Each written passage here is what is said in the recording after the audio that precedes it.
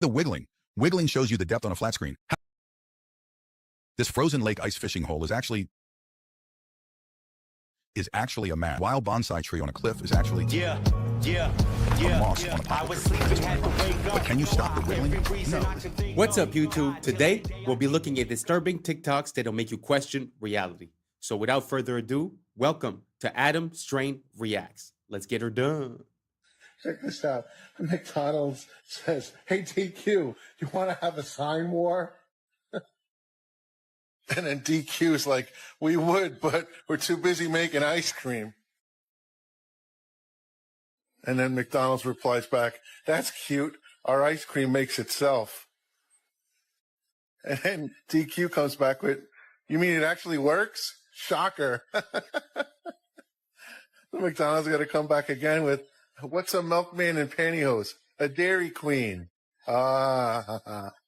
And then DQ comes back with, "Why dine with a clown when you can with a queen?" Yeah, that's good. Now, Arvis Bank across the street got to go, "Ice cream machine broken? We have a loan for that." Sounds like a Google ad. And then Sonic, they got to kick in too. And they're like, "We have ice for these burns." And then here comes Domino's with, "Your signs are cheesy, just like our pizza." Okay, this is kind of blowing my mind. This is an experiment that you can either do with yourself or with somebody else. It's very simple.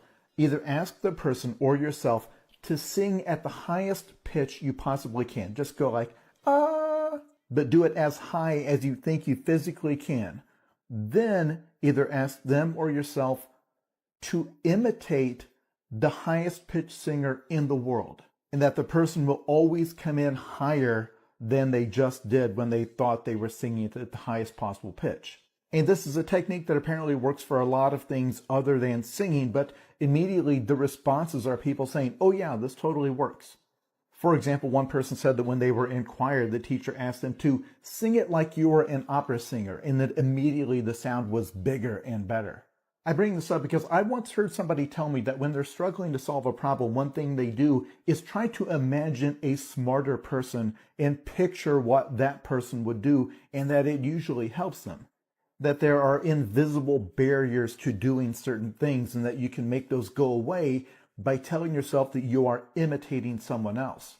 Even if you're asking yourself in some interpersonal situation, what would the world's nicest person do? Or what would the world's most charismatic person do?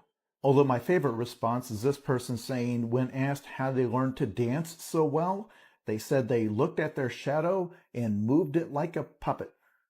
When you begin, It's pretty interesting, the idea that if you put yourself in the shoes of someone else, you would perform better than if you believe you're yourself. It sort of brings back to that whole idea of confidence and of manifestation and of believing it first, being able to visualize it and then being able to do it, because you're able to visualize the person that in your mind is the best at that action, because obviously it's a reference. So you've seen that person. So you have a mental cue of how it would look, how it would sound, and then all of a sudden you're able to surpass your own limitations. It's very interesting. I wonder what type of other applications this could work on. If you guys have any ideas on what applications it could work on, write it down below. I'm very curious, and let's keep on rocking. to study history, you begin to realize during the feudal age, when the peasants kind of worked on the land of the feudal kings, they only worked 140 days out of the year. The other 200 days they chilled. So today we work more than the peasants. Most people work more than the peasants used to and have less to show for it. They have no land, they have no house, they have nothing. It's the illusion of slavery. It's the illusion of freedom.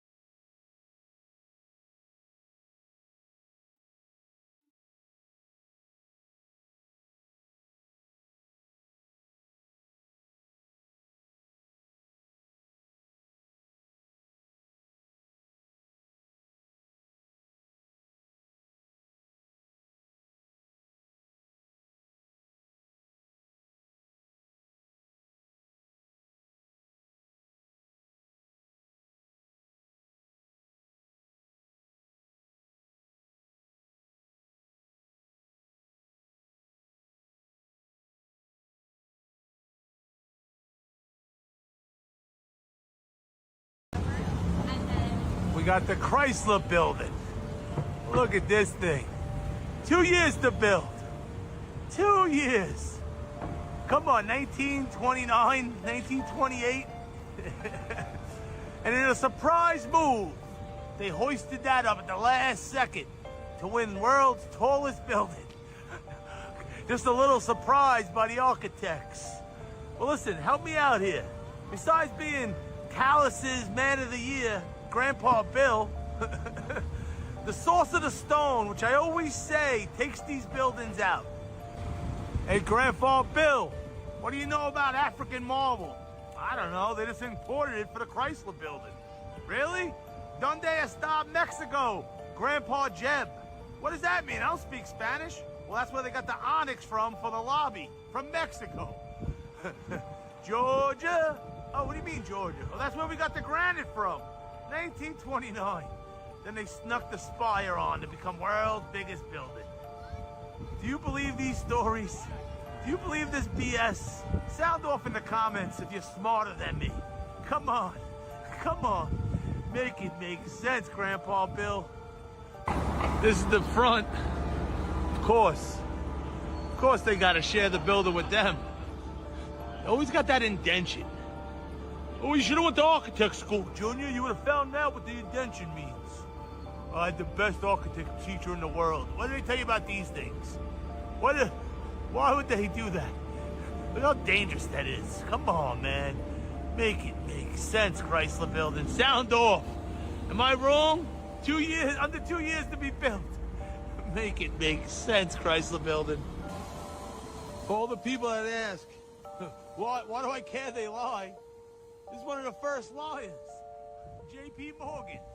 Look at this building they built. Billions of dollars. Why do you care about them lying? Because look what they're doing.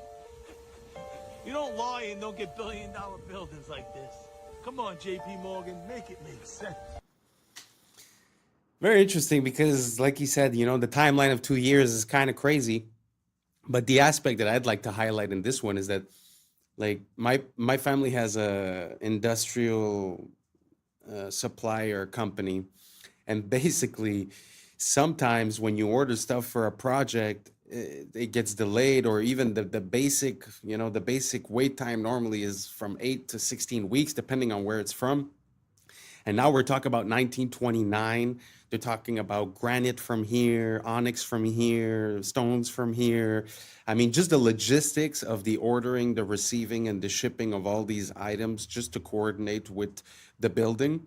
I mean, nowadays would probably take more than 2 years just assembling all of the items that you need. You know, it's an example, but that's without the building, that's without the conception, that's without any problem that you might face during the construction, that's without the fact that there's winter in New York.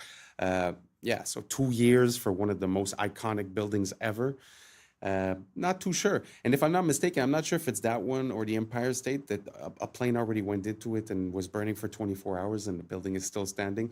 So it's just a testament to how structurally sound they were, how rigid and strong they were, and you know, built so quickly with all these items from everywhere. I don't know. The idea doesn't quite make sense. It's sort of like the next video we're about to see is basically just a retelling of the official narrative of a situation, and just the official narrative, once you know, account for all the items that they're bringing up, I mean, it's hard to give it any credence, to be honest. So anyways, let me know if you guys think any different as for the Chrysler building in New York, if you think that 2 years makes sense with all those sources of items coming from all different places without talking about organizing the labor, getting everything done with winter. Let me know down below, and let's keep on rocking. This next piece, not to trigger anyone, it's really just information, and it's one of the most interesting forms of knowledge that I've ever seen, because like I said, it's just a retelling of the official account and it feels like it means something else. Here we go.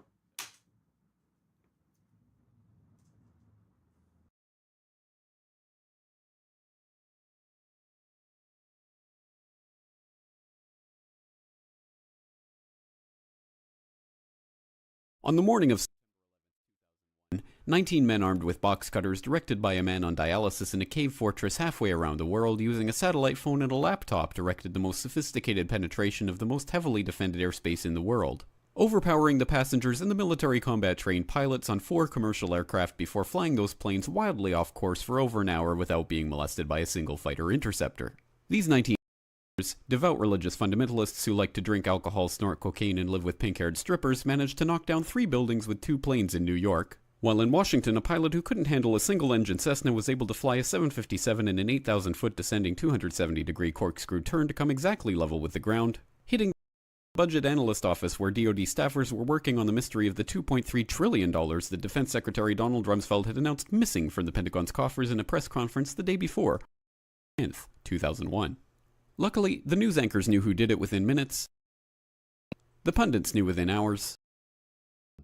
The administration knew within the day. Who committed these acts and those who harbor them.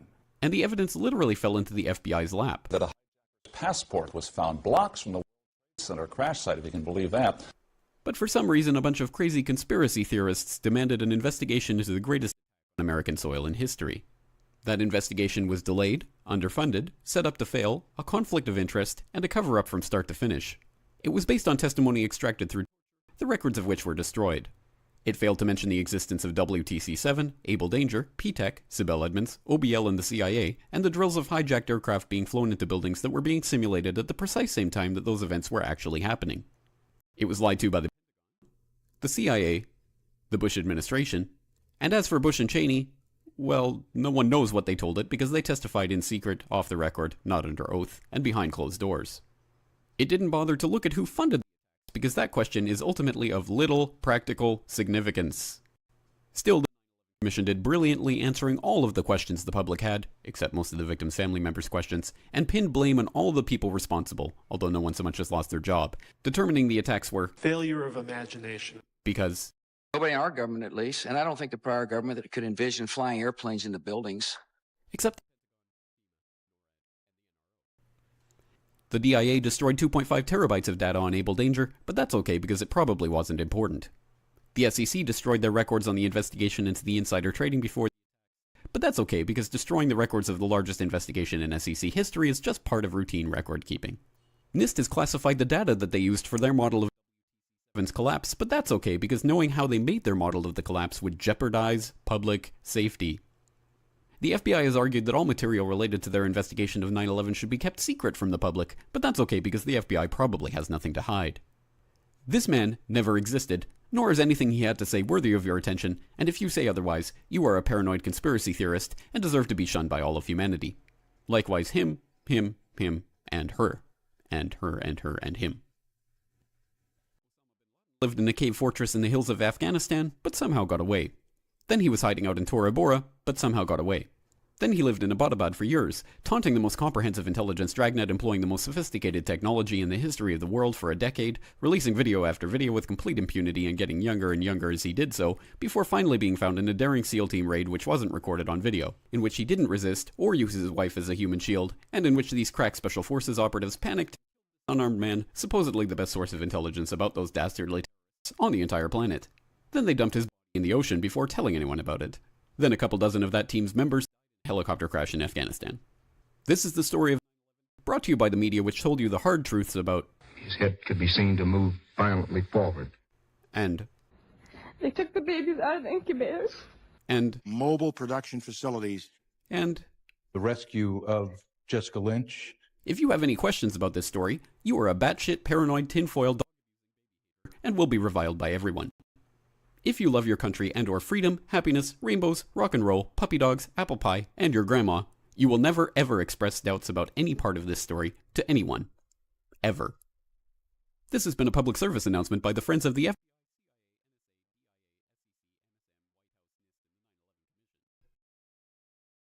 Because ignorance is strength.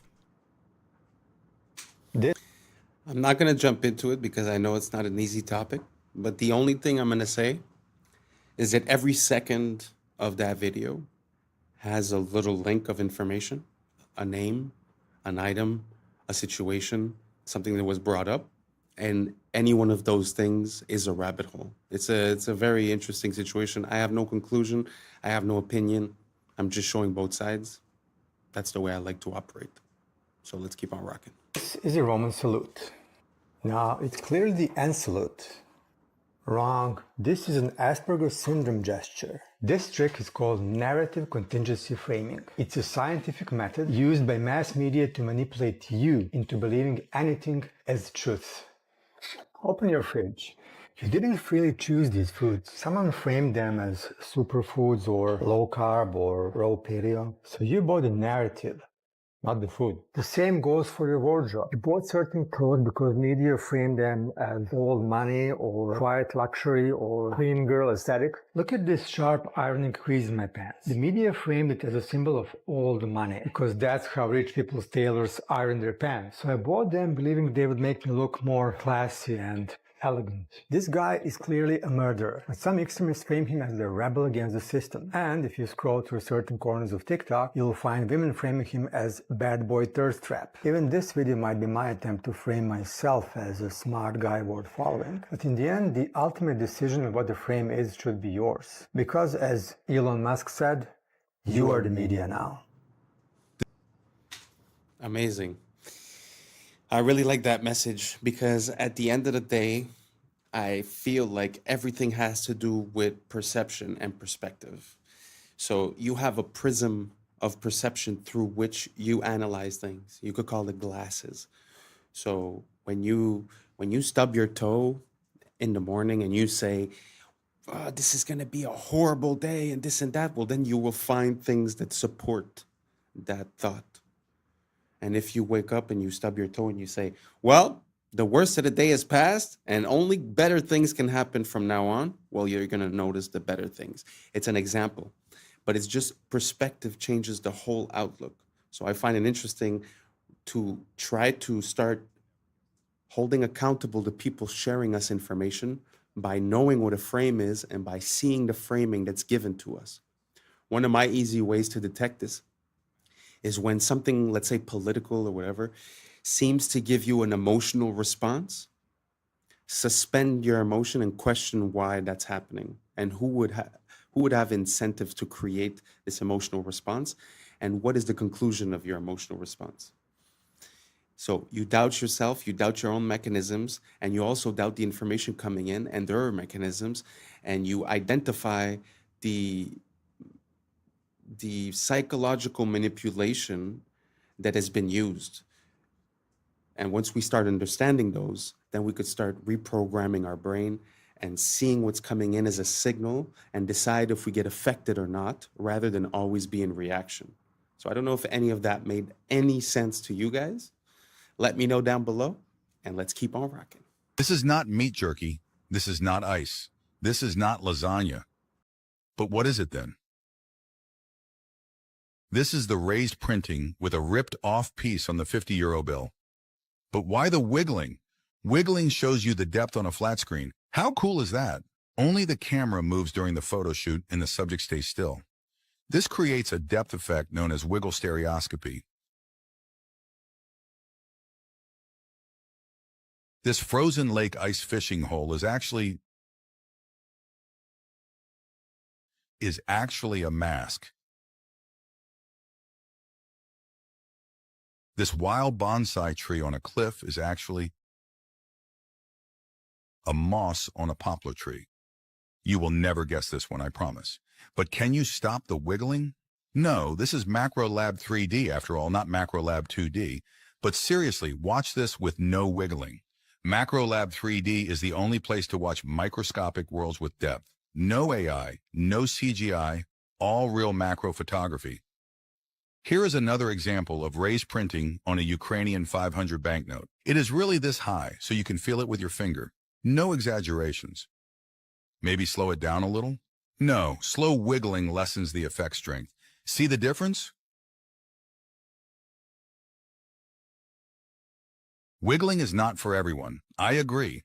However, this is the most accessible stereo format, which you can watch on any display, even with one eye. And by the way, what if I tell you that you can watch it in real 3D without the wiggling? If you have a compatible device, then navigate to the playlist section and choose your favorite side-by-side format. My favorite way to watch is using a VR headset in VR cinema. Would you try it? Wow, that is like mind-blowing. I feel like I just did DMT. How crazy is it to see the micro world, the nano world that's right there in front of you? It's so beautiful.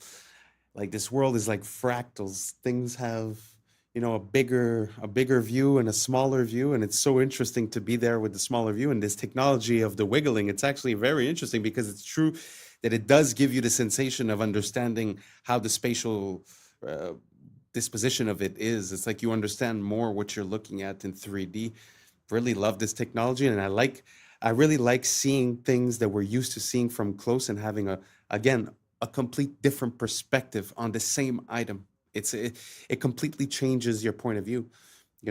If you believe that doctors or scientists or whoever are always on your side, let's say, right? And they give you a recommendation and they tell you drink 6 glasses of milk a day, right? Well, automatically you take it with credibility and you do it because you believe in this whole system, But at the end of the day, what if it's not good and it was for monetary purposes?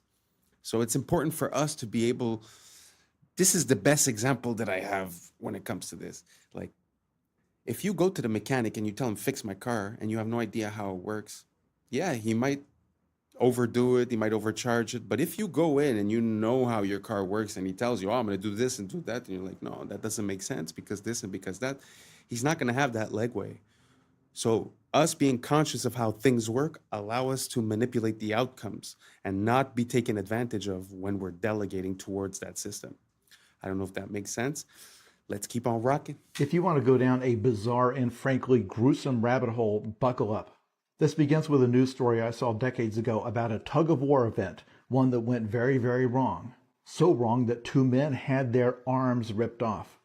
Now, I was actually in college studying journalism when I saw this news story, and I dismissed it as fake because it has all the hallmarks of a fake story. See, lots of these outrageous fake news stories are set on the other side of the world, in this case in Taipei.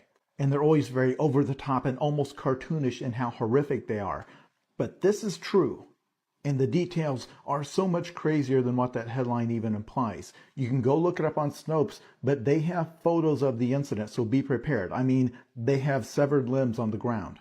It happened in 1997. They had a festival where they did a huge tug-of-war, where there's a rope and 2 teams are pulling against each other. Only 1,600 people participated, presumably about 800 on each side.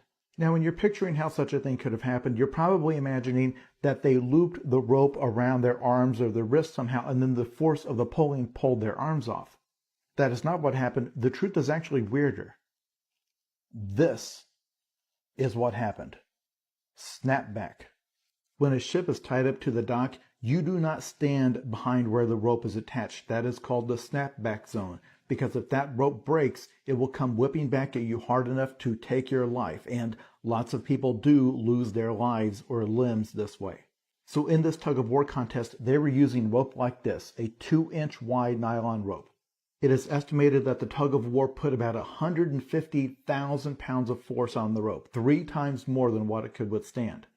Within seconds, the rope snapped, and the snapback caused it to whip back and sever 2 men's left arms, as in their arms were lying on the ground. You can go look at it if you want. They were able to reattach them. But the rabbit hole you can go down is all of the history of incredibly gruesome tug-of-war events gone wrong, because that was not an isolated incident. Children have had their fingers severed this way. There's an entire article about the history of tug-of-war fatalities. And it's such a perfect example of something that looks totally innocuous and fun. And you don't realize how much power is stored up in something until the moment it's finally released.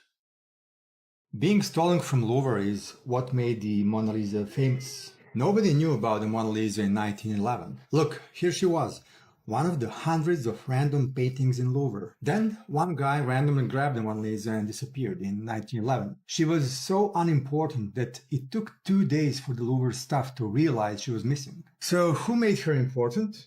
The media, newspapers at the time, invented clickbait headlines to sell more copies. Finest portrait in the world stolen. The world's greatest portrait. And this face was on front pages for 2 years straight. When they finally found her, suddenly everyone wanted to see the finest portrait in the world. In reality, this is just a basic Renaissance selfie. A rich merchant asked Leonardo to paint his wife, and he did it as a quick side hustle to grab some cash. In his notebooks, Leonardo never mentioned Mona Lisa, not even once. And now, people claim her eyes magically follow you around the room. There's a hidden golden ratio in her smile, and other artistic voodoo magic stuff. This is called the mere exposure effect. People think something is valuable just because it's been in the media long enough. Nobody cared about this necklace or tiara a week ago.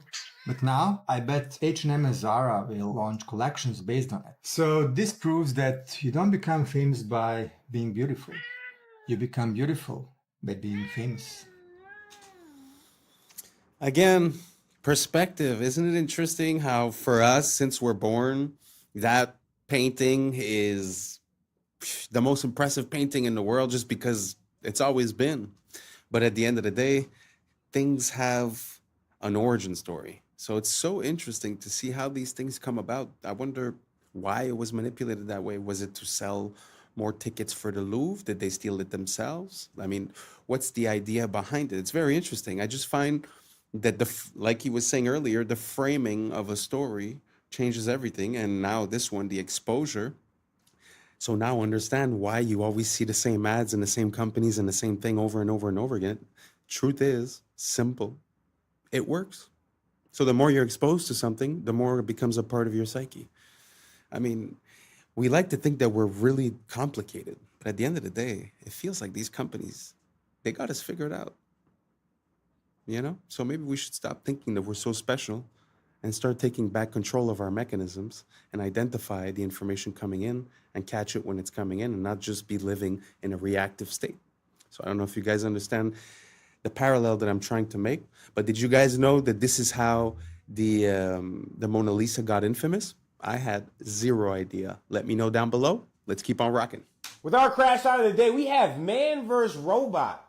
I mean, first off, what crime did you commit for the cops to be like, you know what, let's send the robot on them? Is it that bad or are you that dumb? They're like, you know what, let's try some new shit. And I think it's because you that dumb, because you decide you gonna pull out a gun. My boy pull out the strap, and I think he tries to shoot the brain of the robot. I mean, son. And he climbs out the window after the robot shoots some tear gas. And then, watch this. He don't make no run for it. He grabbed the cover, and then the robot's like, hold on, excuse me, Sugar Bob Honey Bunch, you're stuck. Gotcha. I can't even lie, though. I feel you with the cover move. I probably would try to do the same thing. Like, all right, there goes his eyes. But that was just a terrible toss.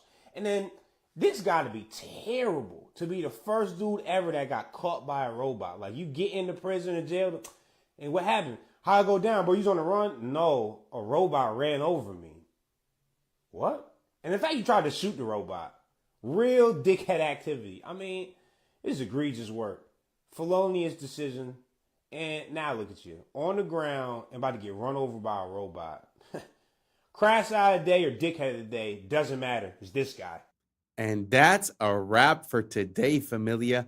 Whether you're tuning in with the sunrise or you're posted up after midnight, I appreciate your time, your energy, your curiosity. And don't forget, this isn't about truth or fiction. This is about perspective. If this sparked a laugh, a thought, a deeper question, then we did our job. So drop your thoughts in the comments, keep the convo alive, like, subscribe, and don't forget to hit that bell if you're riding the wave, because we're just getting started. So until next time, stay grounded, stay weird, stay critical. I'm Adam Strain, and this has been Adam Strain Reacts. Peace. Now it's time for us to link up. Really think we on the brink up. Making a change from living this strange. Living this strange. Making a change from living this strange. Yeah. The end. Even ChatGPT thinks history has been faked. How long did the original Yankee Stadium take to construct? The original Yankee Stadium took 284 days to construct. 1 to 2 years of horse travel. So it took 1 to 2 years just to get the stuff there, and this was all built in a year. That seems impossible, then, doesn't it, John? Yes, it seems highly... What's up, YouTube? Today, We'll be looking at disturbing TikToks that'll make you question reality. So without further ado, welcome to Adam Strain Reacts. Let's get her done.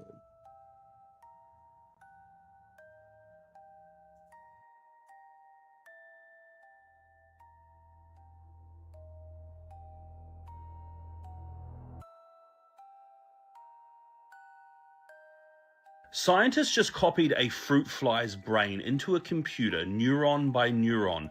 No training data, no machine learning. It just woke up and started being a fly within the computer, effectively proving like a simulation. You could just copy a brain into a computer and it would just simulate reality.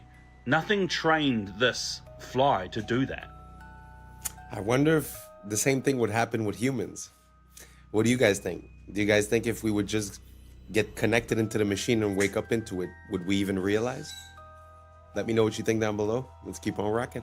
Okay, if we get all 4 arrows, we're doing very well indeed. Usually you get 1 or 2. And he's off.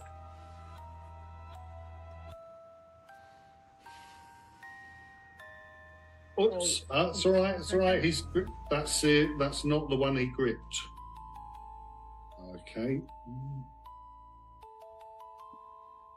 Oh, yeah, nice. Oh my goodness, look, it's stuck in the cupboard. So that's arrow number 1. Where, do you want to move it in a little closer? Are you going to stand there? That's right, that's exactly where he's firing. Can you see? Yeah, that's good. 2, arrow 2. And he's not musical, so you're not missing anything. But he utilizes one of the wonderful things about a very complex automata, what I call the loose piece. He's engaging with a loose piece. Doing well. But not one loose piece, 4 loose pieces. This is the 4th arrow. If he fires this, he's going to be the only one of the 30 or so that exists that will still do this. Yay!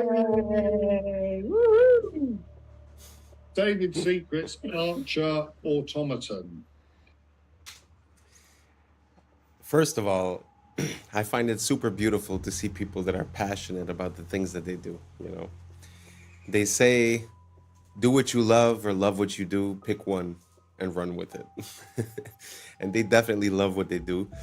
And also, just as a piece, as a testimony of the technology that we used to have, we consider like animatronics and stuff like that to be outdated or this or that, and the digital stuff is way better. But it's very interesting to think that all of that was mechanical, that the control that was done was mechanical. I'm not sure we would be able to you know, to do that as well. We could do a lot of different things, programming chips to make all kinds of movements, don't get me wrong. But it's very interesting to see these relics from the past that sort of give way to animation and all that, you know. Very beautiful. Let me know if you guys know of any other examples of this. I'd be very curious to see more of that. Let's keep on rocking. Nope. Nope. You sure? I just want to be just in case. Just knowing the amount of glass that's in here, there's just such an unsettling feeling. Like if this falls down, it's like going to be a chandelier hitting the ground. We pull the pins. And Christmas! Shot glass, white wine, red wine, cereal bowl, cake cover. This is a shaving mug. This is a little purse atomizer that I keep full of alcohol. A single drop of perspiration hits a bowl. I have to get that off of there because it spreads. So that's always there. Now we get into the preparation for playing. Right there. So this is a note rod. This is invented by a guy, as I remember, it was 1785, came up with the idea. Franklin painted the rims on the insides of the bowls white for each of what would be the accidentals. Get your fret markers in there. So there we go. So you need to get surgically clean. Yeah, I completely scrape every surface until it starts to grab. You can feel the grab. Because if there's any oil or sweat on your fingers, it just won't work. Dead. No, you don't have to dry. No, you don't want to be dry. Don't want to be dry. And I use distilled water. Does it have to be distilled water? Yep. Everything else leaves deposits on the glass. And then we just dip some more water, and then we put it on.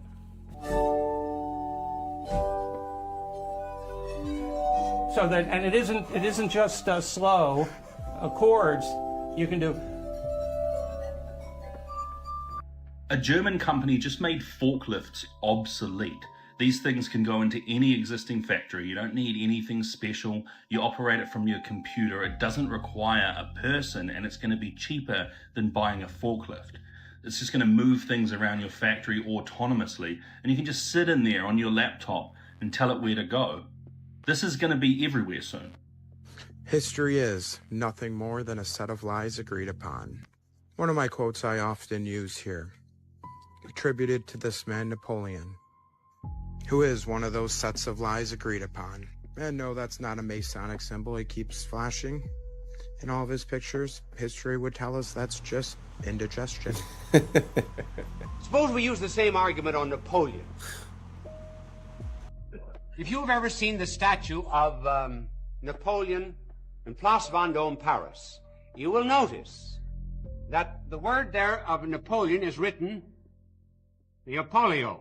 Now that would mean, making this Greek, that means that he is Apollo itself. So there never really has been a Napoleon. It's all due to the sun cult of Apollo. You think you studied the history of Napoleon? Ridiculous. Who was his mother? Letizia, wasn't it? Who was the mother of Napoleon? Leto. What does Leto mean? In one language and Letizia in the other. Both joy. That's how we got the idea that Napoleon was born of a woman named Letizia from Apollo. You believe that Napoleon had 3 sisters? He did, according to a myth, but where did the myth start? Apollo had 3 sisters. Didn't Apollo have 2 wives? One was the earth, the other was the moon. Napoleon had 2. Where's the sun the major part of the day? How long is it in the sky? About 12 hours. How long did Napoleon reign supreme? 12 years. See, sun myth. He never existed. Furthermore, where is the sun strongest? In the north or the south? It's the south, isn't it? Gets weaker in the north, doesn't it? Where was Napoleon defeated? In Russia. See? Napoleon never existed. Sun cult. Think. Very interesting. I had never considered Napoleon, but I have come to this conclusion when it comes to like Plato, Socrates, all these bigger than life historical figures that sort of came up with all kinds of stuff. It almost seems like if you would go from one, like let's say the way the world is now, right? If we would go from the way the world is now to a new way, there would be stories about this world, right? So sometimes it feels like that's what we're seeing. It feels like we're seeing an attribution of the contributions of that previous generation or that previous civilization being attributed to a single person, sort of to make it easier. So you could delete all the books, release one book for whoever it is, and then all of a sudden, all the information that's missing from that civilization gets transferred. I really have no idea if you guys are following what I'm saying. I feel a bit lost just saying it. But let me know if you guys think that it's possible that some of these historical figures are actually attributions of the past without necessarily being historical figures, if that makes sense. Let's keep on rocking. The entire planet was just 3D scanned using Pokemon Go. I cannot make this up. 30 billion images. LiDAR scanned with your phone to create a digital clone of our entire world for AI. Yep, those Pokemon were not in random spots. They were in spots they wanted you to scan. Multiple people scanning the same place, different times a day, different times a year, have all just created a map that is so accurate, GPS can't even come close. This would allow robots to get anywhere on Earth. Now, before we start blaming the tech companies, that was right in the terms of service that everyone agreed to. Google also did this with reCAPTCHA. You ever wonder why it was almost only images of city stuff? It wasn't ever select the image of a shirt or a fork. Google charged businesses to use this and trained its AI for free. So where are we in the life cycle of AI? Because I think we've been here before. First, we research AI. Then we perfect AI with quantum computers and stuff. Then AI perfects itself as we make it dance. Then AI enslaves humanity and makes us build its components into the earth. Then the sun throws a thunderbolt like Zeus and kills the AI demon, forcing us to go underground. When we emerge, we return to worshiping the sun like we used to. I'm only half kidding, sort of. Niantic Spatial is the company that did this. And despite its terrifying implications, I will say it, that was one of the most genius moves in human history. Pokemon. Every single textbook we got as a kid came from a Masade. By the way, McGraw-Hill, you know who started that? Ghislaine Maxwell's dad. You gotta be fucking Robert Maxwell owns, every single textbook we got as a kid came from a Mossad agent. Oh my fucking God. Yeah. Not my Texas history book. not all 11 of them. Robert Who is McGraw-Hill? They made all the textbooks, right? You ever look at your textbook? When you were a little kid, it was made by McGraw. Oh, that's the publisher. That's the publisher.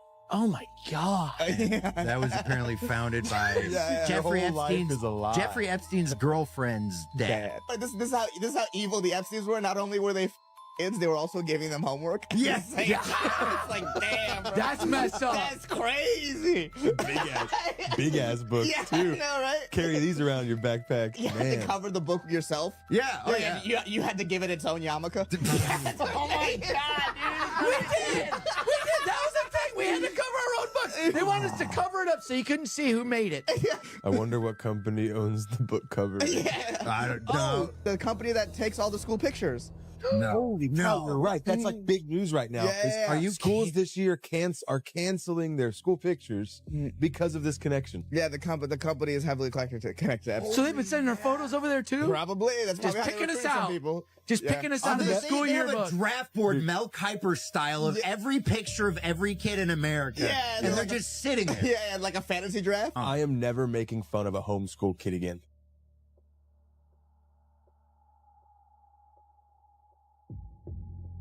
This is absolutely insane. So this Chinese student created basically a Google Earth for all the ancient artifacts that are sitting inside museums. So they were taken from their original land and he wanted to place them back where they were found. So you can go around the entire Earth and look at all the artifacts and where they were coming from, just to try and piece it together, using it as a tool to try and figure out what happened in our past. And I think it's just incredible.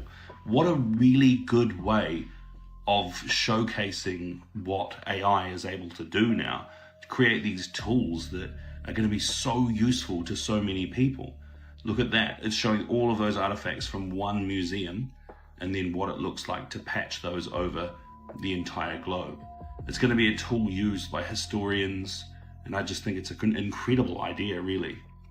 There was this individual, and they were asking it some logistical questions about the Yankee Stadium. At the end, even ChatGPT thinks history has been faked. How long did the original Yankee Stadium take to construct? The original Yankee Stadium took 284 days to construct. Do you want to do an estimate of the materials for this as far as granite, the limestone, marble, and iron is concerned? Yankee Stadium's total material estimate: granite, 400,000 cubic feet; limestone, 300,000 cubic feet; marble, 100,000 square feet; iron/steel, 15,000 tons; concrete, 500,000 square feet. Total estimated weight, approximately 750,000 tons. That's incredible that all that material got there with horses and donkeys. Indeed.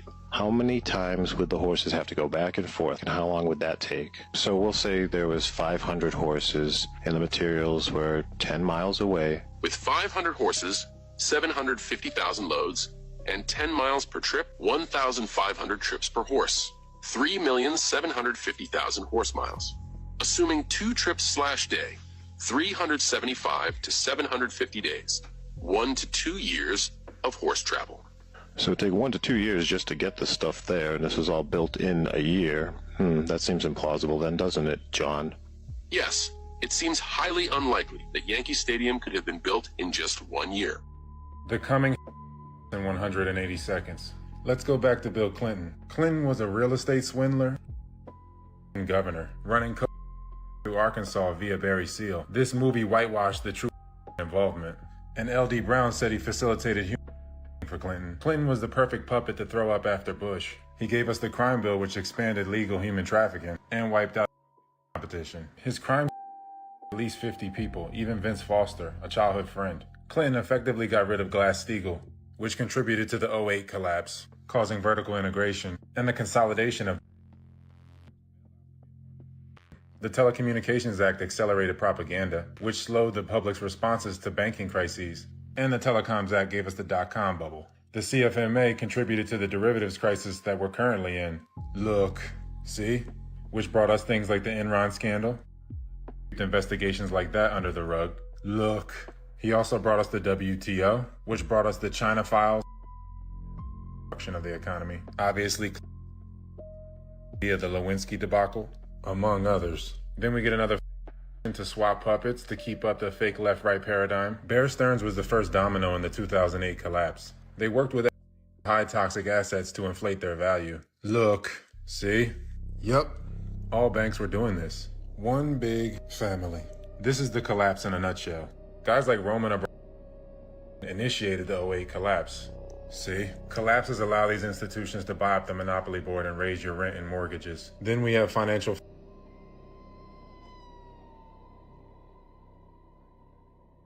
renters. They're all one company, basically. And Citadel controls a large sum of the trading. Look. See?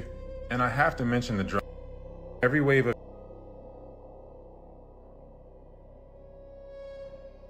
market. Then we get another fake election for the left-right paradigm illusion, which is why Obama continued the bailouts. Then we get another fake Clinton.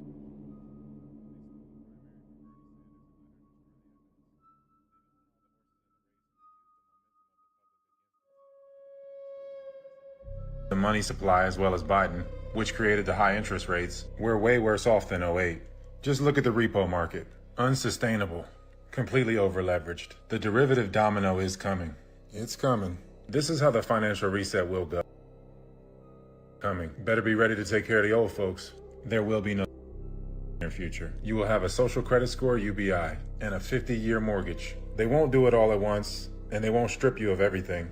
Giving you a little bit gives them control. The first few years of the transition won't even be that bad to rope people in. I don't know why I'm so fascinated lately with where we went wrong.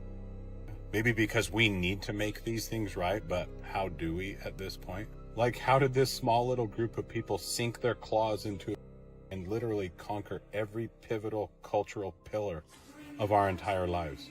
Anyway, did you know that the first Model A Ford car, Henry Ford, it ran off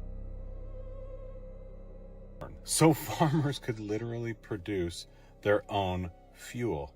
So they were running engines, not just off a car, from their agriculture. So what were we told about the Prohibition? That there was this huge moral crisis because of too much. So the had to come save us. But do you think there might be another side to that story?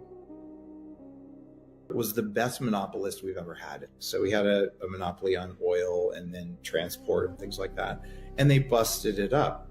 So, well, what did he do? One thing he did, people don't know this, the original Model T Ford ran on corn alcohol. So a farmer could make their own fuel in their field. Why do you think he spent $1 million on funding Prohibition for 8 years, which banned all fermentation, not just for drinking alcohol?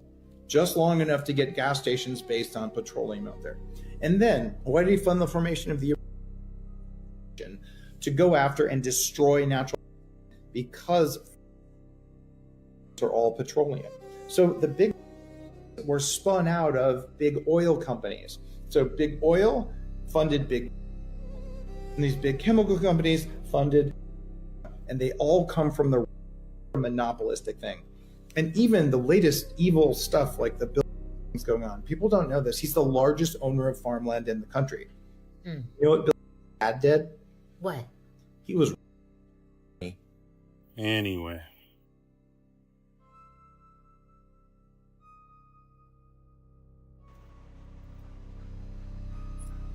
The more you know.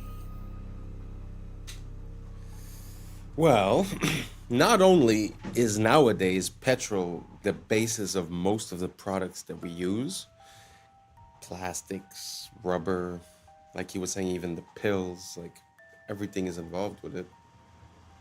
But further than that, if you think about it, if you had to go buy your gas, instead of going to the gas station, you would go to the farmer, then you'd probably be, buying food there as well. So not only did it create the ecosystem for the gas stations, it also created for the supermarket. Because think about it, if daily, to keep your car running, you'd be going to a farm, then you could just pick up some food while you're there, right? So like this decision and this way of operating changed a lot of our future, well, of where we are today, basically. And it put us into a place of dependence, when what he's saying is that basically we were capable of making our own oil. I mean, think about it. The cause that we go into other places and start violence, most often than not, is blamed on that resource. So if we didn't need that resource, I mean, so many things would be different. So it's very interesting just to look at the history of things like the vehicle, the car. Like for an example, most big cities within the United States, because speaking of Europe is easy. You could say, oh, they're so old. But the United States, most big cities, if not all of them, had ways of moving that were, free, basically, like tram systems and stuff like that. In some cities, what they did, they bought the trams, they converted them to basically buses as we know them, and then they resold the company with the stated clause that they could never reconvert into electricity or into a tram. So all of these uses of petrol seem to be manipulated. So not for the potential, not for the effect for us, but more for lining their pockets. I'm sorry, but this subject is just so big. I'll give you another example. When they got together and they wanted to decide a universal, global price per barrel of this commodity, that's when they introduced the idea of fossil fuels. Because what is it to say I'm selling a product that always appears like water? It's easy, although we still do it, but I'm saying it would be easy and cheap. So when they decided to say, okay, let's put a price per barrel, they decided to make a case. They stated their case for it being fossil fuels. Fossil fuels requires millions of years, certain, conditions for millions of years, and that it's the biological waste that's being compressed, and then it becomes that liquid. So all I'm saying is that basically everything that has to do with that commodity seems to be manufactured in some type of way to encourage us depending on that commodity. Listen, I went way out of bounds here. Let me know if you followed what I was saying. Let me know if you have other examples, or if you contest everything that I'm saying. Just write it down below. Say, I hate you. This is why. Go for it. Let me know. Because for me, it seems pretty clear, because now we've had enough time to look at it with a retrospect. And I mean, it seems pretty obvious. The Model T from Ford at the beginning was made with hemp. And supposedly you could run the car on oil, on alcohol, on gas, on different things. And then they decided to go with the gas. So anyways, I'm done. Let me know what you think down below, and let's keep on rocking. It's very preventable. It's just that we're doing everything we possibly can to induce it. We published one of the first ever papers linking that the higher your blood, the faster the tumor grows, the lower the blood, the slower the tumor grows. It's undeniable. From a normal cell to a cell doesn't happen overnight. All we have to know is, how are they growing so rapidly? Why are they going out of control? How come it's so hard? A solution to without time is to simultaneously restrict the two fuels, which is already in our bloodstream from the food we eat, and the amino acid If we stopped eating and we took a low carbohydrate diet and just did water only fasting, we would get into the two have a bad mitochondria dependent on glutamine. We can replace glutamine with ketone bodies. So we selectively marginalize these slowly over time. They slowly start, blood vessels disappear, and the body comes in and dissolves them. This is an extraordinary story. So he was born in a place called the Judengasse, which was a ghetto, basically. And it was the house that he lived in when he eventually had 13 children was only 14 feet wide. And he lived there with his very, very overpowering and dominant and an incredibly brilliant wife who was called Guttel. He was determined to get out of this ghetto. At nighttime, the ghetto was closed. You weren't allowed to leave. The street was so narrow that no sunlight could penetrate. There was no plumbing, there was no sewage, there was nothing. So everything you can imagine happened in this street. And unsurprisingly, he wanted to get out of there. And he started a small coin business, and that did reasonably well.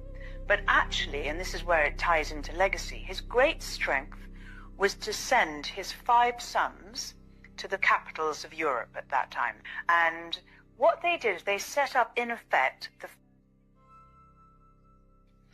so whereas everyone used to be in separate different countries or separate cities until then, these 5 boys communicated with each other, sometimes by pigeon, and they wrote to each other in Judendeutsche, which was a kind of Yiddish German vernacular.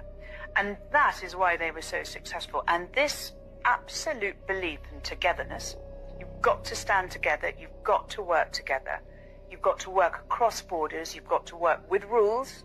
And by 1789, when the last one went, to 1815, so a very, very short period of time, it was said that no one would consider going to war with, because that was how incredibly influential and powerful they had become. CBI is fully owned and controlled by leadership. Okay. All right. 2 + 2 makes 4. Makes total. I don't know. First off, just to circle back to the Napoleon story, doesn't that seem like the origin story of a type of myth as well? Because I've heard the story many times, but even when she says it, and she's a family member, it doesn't really make sense. I had nothing. I had coins. I sent my sons all over the world. I don't know. I feel like there's missing something. And the point that the guy was, pointing towards the end is that it seems like that information that he gave was the same information before we went into other places, including, Syria, Afghanistan, Iraq, Venezuela, Cuba. That all these places seem to be disconnected from this big system that we have. So that could be an ulterior motive. I think that's what he was trying to allude to. Anyways, let's keep on rocking. If you guys watch the Super Bowl commercials, they always are interesting. The Ritz commercial talks about an island. The Nerds commercial shows a guy who... The Pringles commercial, you see them eating a Pringles human. Ads were really weird. The Ritz Cracker ad was about a party on an island, and these 2 dudes were salty that they weren't invited until Scarlett Johansson invited them. Scene then of they his shirt. weren't mad anymore That and pattern. joined the party. It That seems blue like they're light. saying that we're just salty we weren't invited to the parties too. In the Nerds commercial, they got a dude who looked just like eating look at that. candy with children running around in his background. In the Pringles commercial, Sabrina Carpenter had a boyfriend who was made out of Pringles. Suddenly This shocks Sabrina Carpenter until she gets a bite for herself. Then she made a face like, oh, it's really not that bad. They trying to tell us don't knock it in. In the Alexa commercial, Chris Hemsworth was telling his wife how he was scared about the AI, and she was just telling him that he was crazy. And then the AI suggested to give him a back massage, and then everything was good. Like, that was it. It's like they're telling us we're doing too much about the AI. Let's talk about the salt conspiracy. First of all, salt is a misnomer. The body needs natrium, not sodium chloride. Salt is an ionic bond, a metal and a non-metal. It is bound by electrostatic. It is not like an atomic bond. Ionic bonds are formed from stealing, Covalent bonds are formed from sharing. Natrium, however, is wrapped within the fabric of whole foods. Natrium is perfectly balanced within the fabric of the food, unlike crystal salt. Natrium is packaged with water within the plants, so it doesn't dehydrate you like crystal salt. Crystal salt is more chloride than natrium, and is not found within the fabric of plants. There are no anti-caking agents in natrium or synthetic iodine. Up to 90% of salt has anti-caking additives. Iodized table salt needs iodine stabilizers. Table salt contributes to This causes you to retain water. It makes you bloat and have a puffy face, especially around the eyes. Salt blocks your ability to know when you're full. Many people mistranslate the thirst that salt causes with hunger. Table salt makes you crave actual salt, natrium. It's not a low salt diet versus a high salt diet. It's isolated versus holistic. Table salt causes serum osmolality, so your blood gets dehydrated and pulls moisture from the cells, causing them to malfunction. Table salt causes inflammation, cognitive impairment, and locks you in the sympathetic nervous system. Table salt pushes calcium out of your body. This interferes with the production and transfer of melanin, and thus light production as well. Salt, or salts, is the origin of the word salary. It's been a key tool for conquest. Mansa Musa was the richest man on earth because of his salt wealth. Its value was equal to gold. Salt, sugar are all the same. They are isolated crystals. Your body doesn't know the difference between legal and illegal drugs. Look. And salt and sugar kill your eyesight. The Crusades were sugar wars. They called it sweet salt. The world was colonized for sugar. There are endless sugar wars. Sugar is white gold and the primary driver of the slave trade. Sugar plantations were the worst. The sugar slavery complex was 10% of Britain's GDP. Here are some sugar families. These tiny hat families have a monopoly. Don't let the Hispanic names fool you. These are cryptos. Hawaii was stolen for sugar. Look, slavery. Ever buy a Chiquita banana? Let's get into booger sugar, the Contras. Brown sugar. Vietnam was a trap house. Sugar slavery was Aboriginal genocide. Aboriginals. Salt is for witchcraft. Look, it keeps things out, but it can lock things in. These isolated crystals bind to the liquid crystals in your blood. Melanin is a unifier. These crystals tax the melanin and deplete it. Melanin holds everything together. It has to be destroyed to invert the order of the world.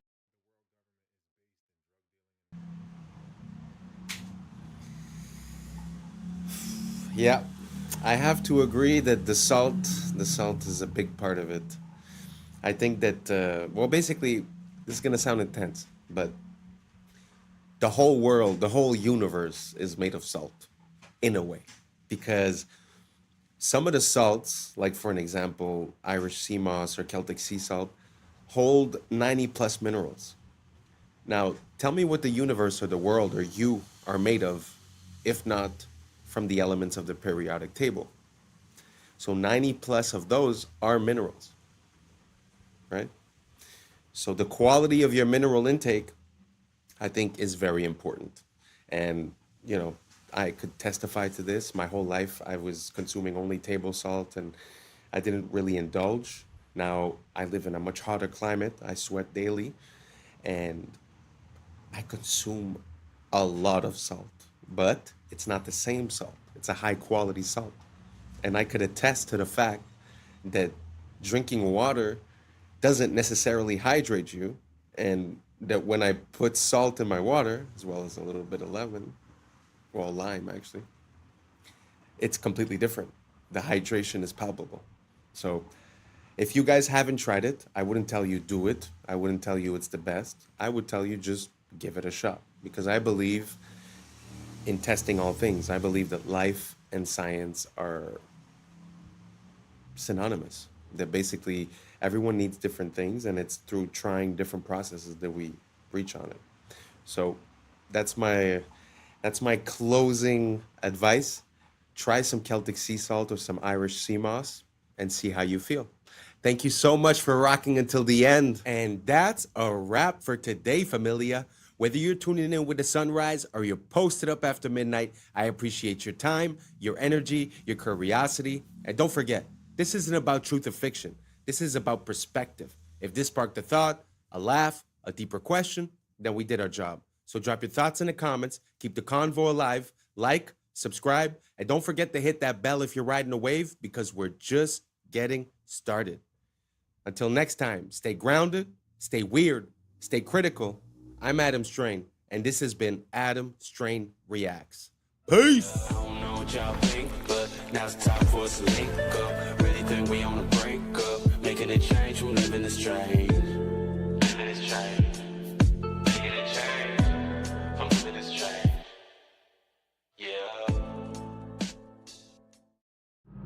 Yeah. Yeah. I was sleeping, had to wake up. Why? Every reason I could think of. God, till the day I keep the ink up. In my priority. What's up, YouTube? Today, we will be looking at disturbing TikToks that'll make you question reality. But before we jump into it, I wanted to send a quick shout out to Jaden Robson listening up there in Canada. Thank you so much for being a listener. So without further ado, welcome to Adam Strain Reacts. Let's get her done. It's funny, even the story of Isaac Newton. So how did he discover gravity? Well, of course, he was sitting under a tree and an apple hit him on the head. Children, can I explain to you this? He already knew things fell down. Everybody knows things fall to the ground. That is not how he came up with the theory of gravity. The apple is symbolic of the tree. Once again, the tree of knowledge and good and evil. If you actually look up the old Apple logos, the very first ones, it's literally Isaac Newton sitting under the tree. So what did they change that logo to? An apple with a bite out of it. You guys understand what that means? Do you remember when they sold the first Apple computer and it was $666.66? Do you think these are coincidences? No, that is what they're telling you without telling you. What if I told you the reason you feel temptations for certain things and certain sins is very specific to what you're supposed to do? Before continuing, I wanted to warn you guys their phones were being spied on. Click on this icon, then more. If you see it, delete it immediately. So if you have the urge to smoke or damage your lungs, it's because your voice was made to worship. The enemy's trying to silence you that was meant to praise. If you have crippling self-doubt or insecurity, it's because you're meant to lead and inspire. If you weren't dangerous to darkness, it wouldn't try to mute your confidence. If you have constant distraction and procrastination, it's because you carry strategy, vision, and ideas from heaven. The enemy delays you because he can't stop you. Only you can. Now, this one's gonna hit a lot of people. Okay. If you have an addiction to lust or pornography, it's because you carry a deep capacity for intimacy, covenant, and healing. Perverting love is how Satan prevents true restoration. That's true. Crazy. Yeah. If you have fear of rejection or abandonment, it's because you carry a spirit of belonging and reconciliation. You were made to gather the outcasts. So he tries to make you feel like one. Damn. You have an obsession with appearance or body image. It's because you're meant to reflect God's glory, not the world's standards. So he's going to try to get you to hate your image. Damn. It's bars though. If you're drawn to witchcraft, astrology, or manifestation, it's because you have a prophetic gift meant for God's kingdom. The enemy counterfeits your gift to keep you out of alignment. If you struggle with overspending or greed, it's because you're meant to be a kingdom financer. So he wants to keep you broke so you can never bless others. Follow for more hoop conspiracy theories. That was a very interesting point of view. It kind of makes me think of, there's a saying that says that when you ask for God for patience, he's going to send you things to test your patience and to create that patience. It just seems like the reverse perspective from the point of view of the devil, but it seems like the same entity or the same pattern where you're going to be tested in the disciplines in which you must excel. So it's very interesting. Do you guys see that parallel within this? Do you guys think it makes sense? Do you see yourself as one of these archetypes? And if so, let me know down below which one. And let's keep on rocking. It's interesting, if you study history, all of the ancient civilizations, the Babylonians, the Sumerians, the Greeks, they all are the Chinese. They just arose out of nowhere. Poof, there's a civilization. There's no evidence of this stuff they teach in school, of them going from hunters and gatherers and grunts and groans, caveman stuff, becoming civilized and building cities. There's no evidence of that. It's farther back you go, it's all of a sudden, poof, there's the beginning of the Egyptian civilization, the beginning of the Chinese civilization, just like they moved in and built it in less than 100 years. So some strange things have been found in the fossils, as in the ground, that would indicate man used to be really smart. This little airplane, for instance, is in the Smithsonian, I believe. It was found in a grave in Colombia. It's about 1,000 years old. But it's an airplane, quite obviously, with all the features of an airplane. They knew about flight. In Peru, they've got giant stone walls like the one in the picture here. These stone walls are phenomenal. Some of the rocks in there are so huge, we can't even move them today. How did they move that? Who did it and how did they do it? I don't think it's logical to say ancient man was primitive. They must have known something we don't know today. I think it's just going to get weird. It's very interesting to see all the inconsistencies in the megalithic structures. But one theory that I heard about those types of walls, like the one that we just saw that he said, how did they move that? Was the idea that they might have like made bags and filled the bags with a geopolymer, which is like basically a cement type of thing. And then through the hardening process and with time, the bag disappears. And so the structure remains the same and everything is stuck together because basically, you know, the rocks had time to settle in and to stick each other. And then as the bags disappear, it sort of creates that rock. Have you guys ever heard of that theory? You guys think it makes sense? Do you guys think there's another explanation? I know that there's always the camp of the ancient aliens. Me personally, I don't really abide to any of that. Do you guys have any ideas on how we came to build these megalithic structures and move those huge rocks? If so, let me know down below if you have any rabbit holes I could go down. And if not, let's keep on rocking. Weirder and weirder and weirder, and finally it's going to be so weird that people are going to have to talk about how weird it is. I look for the invention of artificial life, the cloning of human beings, possible contact with extraterrestrials, possible human immortality, and at the same time, appalling acts of brutality, genocide, race baiting, homophobia, famine, starvation. The mushroom said to me once, it said, "This is what it's like when a species prepares to depart for the stars.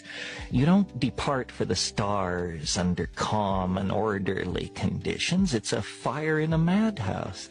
And that's what we have, the fire in the madhouse at the end of time. This is what it's like when a species prepares to move on to the next dimension.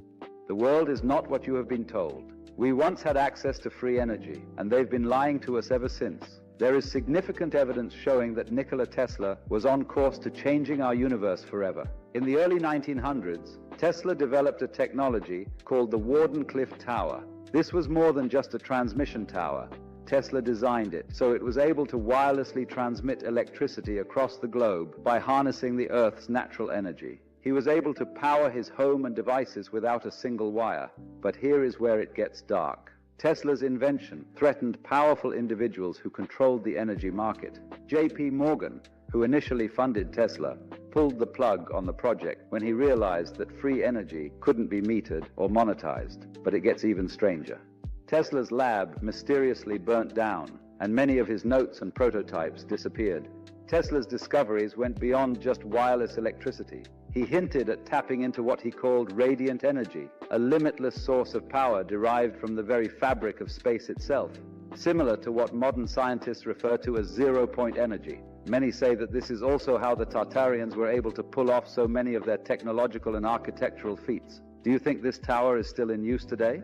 This is gonna keep you up while you sleep tonight. The hollow moon theory. Our moon really doesn't make sense when you look at the facts. Like, it shouldn't exist. The moon is about 25% of Earth's size, the biggest moon to planet ratio of our entire solar system. Pluto's not a planet, that doesn't count. That's 72 times larger than the expected average moon to planet ratio of our solar system. Moons are just not supposed to be this big relative to their home planet, but sure, maybe we got lucky. Despite this, the moon is only 1% of Earth's mass.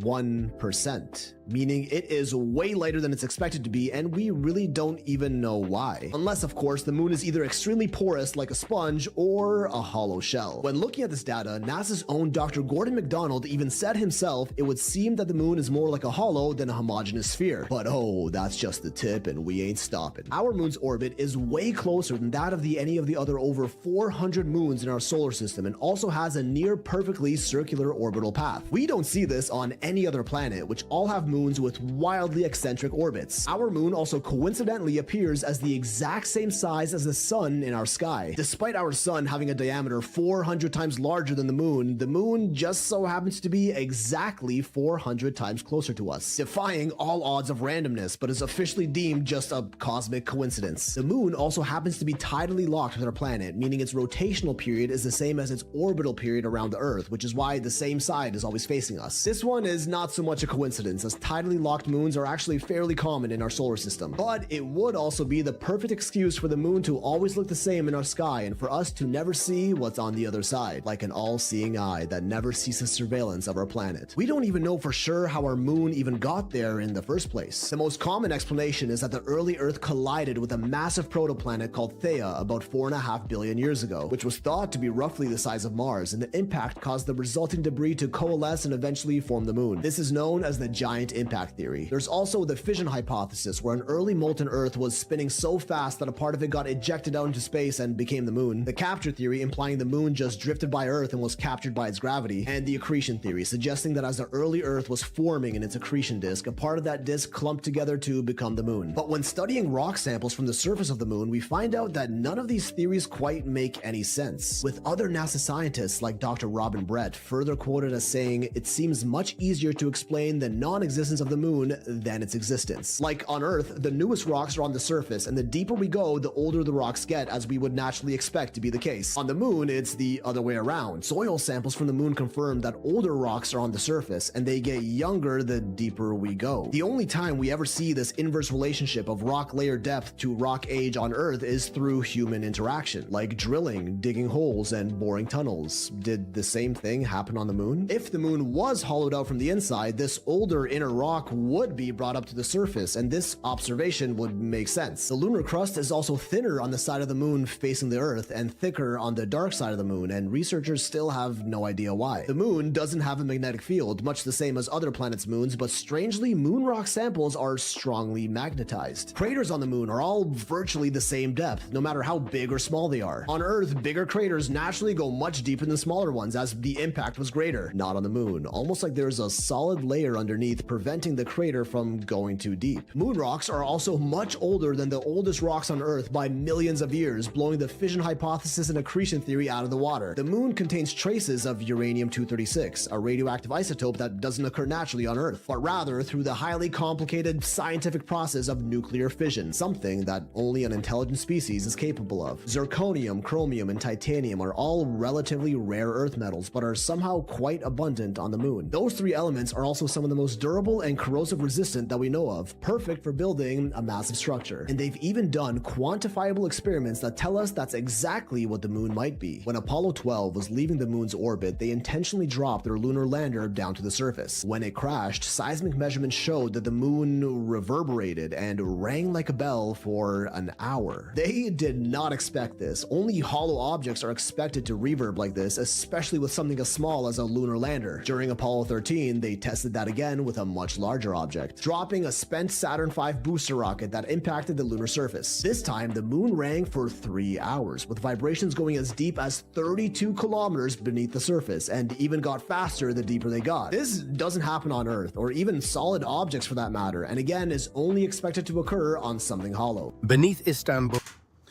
Wow.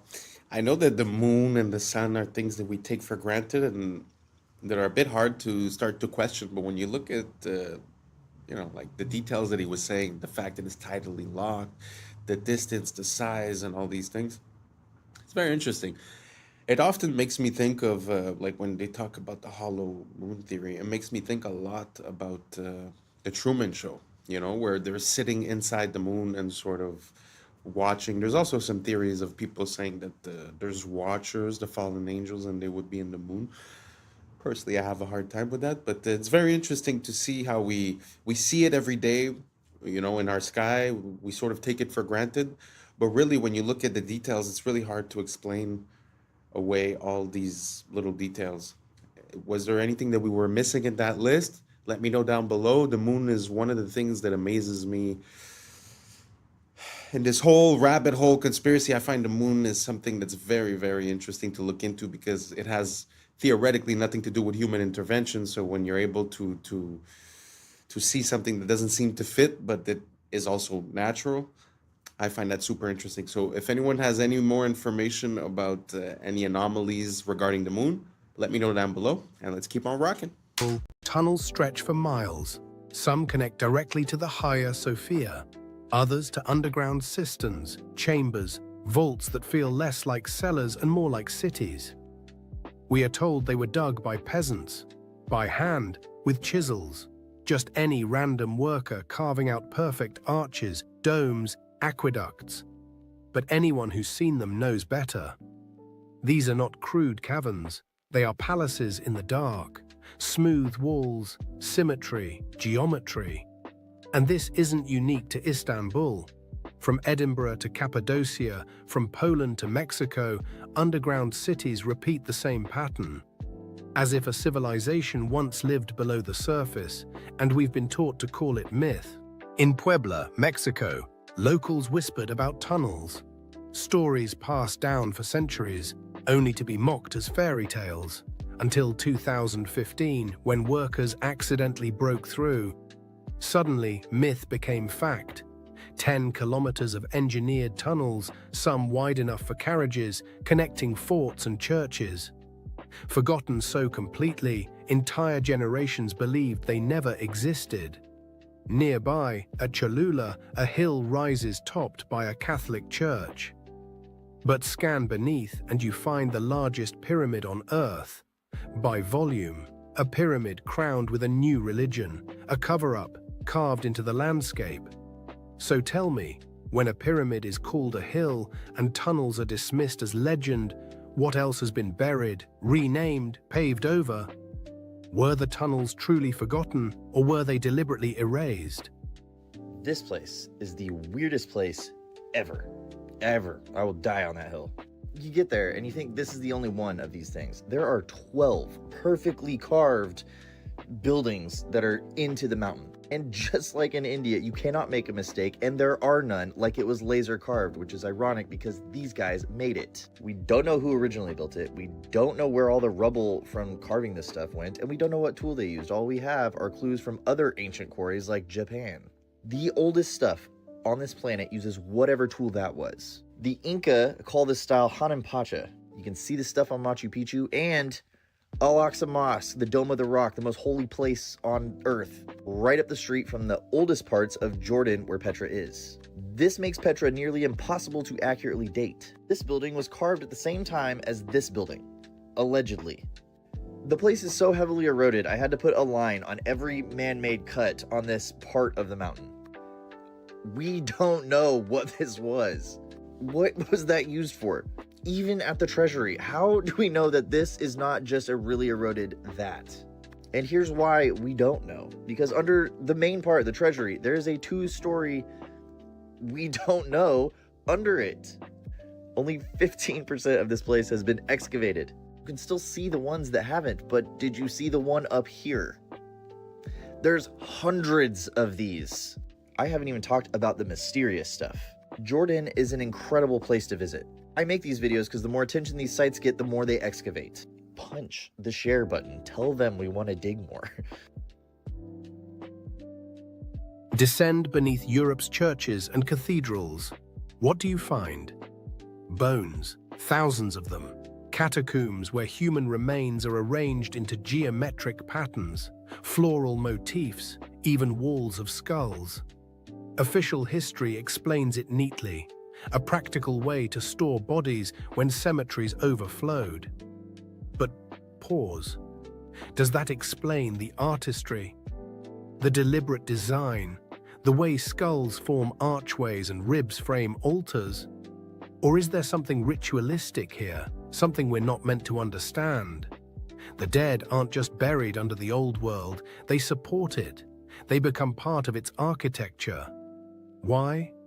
What were these people remembering or honoring when they built monuments on top of fields of bone? 2 miles below Antarctica. Of course, we don't really know that much about Antarctica. It's a little bit strange, a little bit creepy. We know about the pyramid, like this is 100% true, and that strange like island similar to the the island. Now, this is Lake Vostok, great picture I know. It's a hidden lake in Antarctica. In 2024, researchers were searching this lake. I mean, it was actually frozen in ice for like 200 years. They used sonar and scans to basically scan underneath the lake and under the ground in this entire area. Now, they discovered living bacteria, completely unknown to be able to survive in these conditions, but also completely unknown to science. Like, they had never seen these type of bacteria before, ever. These organisms surviving with no oxygen, no sunlight, and they don't even have any DNA to match anything on Earth's database that scientists have ever found. So scientists are saying this is the closest thing we could probably ever have to actual aliens. Not like an alien from a movie coming down from space, but something that we've never seen before and is completely unique. But there's a far scarier part, unfortunately. They found never seen before shapes and man-made structures 1,300 feet along the bottom of the sea. And the mission abruptly ended and no one's been allowed back since. So what the hell is going on?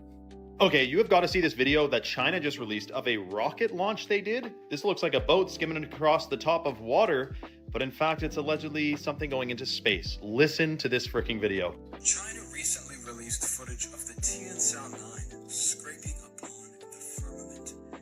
Now, that statement that I just made, you probably think that I'm a little bit crazy, but just look at the comparison. The top video is literally a boat driving around on the water, and the ripple effects that it's creating is looking just like what the Tianzhao 9 is creating while it's flying around in the heavens above.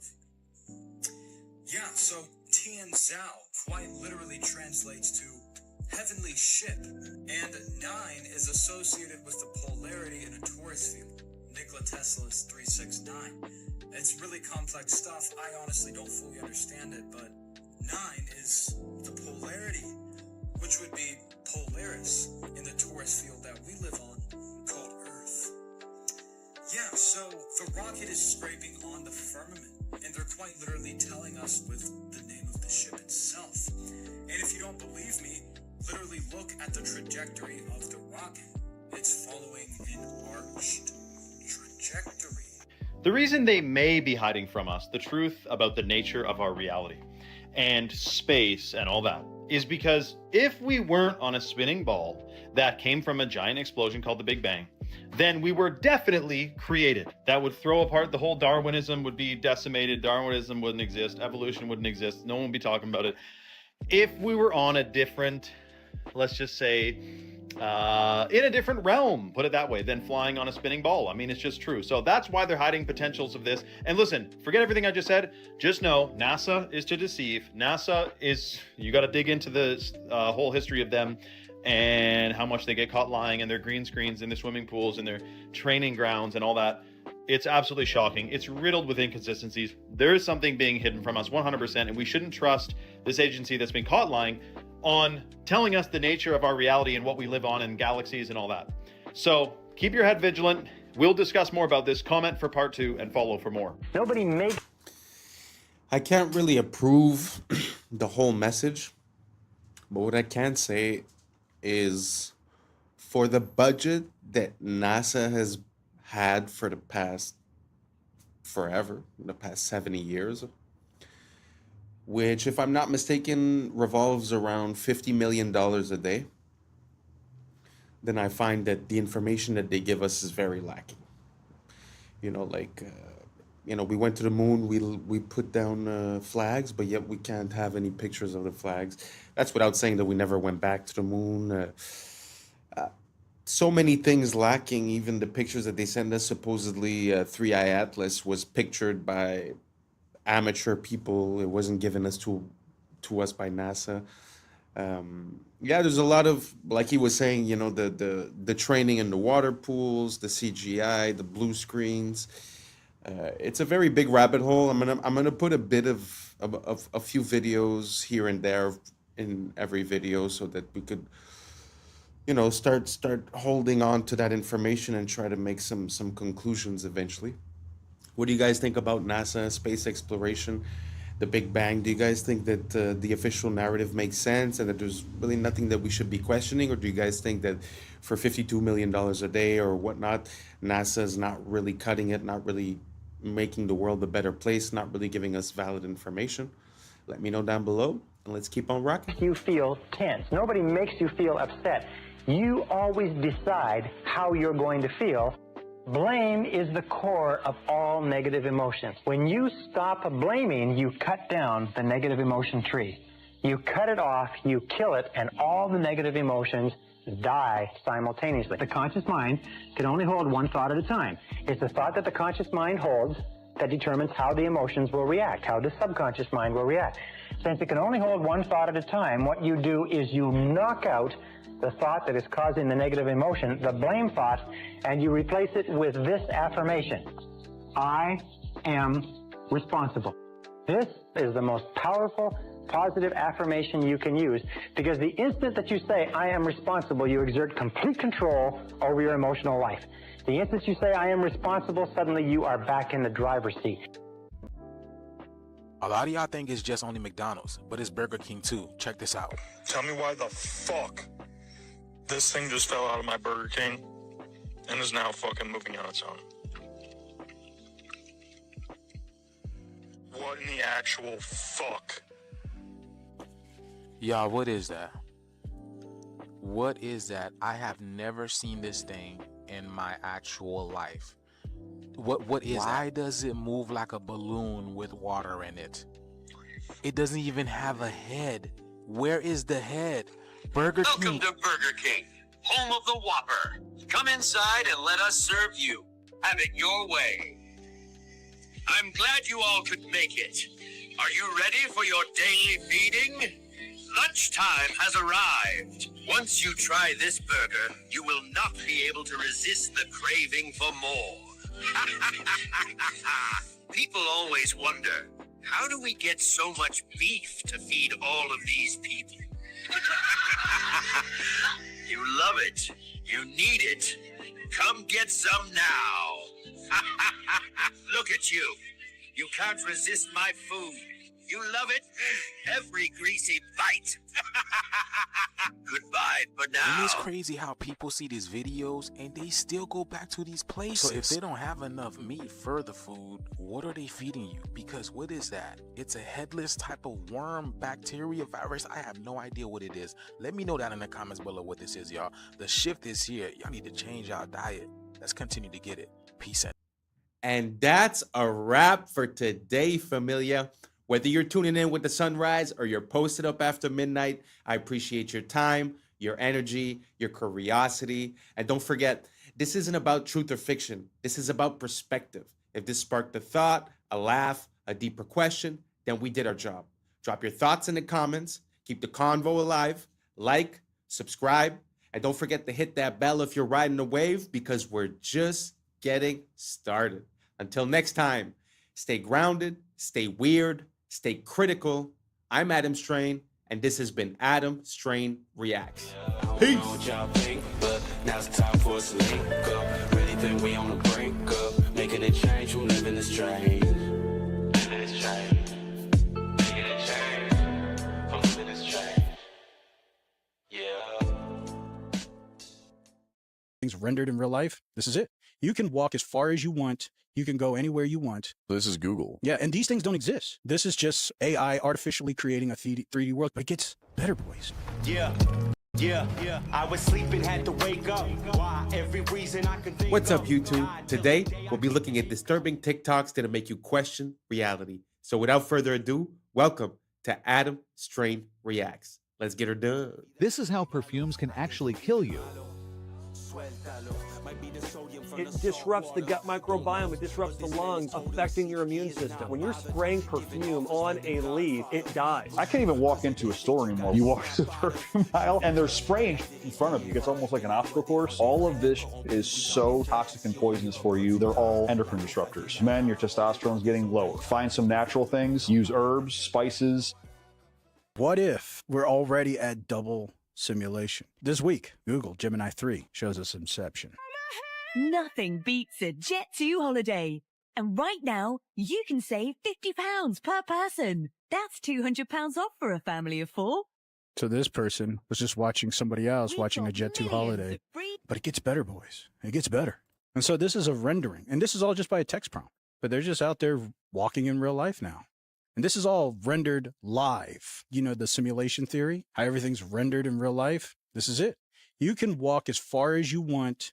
You can go anywhere you want. This is Google. Yeah, and these things don't exist. This is just AI artificially creating a 3D world, but it gets better, boys. Genie 3 has real-time interactivity, meaning that the environment reacts to your movements and actions. You're not walking through a pre-built simulation. Everything you see here is being generated live as you explore it. And Genie 3 enables promptable events, so you can add new events into your world on the fly. Something like another person or transportation. Live. Oh, you just type it in and it shows up. Or even something totally unexpected. You can generate worlds with distinct geographies, historical settings, fictional environments, and even other characters. Worlds can help with embodied research, training robotic agents before working in the real world. We're excited to see how Genie 3's world simulation. Wow. I mean, in my mind, that's a game changer intensely. Because imagine if what you render, you could interact with it and that it auto-generates. That means you could sort of live in, you know, like your GTA type of map, right? So you live within that map, because I always had a hard time to understand how they would get everyone into the metaverse. Basically, you know, because the whole shift, like if you look at the investments towards Facebook and all that, was put towards the metaverse quite a while ago, and I had a hard time to imagine how they could get us all to go live in this simulated reality, because we're already sharing a space in this world, right? But this little advancement makes me see the whole potential of it, because while you could live in a Lord of the Rings type of universe, GTA map, you know, or someone lives actually in the GTA map, or someone else lives in Thailand or whatever, it could be anywhere.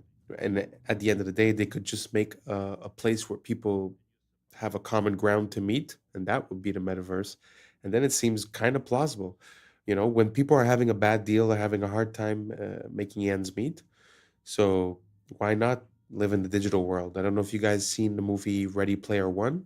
I think that's sort of like a prototype of the idea that's going to be rendered. And we all see that, you know, in the past couple of years, it's like our money's worth less. If it just feels like, you know, all the faith in the systems has eroded. The media no longer medias. The food no longer foods. The math ain't mathin'. I don't know if you guys get it, but I mean, it just seems like everything not only doesn't serve its purpose, but actually serves its opposite purpose. So anyways, all that to say that this invention is pretty breathtaking. The fact that you create an environment that auto-generates afterwards means you could spend the whole day inside of one prompt and then just adding in elements and stuff. Crazy potential. If you guys see any other ideas, any potential like that, or any other groundbreaking advancements in the AI space, let me know down below. I'm always down to check it out. Let's keep on rocking.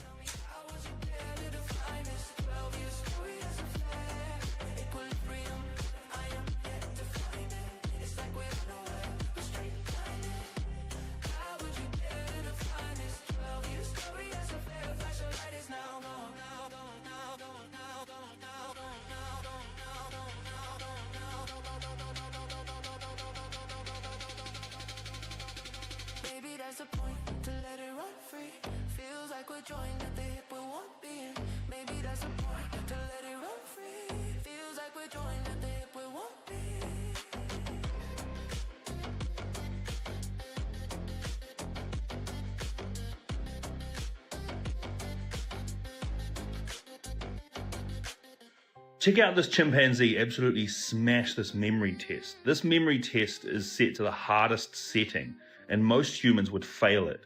95% of humans fail this test, but this chimpanzee seems to smash through each set of 9.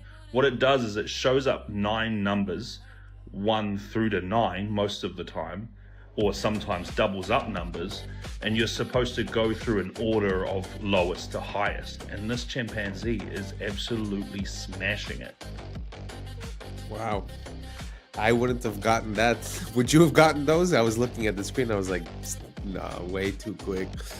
Isn't that crazy though, how we underestimate you know, animals and their intelligence. I mean, it might not be the same type of intelligence, but I've heard similar things when it comes to dolphins, whales, elephants, bigger animals. They have these capabilities that are very, very impressive. If you guys have any other example, let me know down below. Let's keep on rocking.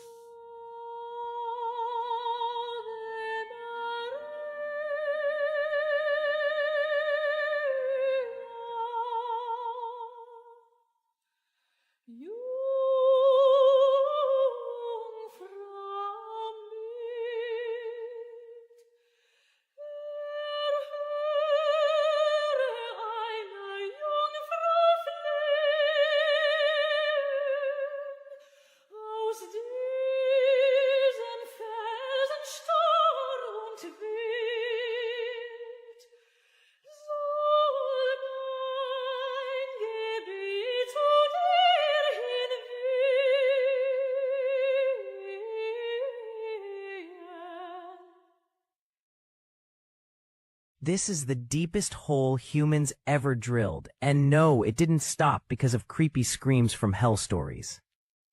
Russia's Kola super deep borehole, over 12 kilometers straight down, deeper than Mount Everest, is tall. Deep below, rock shattered like glass, seawater leaked out, and fossils showed up kilometers deeper than expected. At just 12 kilometers deep, it hit 180 degrees Celsius, nearly double what scientists expected at that depth. Rock flowed like hot plastic, crushing drill bits, jamming tools, and snapping steel supports faster than engineers could even get new equipment in the ground. In the end, Kola stalled. Warped rock, failing gear, and shrinking budgets killed it, after drilling only 0.2% of the way to Earth's core. I don't know. I've heard about this story a long time ago, and it really pushes me to wonder, you know, what do we know about our world? Because they say that, you know, we live under gravity and that the source of gravity is the core and this and that. But like you said, you know, we didn't even dig to 0.2 of the Earth. So we don't, like, we speculate. So it's not, I don't know. To me, the science isn't settled. So when I see stuff like that, it makes me remember how much we're missing to discover this world completely, you know? Anyways, just a thought. Let me know what you guys think down below. Let's keep on rocking.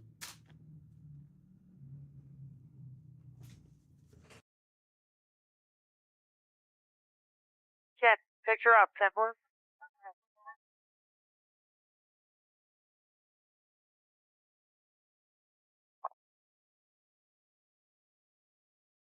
Okay, I'm going to flip to infrared because the smoke isn't bothering the infrared, okay? We want to just back off, take a look at the impact area, see what areas are hot on either side.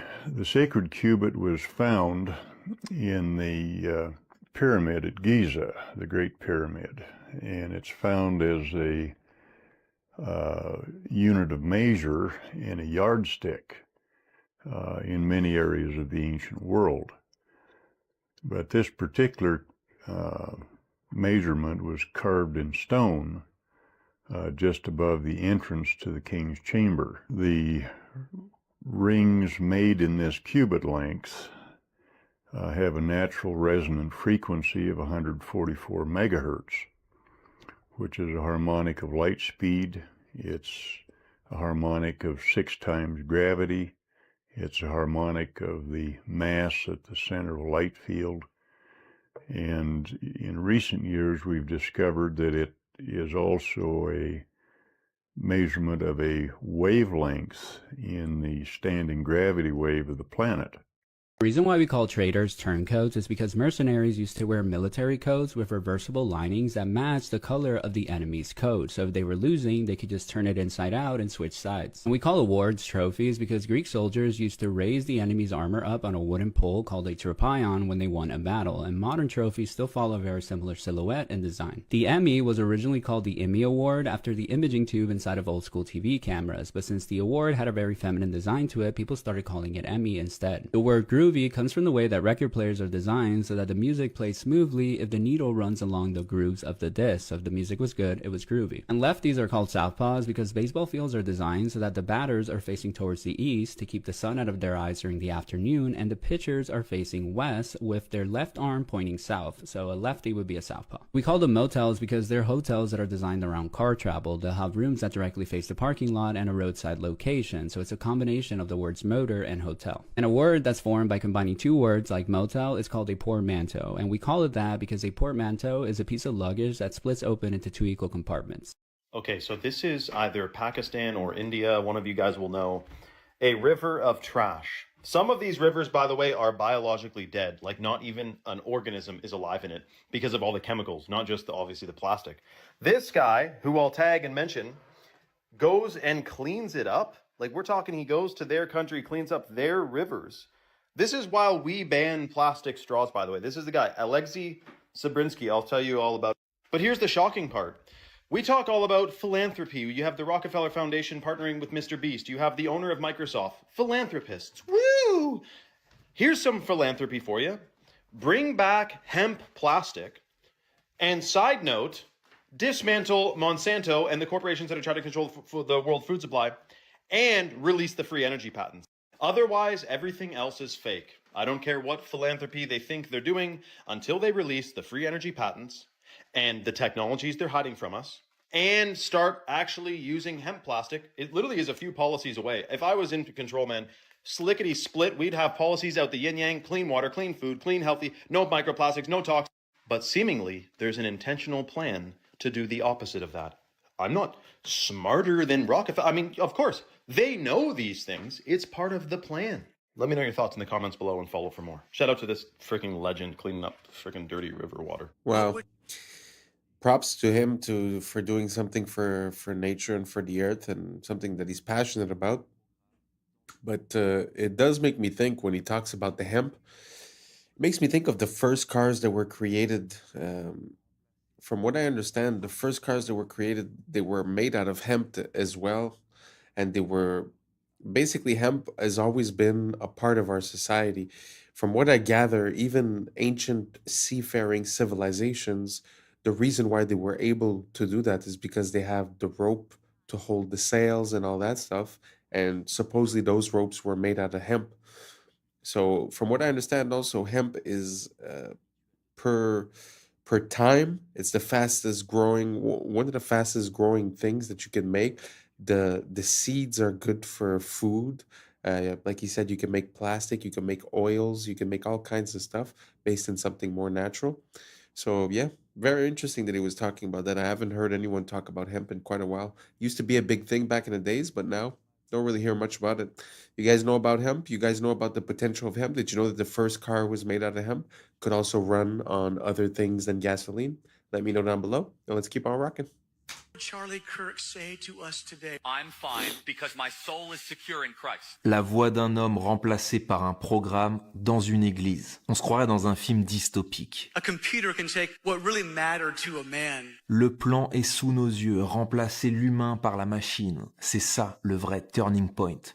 Kirk est exfiltré et on le remplace par une IA. It's a promotion. Même discours chez Melania. It is our duty to treat AI as we would our own children. Et Trump s'est réuni avec les 33 acteurs clés de la Silicon Valley AI is going to change everything. pour avancer l'agenda transhumaniste. Build out data centers and infrastructure to... Le 33, c'est la signature des rituels de transformation, c'est pour ça qu'il revient tout le temps. Et l'épisode 330 de South Park fait référence à Kirk, avant le tir. What is a woman? What is a woman?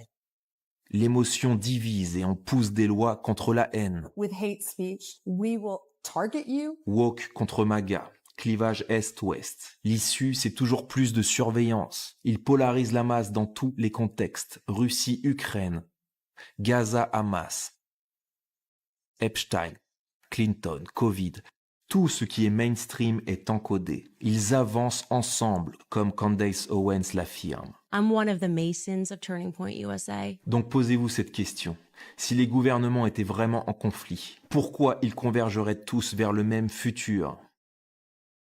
$7,000 per post. I know I've seen that happen a lot with you, Emily, and you're also at that meeting with influencers. So what's the reality of the situation? I'll speak on behalf of myself, and honestly, on behalf of they target influencers who agree with the cause and then recruit us for meetings like what you saw with Vivi for messaging. With that being said, I can safely say any influencer. With all due respect, I don't think it's completely accurate to say that influencers aren't getting paid, because let me tell you, they offer that money to me, and I sent you that exact email, let me pull it up. The Consulate General, wrote me an email offering to pay me to go.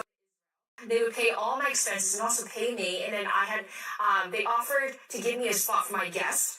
I shot that down. I declined because it didn't sit right with me. This is about a year ago, okay? If tomorrow I got bankrolled, I am already. Why can I get paid for that? If they want to as a paying me for service, I want you should be registering. That's fine. I don't know what saddens me more.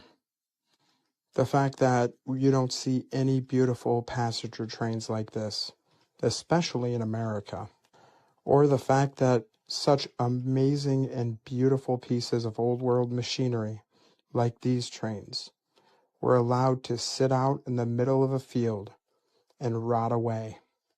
But just look at the railways of the old world in their prime and how beautiful they looked. Now compare a few of these to what we get on Amtrak today. I can certainly see why the federal government continues to pump millions of dollars into them. But they had everything from rocket trains to Zeppelin trains, like you saw in my previous video. And they even had Zeppelin trains on elevated rail. A truly beautiful golden age of travel. And sad how, in America especially, we've invested so little into proper passenger train service. The controllers would rather tear down all of our beautiful architecture to put up highways and freeways and ugly parking structures in downtowns, making sure we all are slaves to our oil-dependent vehicles. Amazing the innovation that came from that time. Question everything, friends. Until next time. Well, I don't know if any of those pictures were AI, but how impressive was that?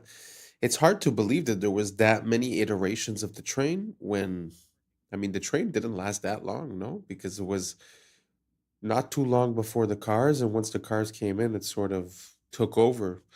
So I don't know, maybe I'm mistaken, but in my mind, it's only 100 years or so, or maybe 200 years where it was the big thing.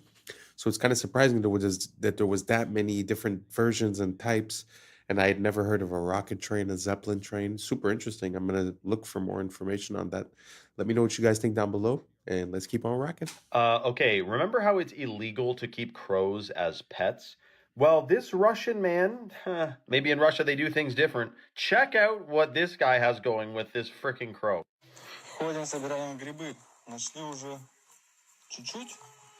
Mushrooms. Вот Гоша сейчас опять в поиске. Знаете, головой вертит туда-сюда и смотрит. Где же грибочки? Ага, попить. They got good vision, man. Holy cripers. Beautiful creature, man. And you know, it looks black, but they actually are blue feathered. If you get the right lighting on them, they're actually blue. Serious. Как будто бы начал метаться из стороны в сторону. Может быть, что-то и заметил. Сейчас ближе подойдем.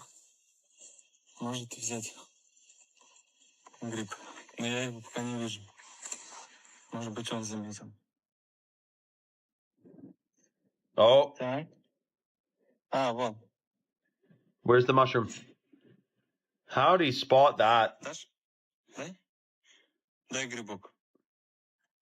О, ты дал! Молодец! Good boy, man.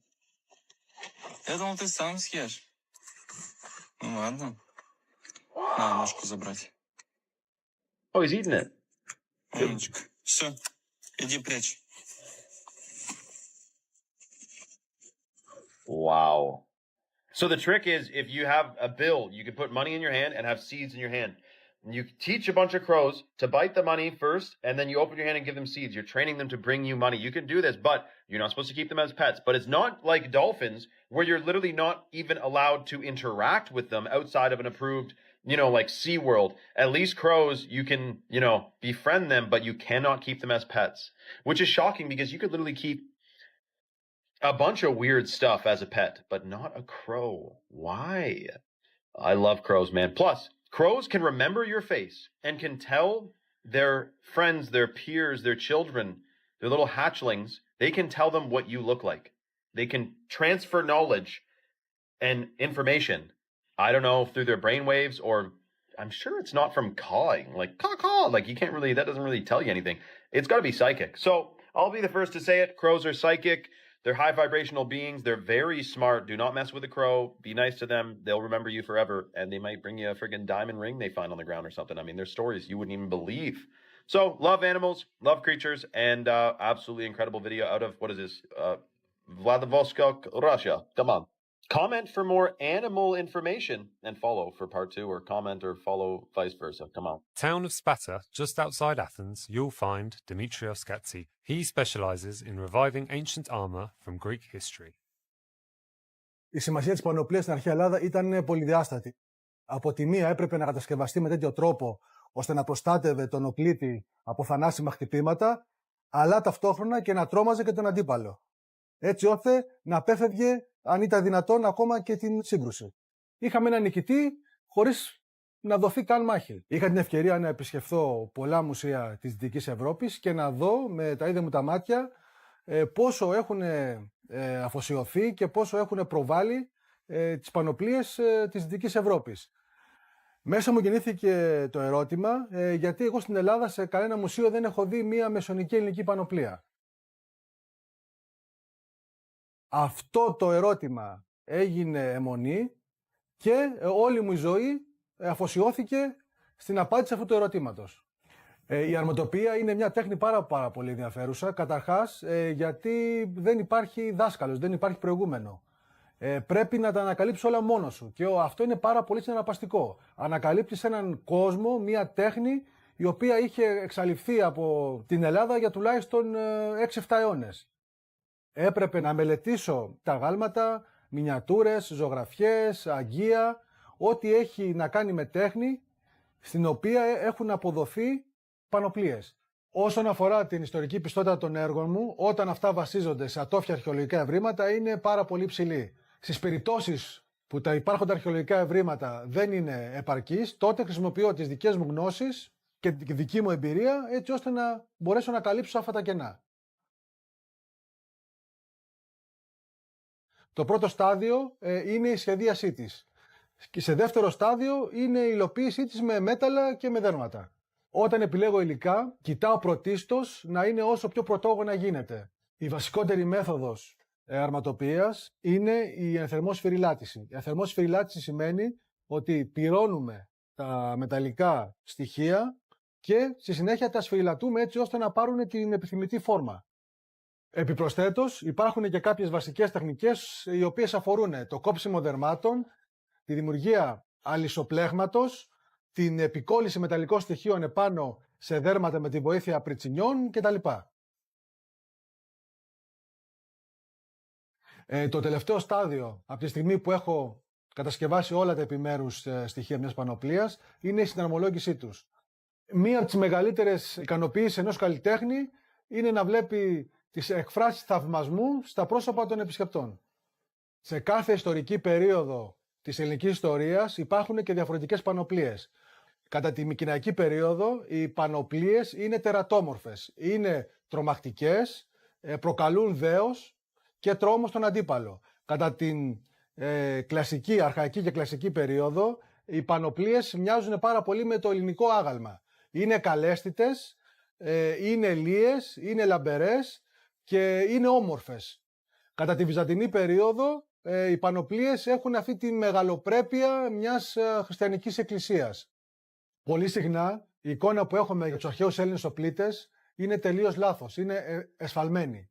Η εικόνα των αρχαίων Σπαρτιατών, έτσι όπως παρουσιάζεται μέσα από την ταινία The 300, είναι τελείως λάθος. Οι αρχαίοι Σπαρτιάτες πηγαίναν στο πόλεμο πλήρως εξοπλισμένοι με μπρούτινες πανοπλίες. Δεν πήγαιναν με σλιπάκια και με γυμνούς κοιλιακούς. Βρίσκω την ιστορία ενδιαφέρουσα γιατί μας διδάσκει το μέλλον. Μπορούμε να πάρουμε πολλά παραδείγματα από το παρελθόν έτσι ώστε να αποφύγουμε προβλήματα του μέλλοντος.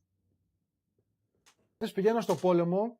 It's not the usual content, but I really like to see people that have these unconventional passions and that are really dedicated to it and listening to his whole process. I find it so amazing, and also his conclusion to everything is very nice. Anyways, we made it to the end. Thanks for rocking with me. And that's a wrap for today, familia.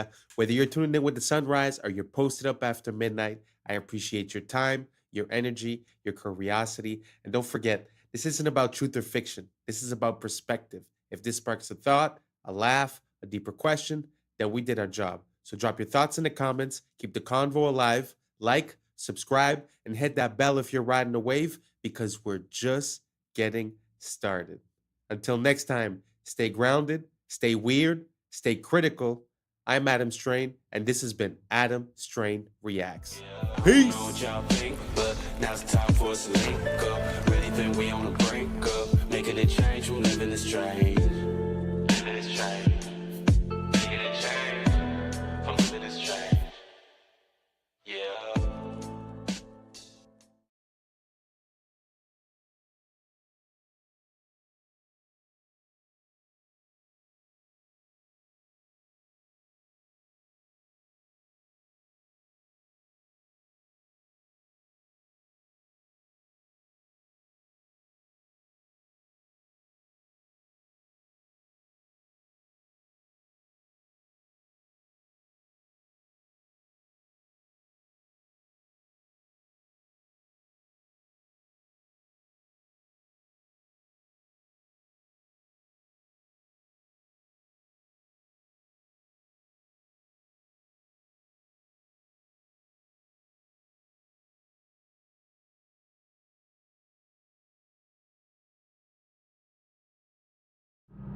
Yeah.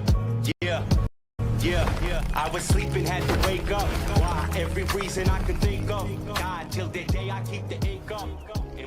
What's up, YouTube? Today, we'll be looking at disturbing TikToks that'll make you question reality. So without further ado, welcome to Adam Strain Reacts. Let's get her done. This is how we became a conquered people with a forgotten past. Little by little, piece by piece, removing all traces of a beautiful past, replacing the architecture above that was made to uplift and inspire its people with the architecture below with the exact opposite intentions. As we shuffle along to our 9-to-5s and our glass boxes, we are oblivious to the beauty that was once there.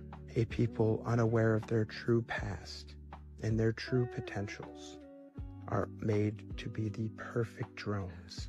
Where back then, the focus of the building was its beauty and aesthetics, while today, the focus is on consumerism.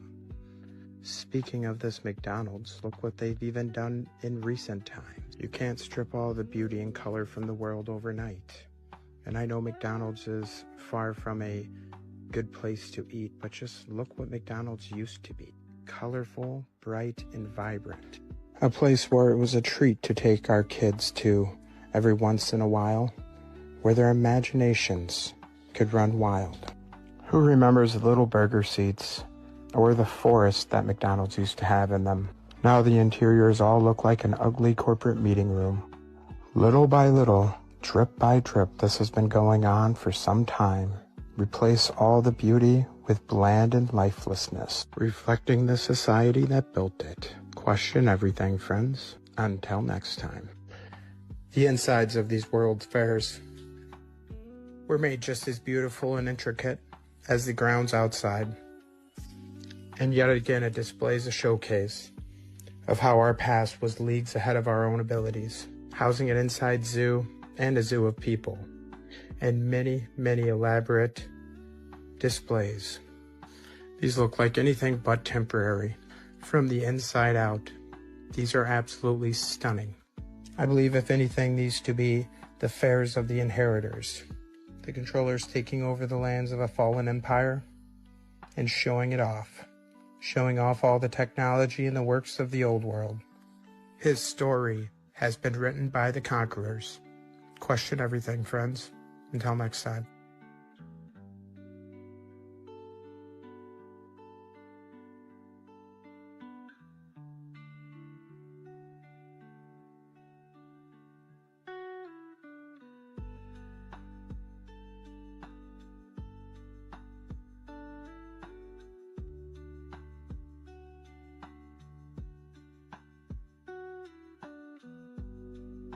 There is a physical manifestation of the millennial kingdom.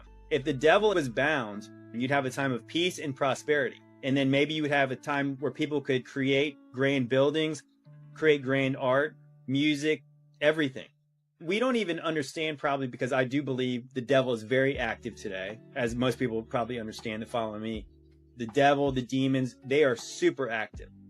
We don't even know how many negative effects that they inflict on us all the time, because we wrestle not against flesh and blood. We don't know how much our thoughts get cloudy because of spiritual darkness around us. And then again, you put that on a macro scale, like everybody's affected by this spiritual warfare and oppression. If that was lifted, if the devil was bound and put in a pit, is that possibly that humans could do a lot more than they do now, because there was this freedom in your own mind, your headspace, to not be inflicted by these demonic beings? I think that you couldn't help but have physical results of that. So if the saints are ruling in heaven and they're doing it better than the corrupt sons of God, I believe there would be positive effects on the earth, and we'd be able to see the evidence of that. And maybe that evidence is the grand buildings, the grand cathedrals, the art, the statues and stuff. It doesn't mean that everyone was perfect on earth, but it does mean that there was an allowance for people to do more than they're doing now. Now that we know who didn't discover America, this guy right here, let's talk about who it wasn't named after. Amerigo Vespucci. Yeah, you remember that footnote in your history book that said Columbus discovered America, but they named 2 continents after this guy instead, Amerigo, or as his mama called him, Alberigo. Who names 2 continents after some guy's first name? So why did they name it that? Well, we're taught it's because this map, the 1507 Walt C. Miller map, which is the first place the New World was labeled the Americas, this combined with a letter from a Florentine bishop, a friend of Amerigo, gave credit to his friend for the discovery and the naming. But according to the Spanish, that might not be true, because Europeans didn't actually name America. It was already named that. You know, the people who already lived there, who didn't think it needed to be discovered because they were already there, they called their home America, or various spellings of such. So why did they name it that? Well, it's very likely because of this. The South Americans worshipped a god called Amaru, or Amaru Ka, a feathered serpent. And Amaru Ka to the Aztecs was Quetzalcoatl. So according to Manly P. Hall, the children of the sun adored the plumed serpent. So much so they named the whole place after him. Amaru Ka literally translates into land of the plumed serpent. So no, it wasn't named after some guy. It was named after some old serpent. This was an electric quick... Very interesting. What do you guys think about that? Because I do remember the time when I was in history class and they were teaching me about America, and they were saying that they named it after the map maker. I always found that weird. Like, why didn't they call it Columbia or something like that, right? For Columbus, or for the actual person doing the exploration and not necessarily for the map maker. I always found that weird. But with the link towards the ancient civilizations of Mexico, it actually makes a bit more sense. And it actually connects back to Tupac. Because Tupac, I think that was the plan of his name, was Tupac Amaru Shakur. So the idea, I think, is pretty close to that. They probably knew something or had lineage towards it. But what do you guys think? Do you guys think America was named after Amerigo Vespucci, or was it named after something that was already here? And regarding the videos before, with the demon possession and the beautiful buildings, I feel like demon possession is like a word that we put, but the question that comes to my mind is more, if you compare living around those buildings the way they were built before, beautiful, ornate, pieces of art, basically. Like maybe you could call it demon possession or demon oppression, the fact of living in these cardboard boxes, because basically, let's say humans get inspired. So if I put you in a place that is beautiful, made of art, that is an expression of the beauty of this world, you might have a different thinking process. You might come with different solutions, with different thinking results. So maybe that's the whole thing. Instead of calling it demon, maybe it's just us not being at our top, at our divine, because it feels like we sort of sacrificed beauty for convenience. But my question is, a few generations down the line, what happens when, they say you're a product of your environment? What is the product of this type of environment compared to the product of a glorious, majestic, beautiful, ornate, So do you guys think that it makes a difference? Do you guys think the buildings have an effect on us? Do you guys think that whether we live in a 16 chapel or whether we live in a square box, it's the same? It's up to us. Let me know down below, and let's keep on rocking. Service station for electric-powered taxis in 1940. The fleet of taxis would just pull up, and they would quickly swap out the battery, almost like a NASCAR pit crew. It's funny, they had fleets of electric vehicles, electric taxis like this, electric trucks, so much. I went to the Museum of Science and Industry this spring in Chicago, and they had a whole wing of the history of the automobile. Not one of these electric vehicles were shown. Just the reintroduced technology from today, like the Teslas and stuff. Nothing on these electric trucks here. Nothing on these electric buses. It's like they didn't want you to know the capabilities and power of the past. And the parasites can keep on charging as a premium for their petroleum-based vehicles. Question everything, friends. Until next time. You've been lied to your whole life? I will never stop being amazed by the amount of inventions that come from the 1800s or before. It is truly amazing. It's very sad that they've erased this from our past. Do you guys think that it's true that we had electric cars way back in the days and we just reintroduced the technology? Let me know down below. Let's keep on rocking. If you don't even know it. This was the biggest realization I had when I moved to Asia. We were bred to be absolute fucking slaves. Everything you do is in the best interest of massive corporations and the government's control over you. You're sold on a consumeristic ideology that you need the bigger house, the fastest car, and the flashiest bus down. The Federal Reserve is in fact the biggest scam in human history. And you're told that happiness is only attainable if it's bought. People out here don't have shit, but they're happier than you will ever be. You literally have the option to be here right now, but instead you fell for the trap to sit in a cubicle thinking that one day that will allow you to get here. It's the most genius trap to make the wealthy wealthier and the poorer poorer. As soon as we stop participating in this fucking rat race, watch how the elites shit their pants when the cash flow stops. Windows 10? Wow, that was a gem. It always amazed me the way we were raised, where, go to school for 20 years, go to work for 40 years, and then you'll be able to do what you want. Makes no sense. Because in my mind, if you've never worked the muscle of happiness, you don't even know how to be happy, And if you've never cultivated hobbies, passions, and things to do, you'll get at that moment and you won't really know what to do. So if I have one piece of advice, try to live it, man. Try to live it before you die. Because I know that money and, like you said, the rat race and all that, it seems real. But life is very short. So try to live it. Try to live it as much as you can. Try to be happy daily. Even if you're in a bad situation, try to accept it and move towards a better situation. Try not to get stuck in a rut of negative thinking, because I feel like that keeps us stuck in the mud. Anyways, who am I, right? Doesn't matter. Best of luck to everyone, and let's keep on rocking. This ain't over.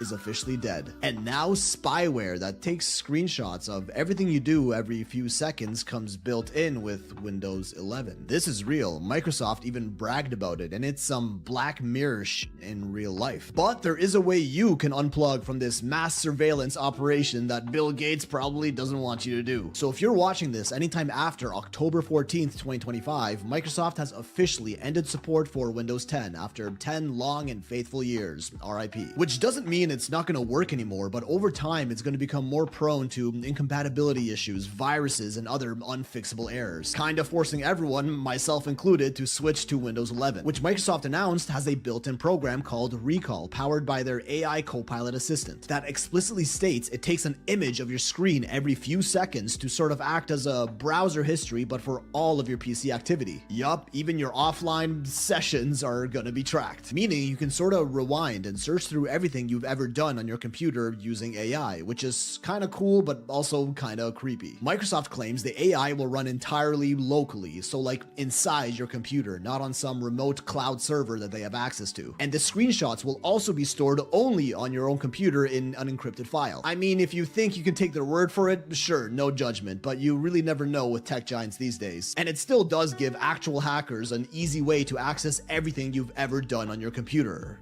Everything. Luckily, you can opt out of this feature if you want, so be careful when installing it, as they probably hid it inside some recommended settings option that 90% of people are just going to choose. And in case you already upgraded to Windows 11, there is a way you can disable it at a root level. Here are the instructions. Screenshot it, save this video, you're welcome. Richmond's City Hall, Gothic revival, a palace of stone and glass.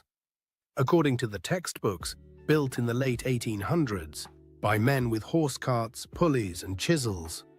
But look at the details: copper domes weighing tons, marble cut with surgical precision, spires climbing skyward. Even today, with cranes, 3D software, and billion-dollar budgets, such feats take years. And yet, the story tells us, it was done in just a few years with primitive tools.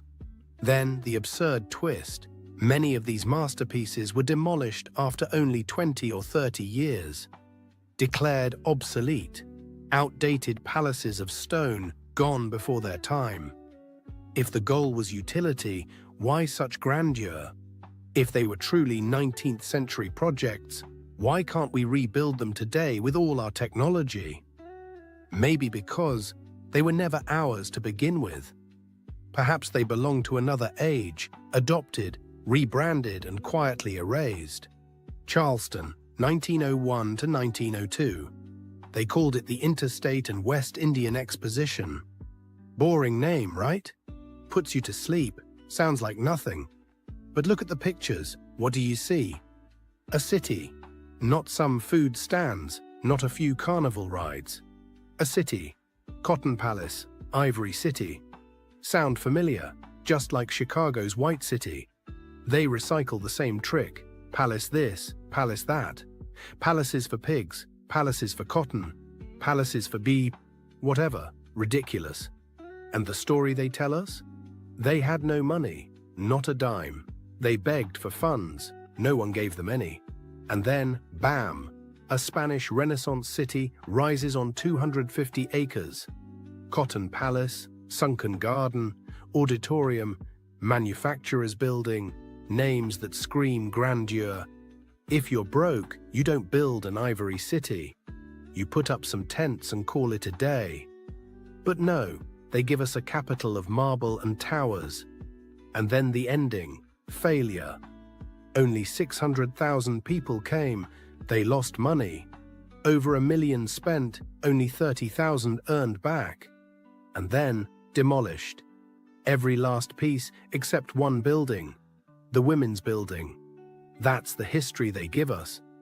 But think, so much talk about attendance, about exhibits, but nothing about construction. No photos of building crews, no scaffolding. Just poof. A city exists, and then it doesn't. So again I ask, was this really a fair? Or is it just another fake story patched together to cover these inconvenient photographs? Just when you think you've seen it all. Just by the way, these World's Fairs, I don't know if you realize, but there's more than one. I mean, it's almost every year. You know, St. Louis, Chicago, New York, they're everywhere. Paris, everywhere around the world. And funny enough, recently I realized that they still go on today. Very interesting. I didn't know that. So if you guys want to look it up, they still go on today. So it seems like a very interesting timeline when it comes to these things. It's always the same thing, more or less. It's a short building period. Then you have the exposition, and then they destroy everything. They normally leave 1 or 2 buildings. And funny enough, everything is made to be temporary, but the buildings that they leave still stand today and are solid. So, I mean, for me, logically, it doesn't make sense. What do you guys think? Do you guys think that it's exactly what they said? I mean, because they said they built temporary cities built out of stucco, which is like drywall, basically, cement. And they just like basically make it look good. But like I said, the buildings that they left over are still there today and they're still standing strong. So for me, it causes quite an issue. What do you guys think about these World's Fair? Makes sense? Doesn't make sense? Let me know down below, and let's keep on rocking. Here's some more awesome, innovative, and a little wacky inventions from the early 1900s. Though I'm not saying this proves the existence of advanced civilizations of our past, there's already more than enough evidence presented for that. I just think these videos really show the level of ingenuity and innovation the people from this time had.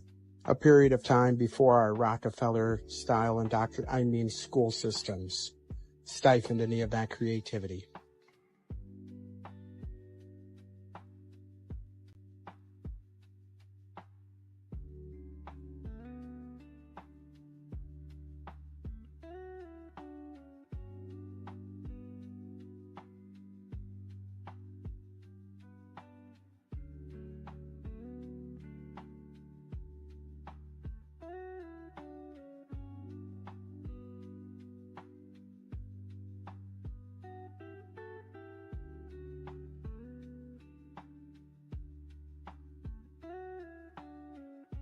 So today we're going to do our fun one, best cooking pans if you decide to eat cooked food.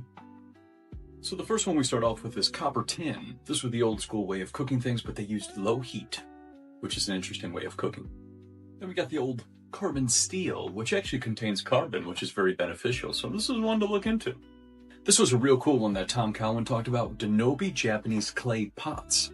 Earthen clay pots. Think about it, you're cooking with the earth. Then we got the traditional glassware, which is really cool when you get into vintage glassware and all the different types that they used to use. Then we have the old-fashioned cast iron. Not really one of my favorites because I think of all the rust. So something to think about, and how people have low iron while cooking with iron.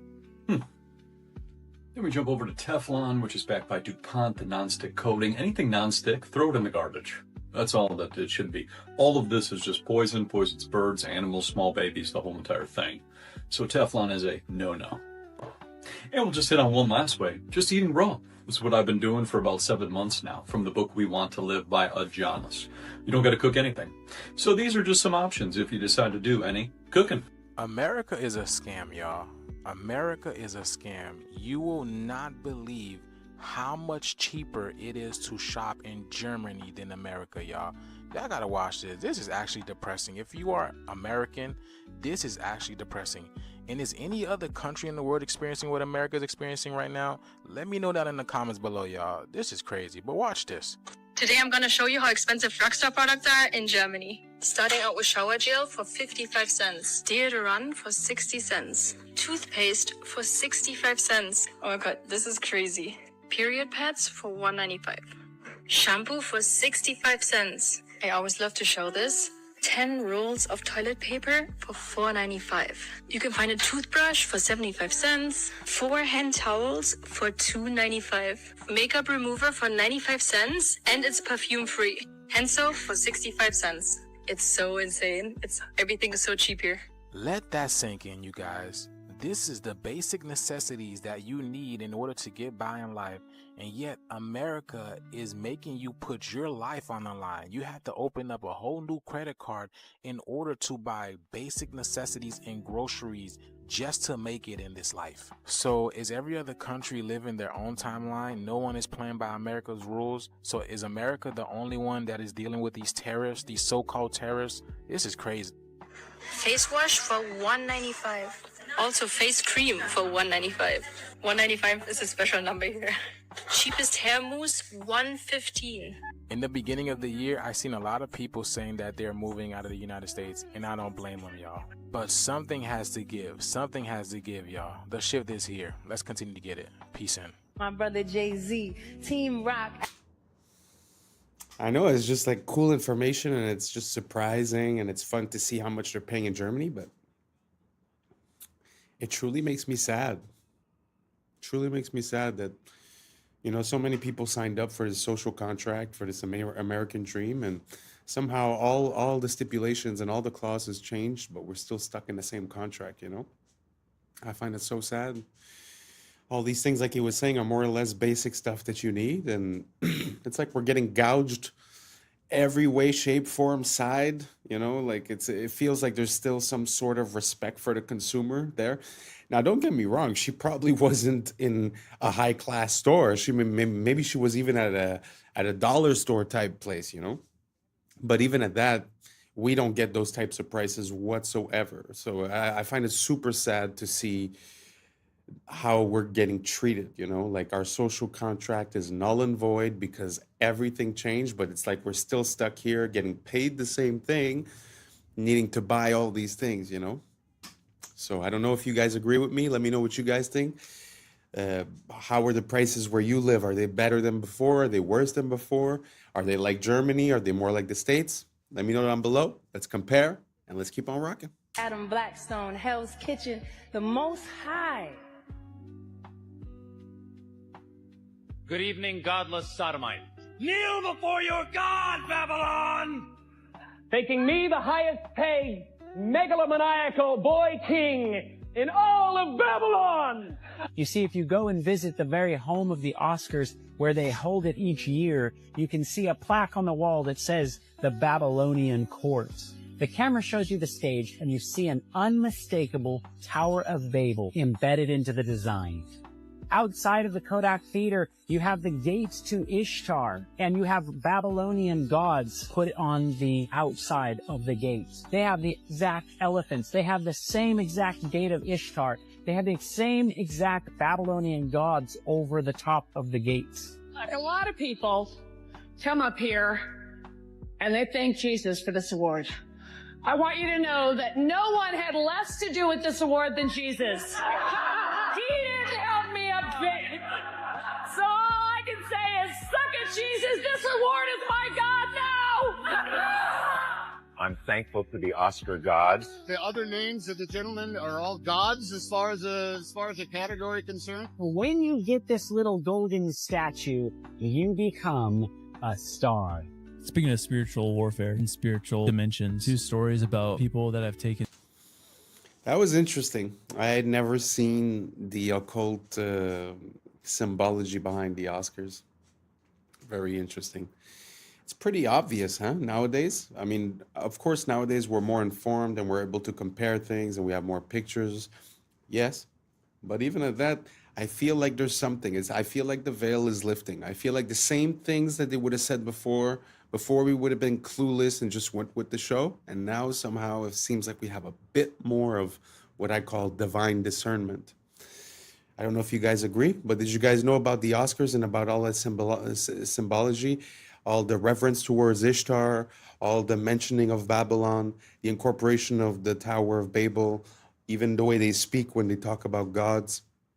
Let me know down below, and let's keep on rocking. smoking salvia. Truly nightmare fuel. I was in this college. This guy smoked some salvia, laid back, and all of a sudden he woke up, but he was a child and he lived his entire life. He's a child, teenager, went through everything, got married, had kids, grew old, had to bury his wife, became a grandparent, and then died of old age, basically, and then woke up at his college where he smoked salvia. And it broke his mind. How could it not? And he was weeping because he's like, that life wasn't real. I had kids that I loved. This next story, I would say, is even scarier. Oh, no. Great. This guy, also college age, smoked salvia, and he was like basically transported to where he's standing on the side of the road, and he was just standing there. Then all of a sudden, he turned into a stone pillar, and he was a milestone, like a mile marker stone for 300 years.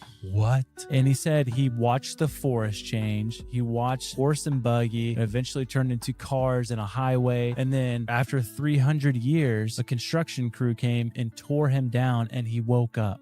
Bro, you go and try to get stoned, you become one. I mean, that's what's gonna happen. I mean, like, think about claustrophobia. Like, you have a full intellectual mind, yet you're stuck like that for 300 years. Straight up terrifying.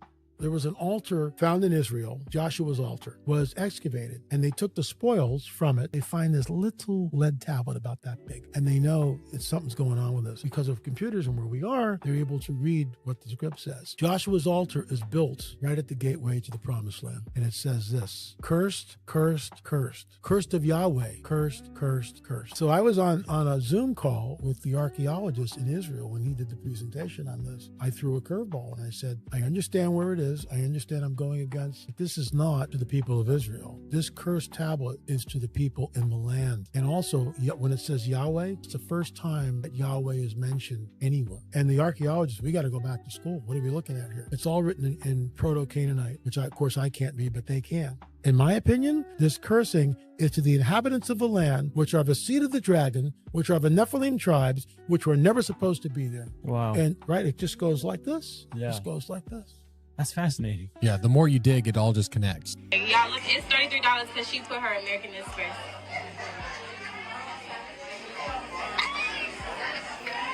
They scamming.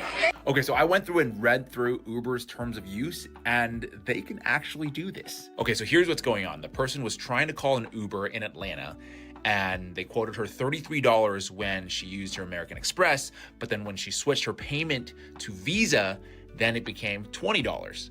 Weird. Now, according to an Uber spokesperson, they say that we want to be clear that Uber's pricing tech does not set different prices for riders according to the payment type they use. But that is not what their terms of service says, okay? It says right here, quote, prices for product or menu items displayed through the services may not be the lowest price at which the product or menu items are sold. And that Uber is a, quote, personalized digital marketplace platform, meaning prices specifically tailored to you. Also, a lot of Amex cards offer an annual Uber credit. For example, this gold card offers cardholders $120 of Uber cash per year. But now some travel bloggers are reporting that Uber is also charging higher prices if you have those credits in your account.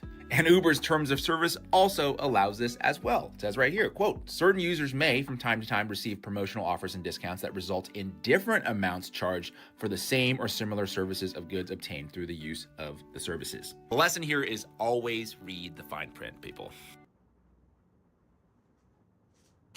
Man, it feels like we're really close to a society that uses dynamic pricing. Oh, you're this skin color, it's this price. Oh, you live on this block, it's this price. I'm very scared of that. I find it it's a pretty slippery slope to get down. And second of all, we have to watch out. You know, they use our our desire for a promotion to mess with us, but you also have to know what the value of things are, because we've caught companies now over and over on Black Friday and stuff like that. They just mark up the price, put down the percentage, comes out to the same, and everyone's going crazy, you know? So try to figure out, you know, is it a good deal or is it not? And this here, you have no way to know, but okay, we'll give you 120 credit, but every ride you buy is going to be $10 more. We have to be careful. We have to be careful. And that also ties in with the AI. They wouldn't be able to real time process all the data and then give you a dynamic pricing that makes sense if they didn't have this AI and all the data points that we give them. So I don't know what you guys think. Do you guys think that this dynamic pricing, these promotions, and the inclusion of AI is going to get us in a very sticky situation? Or do you guys think it's better like this and that finally we're going to have customized basically prices for everyone? Let me know down below. This was the end of it. Thank you so much for rocking with us. And that's a wrap for today, familia. Whether you're tuning in with the sunrise or you're posted up after midnight, I appreciate your time, your energy, your curiosity. And don't forget, this isn't about truth or fiction. This is about perspective. If this sparked a thought, a laugh, a deeper question, then we did our job. Drop your thoughts in the comments. Keep the convo alive. Like, subscribe, and hit that bell if you're riding the wave, because we're just getting started. Until next time, stay grounded, stay weird, stay critical. I'm Adam Strain, and this has been Adam Strain Reacts. Peace. Now's the time for us to link up. Really think we on the brink up. Making a change, we're living this change. Living this change. Making a change. I'm living this change. Yeah. Parking garage for his pets and even big enough for a growing family. So naturally, he started building an entire town. Fly straight to the house. It's got LiDAR too. That means it shoots out. And was located in what we now know as Ghana. He gets to the Asante Kingdom. Sees flesh and reported. What's up, YouTube? Today, we'll be looking at disturbing TikToks that'll make you question reality. But right before we jump into it, I just want to give a huge shout out to everybody watching this, everyone who's ever watched the channel. Thank you so much for all your support. We have just hit the 5K subscriber mark, and we are just getting started. So without further ado, welcome to Adam Strain Reacts. Let's get her done. Listen, I'm beating all the traffic with this one right here, y'all. This is the Jetson 1, a single seat, all electric aircraft that basically turns you into a human drone. 8 motors, carbon fiber frame, hits about 63 miles an hour, and stays up around 20 minutes. And yeah, it's like 128,000. But think about it. People out here drop 60K on a car, then they spend thousands more on gas, maintenance, sitting in California traffic. This, you just charge it up and fly straight to the house. It's got LiDAR too. That means it shoots out laser pulses, maps everything around you, and helps avoid obstacles in real time. Even comes with a parachute for backup. Hopefully you don't need it though. Straight from the fish tank. That's very interesting. Do you guys think that's the future of transportation? I mean, it's true that we haven't seen an evolution in transportation, whether it be planes, cars in the last 50, 70, maybe almost 100 years. So it would make sense that we would have, a different type.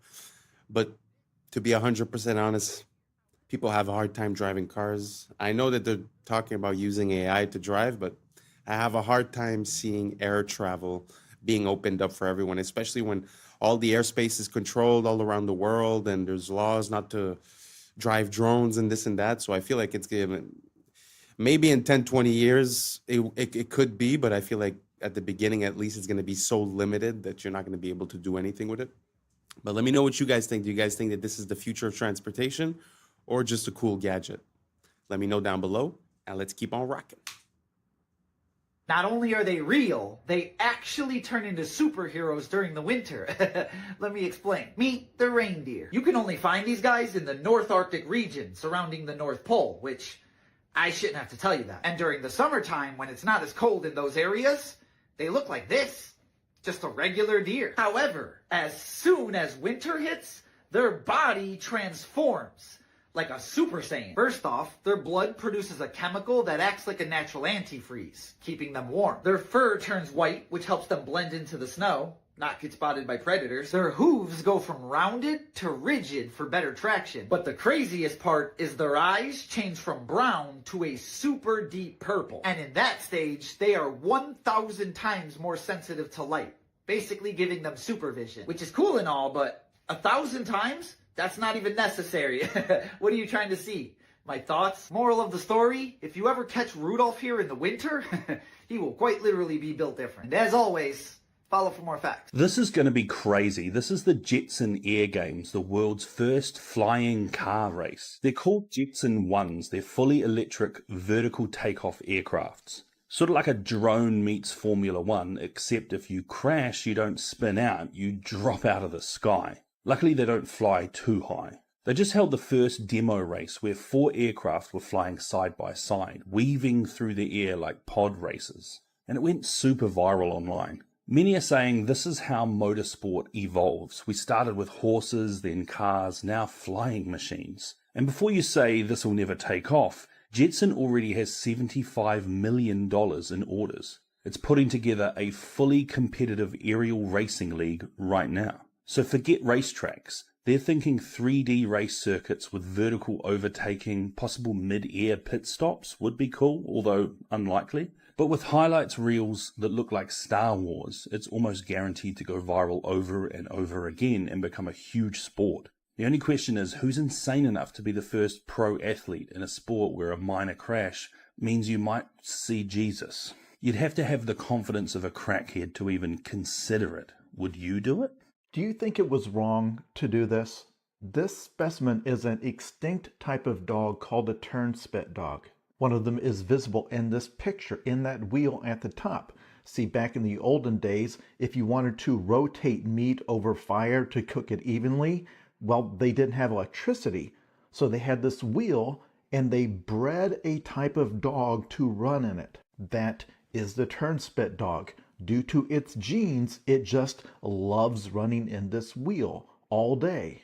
Is it morally wrong to breed a creature to do this? Again, this is a task that is hot and repetitive and strenuous, but due to our selective breeding, it presumably enjoyed doing it. In the same way that beavers love to build dams. If you bring one into your house, it will build a dam in your hallway. That's its favorite thing. If you have a pet dog that is a herding breed, if you ever take it out and let it see a herd of sheep, it will act like it is Christmas. It will run out there and start herding them.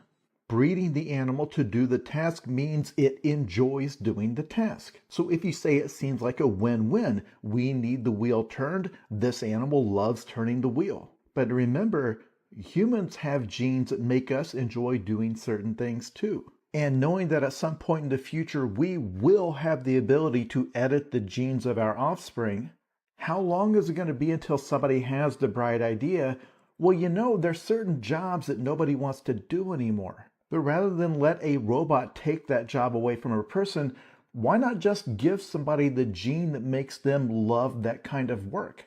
Because their argument is going to be, who loses in that scenario? I've made a person who just loves washing cars so much that they don't even really want to be paid very much to do it, because they enter such a blissful meditative state that they would pay to do it. And what would they buy with their money? They already get to do the one thing they enjoy. And I kind of find that terrifying, but honestly, I can't articulate why. Because, hey, it's win-win. It's a very interesting mental experiment to do. I mean, first off, for the dog, I always find it super interesting how we're so unaware of all the things that used to be the normal occurrence in the past. And I find that sort of disconnects us to not repeat the same mistakes and to not know where we come from. That's first off. But second of all, I've never heard the idea of breeding or putting in a certain gene into a human for him to like his job and to sort of have that be his identity, and that the person basically is built for that job. Like he said, it's hard to articulate why it's wrong, because the person is literally happy. And, you know, we call our whole American dream experiment, we call it the pursuit of happiness. So if you were able to provide that systematically, it's very interesting. So let me know what you guys think. Do you guys think it would make sense to breed the genes into people for them to like their job? Or do you guys think it's better off that the robots take it? Or what do you guys think about this? Let me know down below, and let's keep on rocking. We're going to address this again, since the inferior people are struggling. Black Americans are the only indigenous people on this land. Melanated people are the only people around the world who are indigenous on every land, no matter their ethnic group. Uncivilized lands all have the same genetic connection. Melanated skin with varying shades of brown. And those groups are not connected to Africa, just like Black Americans aren't connected to Africans, ethnically. The actual American Indian, known as the Black Americans, are the ethnic group of North America, not descendants of Africans. Let's dismantle the greatest public relations fraud ever committed, the desperate multiracial campaign to erase the true indigenous Black American from this land. There is a coordinated effort, a relentless lie, designed to make Black Americans believe they are a guest in someone else's house. But the unchangeable archaeological and historical truth is that Black Americans are the foundation. They were here first. And by here, I mean the world. Every country. Every strip of land. And they built the civilization that we are all destroying. The lie about Africa is to confuse and mislead so that the theft can keep going on. Black Americans weren't even considered African American until 1988 by Jesse Jackson, a known Cherokee Indian. So they'll pay a Black American leader to lie and sell out, while classifying himself correctly despite the lie. If Black Americans came from Africa by boat in the 1600s, America didn't figure this out until 1988? And this isn't just a white lie. This is a lie woven by $5 pretendians, by secret treaties between immigrant groups, by decades of policy and propaganda all aimed at one single goal, convincing the world that the original people of the soil simply do not exist. They have every story in the world about the false history. And then you ask for ship manifest and evidence of ships, and then suddenly they can't produce them. But they could show you evidence of the Titanic hundreds of feet under the ocean. They won't even show you the entirety of the Titanic under the water. Only a corner of this ship. They still parse that history. They have reclassified the true indigenous people, renamed you, and redrawn maps around you, hoping you would forget the land your spirit is made from. Now they deploy their little native influencers online, armed with fraudulent petitions and digital picket signs, begging platforms to remove you from your own story. They are performing a pathetic pantomime of indigeneity. If you are indigenous, why would you need outside help? What are they protecting? If you're truly indigenous Native Americans, how could someone take that from you? Why the sudden panic? Every post they make, every petition they circulate is an admission. You've been caught, and now history will be made. Every other race are the visitors. It is time, Black Americans. Time for you to start acting like the host in your home, because all of this is yours. It is time you start acting like the host. Very interesting theory. I had already heard stuff about the fact that there's a lot of inconsistencies regarding bringing the slaves over from Africa and the boats and all that. But me personally, I've always grew up listening to rap music. So my what I remember is first, like, let's say Tupac was based on Tupac Amaru Shakur, Amaruka, which would be the base of America, which would be coming from an indigenous population. I don't know exactly. He never really spoke about it, but that's where the name comes from what I understand. And the other person that actually there's two more that hinted to that. One was ODB way back in the days. He was a Blackfoot Indian, if I'm not mistaken, and he was explaining how his heritage was Blackfoot and was not African. And there's also someone else that's very surprising, Waka Flocka Flame. Everyone thought that he was just like, some ignorant rapper, this or that. But if you look at his interviews and you look at how he speaks and what he speaks about, actually very interesting. He was saying something like that as well, that his family, when he retraces history of the family, it wasn't through slavery, that it was through indigenous peoples of the land here, which Columbus called the copper-colored people when they came here. So anyways, I'm not saying what's true or not. I'm just telling you some things that I saw, connecting a few dots. But I'd like to know what you guys think.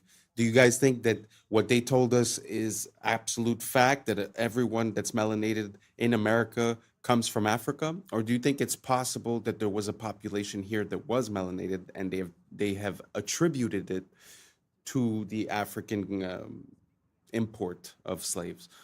Let me know down below. I'm up for the conversation, and hopefully this doesn't offend anyone. The goal of this channel is to be able to talk about absolutely anything. So I'm very sorry if you feel offended. I just feel like there shouldn't be any subject that's taboo. We should be able to come together and to, build ideas together, no matter the subject. So once again, sorry if this offends you, but please leave your comments down below and let me know how you feel. Now let's keep on rocking.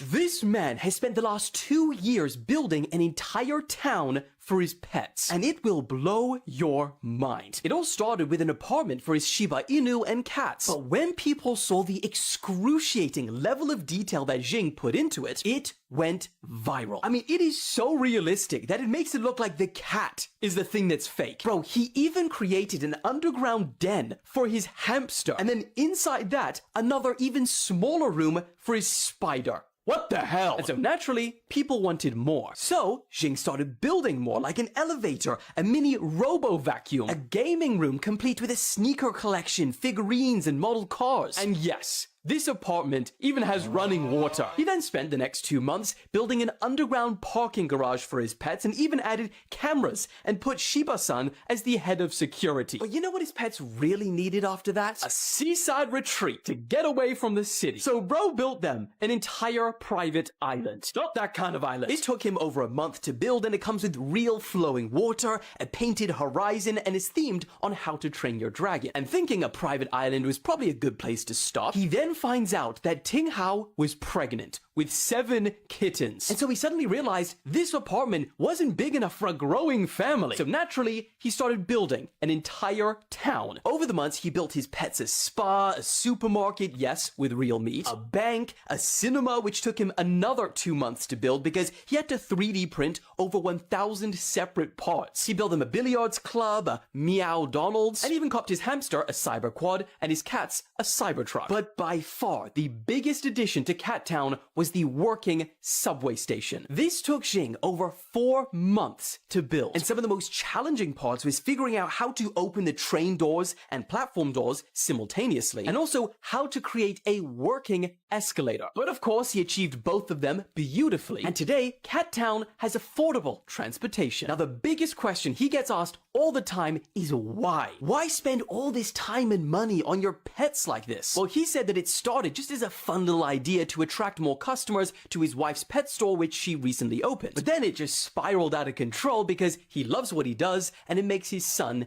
happy. Wow, that is amazing. I know it's something super trivial, but I find it's always inspiring to see someone go to the max outcome of their idea, you know, like to see someone just put so much dedication and so much effort into a project, even if it's like this random thing. I feel like that's how we came to have the most amazing architecture in the past, is that people would make a project their own and put their life into it and would love what they do, you know? So props to this man for doing that much work, but that doesn't even seem like work because he loves what he's doing. It's truly inspiring and beautiful, and I wish more people would be like that.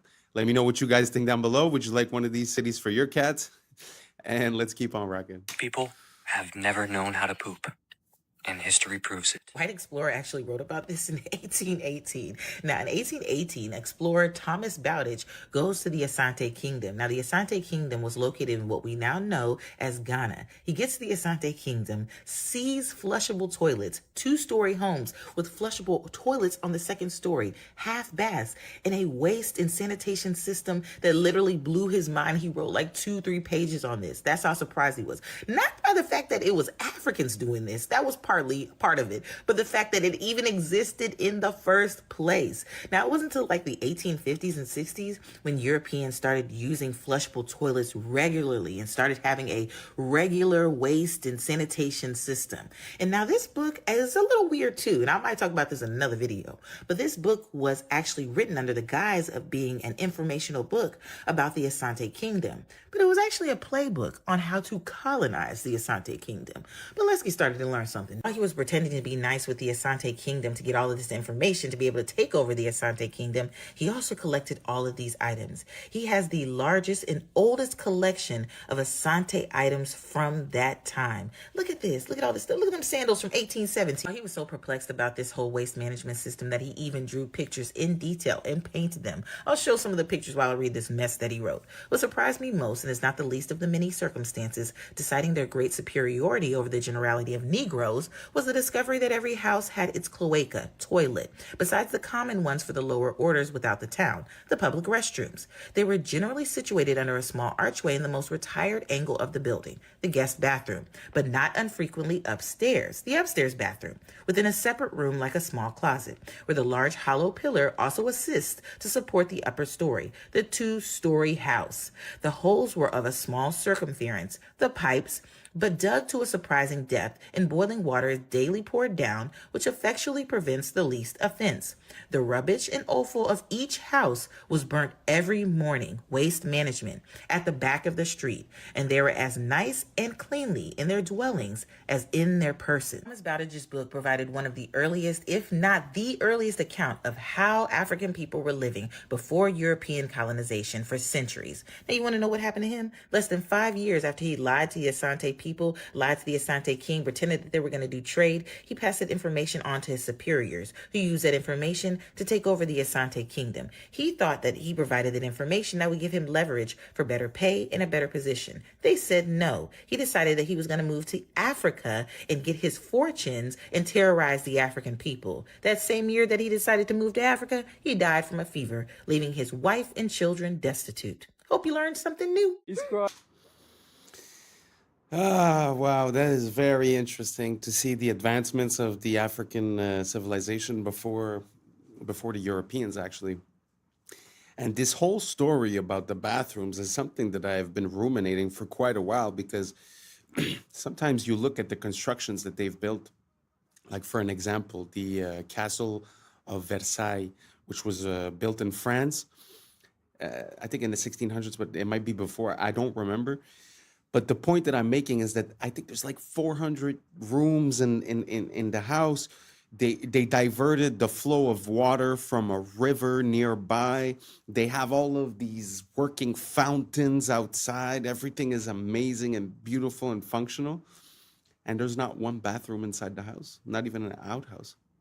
So it's kind of weird to imagine, you know, a civilization that's capable of building castles of that magnitude, and just like, forget the castle, just the outside, just the landscaping, just the fountains, like a civilization able to do that, but then they bathe in their own poo and they all get sick.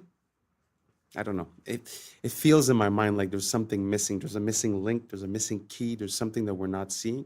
If you guys know what it is, let me know. If you guys know about the history of poo, let me know. And somehow we're still affected today, right? When there was the CV-19, the first thing that flew off the shelf, it's all about the toilet situation, right? So it's very interesting how it's like something that's ingrained into us. It's very important, but we don't know the history of, we don't know where it comes from. And like I said, if anyone can explain me the Chateau of Versailles or other types of constructions like that are huge, almost megalithic in their size, but somehow don't account for any waste at all. So let me know down below, and let's keep on rocking. It's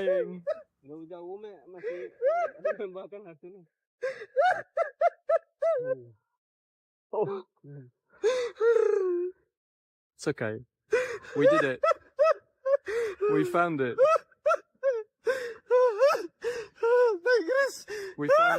We found it, my friend. Iwan, makasih Pak Iwan. Allahu Akbar, Allahu We made it. Akbar, ya Allah. We made it.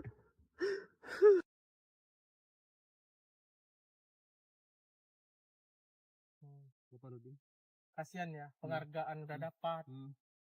Gara-gara dia main harimau itu kan, Iya. bapaknya dulu yang main. Bapaknya Paul Diri itu?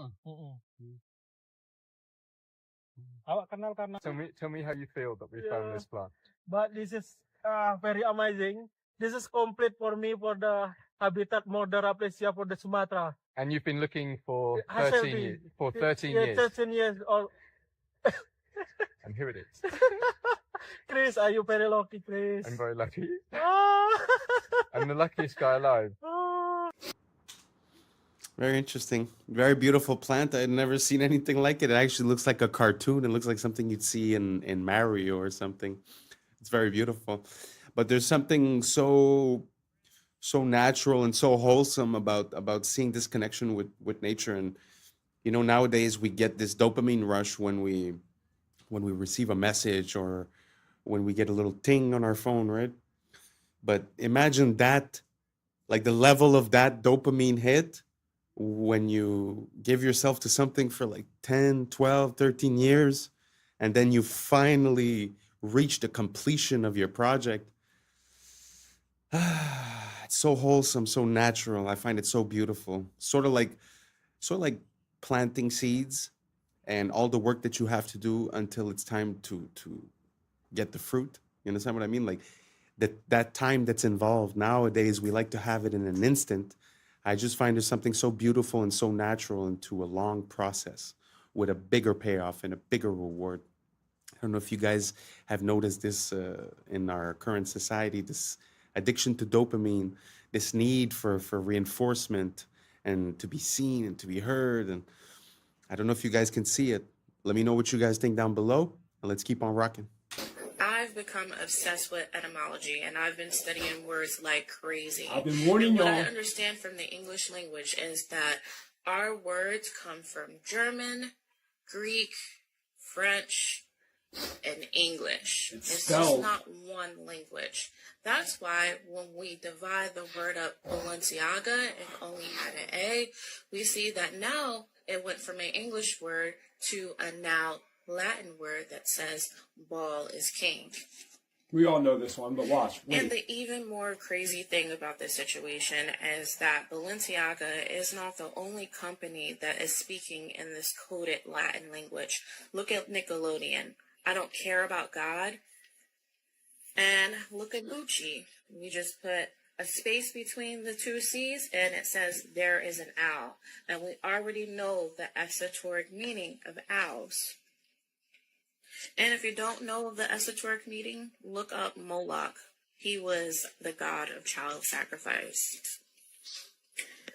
And it made me look at Adidas, and you put a space between the A and the I and the D, you get, you give from God. Is that an accident? Amazon made $1.47 trillion last year. And if you type them in Amazon and you put a space between A and Z, you get Love Zon. Well, who is Zon? So let's look up Zon. Zon, a god. Zon Kathan. He is the Midnight Lord, the Dark Prince. At the bottom it says, possesses one of the most twisted and evil minds in the multiverse. His position as God of Pain is well earned. He has been the root of countless tortures, murders, and worse throughout time. Now, Manulife, this one really threw me for a loop. They are a wealth management company, and they're worth $40 billion. Let's see what their Latin name means. If you put a space between the N and the U, it says, a man is a wolf. Now, that's a saying, that's a phrase, right? So let's go look up and see what that means. A man is a wolf. Homo homini lupus. What does that mean? So this one was crazy. It's a Latin proverb. It means a situation where people are known to behave in a way that's comparably in the nature of a wolf. The wolf as a creature is thought in an example to have qualities of being predatory, cruel, and inhumane. This next one is interesting because I actually learned this one in high school. Visa means you want or you've seen what you want. It's all mind manipulation. And evidently, these big corporations know that they are playing mind games with you to get you to purchase from them. But what does Mercedes have to do with you will give up? You give up what? What are you giving up? Your life, your soul, your money in order to purchase a car from them? And then some of the corporation names are named after like things in astrology. Like this one says, not a star for Nestle. And these big name Asian companies have figured out a way to say 3 different meanings in one name. Look at Mitsubishi. And these companies are not dumb. Like, they're not idiots. They have acquired billions, hundreds of billions of dollars. Why you guys think they're in control? Think that they know exactly it's the what mind. their name means? They're coming for our minds. I went through all 200 multi-billion-dollar companies on the Forbes list. And I have found numerous examples where they name their business one name, and then in Latin it means something completely different. People, this is a spiritual warfare. Yes. Well, one of my favorite verses in one of my recent songs is, the etymology will tell you more than all your recent technologies. And yeah, I think that looking at the meaning of the words does mean something. All of these companies as well, if you look at the logos and the symbolism behind the logos, you could actually see a lot of recurring themes, as if there was a pattern to success, as if there was a way to speak to the subconscious of the consumer and to have him, I don't know, put this brand in a higher credibility state, or to attract the person, or to pass these messages. It's very interesting.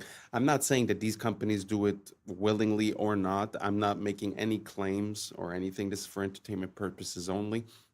But do you guys see that? Do you guys see that spelling, the words, the etymology? It's as if it's double speak, as if they're saying one thing, but it means another thing.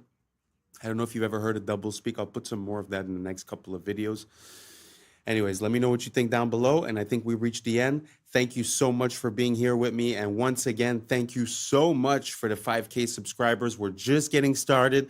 We will not kick our feet up. This is just the beginning. But thank you so much for being here since the start. And we're about to hit the roof because the sky's the limit. Let's get her done. And that's a wrap for today, familia. Whether you're tuning in with the sunrise or you're posted up after midnight, I appreciate your time, your energy, your curiosity. And don't forget, this isn't about truth or fiction. This is about perspective. If this sparked a thought, a laugh, a deeper question, then we did our job. So drop your thoughts in the comments. Keep the convo alive. Like, subscribe. Don't forget to hit that bell if you're riding a wave, because we're just getting started. Until next time, stay grounded, stay weird, stay critical. I'm Adam Strain, and this has been Adam Strain Reacts. Peace! I don't know what y'all think, but now's the time for us to link up. Really think we on the brink up, making a change from living this strange. Living this change. Making a change from living this change. Yeah. To see if I get the same result. From my Abu Dhabi building that was built 15-story in 12 days. The most evil organizations in the world today are the international.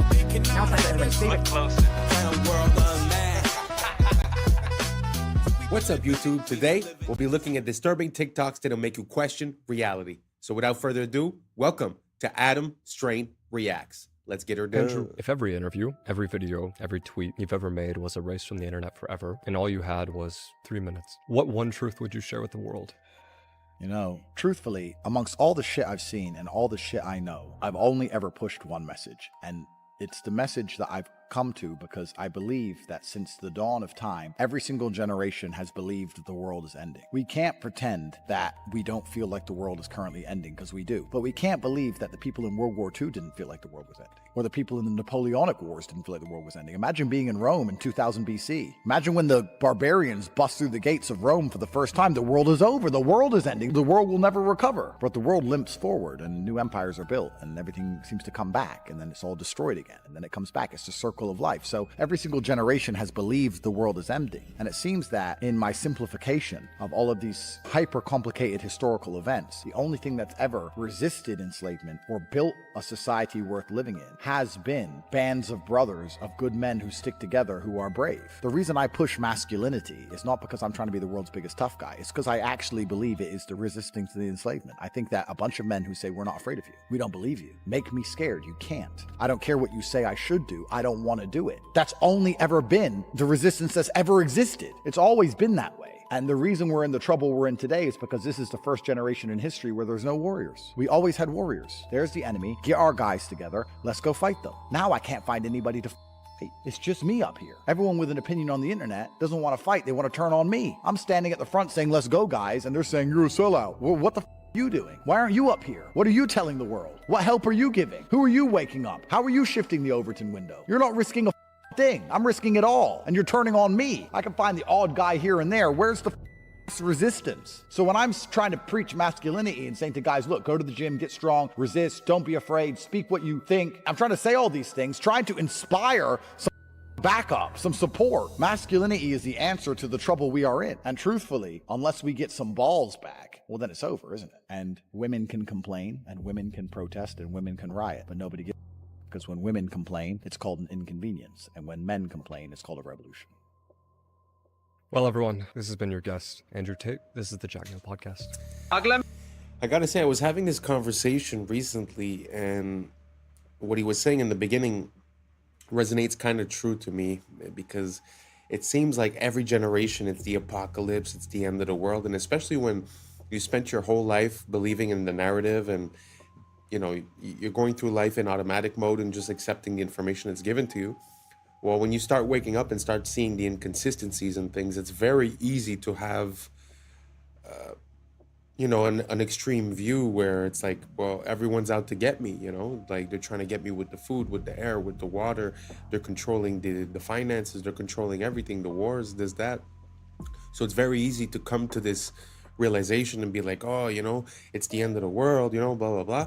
When, like he said, every single generation has had a bunch of people thinking the same thing. So instead of focusing on that thought of the end of the world, like he said, he's putting it towards masculinity, men and women. But I think like just unity and just realizing what we need and focusing on that and being the positive change, having personal discipline, making better decisions will make us make better decisions as a society. So basically all I'm saying is that it seems like we're a bit fatalist. Like every single generation thinks it's the end when it obviously isn't. So maybe we just drop that idea and start working on the state of the world. Anyways, let's keep on rocking. নয় যদি Epstein bitcoin গড়ায় গভীরভাবে জড়িত ছিল কিছুই কি Bro, we are so cooked. I don't know if you guys have seen this, but Instagram has this new AI translation feature. And I'm just going to give you some, I don't know, I find it hilarious, but look at what they can do. Like, we are seriously cooked. Like, you are not going to be able to tell what's real very soon. And we might be there already. It's hard to say what's real anymore. Am I real?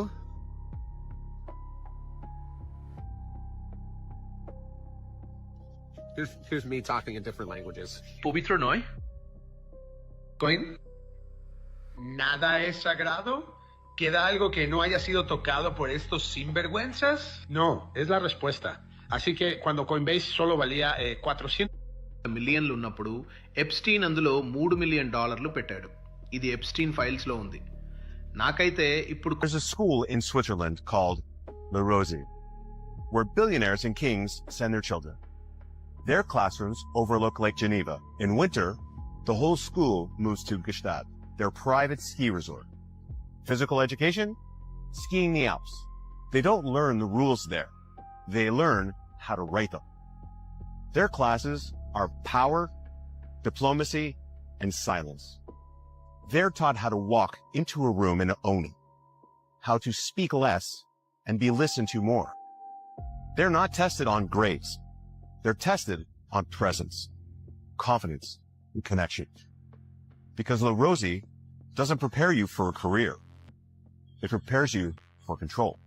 I admire a lot of nationalities, but the Chinese and the Germans, for me, they come top. They are the smartest mind.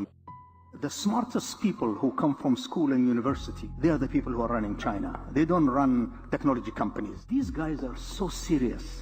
The West do not even know they are so serious. And I'll tell you, the gentleman who I bought from my Abu Dhabi building that was built 15-story in 12 days. It was fascinating to see 12 days a building was built. Thanks to the Chinese. Unbelievable. Like who will anybody believe 15 stories in 12 days? Like unimaginable. Absolutely. But this guy is easy for him because he does 30 stories in 30 days. So 15 story in 12 days is like he's just having his coffee. The gentleman, when I went to his house, I saw all the shoes outside the door. Well, I said, wow, that's my house. So he said, I apologize. I said, no, we do the same. So I took my shoes off, and then we went in. And then when we sat on the dining table, guess who's sitting there? His mother. I said, oh my God, where I have my mother also sit on the dining table. We are closer to China because of tradition. My respect to the Western culture. I have nothing against it, but we're not the same. Well, that's pretty interesting, because like he says, we're not the same, and it kind of makes sense because when we go to make a building, it's going to take us 2 years just to pass the permits and to receive the materials. So there's really something about,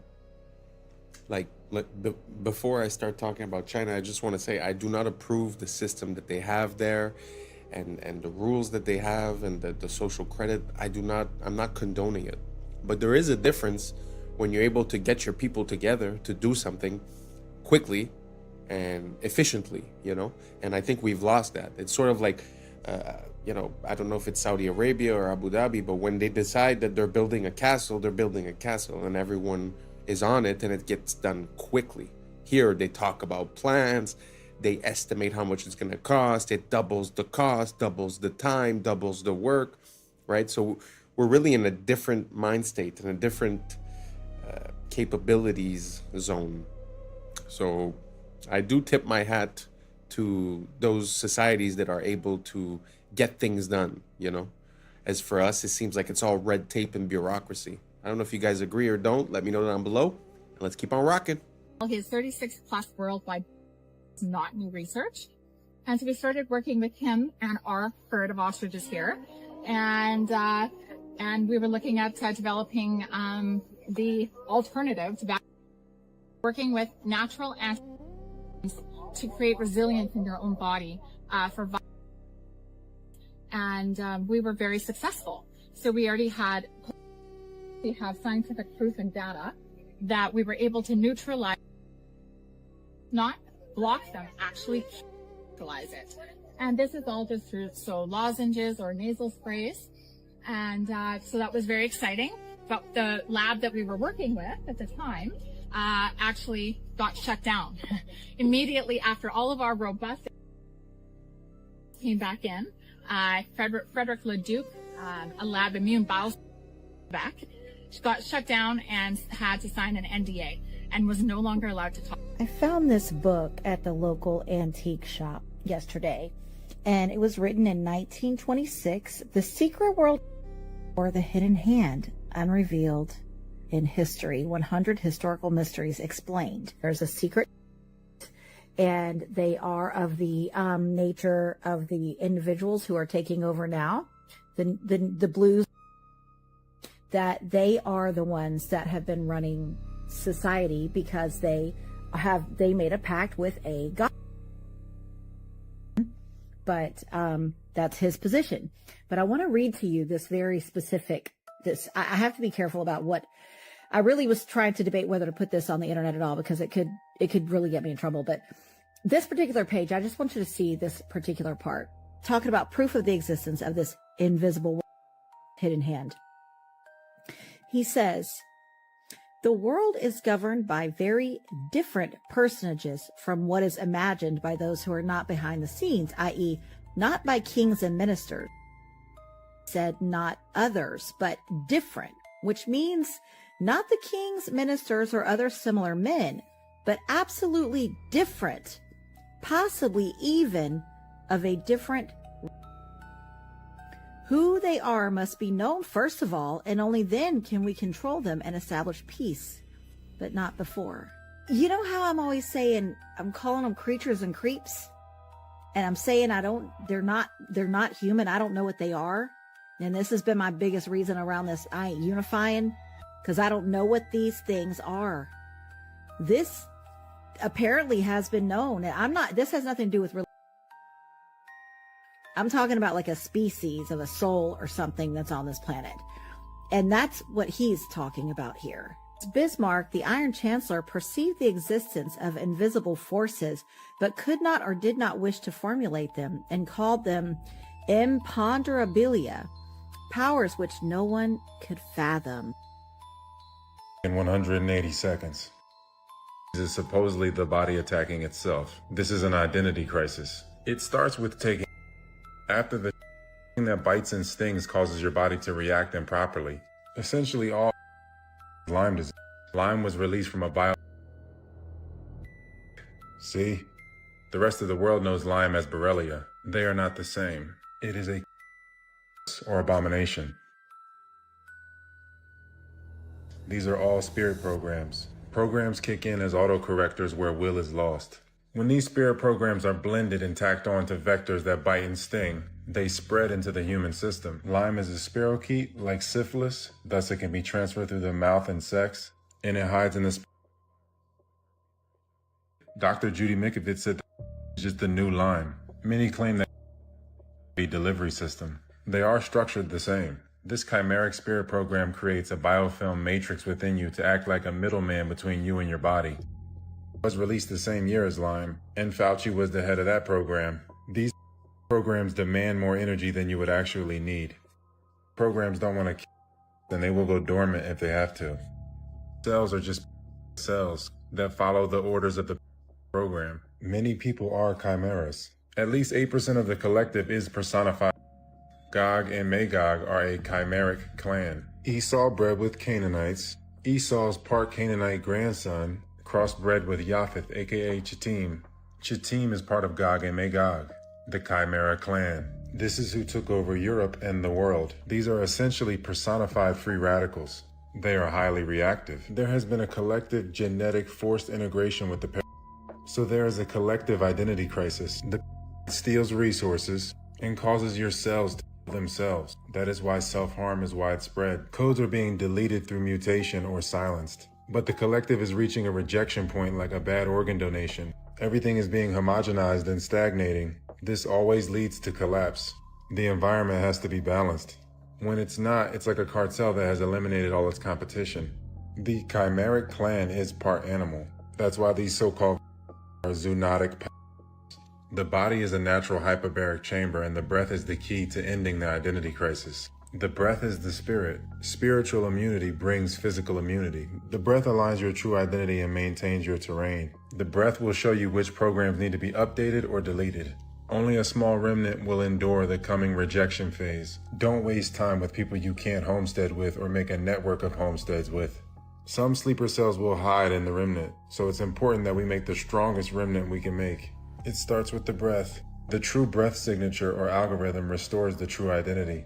Okay, this is absolutely insane. Did you know that Austrian researchers put students in classrooms made of conventional materials, steel, cement walls, etc., and they put students in classrooms with wooden furniture, wooden rooms, natural materials.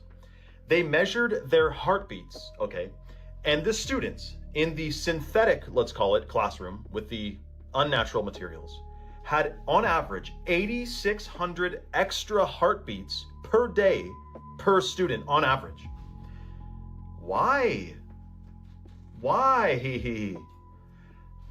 It's the difference between real materials and synthetics. They have a different frequency, which apparently they found that your body registers plastic, laminate, and vinyl as a low-grade stressor, even when it looks like wood or marble. So you know, remember those fake desks we had that looked like wooden desks, but it wasn't. That was like a plastic, and it's unfortunate. I mean, what does that do to your body in 10 years when you're in school you're in kindergarten, then grade school, then high school, and it's all synthetic materials. Now, not to mention, this study was done before artificial lights, like they just had light bulbs. Now we have compact fluorescent and LEDs. Not to mention all of the Wi-Fi routers that are in schools now.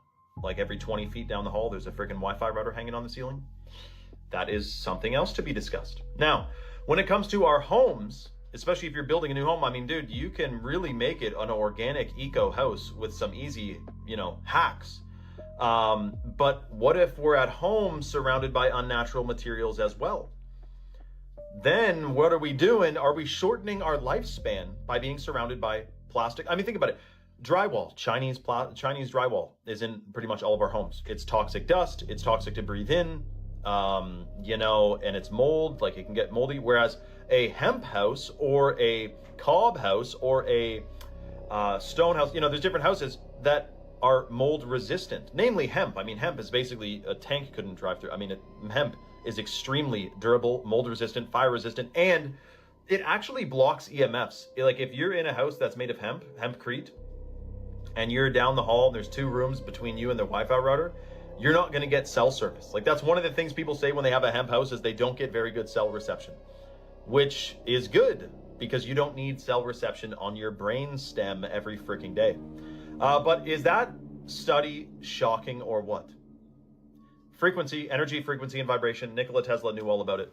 Let me know your thoughts in the comments below and follow for more. Very interesting. I haven't seen the study that he's referring to, but imagine if just the objects that surround you, like if we take for granted what he's saying, the objects around you have an effect on your body and its function. Now imagine the air, imagine the food, imagine the water, the drink. Because he's saying when you substitute wood for plastic, let's say, but what happens when you substitute, you know, a real compound from a plant to a synthetic version, right? So, yeah, and like he's saying, you have it at school, you have it at home, you have it at work, you have it in your car. So at the end of the day, are we outside of our element? Are we performing less than optimal?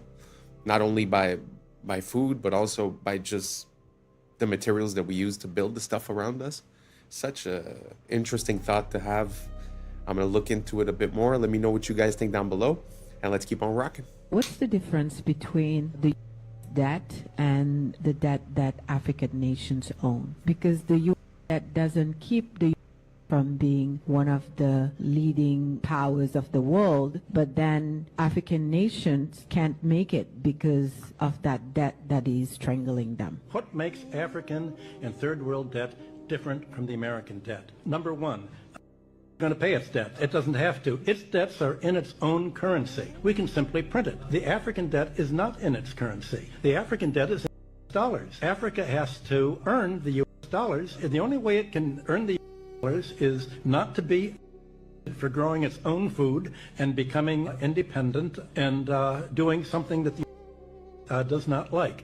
The principle underlying the foundation of the World Bank is that no country should grow its own food. Africa and the third world should only grow export crops. In order to have an oversupply of cocoa and other tropical raw materials to keep down the price, they must buy their grain from the or Europe, so that if they do something that we don't like, we can do what tried to do to China in the 60s. We can sanction them. We can say, we're going to starve you. We're going to not export any grain to you. So owing their foreign debt in dollars means that they have to somehow sell something they want, not what they want. I think the most evil organizations in the world today are the international.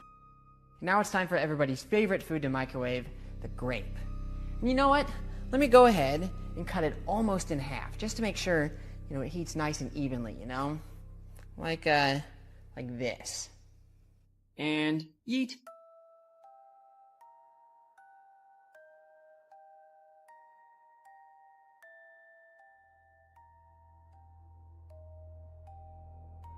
Unfortunately, the fragrant smell of roasted grape is hidden by the suffocating nitrogen dioxide fumes, which is the deadly brown gas left in the beaker there. Instead of cutting a grape in half, I just tossed in some unmodified grapes to see if I get the same result.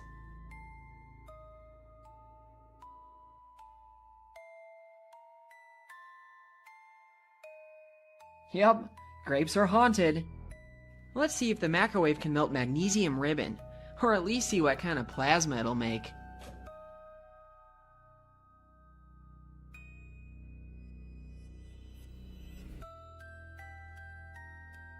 Not only did it melt and burn in there, but it also managed to show off some of its green spectral colors, which is in contrast to the white you get by simply burning it in air. Aluminum melts at only slightly higher temperatures than magnesium, but for the sake of curiosity, I'm going to toss some foil in there anyway. Alright, here goes nothing.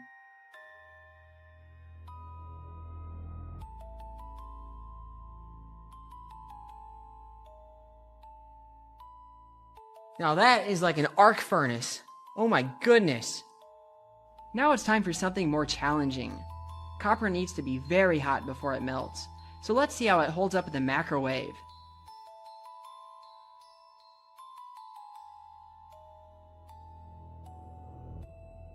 Oh yeah, It melted almost instantly. Now this also brings up an important point about the glass. It's actually astonishing how well these Pyrex beakers have held up to the plasma. The same cannot be said about this Pyrex bakeware. The difference is that the beakers are made from borosilicate glass, which has very low thermal expansion. Pyrex bakeware used to be made from this as well, but has since been changed to tempered float glass, and its internal stress patterns are easy to see in a polariscope. This change is unfortunate for home science, but it does make for less dangerous breaks in the kitchen, as it tends to explode into tiny bits as opposed to razor shards. Hello, my name's Jason. I live at 1776 Boulevard. We're here to talk about tonight. Excuse me, Jason? Yeah. What's your last name and what's your address again? My last name is Jason We the People, and my address is 1776 Boulevard. What city? Freedom City. Freedom City in what state? Michigan. So I know you're making all that up. Yeah, 100%, because I don't have to tell you anything, because it's my you know what that is? According to you need to learn the Fifth Amendment. I don't care about your article. According to Article 6, Clause 2, you're trumped. According to the rules of this city council, you have to give your name, your proper name and address, or you're not allowed to speak. So do you think your bylaws, because that's the way it's looking here, you think your little bylaws here remove me so I can sue out of the city. Do it, because I'll make sure you don't get no data center. Try 42 USC 1983, baby. That's my middle name. You want that name too? Now, back to this Fifth Clause. You can't use no takings clause, Einstein. Guess what? That's for public use. You understand that? You know what public use is? Sure ain't a data center. It's a park, an old folks home, something like that. It's the Fifth Amendment. Not that complicated. You should look into it. By the way, how does it feel sitting up there being a Benedict Arnold to all your people out here? Not one person supports this. How about this? Everybody up here's been asking who supports the data center. How about this? Who don't support the data center? Any other questions? Is there any other questions? Ray Charles and Stevie Wonder can see this one together. What remedy do you have for the first? You don't got none. So now land. Is there any foreign money involved in this? I'm pretty sure there is. Ain't Whitler in some hot water over that? Also, non-disclosure agreements. Bad news. I want everybody in this room who lives here to FOIA request every single non-disclosure agreement from any council member, mayor, anybody in this city. You need to FOIA who has one. You won't be able to see what's on it, but you'll be able to see who has one. And then at that time, we got a real conflict of interest, don't we? I think we would. Next thing, who are you having come in here that's putting these underground generators? Oh, you're not. You got these big old power lines going in right now that everybody's talking about. What's that? I mean, have we already made our minds up? Huh, seems that way. Well, anyway, here's your people. Have fun. Kudos to him for raising his voice, but it's pretty crazy. It feels like we've gotten so far from the beginning of this experiment, of this freedom experiment, of, you know, the Constitution and the rules on which we were based, and now everything is so convoluted with policy and rules. And like he's saying, you know, he's like, well, you could have all these rules, but it shouldn't trump my, you know, my Constitution Amendment rights, right? So it's very interesting to listen to him talk, and he brings up a very important point as well. How is it possible to have people representing you and working for you that are allowed to sign non-disclosure agreements with these companies? And then afterwards, they decide on if they get to build or not, but they can't really tell you all the information that they're privy to. So if they're a representation of you and they know something, but they can't tell you, I really don't see like how that can work. I don't know. Let me know down below if you guys could shed some light, and let's keep on rocking. This guy, tragically, from falling off a balcony. He was also obsessed with bioengineering. So he had all of these scientists that he would donate money to their charities, and he would have them work on things and stuff. But what I heard, and this is completely unsubstantiated, but I heard it and I thought it was fascinating, was that he also had these same guys, because they were and everything like that. He had them design a novel That was his switch. Basically, that was his trump card, which is like, I don't go to jail or I release this. And it's like one of these things where if I don't keep entering in a thing every 30 days, I die. In October or November, his switch went off, and that's what introduced into the world until it became what we do today. I don't believe it. I don't. I'm with you. I don't believe that for a second, but that's a goddamn great. I love it, and I'm going to spread it as much as I can. That's crazy. Are you the... Maybe one of the benefits of me talking to you today is that you'll see that maybe not everything is true that you've heard about me. Of April 19th, 1995, a decorated Gulf War combat a truck bomb that he didn't build in a Ryder truck that he didn't rent with the help of a passenger who didn't exist. Having just gotten away with soil to date, the Fort Bragg trained Special Forces sheep drip dropout blended in with the crowd by making his getaway in a car without a license plate and was immediately pulled over. Was the supposed target of the attack, but luckily all of their agents were out of the office that morning. Later that day, the declared, "We will find the people who did this. And when we do, justice will be swift, certain, and severe." Except for John Doe number 2. John Doe number 2. John Doe number 2. who, never existed. In McVeigh's unprecedented 3.5-week trial, the prosecution didn't show the CCTV footage of him and John Doe number 2 parking the Ryder truck. Didn't explain why 24 separate witnesses mass hallucinated the existence of John Doe number 2. Didn't explain why the Army was storing Ryder trucks at Camp Gruber. And didn't talk to who blew the whistle on the plot. But they did collaborate with us, and they did convict McVeigh as the lone wolf bomber and Terry Nichols as his bomb-constructing accomplice. Still, a bunch of crazy conspiracy theorists, including 300, insist on talking about facts and evidence and refuse to simply believe what they've been told a million times by people in tailored suits with well-coiffed hair. They quote the and the inventor of the neutron bomb who point out the physical impossibility that the truck bomb did the damage to the building, but that doesn't matter because if there were that day, we would have heard about them. The second found and diffused. I think he said another bomb. The Justice Department that a second has been found. They then found a third was also larger than the first. And I see another. So apparently they're going to try to get out that. The FBI claims to have lost the footage showing McVeigh and John Doe number 2 parking the truck in front of the Murrah building that morning, but that's understandable because the Bureau has a lot of important evidence to store. Terry Nichols insists involved in the plot, but thankfully a judge just saved us the trouble of listening to him by preventing lawyers from deposing him. Truck parked across the street 2 hours before the blast, but that just shows the authorities were prepared for anything. And other documents obtained by 2020 show that someone called the executive department in Washington and said the Murrah building had been, but this was 24 minutes before the. But that just shows the public was unusually vigilant that morning. Also, Apparently, Governor Frank Keating's brother, Mark, had been working on a novel about a stranger still. One of the characters in the novel was named Thomas McVeigh. But that's probably just a coincidence. McVeigh wrote a letter to his sister where he admitted to being a secret special of the pain in his ass from an army. That's crazy because if he didn't actually leave the army in 1991, there would be proof of that. McVeigh was not executed on May 16, 2001 as scheduled because he had failed to turn over thousands of pages of evidence to McVeigh's defense attorneys. But the execution went ahead on June 11th. In a highly unusual and secret agreement, no autopsy was performed. One witness said he was still breathing, and the prison officials admitted his hearse was a decoy. Then, the case was officially closed. And if you question any part of this story, you are a paranoid wingnut birther truther tenther prepper conspiracy loon who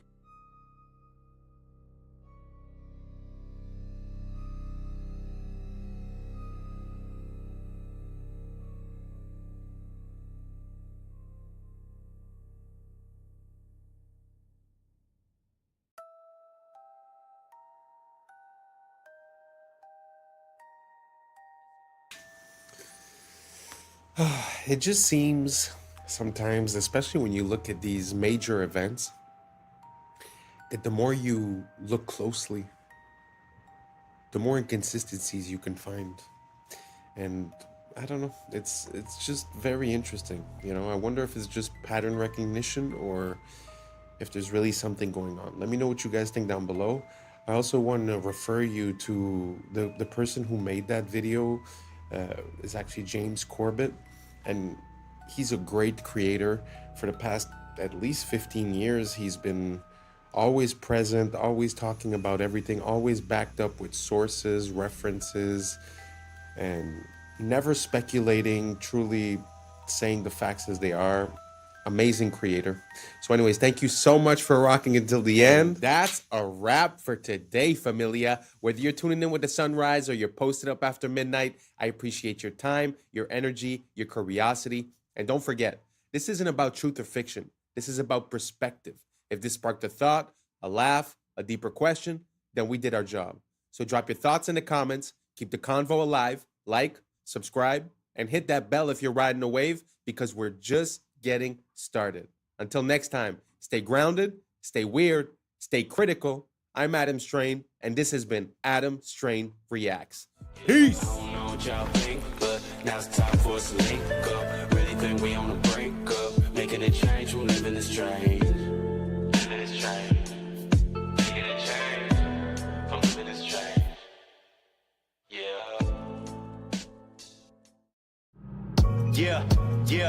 Yeah. I was sleeping, had to wake up. Why? Every reason I can think of. God, till the day I keep the ink up. What's up, YouTube? Today, we'll be looking at disturbing TikToks that'll make you question reality. But before we jump into it, I want to say thank you to each and every one of you that's listening right now. We just hit the 4K subscriber mark, and I am so proud that we could do this together.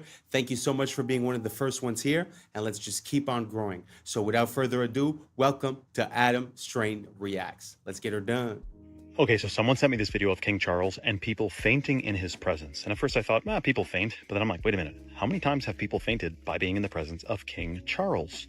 And what is with that? Now, we know about this strange painting and everything. I'm not going to talk too much about that. But all I will say is the age-old explanation for this is that people tend to faint in the presence of demonic or satanic activity. I will say, if you were to just ask someone what kind of vibes this portrait gives off, I don't know that you could say it's love and light. In fact, it looks bloody. And again, we saw what happens when you invert it, duplicate it, and match them up together. What type of coincidence would that be? And what is with the very interesting history of the royal family anyway? And what makes their bloodline enable them, or rather give them the power to rule over others? I'm not sure I'm really buying this whole story. Side note, by the way, we're all familiar with inheritance taxes, where when someone passes in your family, you don't just get all their money. The government gets a big cut. Of course, taxed here, taxed there, and even taxed when you bite it. Well, King Charles is not paying any inheritance tax from the Queen passing because of a law, and they don't want the royal wealth to be salami sliced away. So once again, we have another example of rules for thee, but not for me. How dare you try to get around paying inheritance tax? One advantage with the airship. I put this in because I find that we're so used to talking about secret societies and about governments that I think sometimes we overlook the power of the royal family or the crown. Because if you think back at a few years ago when there was the COVID, when you think about it, the Commonwealth countries were the worst ones, were the ones that were on the front of taking people's rights away. So, Australia, England, Canada. So when you think about it, there's kind of a correlation. So I know that it's not something that's very popular, but I'm going to start looking into a bit more the connections between the royal family and what goes on in the world. Do you guys see a link between the royal family? Do you guys think it's overlooked, or do you guys see a lot of that maybe I don't see it? Let me know down below, and let's keep on rocking. Is the fact that you wouldn't need a runway. They could dock these things, and that's why people start to look at some of these old buildings and some of these towers. Were they meant for docking an airship, and then they would get into the building from the ship? What they try to show you with modern blimps is you have this big old balloon thing, and then you have this tiny little carriage under it. Most of the structure of the blimp is just where gas is at. And then you have like a tiny little cockpit that everyone rides in. But if you see like the diagrams of these old airships, you could move all in and out of there. You could imagine would be like a floating cruise ship. So as soon as you get on, you kick your feet up, you go get something to eat, and you go hang out and have a cocktail if that's your deal. And then you can kind of hang out and look out the window and see all the cool stuff. It seems like a more elegant, more sophisticated way to travel. I would be all about that. Like, yeah, because you imagine if you were just going, okay, we're going to fly across America, go from New York to LA, and you're not in a rush. Because part of the journey is actually, this is fun. Yeah. But traveling's not like that today. But we're the advanced ones. The government of Turkey claims they have found the grave of Noah. This is a normal human thumb bone. Underneath is a giant human thumb bone. This was found right near Mount Ararat in Turkey. People say 1 man and 3 boys could not build a boat that big. Oh, you didn't see those boys. Hey, Bubba, bring me that tree, would you? There's a jawbone in a hotel in Turkey on display right now, 6.5 inches across the TMJs. Any one of you could put your head inside and rattle it back and forth inside the jawbone. The legend in Guam is that giant people built the latte stones there. Who is moving these giant rocks anyway? That's a camel in front of it for scale, folks. In Wasaki, Wisconsin, 100 years ago, giant skeletons were found in a burial mound. One of the skulls was 3 times the size of ordinary humans. In Walkertown, Indiana, 8 giants, ranging from 8 to 9 feet long, all wearing heavy copper armor, were found. Through the bungling of the diggers and the disinterest of the museum establishment, the discoveries were scattered and lost. The Smithsonian has been very active in hiding discoveries about giants because it goes against the evolution theory. See, evolution says we started off tiny and we're getting bigger and better and stronger and smarter. This video is going viral out of Florida right now when unknown people are seen spraying something into the water by airboat.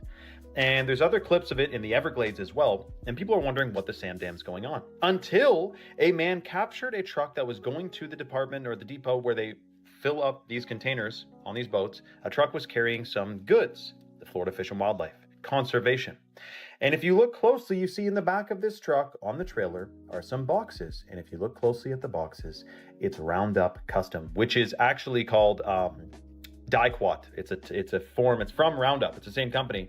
And it's one of the most toxic chemicals known to man. Now, this guy is exposing, that's the one who captured the video. Turns out they're spraying this to try to get rid of an invasive plant. But the problem is that it also literally destroys almost every other creature in the water, right? So we have fish floating up, we have turtles floating up upside down, rotting. It's totally destructive, but of course it's for your safety, it's for conservation. We're not trying to intentionally poison the food, air, and water supply to destroy the natural world, to rebel against the natural world and against who created this world. No, it's for your safety, you fool. Absolutely insane. You have to do a deep dive onto this stuff. It's called Diquat, and they're spraying it all over the place, again, because they want you safe. And if you think otherwise, you might be a conspiracy tinfoil hat nutter. Roundup, the same company who made, well, no big deal, a couple different chemical agents during world wars. Let's just say that. Spread the word. We got to wake people up to this. Otherwise, it's a very unfortunate future where our whole situation is, well, polluted significantly, put it that way. Recently, there's also been many sinkholes that have appeared everywhere. So I don't know if you saw in China, there was a sinkhole, and going back to the hollow earth theory, how in China they found in the sinkhole a forest with trees and species that we would have seen in like 200 years. Oh, yeah. So it opened it up. Exactly. So look, and there's more. So there's one in Detroit. A guy got his car stuck in a fat sinkhole, like one filled with water. He didn't even know it was there. Lower Nazareth, there was one in a farm field, right? New York, and even places like Turkey and wait, how is this not on the news? I don't know. It's not on the news. It's literally on, like, you have to search for it. Damn. So there was a ski resort in Russia that had a big one too. Yeah. And so I have a theory that since there's all these sinkholes, that means there's evidence of cities and tunnels underground, and that they've expanded so much that the land that we're on right now is sinking into those. Oh, and you know why it connects to the aliens? Because those tunnels are for the upcoming alien attack. Like, people have been planning this to exit out. But it's been exposing itself. Like, the world has been exposing itself because they're expanding it. So like the hollow earth theory, how the advanced civilization is under us. Yeah. Have you ever thought about why structures in Europe, Asia, and even America share the same distinctive features?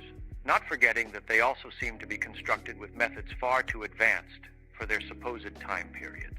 It raises the question, is our historical timeline accurate, or has it been completely fabricated to hide something, or were they all built by the same architect? This is where it gets crazy. There was a colossal empire named Tartaria that was a highly advanced civilization with technology and knowledge far beyond even our current time. They have even been credited with the construction of the Great Wall of China. But it gets even more unsettling. What if the dates on these buildings are wrong? Imagine if that number 1 wasn't a 1 at all. Our history could be off by 1,000 years. The current timeline is a lie. In the late 1800s and early 1900s, they held events called World's Fairs to use as cover-ups to demolish our advanced past. Many recount that these structures were wiped out days after the events.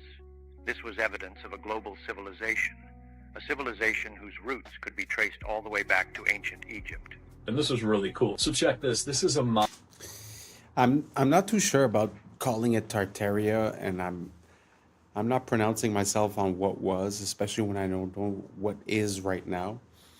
But what do you guys think about the fact that in different places around the world, we really do find similar structures, whether it be the megalithic structures or whether it be like what we would call Greco-Roman, which we find some in Japan, we find some all over the place.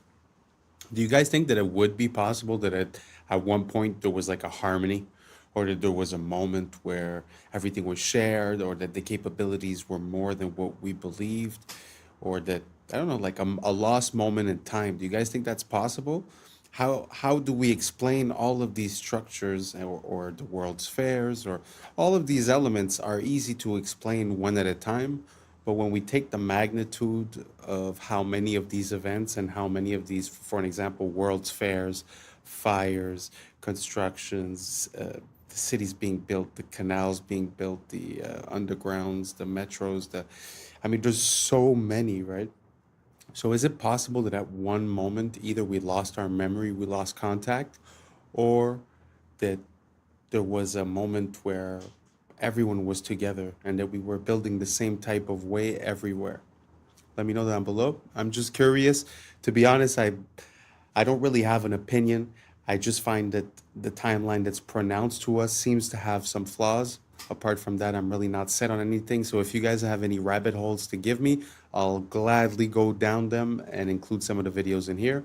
So let me know down below, and let's keep on rocking. Mazda bulb. The old Mazda bulbs would last 120 years. So what GE and the companies did who run the light bulb companies is they took this original bulb, they had engineers reverse engineer it so that they can make the light bulb break down faster so they could sell more light bulbs. Because the original Mazda bulbs would last 120 years. The original incandescents, the Centennial incandescent, you can look this up, it's in California. The Centennial incandescent is also still burning for over 120 years. So your light bulb, when they tell you like, oh, LEDs are going to save the earth and whatever else, we already had the technology. The light bulbs that could last 100 years have already been here. LEDs, most people don't know, were made by IBM and also by Monsanto. So when you're bringing an LED into your home and putting it above your head and doing all that stuff, what you're doing is you're bringing in a bulb that was designed by a computer company and a toxic pesticide company. So you can imagine what that's going to do to your body. It's going to give you brain fog, it's going to give you fatigue, it's going to cause blindness, cataracts, mess with your hair. Kind of makes all sense.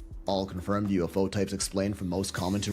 I suppose we could say that that's the limitation of what we call capitalism. Because if the goal is to make money, it does make sense that selling you more of the same item because it doesn't last as long would give me more benefits at the end of the day. But it's just sad how we lost the pride of making something that works and that's functional and that's unbreakable. And I find it so sad. Can you imagine the fact that we had 120-year light bulbs and that we decided to change it so that they last 1 year, so that you would buy maybe 1,000 light bulbs in your lifetime instead of buying 10 or 20, let's say. It's a pretty crazy thought. Do you guys think there's any other things that are like that got sort of manipulated so that they last less? If so, let me know down below. Now let's keep on rocking.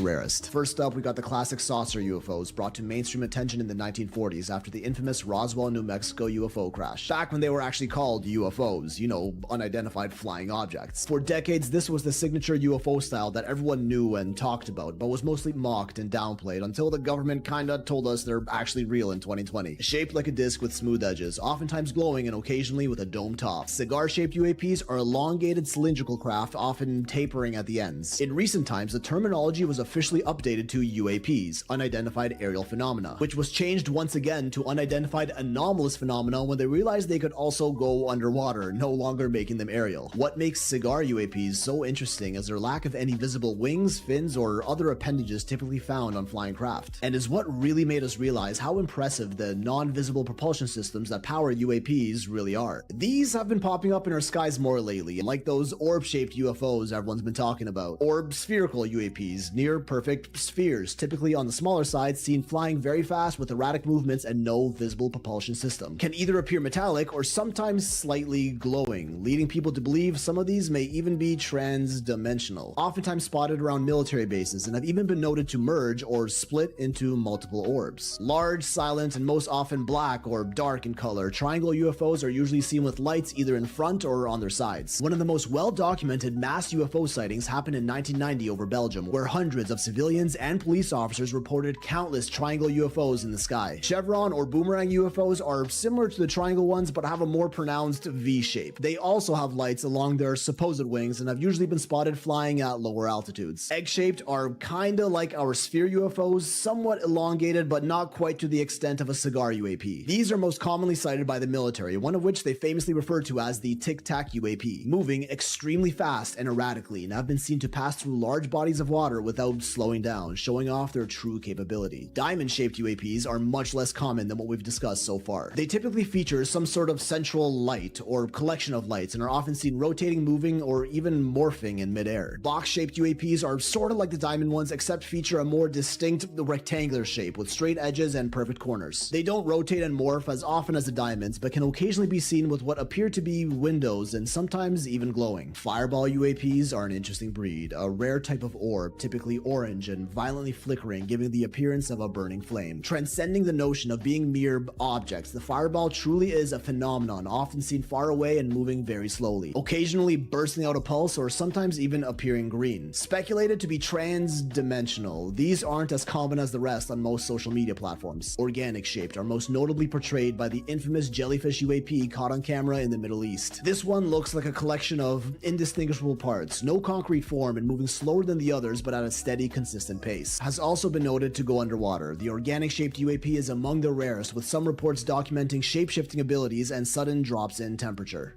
What if God is actually... I don't know. I must say that even if I was like Mulder from the X-Files and I would say I want to believe, I have a hard time taking any of that seriously, because how would it be that these beings from another dimension or whatever would be so close to us all the time, but we would just never see them and never come to contact with them? I'm not convinced. I'm really not convinced. So if anyone has any smoking gun proof, please send it to me. Please tag me. Let me know. I'd be very curious to see. But to be honest, until now, everything that's UAP, UFO, I'm having a hard time to go with it. I believe way more in the project with the beams that are blue, that would be used to exert control, you know.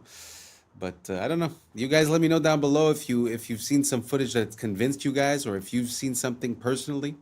And yeah, maybe I'll take a look into it and see if I could get convinced. Let's keep on rocking. Water. What do you mean? So, you know how we say God is everything, right? Mm-hmm. Now, if you, in a sense, like everything around us is what? There's water. There's water in the air that we can't see. Yeah. There's water inside you. There's water inside me. Yeah. There's water in every single thing that lives, right? Yeah. Now, when there's a lack of water, if you look at a desert, if you look at a wasteland, right? Yeah. What is there? Usually death. Oh. Death because lack of water. Yeah. And it's very hot. Like, Damn. hell. And now, check this out. In the Bible, Yeah. when Jesus said he was tempted by the devil, where was he? In the desert? In the desert. And he was looking for water. That's just like a religious theory, but take it Yeah. for what it is. That I just heard that on TikTok. Yeah. So is Dubai where men sell their soul? Nah. No. Because what is around Dubai? Just bare desert. What do desert. the OnlyFans girls do there? They literally sell this. They eat poop, fam. Bro, that's the most selling your soul for some Bugatti. If I would never eat poop in my life, dog. Here's how the elite are scamming you into drinking tap water. Check this out. They selling tap water, y'all. They I are don't know indeed. if nobody told y'all, but they've been selling tap water in the packs of water that we've been buying. Originally discovered because of a town north in Michigan having to fight Nestle for stealing its local water, it has now been revealed that over 64% of bottled water in the U.S. is tap water. Two brands most notably stood out for contamination: Walmart Sam Choice and Giant Foods Acadia. Other brands found to have tap water include Dasani, Aquafina, Nestle Pure Life, Kirkland, Propel, They are scamming us. Essentia, life water, And they know it. water. And for my own protection. Allegedly. People are just finding out why they definitely should not be making their bed when they first wake up. I am sure by your parents, since you were young, you've all been told the first thing you need to do is make your bed in the morning. But actually, that is one of the worst things you can possibly do. When you've been in bed all night, it's not the cleanest place in the world by the morning, of course. It's going to be filled with bacteria, sweat, and just everything that you've kind of sweated off in the night. Now your bed is basically just infected with a load of bacteria that attracts these guys, dust mites. And yes, unfortunately, there are probably thousands of these in your bed right now. Now, these guys like warm, dark, sweaty, dirty places. Nice. So when you first get out of bed in the morning, that's when they're going to come crawling because the bacteria is right there for them to scran. If you make your bed when you first wake up, it is freshly dirty and you are literally trapping them exactly where they want to be. Meaning they're going to be living in there and your bed's going to be far worse by the time you go back to bed that night. So the best thing you can actually do is leave your bed messy for a little while, like an hour or so. This will expose the mites to sunlight and warmth, which will basically kill them. Then you can go back and make your bed and it will be perfectly clean for when you go to bed that night. Y'all, something big is taking place in the Pacific Ring of Fire, and I've been talking about this for quite some time. You know what I'm saying? The Pacific Ring of Fire is like the womb of Earth, okay? And now we have all these earthquakes popping off in the Pacific Ring of Fire. Nobody's talking about it. And now we have Mount Luotobi, the volcano, just erupted for the umpteenth time this year. I believe in July and August, and now we are in October, and yet another eruption. What's happening? A volcano in Indonesia, Mount Lewatobi-Laki-Laki, erupted today, sending a massive plume of ash as far as 6 miles into the sky. The country's volcanic agency raised an alert to its highest level and evacuated nearby villages. Thick ash blanketed homes and farmland, forcing farmers to halt work. The volcano has been quite active of late, erupting in both July and August.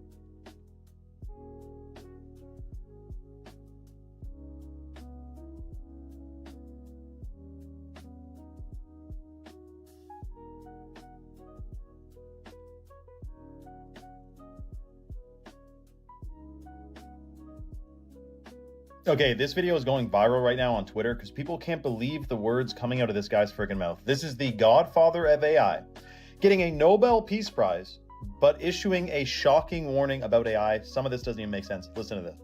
Your Majesties, Your Royal Highnesses, Excellencies, dear laureates, ladies and gentlemen.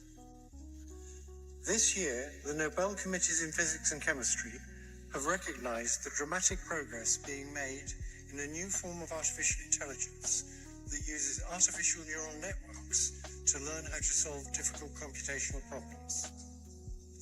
This new form of AI excels at modeling human intuition rather than human reasoning, and it will enable us to create highly intelligent and knowledgeable assistants who will increase productivity in almost all industries. If the benefits of the increased productivity can be shared equally, it will be a wonderful advance for all humanity. Unfortunately, the rapid progress in AI comes with many short-term risks. It has already created divisive echo chambers by offering people content that makes them indignant. It is already being used by authoritarian governments for massive surveillance and by cybercriminals for phishing attacks. In the near future, AI may be used to create terrible new viruses and horrendous lethal weapons that decide by themselves who to kill or maim. All of these short-term risks require urgent and forceful attention from governments and international organizations. Okay, so we have the same situation with Elon Musk. He talks about how AI is the greatest threat to humanity, and he continues to pioneer AI technology, human implantable brain microchips, and all this. So we got this guy talking to a bunch of seniors about AI, like they really maybe know what's going on. I doubt it. And he's saying, be careful, this will create new viruses and basically destroy humanity. So we're at the part of the movie where it's like, should we shut it down then? Dude, This AI thing is 100% part of the plan to eventually enslave humanity through digital control. The bars of this prison are invisible. They're intended to be invisible because then there's less pushback. You think you're free, we think we're free, but we're in a prison without bars, and it's a very shocking situation, and they're about to ramp up the security with AI, digital ID, and this currencies, digital currencies. But I can tell you this, I have full faith we will win. This is a plot against humanity. Humanity will absolutely prevail. I have 100% faith. I'm not even being positive, like, ooh, I hope we win. It's already done. It is already done. We have already won 100%. Comment for more, for part 2.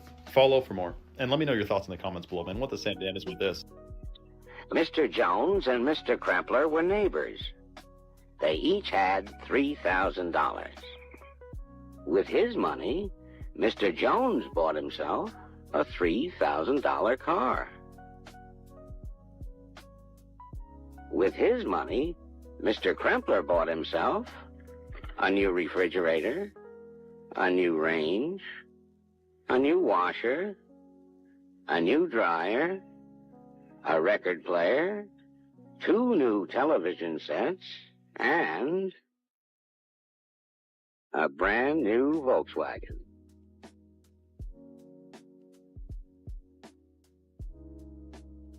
Now Mr. Jones is faced with that age-old problem, keeping up with the Kremplers. Have you been down the lead paint rabbit hole? Isn't that crazy?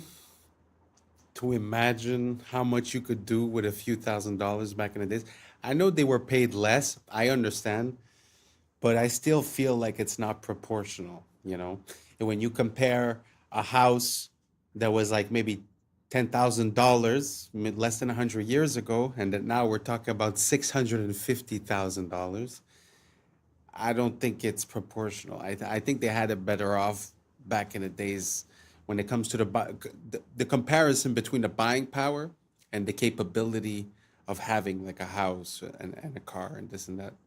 Because even when you think about it, all the sitcoms from the 90s, well, not all of them, but most of them, or like The Simpsons and stuff like that, the father and the mother, most often not, didn't have that high paying jobs. Often the mother would stay at home and the husband was doing a trivial job, but somehow, you know, he was worked at a factory or worked as a mailman or some stuff like that.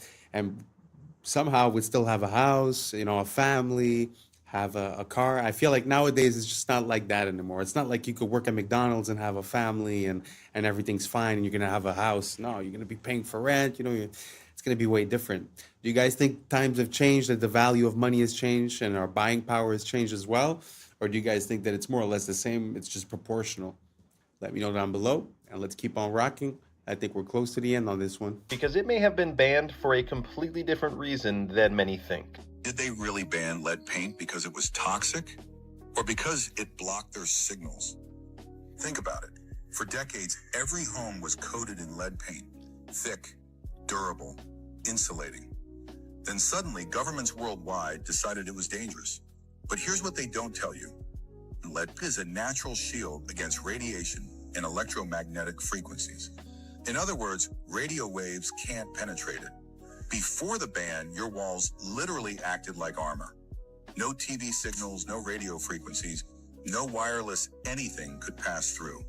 And then, right as wireless communication exploded, radio, television, early radar, the health panic began. Convenient timing, right? They told us it was about safety, but the studies linking lead paint to poisoning? Most came from industrial smelting, not house paint. The numbers never added up. But what did add up was control. Because once the lead came off the walls, the signals went in. Every home became a receiver. Every person became a node in a connected network. Was lead paint banned to protect you or to make sure they could finally reach inside your home? Okay, so the crazy part about this, by the way, is we had Xfinity, a Wi-Fi company, has a new feature called Wi-Fi Motion. And they can use, if your Wi-Fi is on in your home, you can use it as a motion detecting device to know if someone's in your home when they're not supposed to be, or just detect motion in general. And we know that we're using the one side of the internet or of a Wi-Fi signal, but there's another side to it. There's another door, you could say. We're using the front door. There's a back door to it. And I'm talking the same way with frequencies from cell towers as well. We're talking about a sophisticated surveillance system that is wireless, that can see everything that's going on. Now, what would happen, do you think, if they were spraying on us in the sky nano sensors that interacted with the frequencies? Picture a hologram, a desk, you got a big desk and it's a hologram of a real-time battle. Think of Star Wars when they're watching the battlefield on a hologram, seeing it in real time. Let's just say that was based on something that you can do if you have a bajillion sensors and frequencies blanketing the area. It's surveillance, dude. You know what? It kind of makes sense, you know, with all the signals that we're sending from the Wi-Fi to the sonar, the AM, the FM, all the military frequencies, the CB, the radios. I think we're oversaturated. So, you know what? Like sometimes I think to myself, like, man, I wish it wasn't wireless. I wish everything I had did have a wire in one way, you know? And I wish I did paint my house with something like lead paint so that I would protect myself. Because at one point, if everyone's signal is passing through you, especially if you live like in a condo or an apartment complex, I mean, you open up your Wi-Fi and you see that your phone is being hit by 40, 50 different signals at the same time. And that's just what you know about. So I don't know. Makes me think of like a microwave or something. Do you guys think the same thing? Do you guys think that maybe we should go back towards wired instead of wireless and try to cut out the frequencies as much as we can? Let me know down below if that's been something that's been part of your awakening. And this is the end of it. Thank you so much for being here. And that's a wrap for today, familia. Whether you're tuning in with the sunrise or you're posted up after midnight, I appreciate your time, your energy, your curiosity. And don't forget, this isn't about truth or fiction. This is about perspective. If this sparked a thought, a laugh, a deeper question, then we did our job. Drop your thoughts in the comments. Keep the convo alive. Like, subscribe, and don't forget to hit that bell if you're riding a wave, because we're just getting started. Until next time, stay grounded, stay weird, stay critical. I'm Adam Strain, and this has been Adam Strain Reacts. Peace. Now's the time for us to link up. Really think we on the brink up. Making a change, we're living this strange. Living this strange. Making a change. I'm living this strange. Yeah.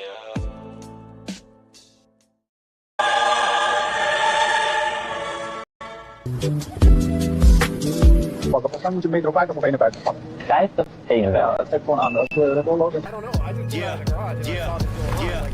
was sleeping, had to wake up. Why? Every reason I could. What's up, YouTube? Today, we'll be looking at disturbing TikToks that'll make you question reality. So without further ado, welcome to Adam Strain Reacts. Let's get her done. Since World War II, there's only been 7 countries that did not have a controlled central banking. Now, if you take a look at the names on that list, you will notice they all have something similar or in common. After World War II, the United States has been to war with all of them. And I can't put my finger on it, but I just know there has to be some reason for that.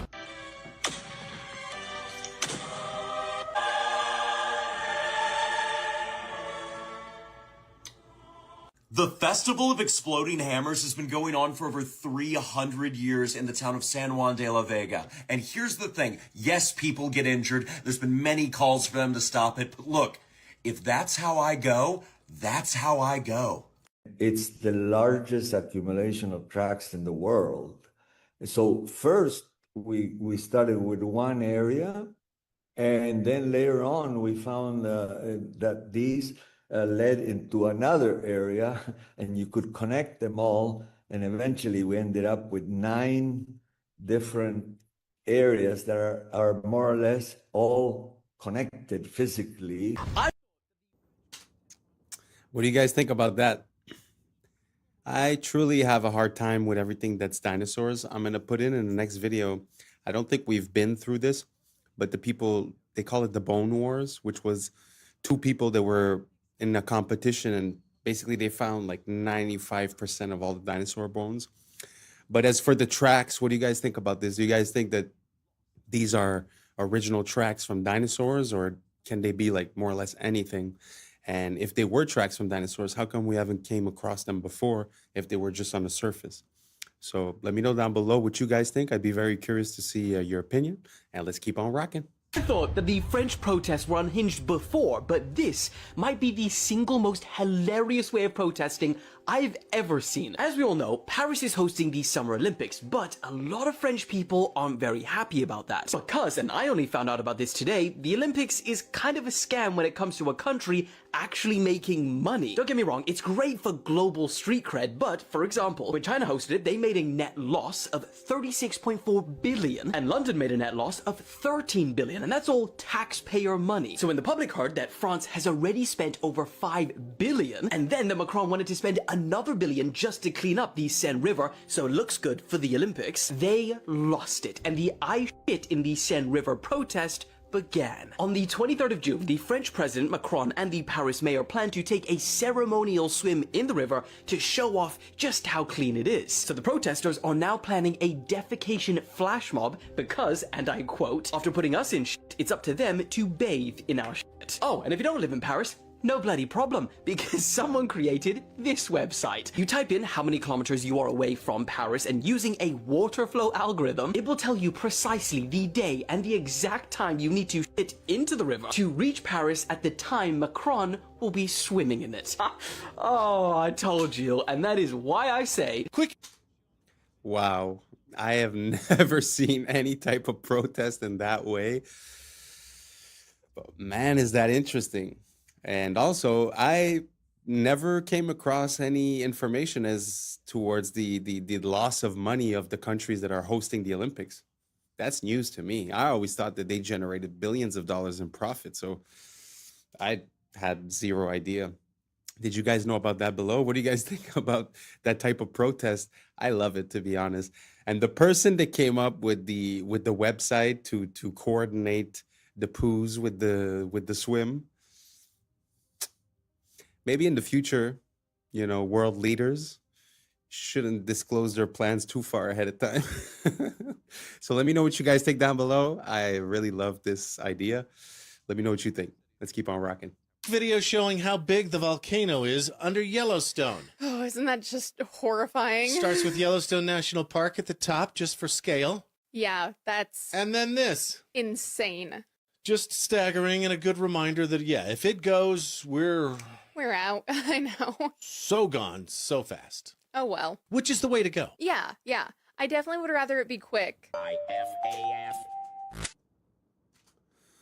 What do you guys think about that? Do you guys think that the Yellowstone volcano might be about to pop? Is that why everyone's building bunkers underground? But this parallel that I'd like to make is that when you look through history, or even in the past 20 years, or even in the past 100 years, it seems like it's always about to be the end of the world.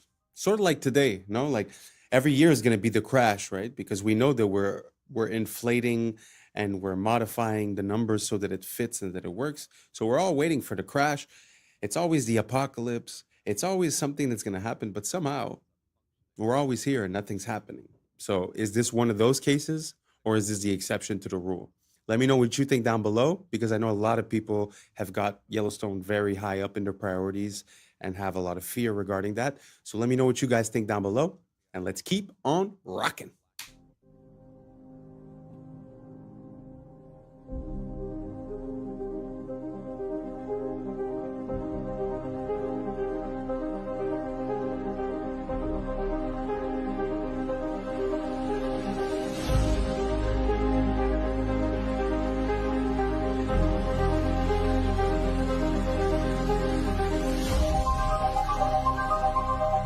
Four cities. Wow, I didn't know we were that ahead with the surgery stuff. How would you guys feel if you went in for surgery and you were underneath that robot? Do you guys feel better about that? Taking away the possibility of human error, but would that leave, possibility for machine error or loss of power or any other? I don't know. What do you guys think down below? Would you rather have a human or would you rather have a machine conducting your operation? I'm very curious. I'd like to know what you guys think about this. Write down below. Now let's keep on rocking.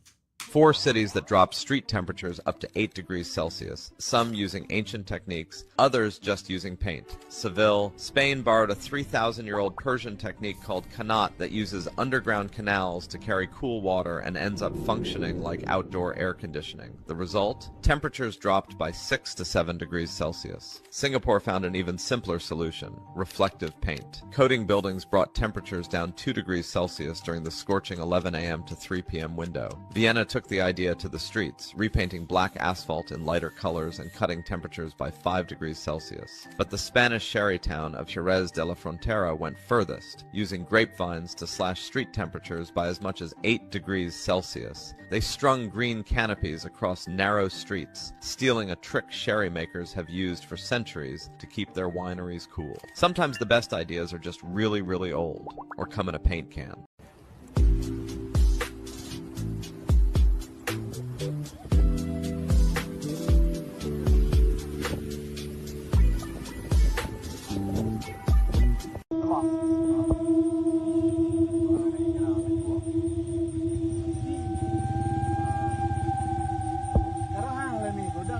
This makes me extremely uncomfortable that I now know that snakes can do this. Could you imagine running up a tree away from one of these things and then you look down and see it doing this? So yes, a new fear has been unlocked. So thank you, Internet. I can always count on you to provide me with unwanted trauma. Something happened here that will likely never be replicated for as long as the human species exists. This occurred during a baseball game, but even if you're not a sports fan, you will understand this, and you will understand why what happened is just wild. It was August of 1957, and at the plate was a Hall of Fame batter named Richie Ashburn. He swings at a pitch, he fouls it off, and the pitch goes into the stands and hits a fan, injuring her. The fan was named Alice Roth, and the ball hit her so hard that it broke her nose, and they had to stop the game. Like, just imagine the silence falls over the crowd. They stop play, and paramedics had to get her out. She was there with her grandchildren, and get her onto a stretcher, and everyone's watching as they take her away from the stands. So they're hauling her away, covering her bleeding nose, probably taking her into that tunnel right there. They resume play, and on the very next pitch, Richie Ashburn hits another foul ball that flies into the tunnel and hits that woman again while she's on the stretcher being taken out of the stadium. She recovered fully.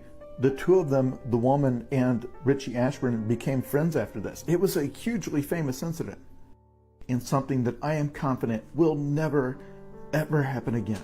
Wow. I guess some things are meant to be, you know? Like, what are the odds of you being struck twice? But what's so beautiful about that in life is that somehow, you know, a friendship came out of that. So it's a bad for a good, you know? I guess it's fun sometimes to have stories that have happy endings. Let's keep on rocking. Today's episode of Random White Acts of Danger, we basically have the most dangerous ski run I've seen in my entire life. Margin for error, you guessed it, death. My boy, left, right, it's over. You see how far down that is? My hand's over here sweating just watching this shit. A little bit to the right, cooked. You splattered down beneath. How do you even get up there? And as you can see, this is the trail not taken. My boy's the first person to ever do some dumbass shit like this. White people, I found your ski leader, but I don't even know who his name is. Look at this. What's happening? He looking back up, shit look like the top of Mount Everest. How the fuck do you even get down? You know what I'm saying? I'm so scared for him. Like, what type of ski training, all of a sudden you're like, you know what, I'm about to go ski off the top of a mountain. My boy looks like the edge of the world. Doesn't even look like it's possible to go down, and that's the way he's going. The amount of skill this shit must take, my legs is tired just watching this shit. Oh my goodness. Man, white people, different breed, man. You guys, so okay, there's some footprints. So he must have hiked up this way. Now he skiing all the way down. At least now it's almost like, nope, it's not even a normal ski. Look at all these rocks. My death count, by the way, I'm at least 20. I would have started an avalanche, probably never been found. Look at this shit. Oh my goodness. Nah, bro, How do you get the idea of like, you know, I'm gonna hike all the way up to that mountain, I'm gonna ski down, even though it doesn't look possible to ski down. Why? Because I'm him. The fuck? Statue, he needed. Mag ik wat vragen? Als ik naar Amsterdam Centraal wil, kan ik dan het beste naar... De metro. De metro, niet de trein pakken? Nee, de metro, dat is vaak sneller. En dan gewoon de Noord-Zuidlijn. Ja. Of die naar Centraal Station. Als ik naar Centraal Station wil, moet ik dan de metro of de trein nemen? Je kunt allebei nemen. Ja. Maar moet je snel zijn? Ja. Moet ik de metro of de trein pakken? Je moet de metro pakken. Volgens mij moet je metro 50 of 51 pakken. 50, 51. Ja, het geeft gewoon aan. Als je rechtdoor loopt, dan zie je de metro. Ja. Of metro 52. Dus klopt het dat je orthodontiepraktijk van Schiedam? Ja? Ja? Klopt het dat je Floor heet? Ja. Ja. Van Grunsten? Ja. Ja. Bent u Helene? Ja. Helene Wachters? Ja, toch? Van Eden McKellen? Ja, klopt. Hoezo? Heet u Wijs? Ja. Basharat? Ja, klopt. Ja. Oh, wat ben ik jou uitgevonden? Of dat u jurist bent? Ja. In Venture Capital? Onder andere, ja. Ja? Ja. Ik heb dus een bril waarmee ik gezichten kan scannen. Ik zie aan je dat je er wel zit. Nou, inderdaad. Ja. Oh ja, ik zie dat ding al inderdaad Ja. gaan. Oh, ik zie er ook een lampje aangaan. Holy shit. Op die manier informatie te krijgen over mensen. Ja. Voelt bij mij nog niet oké. Ja. Ik bedoel, het is de tijd van tegenwoordig. Ik bedoel, digitale wereld. Je verwacht dit gewoon. Je verwacht het gewoon. Ja. Maar voor jou in. Ja. That gave me chills because the possibilities with that are pretty endless. Imagine, I don't know, off the top of my head, imagine scammers, imagine police, imagine, due process is gone. You have access to way too much information. It's very interesting. It's very interesting. Imagine if you cross-reference with the person's Facebook and they took a picture outside of their house. You now have their address. You now have their family members. I mean, the possibilities are pretty much endless with what you could do with that information. As for, let's say, fraud or misappropriating the identity. Very interesting. What do you guys think? Do you guys think that it makes sense that we use AI in this type of fashion? What's the future of this technology? What are the applications that we're not seeing yet, but that might be a problem in 1, 2, 3, 5, 10 years? Let me know what you guys think down below, and let's keep on rocking. In the 1990s, there was a conspiracy theorist with a public access show where he ranted about crazy crackpot theories every single day, and nobody took him seriously. But then after he died, it turned out he was right about everything. In the late 80s and throughout the 1990s, there was a man named Clay Tiffany who had a public access TV show called Dirge of the Charlatans, where he would sit for hours on end and just rant and ramble about all kinds of conspiracy theories about elite government corruption within the city. He would talk about judges laundering money through nonprofits and NYPD officers falsifying to throw people in jail, and members of the NYPD acting as roving and enforcers for the mob. But then something happened to Clay Tiffany. In March of 1997, he was pulled over by an NYPD officer named Nick Tartagliani, who said that he had seen Clay Tiffany's show and wanted him to stop talking about the NYPD, and that he was connected to the mob, and if he didn't shut up, he would have him taken care of. Or at least this is what Tiffany claimed the following day on his show, where he talked about the incident. And as Clay Tiffany claims, the next day after this broadcast, Nick Tartagliani showed up at his house, threw him against his police cruiser, arrested him, and brought him in on some made-up disturbing the peace charge. But Clay Tiffany was not going to be bullied, and he would not give up. So the next several years on his show, he did a full investigation of Nick Tartagliani, sending in a bunch of requests with the Freedom of Information Act to the government to get documents about him. And he dug up a ton of dirt, like multiple police brutality reports, a bunch of excessive force complaints, and unexplained departures from dozens of his previous police jobs. And in response, Clay Tiffany claims that he was attacked and brutalized by Nick Tartagliani and his cop buddies multiple times throughout those years. The first incident, he was attacked outside of his home again. The second incident, incident, he was thrown to the pavement and beaten outside of a town meeting. And the third incident, he was beaten so badly that he was hospitalized for weeks. Tiffany ended up suing Nick Tartaglione. He didn't win, but there was an undisclosed sum settled out of court. But more importantly, he had lost any credibility that he ever possibly had because of these repeat accusations of Nick Tartaglione, and people started actively calling for his public access show to end. So in the early 2000s, that's exactly what happened. The show ended and Clay Tiffany disappeared from public life. And in 2015, he died from heart failure. But in 2016, Nick Tartaglione was arrested for the of 4 men in a drug trafficking job gone wrong. Clay Tiffany was right.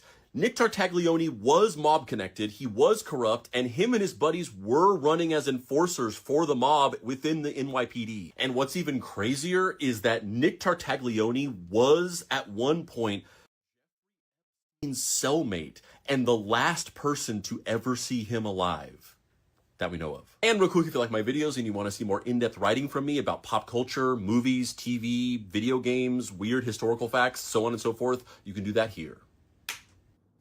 Wow, what an interesting story.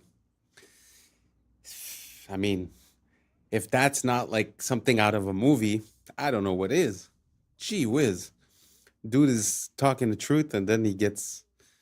And it's crazy how no one would believe him, you know, because people believe in the integrity of the police in a way.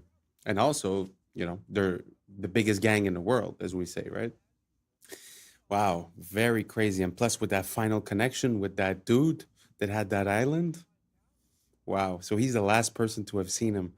I mean, if you ask me, he'd be the perfect person to help out to carry out something that would be under the radar, let's say. Anyways, I have no proof. I make no claims. This is for entertainment purposes only.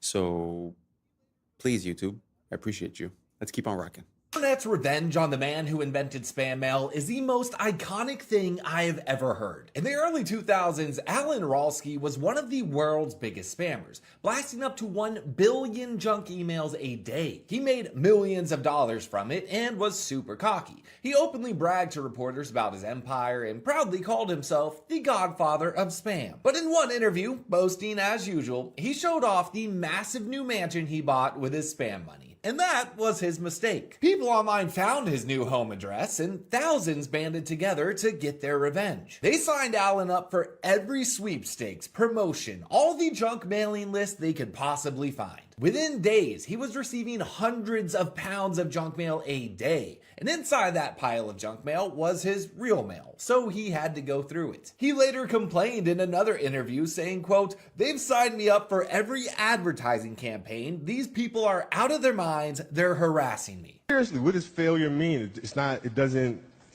exist. It's a figment of your imagination. What does it mean? Pulling a Jedi mind trick on me right now. I was like, does it exist? No, I'm serious.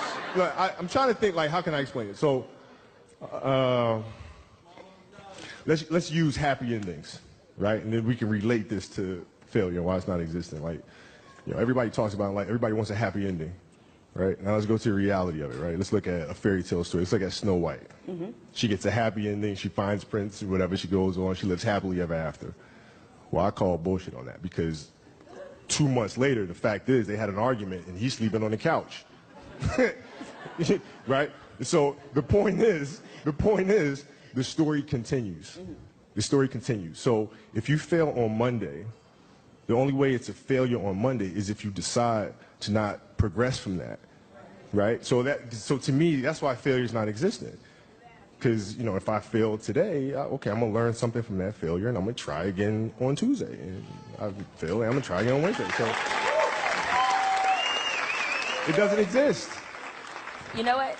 Should my ratings go in the tank? That's exactly what I'm going to say to the boss. Hey, it doesn't exist. Yeah, but you know what? We should try it again on Thursday. If your ratings go in the tank, and you know, which they won't, but if they did, you had learned a valuable lesson. You had learned a bunch of ways of how not to make a show that sucks. So then the next one will be better than the last one, right? So are you telling me then, let's just say all the career statistics that you've compiled, they all still exist, still play for the Lakers, still, and all of that still happens. If you finished your career without a championship, you would not have looked at that as a failure?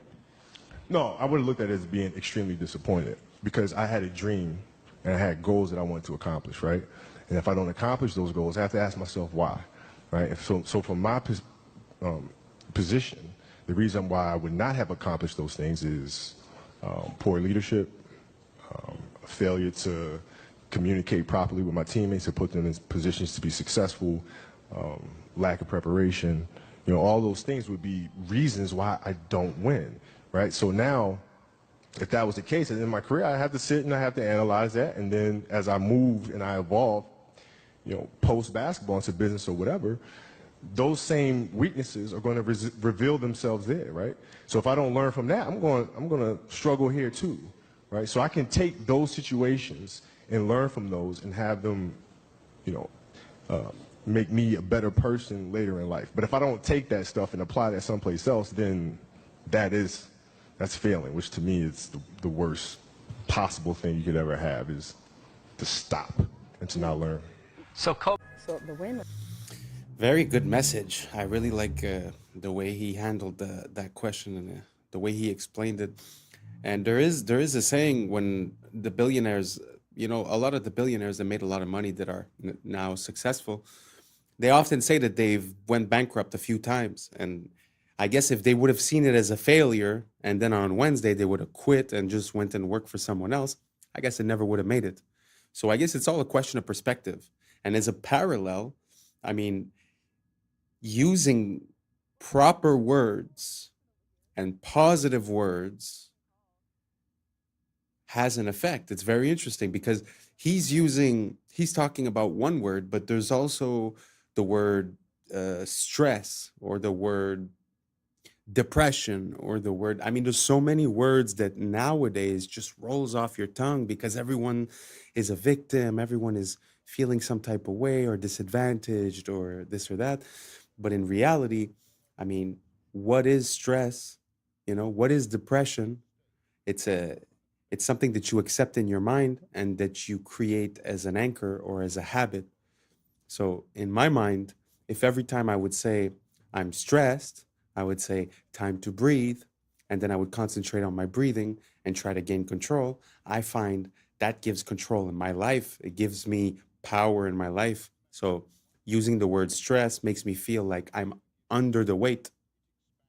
I don't know if you guys understand my distinction, but it's just the way that we use words has an effect on us long term. So if you keep using the word, oh, I'm depressed, that's exactly what you will become. Because in my mind, depression is a depressive thought that is on repeat. And then it creates the state of depression. But to be in a state of something, you need to actively reinforce it, repeat it, and use it as a habit before it sticks. So you could do that on the negative side, and you could do that on the positive side as well. So very interesting. I'm very happy to have listened to that interview from Kobe. I find it's super inspiring, and I hope that you guys can see it was a bit vague, and I'm not finding quite the right words to describe what I'm saying. So if you have any questions, please write them down below, and let's keep on rocking. Causing a traffic jam. Do they just like... I don't know. I just pulled out of the garage and I saw this going on. It's like this Waymo standoff. Yeah, I'm just trying to get out of here, but... This is so funny. Oh, because they hit each other. Yeah, kind of. But still, they're just going to, like, stay there forever? Do we need to, like, can we call them? Well, we can call enforcement over here. We can scan and call. Cars is stuck. Cars is stuck. This is so funny.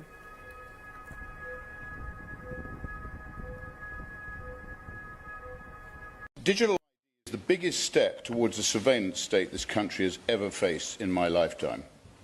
If any government wants access to every detail of your life, they are the ones who should be feared. We live in a country where the state can't even run a basic IT system without losing data or leaking personal details. It won't last a week before a mountain of sensitive personal data is left at a bus stop in Kent again. I do not trust any government. I certainly do not trust this government. And let us remember, once government gets a new power, it never gives it back. It expands and evolves. Digital ID will not stop at proving who you are. It will creep into travel, banking, housing, benefits, even. Today it's voluntary, tomorrow it will be required for security reasons. The day after that, you won't be able to access basic services without it. All for your own good, remember. It's supposed to be a country where the government serves the people, not the other way around. A country built on privacy, liberty and trust. People just want the government to leave them alone and get out of their lives, to build a business, raise a family and live in peace. Digital ID treats every citizen as a suspect. It assumes that the state has the right to look over your shoulder. You defend it by severely limiting the power of the state, not radically expanding it. Abolishing jury trials, cancelling elections, implementing facial recognition. Yeah, this whole digital ID thing is kind of scary. And as a parallel, when you look at Australia, they're saying that they want to put a age limit. So basically, if you're 16 and under, you can't have access to social media, which in a way I agree with because the kids are obviously being brain rotted. But, you know, what they will use that for is probably to create a barrier to entry to be able to enter. So it's not the kids that are going to basically have to do something. It's the adults that are going to have to prove that they're adults. So in other words, it would be like having a MAC address associated with your social media account, which is a unique identifier. So basically everything you do online will be tracked, categorized, and easier to turn into data. That's first. Second of all, we can't forget the saying that says freedom for security. Well, now it's freedom and privacy in the name of security. But like he said, by going digital, aren't we opening ourselves up to risks of security? So it seems like a Ouroboros, it seems like a circle that basically never ends, because the more we put ourselves online, the more it's accessible for hackers. So I'm having a hard time to understand the logic behind it. But we did have an event, the COVID, not too long ago, that seemed to be like a test run towards this. So I truly want to know what you guys think. Is this something that you think is for the great, the betterment of the human condition? Or do you think this is a secondary power structure? Are we going to try to do a transition between, let's say, what our legal framework is? Because as we create a new ID, we're going to have to create new laws. So as we create new laws, do we trust the people that are there to have our best intentions at heart? Or should we just cancel the project and return to Constitution? It's a question that I'm asking you, and I would really appreciate your time right down below. And if not, no worries. We reached the end, so thank you so much for rocking with us. And that's a wrap for today, familia. Whether you're tuning in with the sunrise or you're posted up after midnight, I appreciate your time, your energy, your curiosity. And don't forget, this isn't about truth or fiction. This is about perspective. If this sparked a laugh, a thought, a deeper question, then we did our job. So drop your thoughts in the comments, keep the convo alive, like, subscribe, and hit that bell if you're riding a wave, because we're just getting started. So until next time, stay grounded, stay weird, stay critical. I'm Adam Strain, and this has been Adam Strain Reacts. Peace. Now it's time for us to link up. Really think we on a break up. Making a change from living this change. Living this change. Making a change from living this change. Yeah. Artemis mission are literal actors. You can see that this one be able to find so many mistakes and glitches. Shadow from her hand that were appearing on the main character. Artemis Project all mysteriously showed up or disappeared. Let that say. Look closer. What's up, YouTube? Today, we'll be looking at disturbing TikToks that'll make you question reality. So without further ado, welcome to Adam Strain Reacts. Let's get her done. I like how she has her hair up and in a braid on the way to the launch pad. Then the second they get into space, she takes her hair out like this. When a braid would really be the most sufficient way to have your hair in space. And that doesn't even look like the same person, by the way. Any female that's ever allegedly been in space, they have never tied their hair up. I wonder why that is. It's because that's the easiest way to sell you on the fact that there's no gravity. It doesn't make sense. Your hair would be tied up. And what the hell is all that? Are you kidding? The state of this would not even be acceptable for your average residential electrician. This is one way to do it, but we also have a treadmill, a bicycle, and weightlifting. I'm sorry, weightlifting? How exactly does that work if there is no weight in space? Why would you be using weights if there is no weight? And I'm sorry, but the hair sticking up constantly doesn't even make any sense. It wouldn't just constantly be up like that unless you intentionally pointed it up. According to what we're told, there needs to be a force acting on something for something to move. So it really wouldn't just stay up like that. If she were to just push it down, it should stay down until you actually push it back up. But for some reason, it's always straight up. I hate to say it because this is clearly fake, but this is a much better example of what your hair actually would do. Everyone's hair should always be doing the same thing, no matter which mission it is. But that's not something any of them would even have to worry about if they just did the logical thing and tied it up. That's crazy. I'm sorry.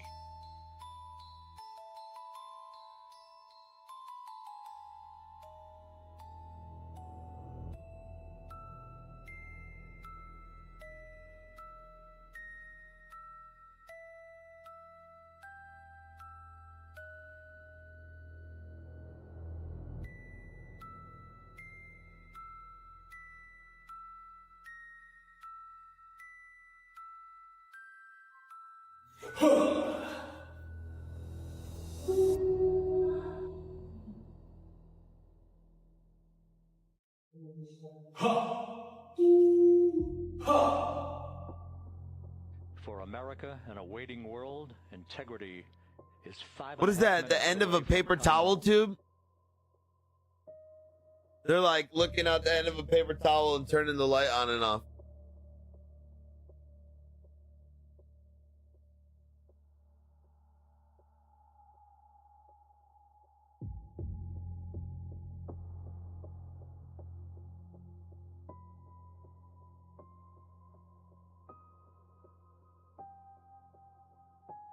As you guys can see, we're doing a bit of a deep dive on the space stuff. I mean, it's something that really was an integral part of me questioning the world in which we live. And for me, it was satellites. When I started searching for that, it started bringing me to so many different questions and different pieces of how things work, and it didn't really make sense. But that was a good example. I mean, he's like, oh, that looks like this. He just pulls it out and he does it.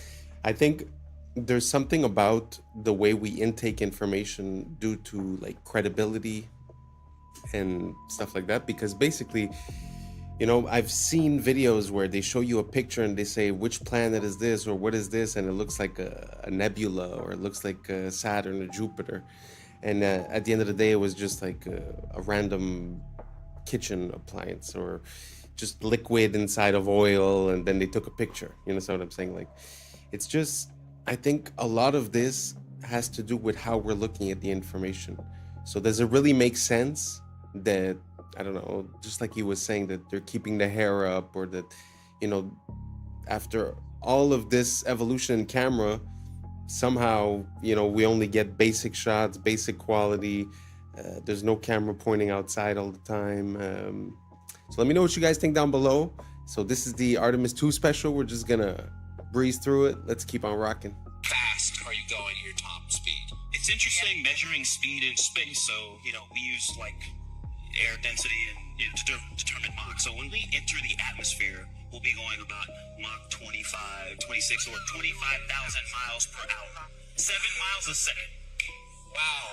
He said entering the atmosphere at 25,000 miles per hour, 7 miles a second. So what they tell us is that the atmosphere starts about 62 miles up, what they call the Kármán line. You understand too that they tell us asteroids that we can view from Earth also move at about 25,000 miles per hour. So this tiny little pod, about 6 feet across, enters the atmosphere only 62 miles up, moving the same speed as an asteroid, which by the way is the same speed as escape velocity, which is required to leave the atmosphere. So if they were coming in at that speed, only 62 miles up, they would hit the ground in about 8 seconds. Oh, but I forgot they had parachutes, because you'd be able to stop an asteroid with a couple of parachutes, right? Oh, and I also forgot you can film something 60 miles away that's going 25,000. I keep seeing people say, oh, well, the air actually slows them down to about 300 miles per hour. Okay, so even if we went with that dumbass logic, 25,000 miles per hour to 300 miles an hour in just a couple of seconds. Remember, it would have to happen in just a couple of seconds because you only even have 8 seconds before you're at the ground. So basically an e-brake from 25,000 with humans inside. That would be even more extreme than going 500 miles an hour directly into a brick wall. This is about 5,000 miles per hour. Think about 5 times faster than that. 7 miles a second.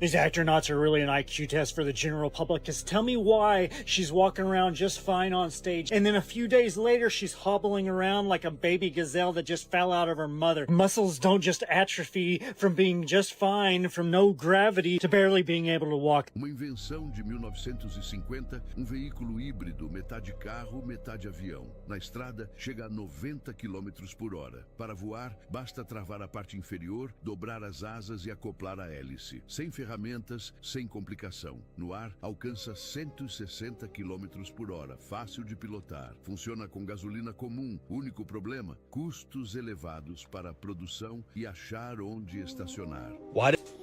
It's the first time I see that contraption, a car plane. So awesome.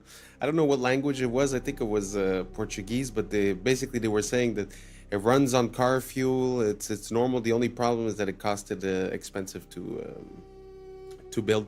But imagine that you just take off a piece and then you could drive, and then put on another piece, you could fly.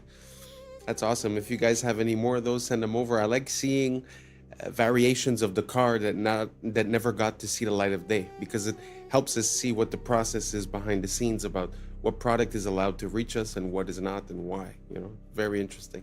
Anyways, let's keep on rocking. They have such a clean shave the entire trip. Like, I shaved, I think, 2 days ago. This was the Artemis crew on the way to the launch pad. This was them on day 8 after circling the moon and returning home. Look at their faces. Not once did they even have a 5 o'clock shadow. They had the cleanest shave I've ever seen in my life every single day. And okay, maybe they just shaved in space every single day, twice a day. Is it even safe to shave in space? Never mind have your hair flying all over the place. Loose hair is not safe in a spaceship. It is considered a hazard and is actively managed, not allowed to float freely. Stray hairs can be trapped in sensitive equipment, clog critical air filters, or be inhaled or get into astronauts' eyes. Astronauts typically keep hair short or tied back. I've never seen a woman's hair in space tied up. 100% of the time, it is out. You already know why that is. On average, it is normal to lose 50, 100, or 150 hairs from your head per day. So they were gone for 10 days, so times 3 minus this guy because he doesn't have any hair. Thousands and thousands of hairs would be all over the place. They state themselves can be very dangerous to the equipment. This is them when they got back after the 10th day, and their facial hair is the exact same as when they left. So 12 of the scientists, engineers that worked on the Artemis project all mysteriously showed up or disappeared. There's a story that caught our attention. We're talking about a number of U.S. scientists, some connected to very sensitive research, who have or disappeared. Let that sink in.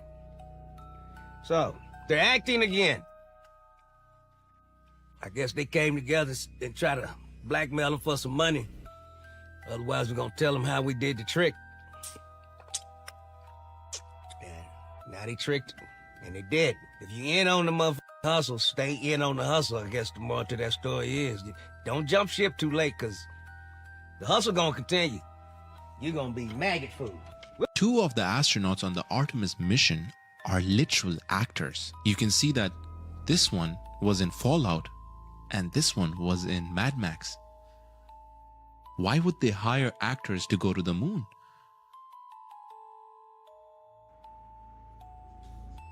Isn't that concerning? I mean, it's a small detail. Don't get me wrong. It's not like it blows the lid off of everything. But what are the chances?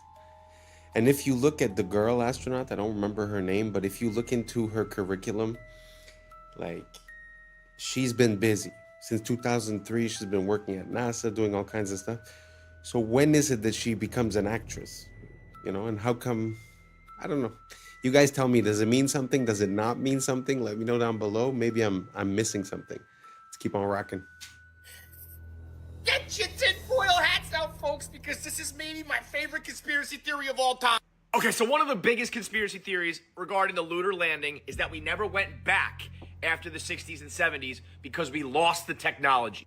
The idea is that the machinery and the tools that we used to get to the moon were either intentionally destroyed or lost over time. And the engineers that were working on it, they eventually all passed away. And so the actual hardware and the people that took us to the moon are no longer.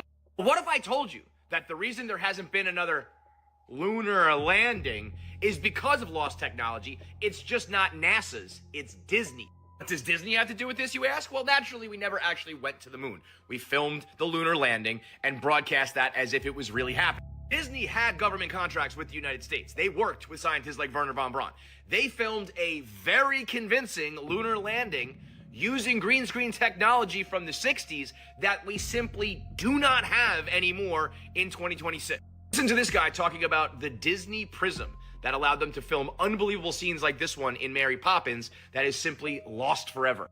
Instead of a blue screen or a green screen, they used what was sometimes called a yellow screen. It was a very specific spectrum of yellow made from a low-pressure sodium vapor light that puts out one wavelength of light. Because it's just one wavelength, you can actually block just that one wavelength or let just that one wavelength go through. So the magic of the sodium vapor process is they used a beam splitter prism so that the light that comes through the lens gets split onto 2 strips of film at the same time. And that's exactly what you need to get your map. What's kind of magical about it is that you can block that one wavelength of yellow without messing up all of the other colors. In that scene, there's no matte lines. He's motion blurring, he's dancing around. The compositing is impeccable. Yeah, it's perfect. You couldn't have gotten such great blur over the alpha channel with a green screen or a blue screen. To join 2 pieces of glass and then have layers of material with different indices of refraction. It's a very custom job, and it would probably cost tens of thousands of dollars at a minimum. Apparently there were 3 of these ever made, and also we don't know where any any of these prisms are today. So we did lose the technology. It just has nothing to do with rockets and shuttles. It has everything to do with green screens and prisms. Disney had this flawless yellow screen prism technology that allowed them to film Mary Poppins' lace transparent hat, or Dick Van Dyke's blurring movement when he dances, or throwing salt all over the place. So all that technology was perfect for a lunar landing where you're stepping on rocks and there's moon dust and the black background with the red, white, and blue. And once those prisms were lost or destroyed, we didn't have the technology to film another lunar landing the last 60 years. You're telling me we can't remake these prisms? He said it costs tens of thousands of dollars. Just buy 1 billion of them. We can send people to the moon, but we can't rebuild this cube? Forget about the lunar landing. I just want to see movies made this way. In today's wow, it was the first time that I've ever heard anything about that, and I've been looking into this for quite a long time. But have you guys ever heard of this lost technology? That's pretty crazy. I mean, to have the capability of doing just the masking or just the coloring, and to have it perfectly split, I mean, that's a revolution for the 60s, never mind today. So yeah, very interesting. I had no idea. I had heard the idea that Disney was involved in the filming. But anyways, what do you guys think? I don't think I've ever asked you guys, so I want to know. I'm curious. Are you on team we landed on the moon in 69 up to 72, 73, and then afterwards we've never been back? Or do you think there was some trickery or fakery and an ulterior motive or reason for the reason that we haven't been back? Let me know down below, and let's keep on rocking. This video is showing you guys what the sun looks like up close with an ND5 foil solar filter, which allows us to be able to see through the brightness of the sunlight to actually see the shape of the sun, its texture, what it looks like. And I'm going to show you 3 different views from 3 different days, and you're going to see that the sun always looks the same, always has these same little spots on it, which I'll get to here in a second. Let's get zoomed in. There we go. Now you see these little black, look like little black dots on the sun. Now, to be honest with you, I don't know exactly what they are, but I know every time that I zoom in on it, they are always there. Now, they are not always in the same spot, but they always look the same. Every time I zoom in on this sun, these little black spots are always there. Every time on different days, no matter which day that you zoom in on it with the solar filter. And the cool thing about the solar filter is most of the time you could use your P1000 or your P900 and you'll never be able to see what I just showed you without the solar filter because the sun is too bright. And this filter, it just filters out that brightness so you can actually, like I told you earlier, see the texture of the sun itself. Now, I'm not for sure if you can actually buy this filter for the Nikon P900. I just know that they have it for the P1000. So if you have a P900, you might want to kind of research that, maybe look it up and see if they have one. I'm sure they probably do, but I know they have one for the P1000 and it does a fabulous job, as you can see right here.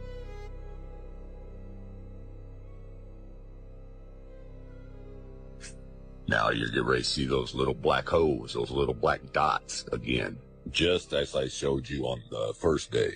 They're always there, which tells me that this is not a big ball of fire like they tell us that it is. That's a bunch of bull crap.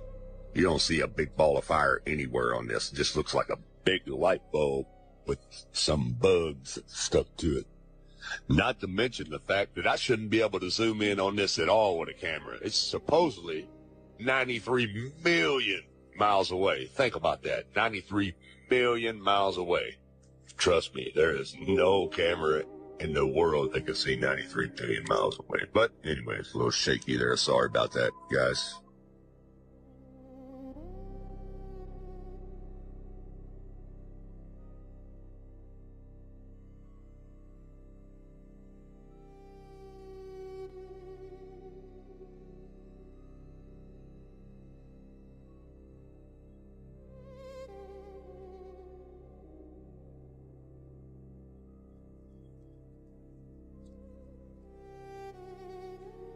Okay, now this is a total different day here.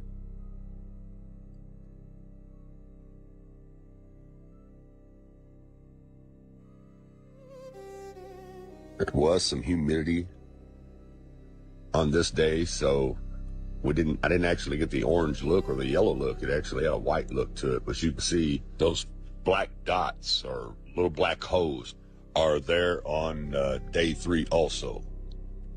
Well, you see the atmospheric reaction kind of blurring there over them, but they're definitely there.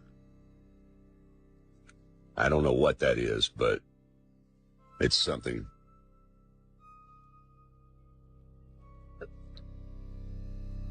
Now here you have NASA's computer-generated images. Now look what they show you. They show you this big old ball of fire with looks like lava and fire shooting out of it, which is all cartoon images. CGI, people. It looks nothing like what I just showed you in real time with a real camera with a real solar filter. It looks nothing like this NASA cartoon bullcrap. Yeah, you see that? You don't see nothing on that one when I zoom in on it. Just looks like a big light with some little specks on it, little holes on it. Looks nothing like this cartoon crap. I'm telling you, people, the Book of Enoch tells us that it's a luminary, not a ball of fire, as you can see here. And that which thus rises is the great luminary, and it is so named according to its appearance, according as the Lord commanded. As he rises, so he sets, and decreases not, and rests not, but runs day and night, and his light is sevenfold brighter than that of the moon. But as regards size, they are both equal. So do you... Wow, that's very fascinating, very beautiful. I really love this type of content, looking into things close, whether it be with a microscope, with a telescope, with a camera. I find there's so much detail and grain to this world that sometimes, like you were saying at the end, you know, they show us a CGI representation, but does that even match reality at all? It's a very good question, but I found that super interesting. If you guys never seen, I'll try to get some videos, but also sometimes they zoom into stars and you could see this vibration and it looks like a cymatic pattern. It doesn't really look like a solid object neither. Very interesting to look at this world when you're looking in closely. Anyways, let's keep on rocking. Remember this guy right here? Of course you do. He was the main character in the newest space movie. But I just want to take a second to look at the stars on this thing. And why is he still carrying it? See the stars? 1, 2, 3, 4, 5.5 stars. You see this little half star? So take a look at it right here after he spins it, which is all they actually did was play with a plush toy the entire time. You see how you can see the 5 stars, but where's the half a star? How come the half a star isn't there anymore? Watch it as it comes around. 5 stars. You clearly saw 5.5 stars. Where is that half a star? How come it's not there? But maybe if they didn't focus so much on spinning microphones and plush toys and actually showed us the moon, Earth, or what space looks like, then we wouldn't be able to find so many mistakes and glitches. Now, I just want to look at one more thing from our main character here. See right here how there's a shadow from her hand? Well, there should also be a shadow from the toy, but there isn't one. You see, she brings her hand back. There's the shadow. Takes it away. No shadow. So why isn't the toy giving off a shadow when her hand is in the same exact spot giving off a shadow? We don't even have to talk about the words that were appearing on the main character either. We've already talked about that. I mean, they were all interesting, but has anyone seen a debunking about the last one that he just showed? The one with the letters going through? Because if you think about it, it would make sense if they're using a blue screen and the little plush toy is blue. So let me know if that's been debunked, because that's a pretty good one. What do you guys think? You guys think it's what do they call it? Augmented reality, where they use 3D modeling in real time? Or do you guys think that it's just a mistake of lighting or in our mind? Or let me know what you think down below. Let's keep on rocking.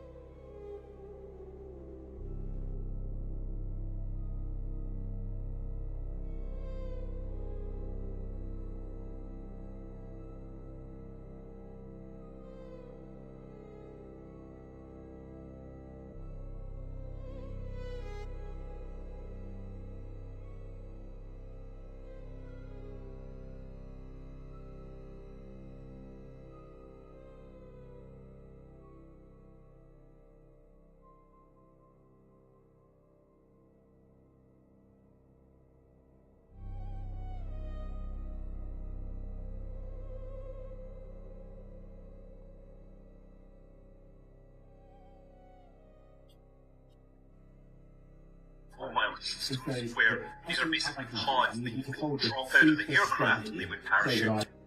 Pods that you would drop out of the aircraft and they would parachute.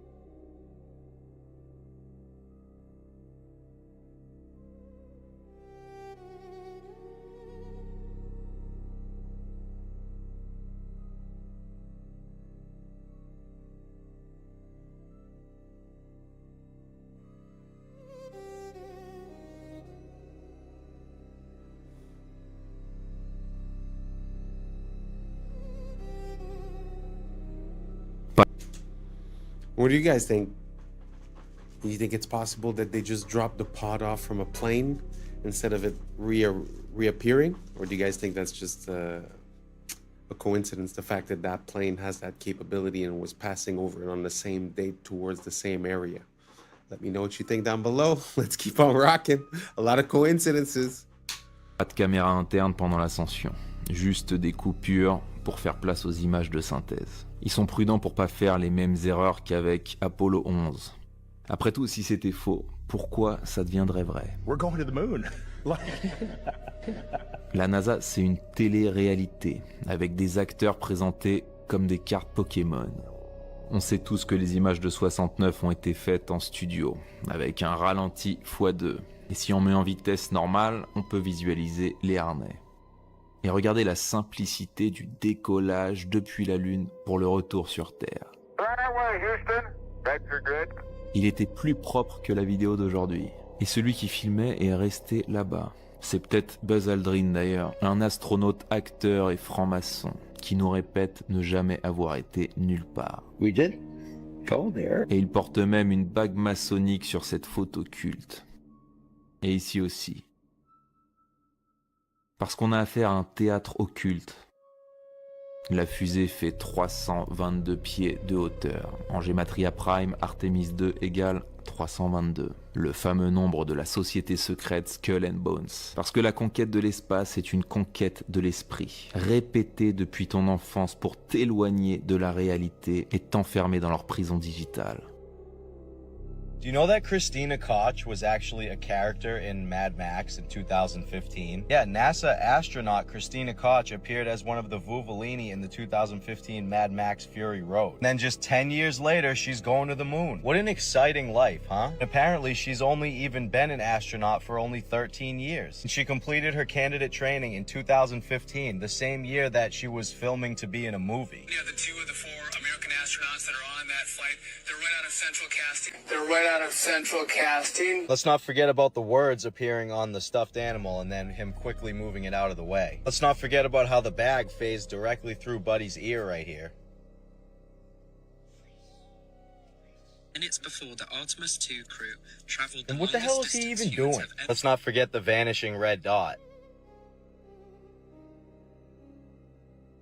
Terrible quality video, even though you couldn't take a bad quality video nowadays, even if you tried. 1995 digital camera. Video from inside the ship from the entire 10-day trip, except for when they're free falling at 25,000 miles per hour. No close-up shots either. They're making sure they're keeping their distance for some reason. None of this is melting, even though this fucking ship would be hotter than lava. A crew going up and touching the ship and their hands are somehow not burning off. Here's a little bonus clip from a separate team of dumbasses.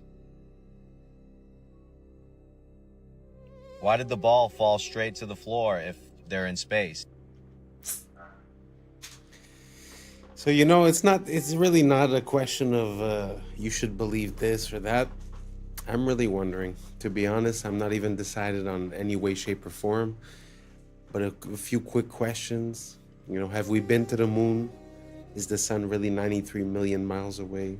Do the pictures we have or the representations that we have of the planets or the galaxy or the solar system, are they realistic? Is it true?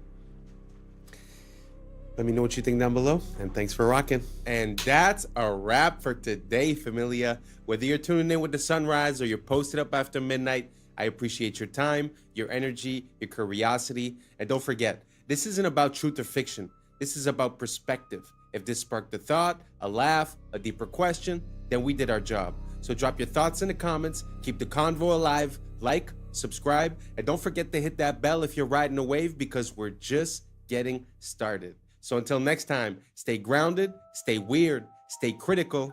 I'm Adam Strain, and this has been Adam Strain Reacts. Peace! I don't know what y'all think, but now's the time for us to link up. Really think we on the brink up, making a change, we live in this strange. Living this change. Making a change. From living this change. Yeah.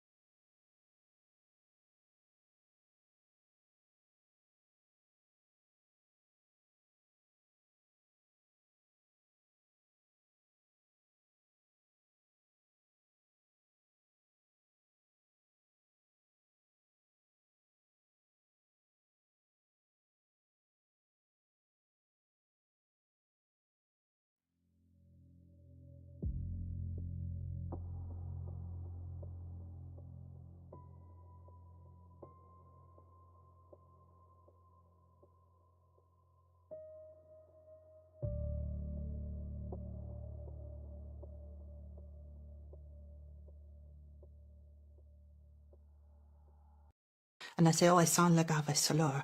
And she said, no, you sound like you can work at a Chinese restaurant. I'm on. Cash. Kasha. Crash. Krasha. Crashed. Krasha. Okay. Yeah. I was sleeping, had to wake up. Why? Every reason. What's up, YouTube? Today, we'll be looking at disturbing TikToks that'll make you question reality. Before we get started, I just want to wish everyone a happy new year, 2026. Let's get it. And may everyone exceed the expectations that they set for themselves this year and reach even higher. So without further ado, welcome to Adam Strain Reacts. Let's get her done. The world is $281 trillion in debt. You are in luck. There's a parable all about this, and it's awesome. There is a town somewhere in the middle of nowhere, and everyone owes each other money. And then one day, a traveler comes to town, and he stays in a motel. The motel has a full refund policy after 24 hours. He puts down $100 and gets a room. The motel owner, he looks at this $100 and he's like, whoa, oh my God, this is exactly how much money I owe to the baker. So he goes and pays off his debt to the baker. The baker looks at this money and he's like, well, this is exactly how much I owe to the shoemaker. And he goes to the shoemaker and pays off his debt and goes through several people until eventually someone's like, hey, I owe this amount of money to the motel owner. So he gives it to the motel owner back where it started. And then the traveler is like, hey, it's been 24 hours and I don't like it here. So he takes his money back and he leaves. Everyone has the same amount of money, but then suddenly nobody's in debt. Because money isn't real, but debt motivates people. So it's important to the economy for some reason. That's pretty interesting. I mean, really, I've always thought about this. Like, who do we owe a debt to when you're a country? and they say the International Money Fund or these, other countries. But this example sort of displays something that's very interesting. And on a more massive scale, I think something very similar to this is happening in Europe, where a lot of the countries within Europe owe money to each other that basically they'll never be able to repay. But at the same time, if you deduce the debts from everyone, it's almost like everyone ends up in the clear. So maybe I'm missing something, but yeah, I feel like it kind of makes sense that at the end of the day, it's just an idea that we have, and it's not really mathematically sound. And I guess that's why the concept of usury was like,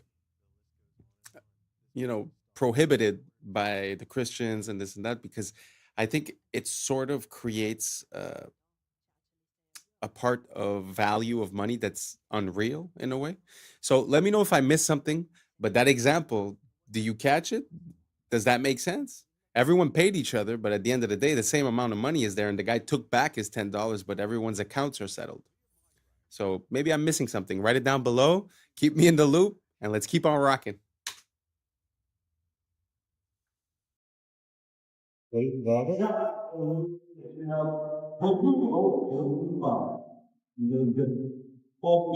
Gosh.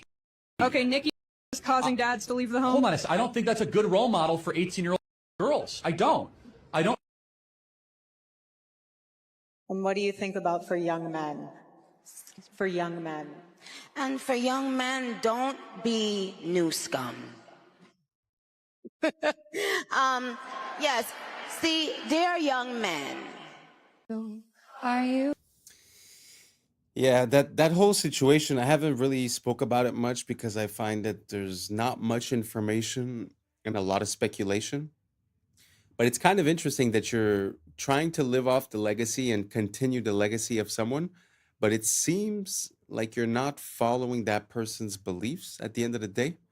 So I find that whole situation to be pretty cringeworthy, to be honest. Let me know what you guys think down below, and let's keep on rocking. Coming to the tree, they strung up a man. They say he murdered 3. It's not the same. Strange things that happened here, no stranger would it be. We met at midnight in the hanging tree. The list goes on and on. This must be stopped. And in order to stop this, join the American Congress Party. It wasn't until I was in the ambulance on the way to the hospital, she actually said, "Are you aware of the way you're speaking?" And I said, "Oh, I sound like I have a slur." And she said, "No, you sound like you can work at a Chinese restaurant." She said, "Yeah, you look good working the local China house or something." Sarah was an IT specialist until a severe migraine, bordering on a stroke, brought the syndrome on. Cash. Crasher. Crash. Crasher. Crashed. Crasher. Okay, let's try reading. You wish to know all about my grandfather. Wow. Imagine that. You get into an accident, you come back, and it's like you're speaking a different language, or at least a different accent. Never seen anything like that. If you have more of those, send me. I find that super funny. Let's keep on rocking. Plotting how to move the flavors they find in this grove to your supermarket shelf, and then on to your stomach. I can see it in a sports drink. I can see it in a water, flavored water. And I also can see it in a twist on an orange carbonated beverage.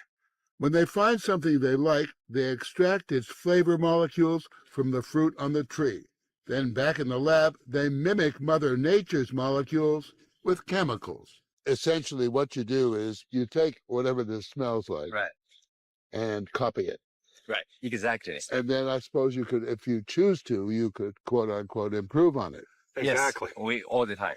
The holy grail of flavors so good you can't resist it. In our fruit flavors, we're talking about we want, a burst in the beginning and maybe a finish that doesn't linger too much so that you want more of it. And you don't want a long linger because you're not going to eat more of it if it lingers. Ah, so it's going to be a quick fix. And then have more. And then have more. But that suggests something else. Exactly. Which is called addiction. Exactly. You're trying to create an addictive taste. It's a good word. Or something that they want to go back for again and again. It's a good word. Shameless. Shameless. There's really a problem. And to be honest, the problem is not really them. They're the symptoms of the problem. The problem is us not seeing the value in what's natural. Thinking that you could improve on nature,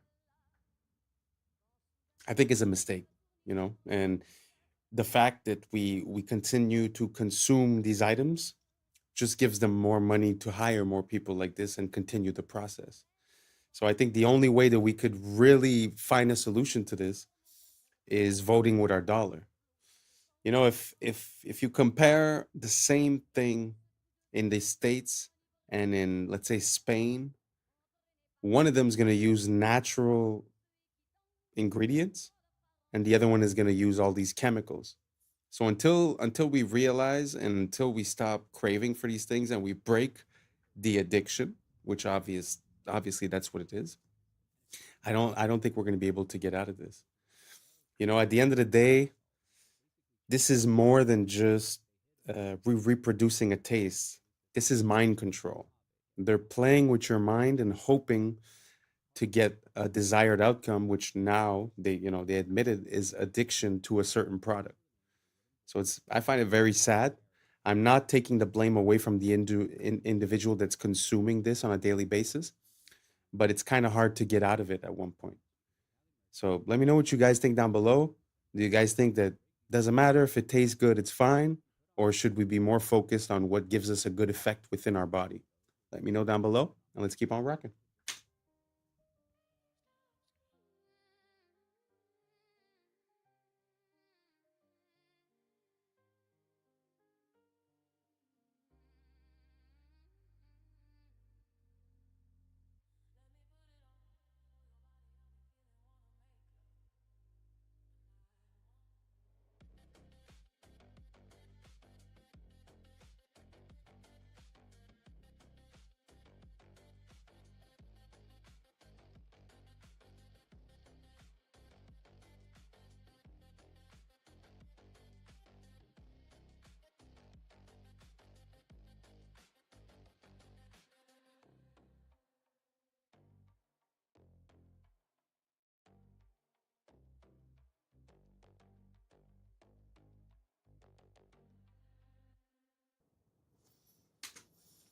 Wow.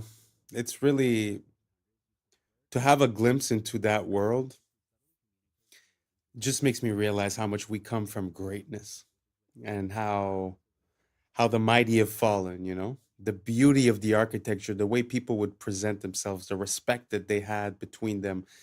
You know, just the fact of dressing properly and holding a good posture, and it's something that is so beautiful to see, and I wish we would live in that era, or at least that era could come back in one way, shape, or form. But just the beauty of the buildings, the details that you could see, and all the so beautiful, so beautiful.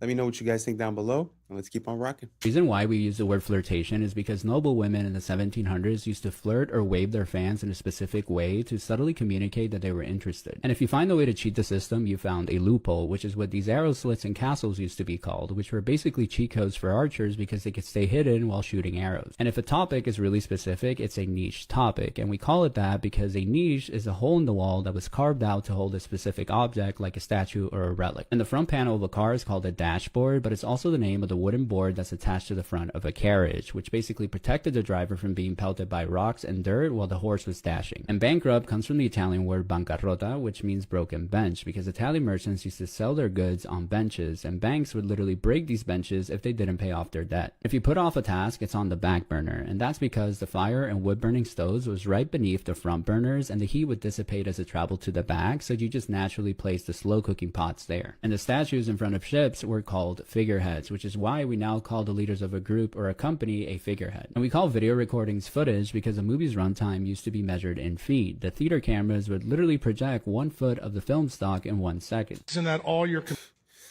It's so amazing to see where things come from. One of my recent songs, I say, the etymology will teach you more than all your recent technologies. And like that's pretty much it, because we get so far into the application, we forget where things come from. And I love to dive back into the past. It makes me be able to use, the proper word at the proper time and understand what it means and where it comes from. And obviously, a lot of these things get diluted, changed. And the name of that song is actually called Inverted. Our world is inverted upside down. So it's like, it's very interesting to see how words change, but also to see how we still use words that have a lot of meaning, but we've lost the meaning, but still use the application. Very interesting. Let me know what you guys think about etymology down below. Is that something you like? Because I would love to share a ton more with you guys. So let me know down below, and let's keep on rocking. Computer screens are blue lit. The reason none of them are red lit, the reason none of them pay attention to circadian biology is because that original technology was developed in a government program that Bobby Kennedy knows about, and I happen to know about because I went to medical school at LSU. For those of you who've never heard about Operation Paperclip, you think it's all conspiracy theory. So at Tulane Neurology and Tulane Neurosurgery in the 50s and 60s and 70s and 80s, the CIA started a program there where they would do all these crazy things to monkeys. The CIA wanted to see how they could control things utilizing different things like drugs and things like that. Where the neurosurgeons got involved, which is my clade, we would drill tops of the heads off, put wires into the thalamus, put electricity in there, and kind of see what kind of behavioral changes we could have. One of the guys that was in that program was a guy named Professor Delgado. When he saw that we could control the behavior with the wired device, he said, what if we do it wirelessly?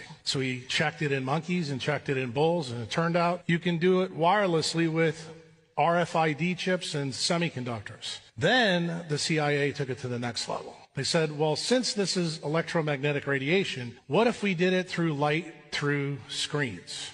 And it turns out you can.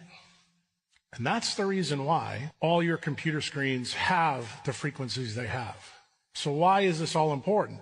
Well, the person that set this meeting up between me and Bobby is the patent attorney that made sure that Google and Meta have those things so they can control the things that we all do. Where did the original idea come from that started off in MK Ultra with the CIA? You're going to be surprised when you hear this. It came from the mafia in Las Vegas. They wanted to build a new city in a desert. They enclosed it all, blacked out the windows, invented slot machines that were blue lit. And they found out that they didn't have to take a gun, stick it in your face to steal your money. Then they even got smart. They said, let's give people free alcohol while they're doing that. And they found out they got the money quicker. And that's when the CIA got the idea to start this program. That's really how it started. Have you ever read the tiny folded up piece of paper with micro font that you get with your new iPhone? Because if you did, you may be using it differently. The FTC requires that this warning be put in not only the settings of your phone, but also in this piece of paper, the manual that comes with it. Exposure to radio frequency. That's the emissions, the wireless emissions. This is a hot topic. On your iPhone, go to settings, general, legal and regulatory, and RF exposure. What does it tell you in the RF exposure part of your settings? No big deal. Just that you should keep it away from your body to ensure exposure levels to these electromagnetic frequencies remain at or below the as tested levels. Did you know putting your phone in your pocket exceeds the as tested levels of frequency because it's too close to your body? Or how about putting your phone to your head?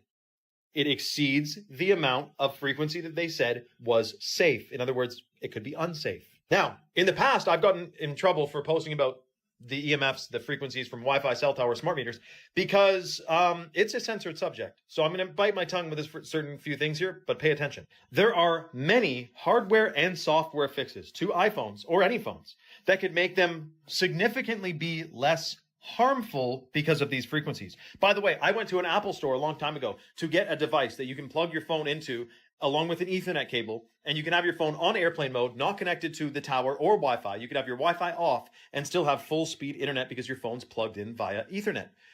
I'm talking to this guy at Apple, and he goes, I told him why I'm doing this, and he goes, yeah, well, I don't really see it's a big deal. Like, I'm sure it's totally safe. And then he goes on to tell me that on his thigh, where his phone is always in his pocket, you know those guys that work at Apple, they got 3 phones in 7 different pockets. I mean, it's crazy.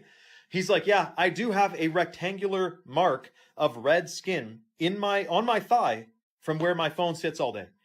Yeah, dude, that's called a rash from radiate. I mean, what do you think? It's EMFs, man, electromagnetic frequencies. It disturbs your cells. Now, it turns out one of the things you can do if you're using Wi-Fi, which I recommend figuring out how to not use it, but if you are using Wi-Fi, have your phone on airplane mode while it's connected to Wi-Fi. Then it's not trying to connect to the tower and the router. and reduces the EMFs. Ideally, though, you plug your phone into the internet and have it on completely airplane mode. And obviously, don't put it in your pocket or talk with it directly pressed to your head. Let me know your thoughts in the comments below and follow for more. I mean, it kind of makes sense. You know, you're connected at a distance from a tower that's radiating all these EMFs, so it kind of makes sense that it would be dangerous to have it close to your body. But it makes me think about the older technology. You see, back in the days, we used to use the cord phone, right? And the cord phone, when you think about it, it was plugged into the wall, but it wasn't even plugged with electricity. So I'm pretty sure that the radiation or EMFs that would have been radiated by that are probably 1,000, if not 1,000,000 times less strong. So a lot of time, you know, we change our technology for accessibility, but we either reduce in quality or we increase in toxicity. I think we're a bit lost, you know. And I was thinking about that recently. Like if I were to build a house today, I wouldn't want it to be wireless. I would want wires everywhere inside of the walls so that anywhere I go, I plug myself in. Why would I want all the information?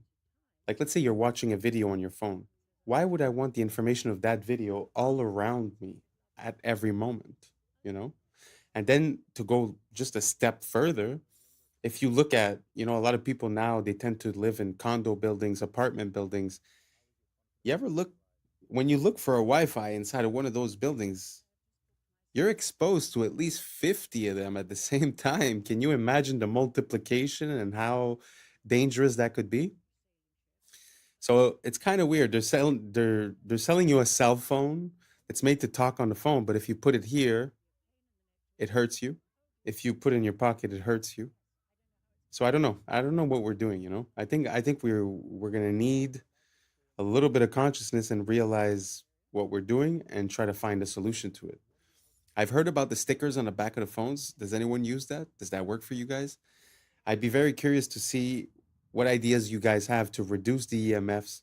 I've heard about the lead paint. I've heard about different types of ideas. But let me know what you guys think down below. Are you team wireless or are you team wired? I'm team wired all the way. So let me know down below and let's keep on rocking. Excuse me. I just want to say I really like your style. You look incredibly stylish, if you don't mind me saying. Oh, I don't mind you saying that at all. It's a very nice thing to say. I'm a portrait photographer. What is the shtick? Tell me. So I talk to the stranger, I take a picture of them. I disapprove thoroughly of social media. I know what you mean. I think it's poisonous. But I've tried to use it as in a positive way. And what's your name? Irene. And you're a teensy bit skeptical? Of course, because I live in London and the world is full of scams. Would this face scam anybody? That isn't something that you can ever say, unfortunately. I'm going to show you what I do. Okay. Oh, how sweet. You were walking very briskly there. I have things to do. I'm going away next week. I'm 88 and a half. I'm old. You are so sprightly for 88 and a half. Yes, I am. I am sprightly for my age because I make a point of doing a lot of exercise. But also because I know I have limited time, my son says I am frenetic. So I am filling it with lovely things. It's aloneness rather than loneliness. If you could write a letter to your younger self. Don't be cautious. Go for it. I was often too cautious. How is your confidence in your life? I am up to a point. For instance, I have just booked myself this holiday. It's called Solos, the company, because they deal with people on their own, on a gullet, which is a Turkish sailing ship. And at first I was fully confident. Now I suddenly am thinking, and it's only a week away, oh my goodness, I'm going to be the oldest person there. I'm going to be a pain in the neck to everybody. And oh dear, oh dear, oh dear. Yes, I don't know how it's going to be on this boat. Getting on and getting off is going to be a problem. Hopefully this has been a nice experience for you, Irene. It's been a different experience through Kensington Gardens. And what are your hopes for the future? Long life. Which I've already had.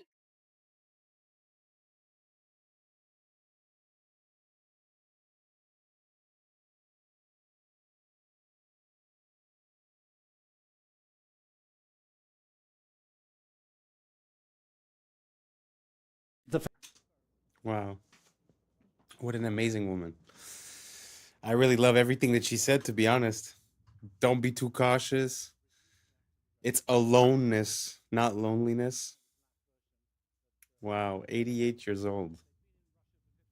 Very impressive. very inspiring. And wow, so beautiful to see, to be honest, to see someone with so much liveliness. Wow. I hope she has many, many more years to come and continues being frenetic, because I agree. People, it seems like people nowadays, they hustle to be able to do nothing. I never understood it. Like, the goal of working for money is to be able to do something with your money, right? It's not to go home and close your brain down for 8 hours on Netflix and then go to bed, right? So I love to see something like that. And to be honest, I feel like I have more in common with this woman than a lot of people of my age. Really beautiful, really inspiring. Long live her. And yeah, let me know what you guys think down below. Let's keep on rocking. Famous experiment by the Russian biologist Dmitry Belyaev, who in the 1950s started selecting foxes on the basis of reduced reactive aggression. So here's what he did. He took foxes, slightly black version that occurs in Canada. They'd been in Russia for 50 years, breeding without anyone deliberately selecting them. And so what Belyaev did was to arrange for people to walk towards the young foxes when they were something like 6 weeks old. And at the point that the young fox said, "Ah!" then they would write down, well, how far was that? And they would breed from the ones who got closest, who allowed the human to get closest. And within a few years, in sometimes 3 years, sometimes 5 years, sometimes 10 years, different features that are found in domesticated animals suddenly appeared, such as these white patches. Doesn't look much like a fox anymore, does it? It looks like Fido. Floppy ears. You probably remember that there's only one animal in the wild that has floppy ears, or one kind, and that's elephants. Floppy ears are characteristic of our friendliest dogs. So these are examples of features of the domestication syndrome. And what we're seeing here is evidence that you select against reactive aggression, and then, boom, magic, you get these features of the domestication syndrome, which is why goats and horses and cows and cats and dogs all have individuals that have got white patches of fur on them. Floppy ears occur in all of these animals too. And it means we can now reverse engineer, as it were, and go backwards and say, okay, if you show a self-domestication syndrome, or if you show a domestication syndrome, that means that there was selection against reactive aggression. And fascinatingly, Homo sapiens, that's you and me, or most of us anyway, I think here, has key features of domesticated species as determined by archaeologists. So archaeologists working in the range of, say, 5,000 to 10,000 years quite often find an animal bones, and they want to know, was this a domesticated species or was it a wild version? Was it a wolf or was it already a dog by this time? So they look at the bones and they say, well, okay, how do we tell? And here's how they tell. Lighter body, shorter face, smaller teeth, feminization of the skull and skeleton, and brain reduction. And guess what? Homo sapiens shows all of these features in relationship to our earlier ancestors. So why did it happen? Wow, isn't that crazy? How a fox sort of becomes a dog just by selective breeding and by reduced aggression? That is completely ballistic. I wonder if we're going to start drooping our ears soon, because when you think about it, we're all pretty much domesticated now. It's very, like, socially speaking, they talk, as soon as you show any sign of aggression or you say no, or you're categoric about something, they call it toxic masculinity. So there's this association that aggression is toxic, So I wonder what's going to happen to us. Are we going to start having patches on us? Are we going to start drooping the ears? What do you guys think down below? Did you know about this? I had no idea. That is, to me, it's mind-blowing. But let me know what you guys think down below, and let's keep on rocking. Dubai is absolutely insane. They plan on building this, which is a real Emirates A380 that's being decommissioned, and is going to be on the top of a 580-meter building, 125 floors. It's going to cost $3 billion to build, and it's absolutely insane. They've got a sky bar with glass walkways over the wings being proposed, a restaurant in the cockpit, infinity pool, exclusive lounges. They even want a helipad on this thing. It's still in the proposal stage, and this is obviously an AI recreation from the designs, but man, Dubai, first the wall, and now this, it's going to be insane. Absolutely insane. 75% of the brain and central nervous system is made from cholesterol. All of your sex hormones are made from cholesterol. All of the walls of all of the trillions of the cells in your body are made from cholesterol. Cholesterol is so important to the human body that your body makes it. She's from Texas, I can tell by the way he's two-stepping round the room. And judging by the smile that's written on his face, there's nothing I can do. It doesn't take a crystal ball to see. A cowboy always finds a way to leave. Drinking Jack all by myself. Rome is in the middle of the Americas. It's all a Roman corporation. Every time I see the Mexican flag, I see the Italian flag because it's exactly the same minus the Roman eagle. Rome, which runs Mexico, in fact, Mexico is the center, Mesoamerica, it's the center of the Americas. This is where the Jesuits came, installed their Inquisition. Mexico had a violent, vicious Inquisition. They're telling you in your face, if you know what you're looking for, they've got the eagle, the Roman eagle, right in the middle of the green, red, and white, exactly the same as the Italian flag, which comes from the Persian flag, which is horizontally green, white, and red. Because the Roman elite families, the Farneses in particular, the Orsini, the Pallavicinis, Aldobrandinis, they're all from Persian. They're all Iranians.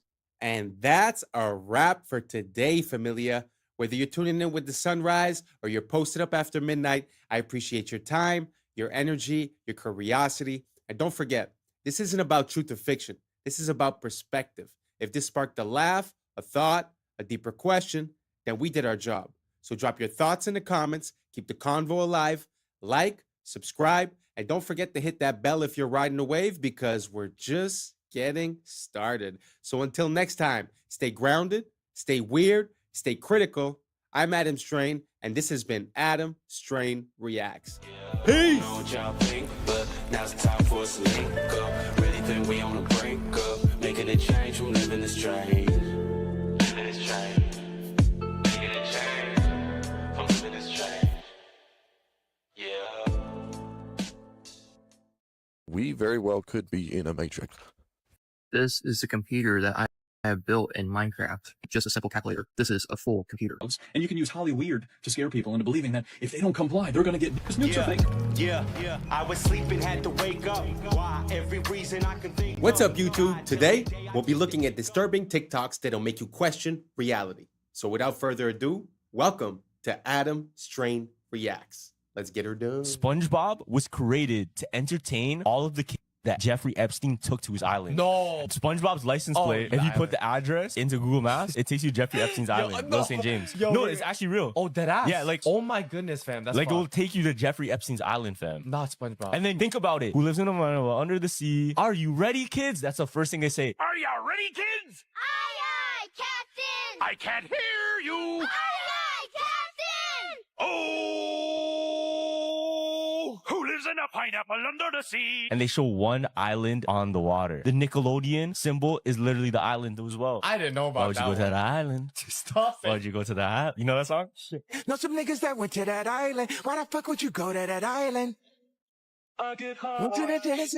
Wait, why does he have two clip-on mics? One for backup, maybe? Wait, one for backup, maybe? Wait, here's a picture of him. Look at the background pictures.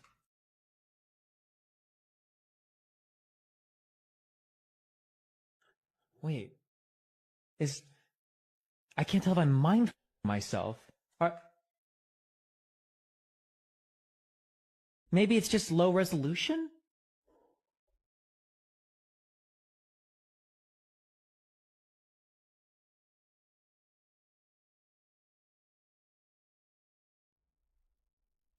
Look at the book names.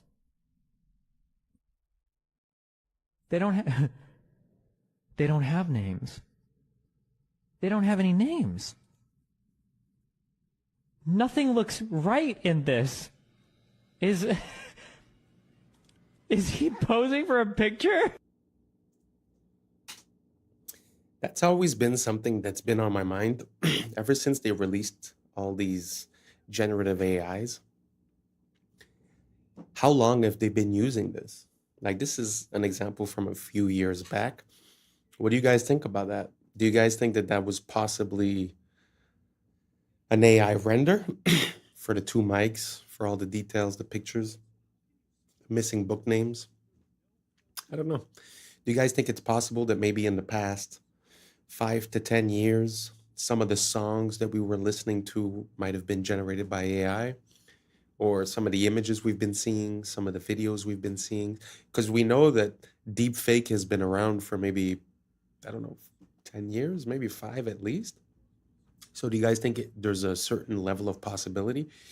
Because they do say that whatever technology is released to the people, the military normally is 10, 20 years ahead.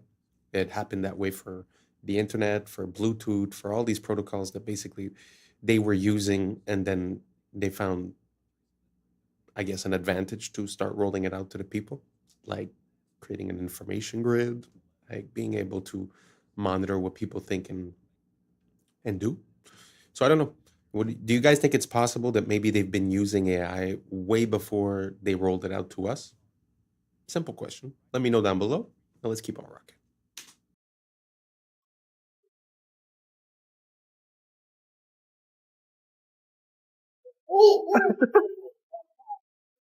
They would stage TNT right there, big TMT demonstrations to scare the people into believing in nukes. It's funny because when you look up an atom, go to Google and look up an atom. Look up the photo of an atom. Oh, wait, there isn't a photo. So how can you split the atom if there's no photo of the atom? Well, you can make up things. You can draw pictures of mushroom clouds, and you can use Hollyweird to scare people into believing that if they don't comply, they're going to get nukes. Because nukes are fake. You didn't know that all that stuff you saw on television was all made by Hollyweird? That's what it is. All fake. And let me just show you a little picture right here. Nukes were so fake that what happened was when nukes were going off, buildings were still standing. That's what it is. See that right there? Let me just zoom right in there. Buildings were still perfectly standing, and all the trees were all perfectly still there. Japan was with napalm and mustard gas. That's what they did. There were no nukes. Nukes is just so that they can invade different countries and then bring their banking. That's what the nuke is. You know, they're always talking about those weapons of mass destruction. Remember that? 9/11, we got to invade those 7 countries and then bring our bank. That's the nuke. If this very interesting. I've went down that rabbit hole. And if you look at just the official story of how we came along to create rockets, it was through JPL, Jet Propulsion Laboratory, or Jack Parsons. There's a show called, I think it's Strange Angel, that shows you, a Hollywood adaptation of that story. So it's openly admitted that he was part of a, let's say, a Satanist cult type of thing. And there's a story that says when they were making the tests for these bombs, they were basically doing a ritual. I think it was called Babylon Rising. I'm not exactly sure what the name was, but I think that's what it was. And they had this metal thing that they put underneath, and they thought that with the radiation, maybe they could. The idea is to create a homunculus, which is a very old, ancient idea that comes from the Hebrew tradition of basically simulating the way God gave life to Adam, which was through earth, and then he put breath inside of him. So the idea is to sort of do the same type of thing and create I don't know if it would be a human, but to create life out of earth, and in this case, breath would be radiation, right?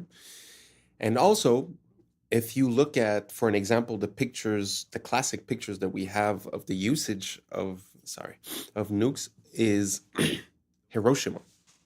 Is it Hiroshima? I think so. So basically, when you look at the picture, it looks like a huge mushroom cloud. But when you inspect it a bit further, you sort of see that they're two different plumes of smoke that are connected together. Now, that being said, like he said in the video, when you compare somewhere that was hit by nukes and a place that was firebombed, it's pretty much the same destruction that you see. So it's very interesting when they've used this method to create fear for so many years, and it got ingrained into us. But when you really start looking at the details, it's kind of interesting. One of the ways where I'm able to tell if something makes sense or not is the repetition, because basically when humans are able to do something, they keep on doing it. So there's a few things that we've done once or twice or 3 or 4 or 5 times, let's say, in a small amount of time. And since then, we haven't done it again. One good example of that is going to the moon, which funny enough requires the same rocket technology created by JPL, Werner von Braun, which was brought in by Operation Paperclip from the NAZIs that got brought in. So they basically took all the scientists and they put them into high positions. So there's definitely a lot to look into when it comes to that. There's also a famous clip from Joe Rogan when he was looking at the videos of the tests, basically. But when you really look at it nowadays, I mean, we have more time and more tools. You see that actually it was a little model of a house being exploded. It wasn't a real house. So I don't know. There's a lot of questions for me when it comes to that, because again, it's linked to fear. And when you believe in fear, it sort of changes your outlook on life and your decision and thought process. So imagine if most of the things they made us fear were actually non-existent. What would that mean for us? And what would that change? Simple question. Let me know down below. And let's keep on rocking. If one were to disappear tomorrow, these cave spiders could go on living for thousands of years, completely in the dark. If you go right to the border of Greece and Albania, you head down this dark cave and then you wade through chest-high water for about 50 meters, you find something really strange. This thick, spongy substance that is everywhere. It spans 100 square meters, and if you look closely, you find that it's teeming with 100,000 spiders. This is the world's largest spider web. But what's strange is that this cave is in complete darkness. There is no sun, so no photosynthesis, and no plants or any other traditional sources of food. So how can these spiders survive? Well, things get even weirder when scientists looked at the kinds of spiders. They found 2 species, one bigger one and one smaller one. Usually the bigger one eats the smaller one, but here they were living in harmony. So what was going on?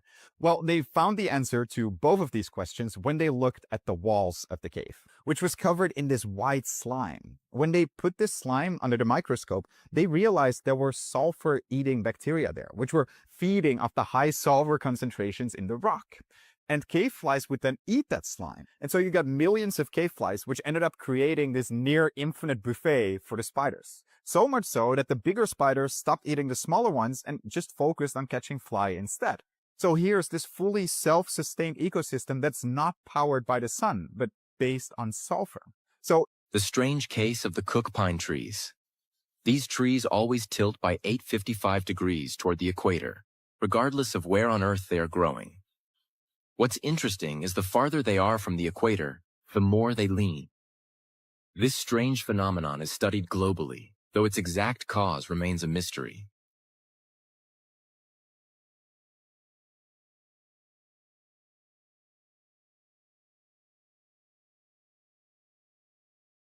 Let me see. This drink say point of view of a mountain goat. All right.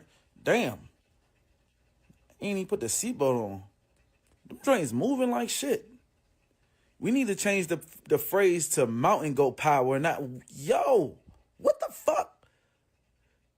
Yo, what type of suspension do this nigga ankles got? Ain't no fucking way. Ain't no way. Wow. I don't know if that's real or not. To be honest, I'm questioning it because it's just so impressive. But man, incredible. What do you guys think? Real or not? Let me know down below. Oh, hey, did you hear about the found in Las Vegas full of And if you're wondering if this happened before, yes, it has. They found one in California, also owned by Chinese nationalists. Nice. Wouldn't it be crazy if authorities say the lab claimed to be selling test kits, but was allegedly reselling counterfeit diagnostic kits from China with no immediate... Yeah, okay. They had a fridge that was just marked. Imagine going to that for a midnight snack. Whoops. They had at least 20 potentially infected identified at the site, including...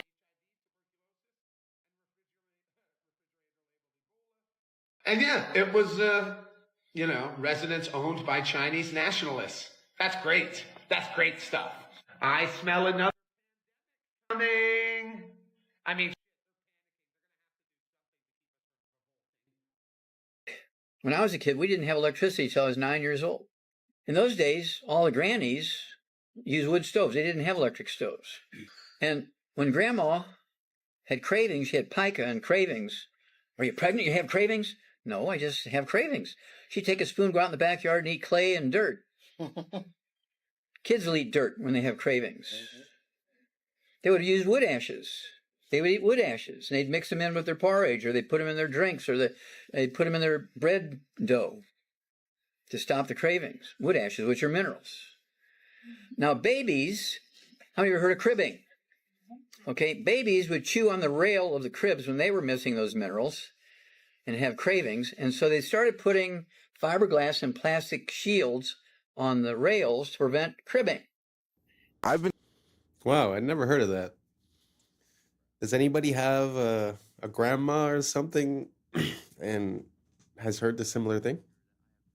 And it's very interesting regarding the kids. I mean, if they were cribbing due to instinct and a lack of minerals, isn't it funny that our solution is to put some chemical product on top to protect it? We're so upside down. Anyways, all that being said, try to get your mineral game on point. Because in my mind, the whole periodic table is basically minerals. So a lot of people are deficient in a lot of minerals, and I think that creates some of these habits that we see. So try to look into it. Anyways, let's keep on rocking. Seeing this guy who created a computer on Minecraft, which further solidifies the fact that we very well could be in a matrix. This is a computer that I have built in Minecraft, and 6 months ago, I would have never anticipated how massive of an undertaking this would have been to complete. But 6 months later, this computer is reaching the final stages of its construction. So far, I have programmed the Fibonacci sequence to run on this computer. However, I want to take this much further. This isn't just a simple calculator. This is a full computer, fully programmable with machine code and soon assembly. The data registers are 32 bits. The RAM can store 256 lines of code that is stored in the 2 kilobytes of RAM. The CPU has 16 registers, a multiplication accelerator, and a division and modulo accelerator. All of this runs on vanilla Minecraft. Mods are only used to increase the performance of my computer that is running this monstrosity. Wow. What does that mean? Does that mean that we are in a simulation? What do you guys think about that theory? Me personally, I have a lot of a hard time. And I wish I knew more about computers so I could understand what I just heard. To be honest, I use computers every day, but I really don't know how it functions or operates. So can you guys break it down for me? Does that make sense? Does it mean anything? Are we in a simulation? What do you guys think? Let me know down below. Let's keep on rocking. I mean to make waves, but this guy is pretty genius. I've been asking to speak to you now for 2 years, to talk to you, to tell you that I'm also a super genius like yourself. Oh, I got they ass now. Because something is just off here. And I'm just going to show y'all how absolutely insane this fucking canal is. Alright, so check this out, right? These ships get lifted above sea level, right? They use a 3-lock method, right? This connects 2 oceans, and we're gonna get into this, all right? These chambers, they fill with water to raise the ships up. Then they drain to lower them. Each of the locks weighs 750 tons. Think about that.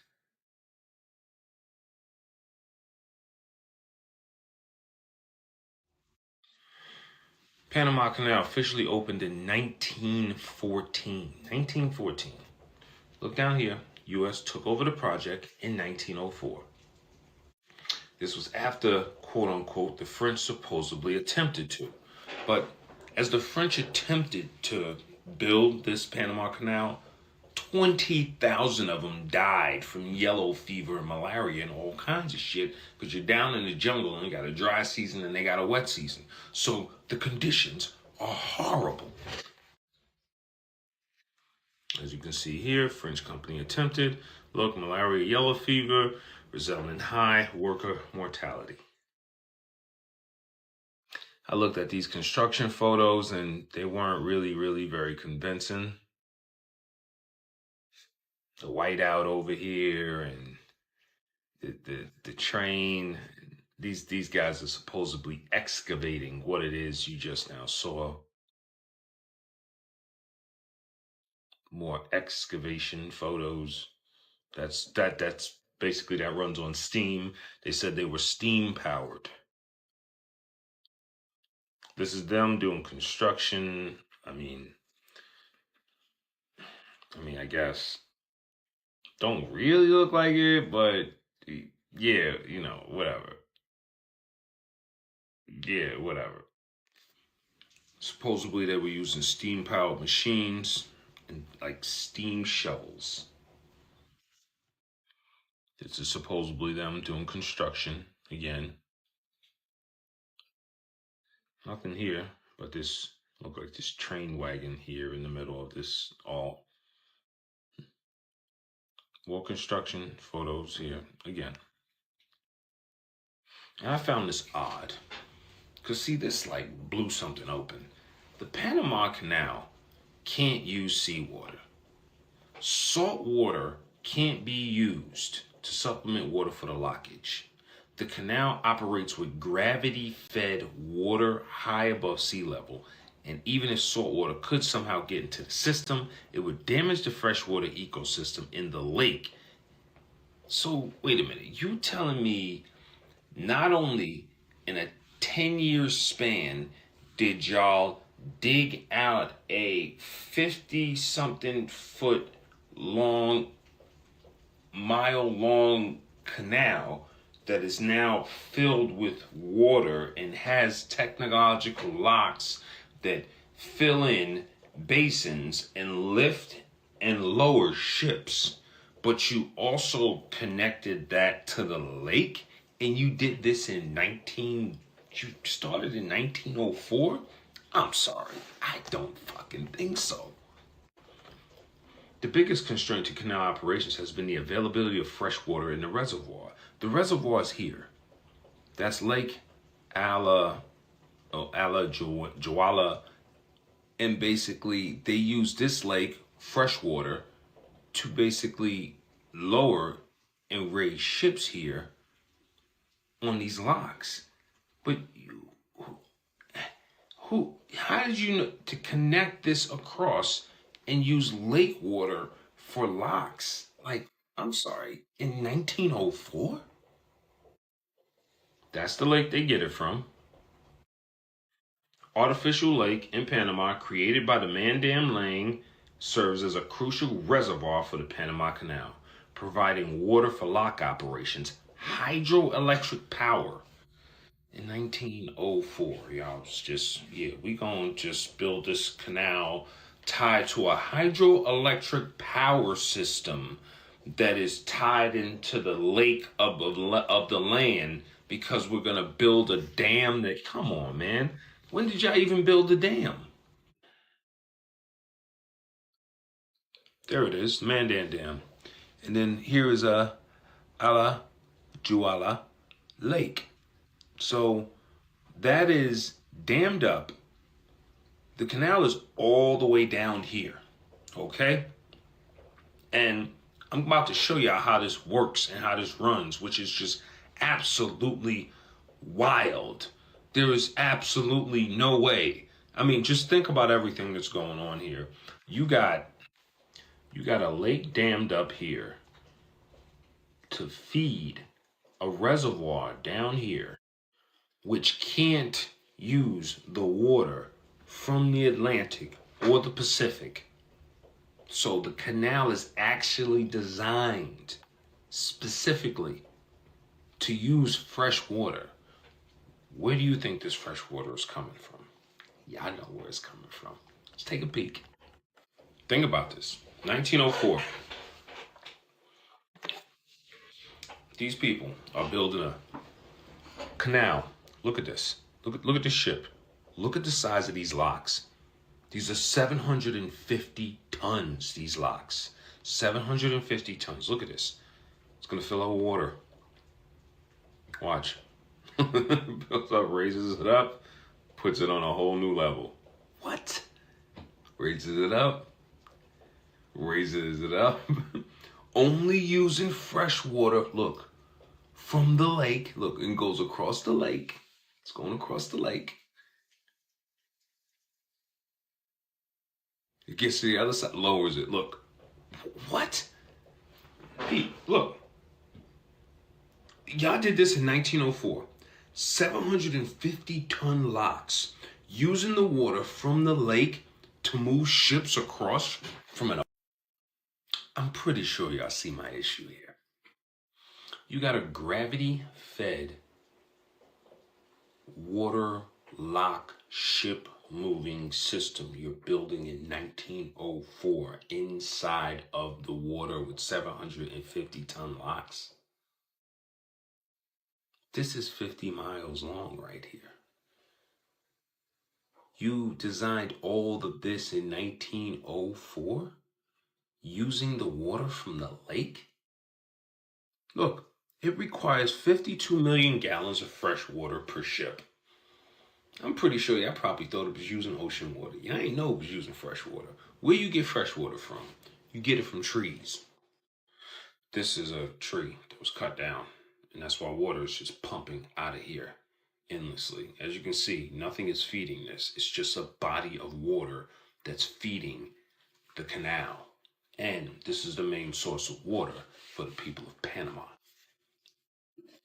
This source of water right here is basically an ancient tree. This is tree water that is still being pumped out. That's where the fresh water is coming from.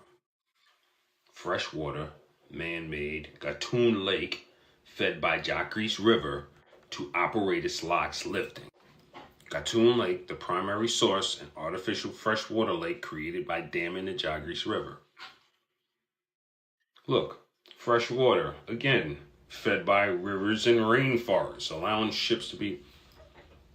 Rivers and rainforests, ancient tree. And just to show you what that looks like, you see how that's number 2, 3, 4, 5, 6, 7, 8, 9, 10? Boom, that's what the gradient looks like as you go across. See? And done. First, there's about 40 miles of rough terrain between them. And then there's the added bonus that the Pacific Ocean has a higher sea level than the Atlantic. So how do you go about connecting two oceans that sit at different heights? Well, you see this specialized system of locks and gates? It basically functions as an elevator, where the changing water level raises and lowers vessels at will. The gates are as tall as a 7-story building. They weigh an average of 690 tons, and they are open or closed by a hydraulic system in less than 2 minutes. Downright elegant in its design, the canal... They ain't build this, but when the mind's blind, the eyes... Wow. So much wrong with that somehow. Okay, where to start? Not only was that a crazy building technique project, right? But even before starting the canal, you needed to have that lake.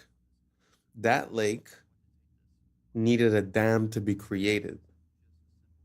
And then later on, he was saying it's also connected to another lake, which that lake also is artificial that needed a dam to be created. So now we're 2 dams away, and that's without even talking about the locks, and it's gravity fed. So there's no pumping whatsoever. And I have a question as towards those hydraulic locks. Like, how is hydraulics from 1904 closing a 700-ton door in less than 2 minutes? I don't know, man. There's really something beyond our capabilities. Although I must say that one of the secrets, I think, in this whole process is that to be able to show us some construction pictures, they revealed to us that they were using steam in a high capacity. Now, whether they built it or not, a whole other question. Whether they built the dam or not, a whole other question. But I think that's what's missing. You know, I feel like the same way they tried to take away the Zeppelins and the airships because they were presenting us with different technologies like the plane and the car and the combustion. I feel like it's the same thing going on there. That basically we have a hard time to envision how we built these buildings and these town halls and all these things. But what if it's because they were using a technology that we don't even know about? Because I've seen some stuff about in the, I don't know if it was the 1800s or the end of the 1700s, but that they were using these steam operated like self-carving machines. So basically they had a machine where they would put the block and then it would just pass and carve out until they had, like, let's say, a pillar. So they would set it up so it would make a pillar, so they could bring rock after rock after rock and get the same pillar getting done. But this is something that I find we don't see much about. We don't see much about the potential of steam, when in reality,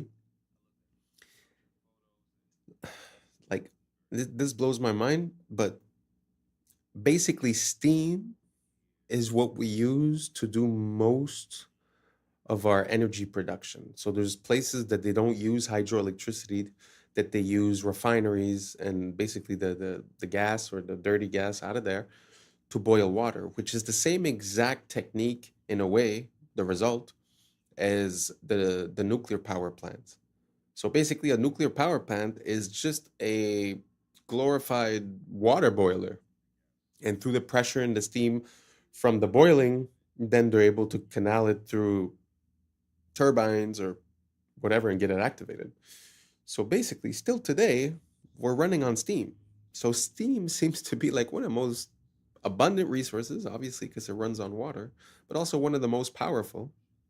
And we're still using it today. So I find that that's a little secret. Now, coming back to the Panama Canal, I have no idea how that was done in 1904. To be honest, the size of that project and even just the idea and the application and the doors and the hydraulics and the artificial and the gravity powered, man. So let me know what you guys think down below. Do you have any more building pictures or any more plans or any more regarding the Panama Canal or any other canal? Because there's also other canals, the Suez, even smaller canals. Sometimes when you look at the time frame and you look at the way that they built it, it's hard to believe, it's hard to understand. So let me know what you guys think down below. And thank you so much for walking with us. We've reached the end. And that's a wrap for today, familia. Whether you're tuning in with the sunrise or you're posted up after midnight, I appreciate your time, your energy, your curiosity. And don't forget, this isn't about truth or fiction. This is about perspective. If this sparked a thought, a laugh, a deeper question, then we did our job. So drop your thoughts in the comments, keep the convo alive, like, subscribe, and hit that bell if you're riding a wave, because we're just getting started. Until next time, stay grounded, stay weird, stay critical. I'm Adam Strain, and this has been Adam Strain Reacts. Peace! Now's the time for us to link up. Really think we on the brink up. Making a change from living this strange. Living this strange.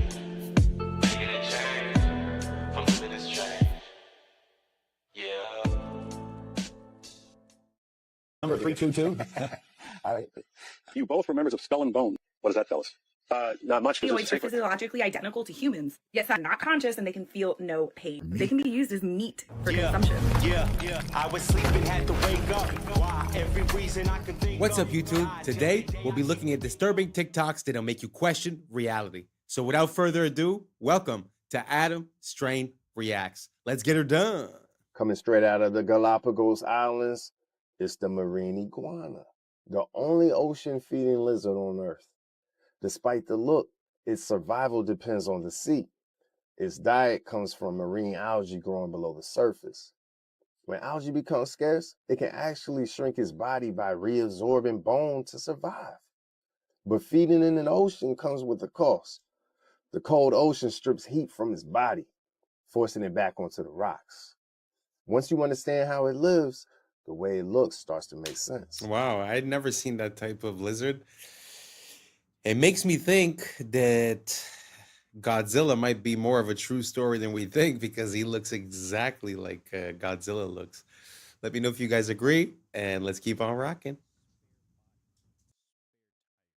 This past week, an MIT review, they want to do is take out the neural functions. It's a human without feeling, without thinking, without ideas.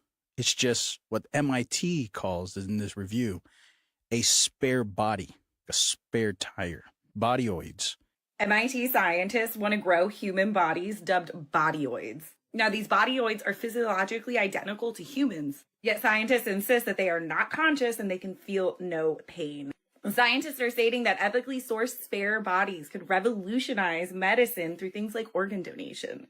These bodyoids are not only intended to provide medical miracles, they can be used as meat for consumption. All right, so here's the article. So MIT Technological Review, it's ethically sourced spare human bodies could revolutionize medicine. Human bodyoids. So remember that word. And here it says, recent advances in biotechnology now provides a pathway to produce living human bodies without the neural components that allow us to think, be aware, or feel pain. And then maybe one day we'll be able to create spare bodies. Are bodyoids similar to body yachties? If they could get these cordyceps to control this, I'm sure you can see some body yachties. Wow. It's pretty intense. I don't know how I feel about that. Obviously, the fact that they're presenting it with the mention ethically sourced makes me think that it's less than ethical, first of all. But the only thing I'm going to say is if this is going to lower the amount of people that go missing per year, I might be willing to consider it. Let's keep on rocking.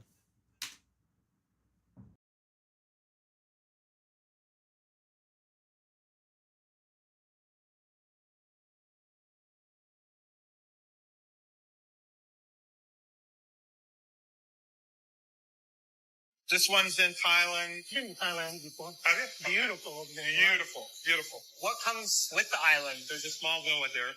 You could practically build if you want. There's building space. Yeah, there's. Do the islands come with the children, or are the children imported outfits? This island does have a small school. There are children. Okay, so I didn't know if that was a stipulation. Yeah, what countries are near to abduct them from? Cambodia, Thailand. Laos, Vietnam, Philippines, the Philippines.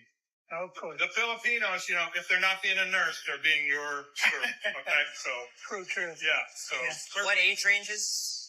Below 10. I don't. It's probably a setup. It sort of looks like it's part of a reality show or like a prank, but the people do seem to be responding quite. I guess it's a manifestation of what people think is going on.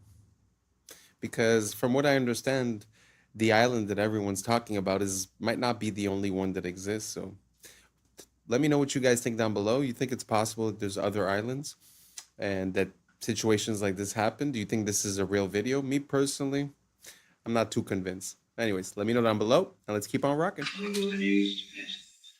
Oh my God. Oh.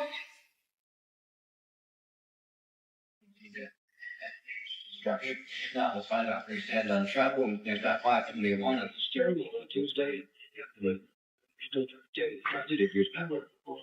Well, you've been hearing all the air doors are closed around.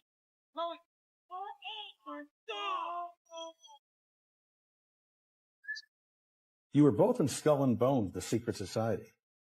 It's so secret we can't talk about it. What does that mean for America?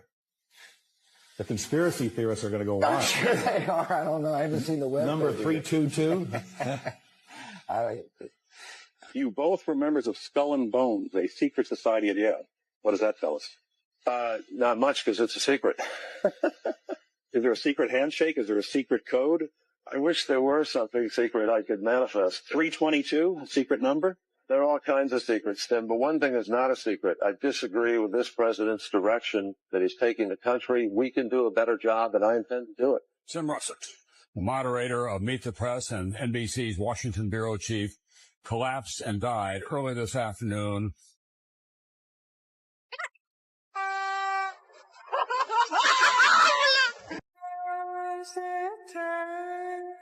In your living room, no.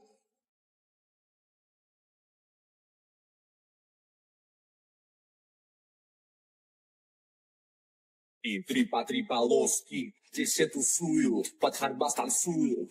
Трипа-лоски, трипа-трипа-лоски.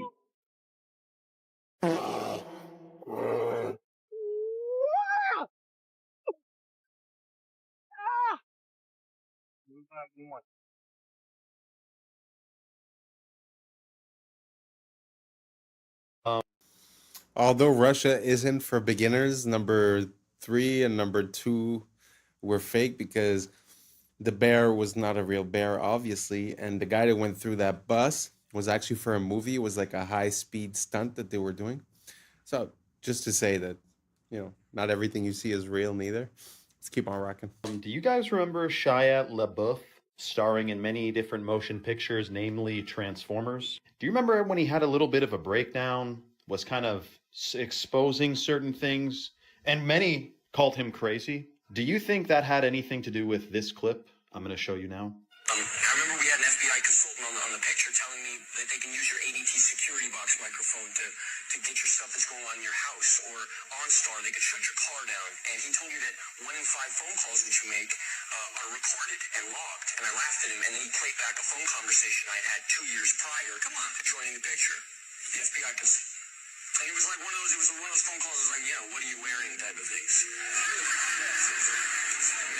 Now, I heard a whistleblower say that when we think of spies, we think of them as like, James Bond sneaking around.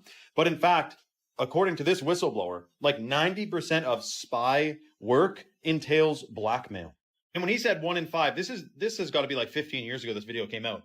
1 in 5, dude, anything you do on your freaking phone, any keystroke is being recorded. Audio, talk about 5 out of 5 phone calls are freaking recorded, guaranteed. And I think that's going to be used at some point, or I bet you the intention is, to link it to your digital ID. At some point, something's going to crack here around the corner with digital ID and social media. It's going to be crazy. We need to resist. But I think he was trying to tell us. Let me know your thoughts below and follow for more. You know what? Yeah, it's a pretty crazy time we live in where everything seems to be like the net seems to be closing in on us. I've heard something recently about they were talking about controlling people's speech online, and it had to do with anti-Shemitism. But basically what they were saying is that if ever you get flagged or, declared as one of these bad people, that basically they're going to put a note or something along those lines on the Google Ads and the SEO so that throughout your whole life, it would never be forgotten and that it would follow you your whole life. So what he's saying about merging with the digital ID or whatnot seems to be one of the plans that are in motion for a near future. So if you have the opportunity to vote against it or to make it be known or to not conform, I would highly recommend to think about it because it seems to be coming quicker than we imagine it. Anyways, let me know what you guys think down below and let's keep on rocking. Grocery stores are designed so that the only way to reach the exit is by awkwardly walking through the checkout lanes. Well, it's to discourage you from leaving without buying anything. Grocery stores will also place the produce section right at the entrance so that you'll grab the fruits and vegetables first and then hopefully feel less guilty about grabbing junk food later on. Another way that they get you to spend more money is by arranging the cereal aisles so that the sugary cereals are like at a child's eye level, so they're more likely to grab one, while the healthier options are way up top. You might have also noticed that essential items like milk and eggs are deliberately placed all the way in the back of the store so that you're forced to walk through other aisles to get to them. And they make sure to fill the ends of the aisles with a lot of unhealthy options like snacks and sodas to make sure that you come across them while on your way to the essential items. They're also very much aware that these tactics become less effective after you visit the store a few times and get a better sense of where everything is, so they'll regularly move the products to different aisles to disorient you. Some grocery stores like Whole Foods have doubled the size of their shopping carts over the last decade because a study found that doubling the size results in a 40% increase in sales. That's why they... Wow. Isn't that crazy when you start realizing that everything in life has a meaning and a purpose?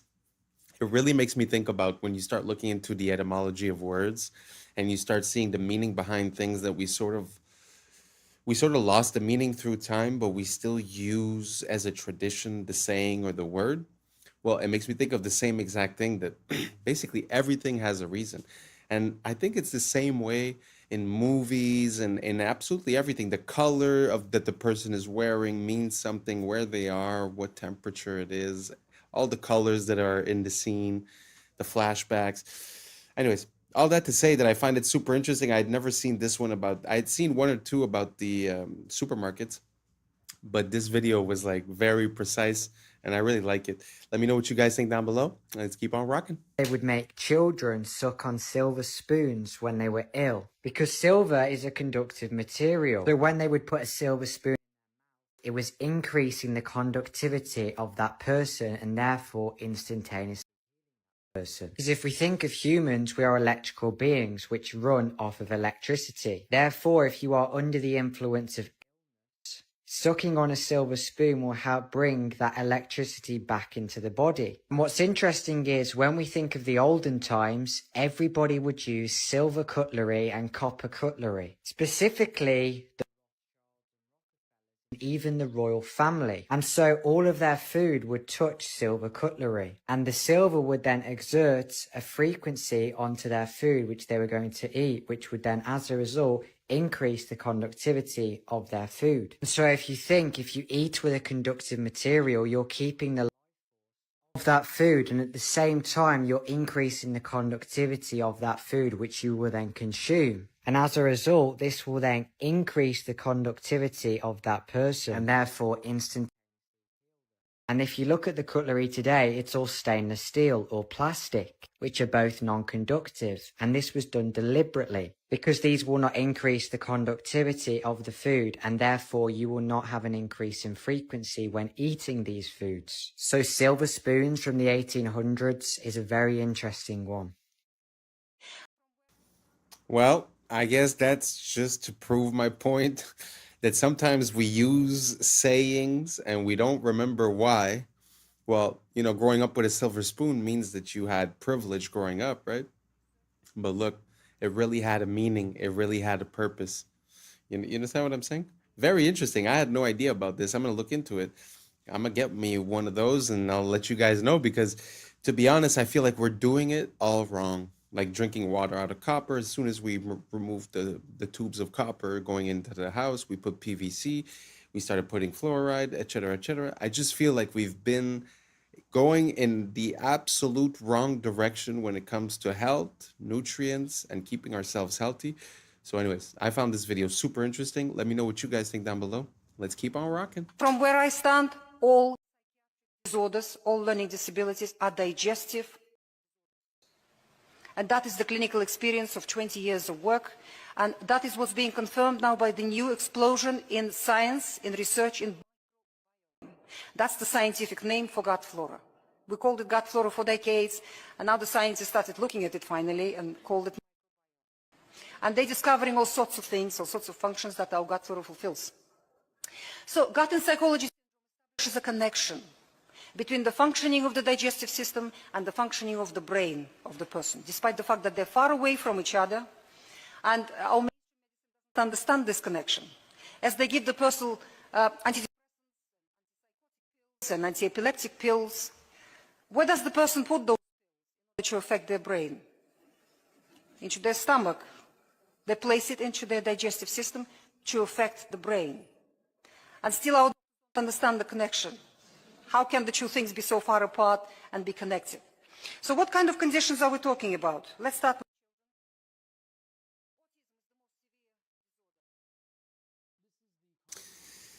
I really like the lining where she was going with this, because I've heard a lot of similar things. I've heard that there are neurons around the heart and around the gut. And, we say, again, to come back to the etymology and where, sayings come from, we do say, trust your gut. And there is something there's something to be said about that the fact that we feel like there's something coming from within our gut. And I feel like it's not far. I've been seeing a lot of different stuff lately also as to when people get a diagnosis for a chronic illness or some type of illness, that in reality, when you do a flushing as for parasites and infectious microbiomes, that you end up having good results. So it kind of makes sense, that there's like this link between the gut. And when she makes that parallel with the pills for the brain taken in the gut, actually makes sense as well. Let me know what you guys think down below, and let's keep on rocking. This is the contract between the Vatican and the King of England. Many people don't know that the King of England made a contract with the Vatican in the Middle Ages. The Pope declared himself the Vicar of Christ. This in Latin means someone who stands in for someone else. He is known as the Vicar of Christ today. The Vatican, as most Christians do, believe that God created the heavens and the earth, leaving the Pope to stand in for Jesus while he is in heaven and not on earth, ruling temporarily. The Pope, however, is also a very busy man.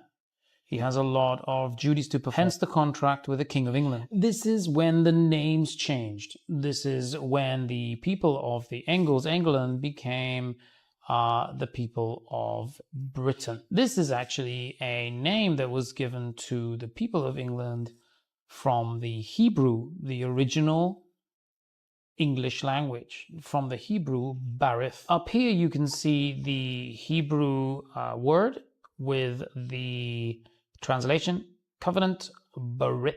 Up until recently, I thought it was the King of Troy that escaped to the British Isles after the fall of Troy. Hebrew is the solution. It is the one language that is old enough, but also young enough to be taken. Ish is contract of man. Barith, covenant, ish, contract. Contract law is banking law. Banking law is the Vatican's law. It is not this guy's law, it is the other guy's law. Or banking law. The S is the snake. If you put a chicken. That was very interesting. I don't really know much about that square in England and the ramifications behind it. But it does make sense that there was a connection there, because he said before they call them the Brits, they would call them the Angles. The Angles, if I'm not mistaken, is very close to angels.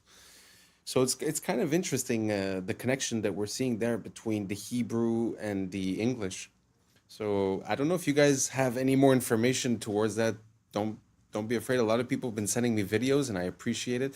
If you guys have any more of that, send it over, because the fact that Brits would have a Hebrew root to the name, wow, that's the first time I've ever heard that, and I'm really looking for more. So I'm going to do a deep dive and try to figure out a bit more on that, and I'll get back to you guys. If you guys have any information, don't hesitate to share, and let's keep on rocking. In the oven, it goes from pink to brown, right? You've seen this. It cooks. This process of cooking is called glycation. It's the process of browning or of cooking. Same thing when you toast a piece of toast, for example. The interesting thing is, a human being, from the moment we're born, we're slowly cooking in that same way on the inside. We're slowly glycating. We're slowly browning. And then when we're fully glycated, when we're fully cooked, we die. That's why when you look at the cartilage of babies, it's white. And if you look at the cartilage of somebody who's 90 years old, it's brown. They've cooked on the inside. And every glucose spike increases this process of glycation. So much so that glucose and glycation, they kind of sound like a similar word, glucose glycation. It's because it's glucose doing the glycating. So every glucose spike increases glycation, increases cooking, accelerates aging. And this shows on your skin. You get wrinkles faster if you glycate more, and also on the inside, your organs slowly get damaged. So glucose spikes, mitochondria get tired, you age faster. In response to this, your body knows, Stephen, that a big glucose spike is not good for you. Your body knows that it has to do something to try to get that glucose level down. So what it does, it calls up your pancreas, and it's like, yo, pancreas, we got a glucose spike going on. We need to get this glucose down. In response, your pancreas sends a hormone called insulin out in your body. You've heard of insulin before, right? Mm-hmm. And insulin's job, and we love her job is to grab all these excess glucose molecules and to store them away so they don't damage your body anymore. And insulin stores glucose away into your liver, into your muscles, and then when those are full, insulin stores glucose away into your fat cells. And that's one of the ways that you gain fat on your body. It's in response to the spikes and your body trying to protect you from the spikes. The problem is, insulin itself has consequences and is the driver of type 2 diabetes and insulin resistance. So to answer your question, yes, when you see a big spike on your glucose monitor, there's some of that going on. And the more spikes you have, the harder it is going to be for your body to manage your spikes. So it kind of becomes a vicious cycle. If you keep eating the same way, your spikes will get bigger and bigger and bigger and bigger over time with more and more damage. Wow, that was well explained. I really like the way she was talking to us. I like where she's coming from with all this information. And I also like the fact that they often tell us, okay, sugar's bad, sugar's bad, sugar's bad. How? Explain it to me. Because we do know that glucose is a part of natural foods. It's a part of the stuff that we need to power our body, our cells. So to have a distinction here and to explain about the spikes and what happens in your body, amazing. I love it. I love the fact that we're getting more information, making us more powerful, having more free will, able to make decisions to help us live a healthier lifestyle. And anyways, let me know what you guys think down below. But I love the way that she broke that down. And it really gives me an incentive to understanding why a glucose spike is bad for my body and might cause inflammation or gaining fat or this or that, right? Super interesting. Let me know what you think down below. Let's keep on rocking. I actually got a hold of some people at the PBI airport and got some answers on this interesting status update that's been starting to go viral today. I've had a lot of people send it to me. Thankfully, people were available at midnight. Enjoy. Hi, I'm looking at your Palm Beach International post on a status website. It says it's closed to aircraft equipped with modification or geoengineering equipment. What exactly does that mean? When there's weather, that the airport might be closed. It all depends on the weather. Oh, I understand, but it says it's closed to aircraft equipped with weather modification or geoengineering equipment. Hold on. Sure. Palm Beach Airport. Hi, I'm looking at a post on the status, the FAA status for a PBI, and it says that Palm Beach International is closed to aircraft equipped with modification or geoengineering equipment, and I'm curious what exactly that means. Are you a pilot? I know. My friend is, though, and they sent this to me, and they also don't know what exactly this means. Hold on one sec, okay? Airport was named the 5th best airport in the operations. The PBI posted, Palm Beach International is closed to aircraft equipped with weather or geoengineering equipment. Right. And I'm just... Yeah, that's for the cloud, the aircraft that's got those tubes on it there for... Clouds. That's it, yeah. Closed to that. Oh, in other okay. words, never out. I see.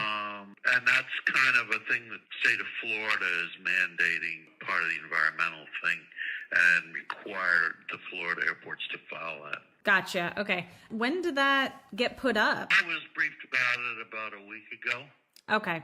So that's a permanent. That's a permanent post for until. Yeah, Okay. Yep. Okay. Gotcha. And so before that, was PBI taking in cloud seeding aircraft? There was some aircraft in the past, and I know it's been probably a couple of years where they were weather monitoring, weather equipped, or were doing something as far as weather goes, which wasn't an issue then, but it is now. All the airports are supposed to follow that. Okay. The GA airports. Any airport in the state of Florida is not supposed to allow that.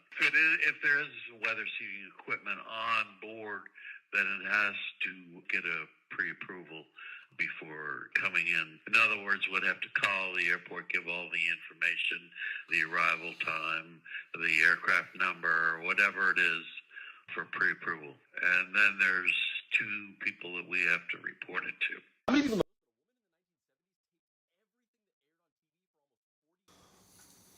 Well, that's pretty interesting, especially considering the fact that they say it's something that we don't do. Why they would have to pass a law stating that they do it. Yeah, I find that it's very interesting. And the man seemed to know exactly what he was talking about. What is interesting is that it feels like even though he wasn't trying to, he kind of showed us what the loophole was, where now they stated that, okay, cloud seeding is illegal, right? But he says, but there is a system in place for that. If you come with that type of stuff, all you got to do is send the information, and then we write it down and we send it to someone. So if you paid the tax, I guess it's fine, right? So it's just, I don't know. It's very interesting, the fact that they came out with a law of something that theoretically doesn't exist, and that, they're saying that some still pass, and basically they send the information, they write them down, and there you go, Anyways, let me know what you guys think down below. Is this enough? Should we do more? Should every state be like that? Should the whole world be like that? Let me know what you think down below, and let's keep on rocking.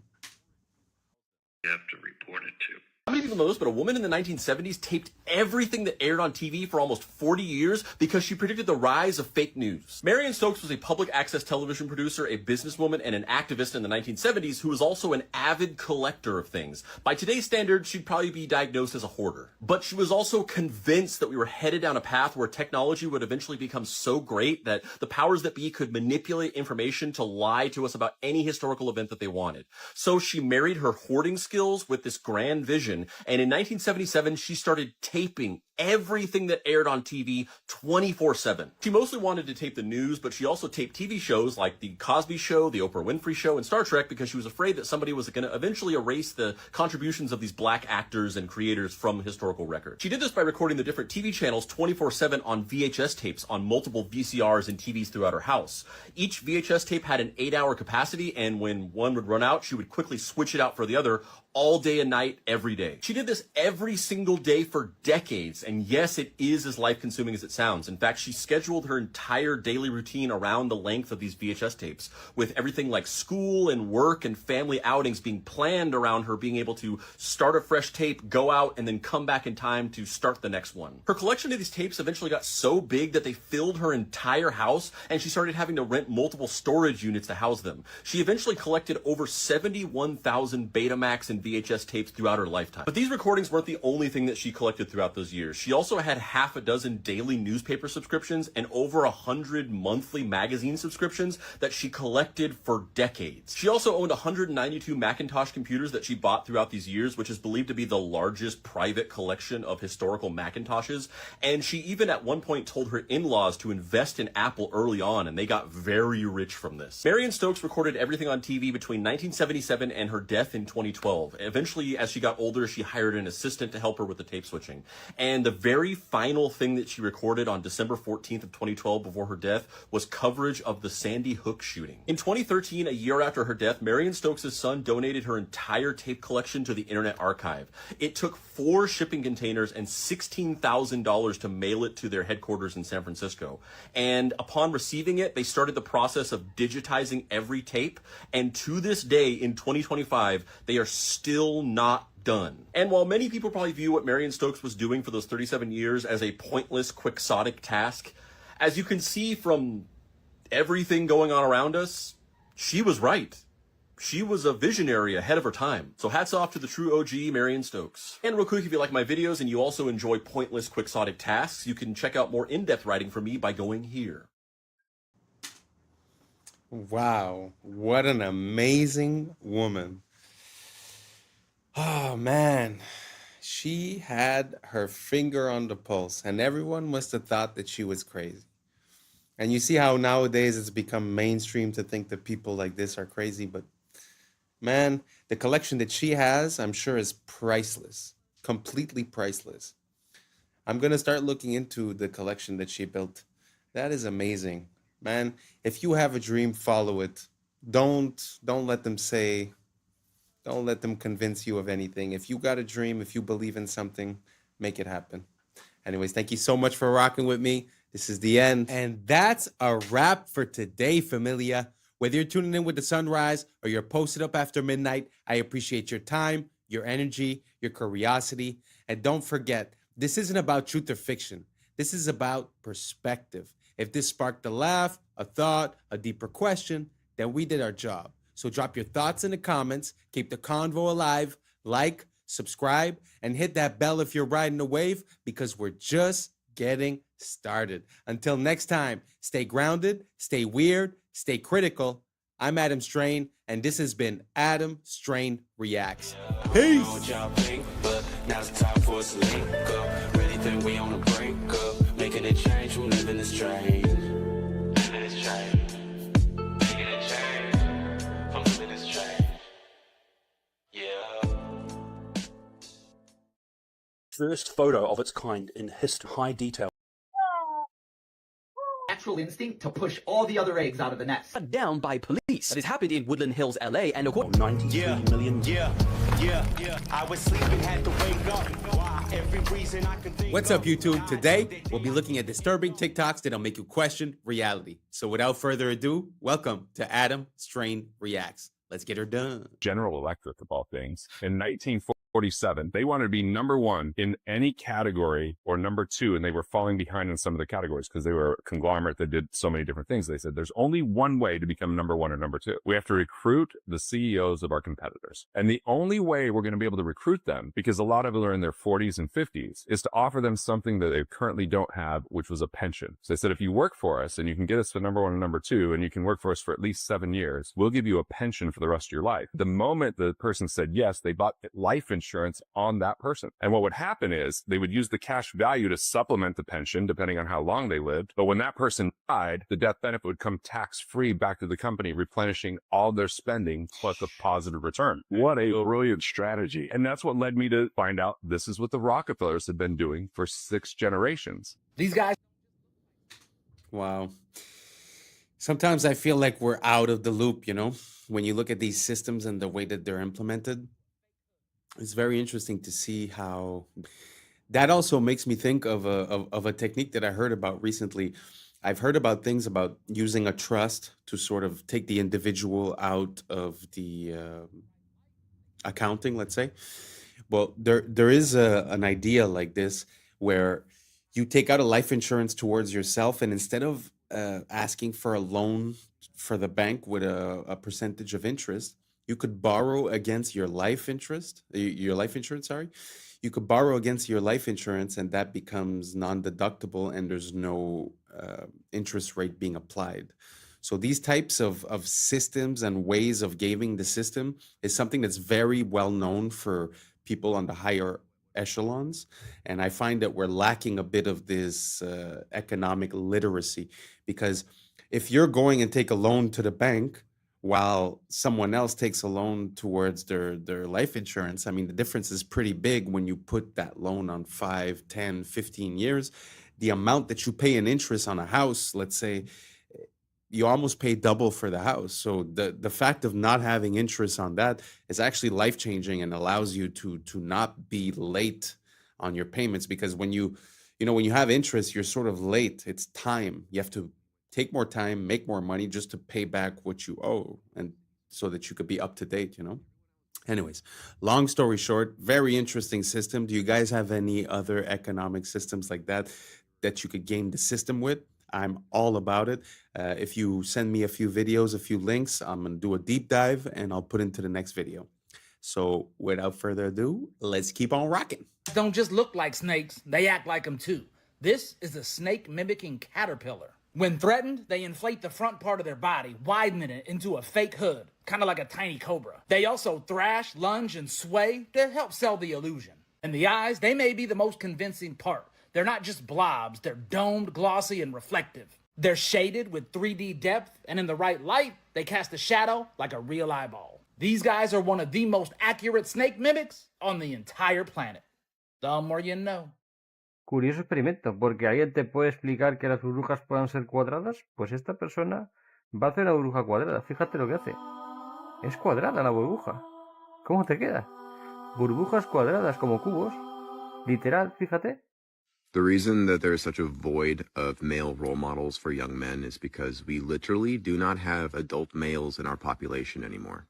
What do I mean by that? There's no adult males. Like, there's grown men everywhere, but they're not actually physiologically adult human males. They're not. I'm going to teach you guys some fun shit. So in biology, there's this thing called neoteny. It's essentially an organism will retain juvenile traits as it ages if it doesn't get stressed out enough. Okay? If you live in an environment that's too, like, easy, you don't actually develop adult characteristics. I noticed this when I was in high school. I grew up in a very affluent area. And when we went to our grad night, it was at Disneyland. And we went with a bunch of inner city schools. And everyone I was with realized that all of these kids looked like adults. They looked so much older than us. And so, yeah, because they were in a more stressful environment, which caused their adrenal glands to upregulate, which caused higher testosterone levels, which made them literally adults. Made them adults in a way that we were still juvenile. Every organism has multiple phenotypes it can have, all right? Your phenotype's dictated by your genes, but what dictates which genes get expressed is your environment. The best example of this is pigs. So, domesticated pigs, the pink ones that you all know and love, that's one phenotype. It's not even their healthy phenotype. You take a domesticated pig, you release it into the wild after 6 kind of very interesting. I did realize that at one point in my life that there was some people that, you know, we were like 16 when we graduated, and I would see graduates from another place, and it's true, they did look like huge football players, and somehow we looked a bit, you know, younger. And to this day, I still find like there's never been a moment where, okay, now I'm an adult. Like, yeah, I handle, you know, taxes and all that stuff, but I mean, I still don't feel any different. It kind of makes sense in my mind what he's saying, that if you're not stressed enough, you might retain characteristics of something that's considered like not mature, not developed. Kind of makes sense. Do you guys agree with this? Do you guys identify with it? Or are you a manly man or a womanly woman? How do you feel about it? Let me know down below, and let's keep on rocking. The phantom leaf experiment completely enraged scientists when they found out what they actually were doing. The leaf experiment was to show when they cut a leaf in half, the energy actually still remains. And this was used to explain why 80% of people have phantom pains due to their amputations. But then scientists tried to reenact this same experiment and they had no success. And they realized the only time they had success was when there was moisture left on the scanning plate. And they realized that they completely deceived us, and this whole thing is completely fake.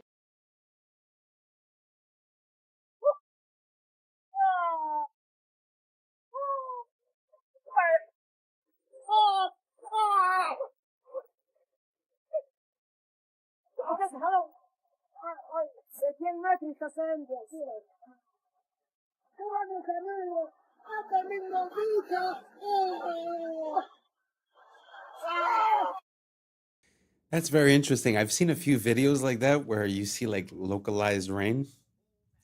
The thing that I'm going to say is that I find that in the past 5 to 10 years, I find that there's a lot of new meteorological phenomenons that are being named and attributed as if, oh, well, this has always been here. This is normal. But I feel like some of these things weren't normal before, like the intensity of the weather changes. Like, you know, I grew up in a place where you have 4 seasons, and it feels like the more time has went, the more they get intense. So it gets intense heat and also intense cold. And it's like it changes very drastically. I don't know if you guys see the same thing. I find that, yeah, the weather has been changing these past couple of years. What do you guys think? Do you guys think it's all the same? Is it just the fact that we have more information coming from social media? Or do you guys agree that there's a bit of a intensity to the weather compared to before? Let me know down below, and let's keep on rocking. Yep, that bird just wiped out the whole nest. That's not even the worst part. Meet the cuckoo. Like most birds, they lay their eggs in a nest. The only difference is they don't lay their eggs in their own nest. Nope, they lay their eggs in other birds' nests. And they usually pick a bird whose eggs look a lot like theirs. That way it blends in. It's kind of genius. And then they just skedaddle and have that other bird feed and raise their baby. This is known as parasitic nesting. But it gets a lot worse than that. You see, when it's time for the cuckoo to lay its egg, instead, it'll wait 24 hours and keep it on the inside. This ensures that the cuckoo egg will hatch before any other egg. And when a cuckoo is born, they come stocked with the natural instinct to push all the other eggs out of the nest. It comes right out of the egg as the villain. That's impressive. And even if the other eggs do hatch, they'll push the chicks out. They take over the whole nest. That way, they get all the food, they grow up big and strong, so they can go and do it to another bird. Talk about a vicious cycle. And as always, follow for more facts. Don't worry if you can't hear what I'm saying. I couldn't even hear myself. This is the loudest sound you could possibly conceive. And as it turns out, the cleanest.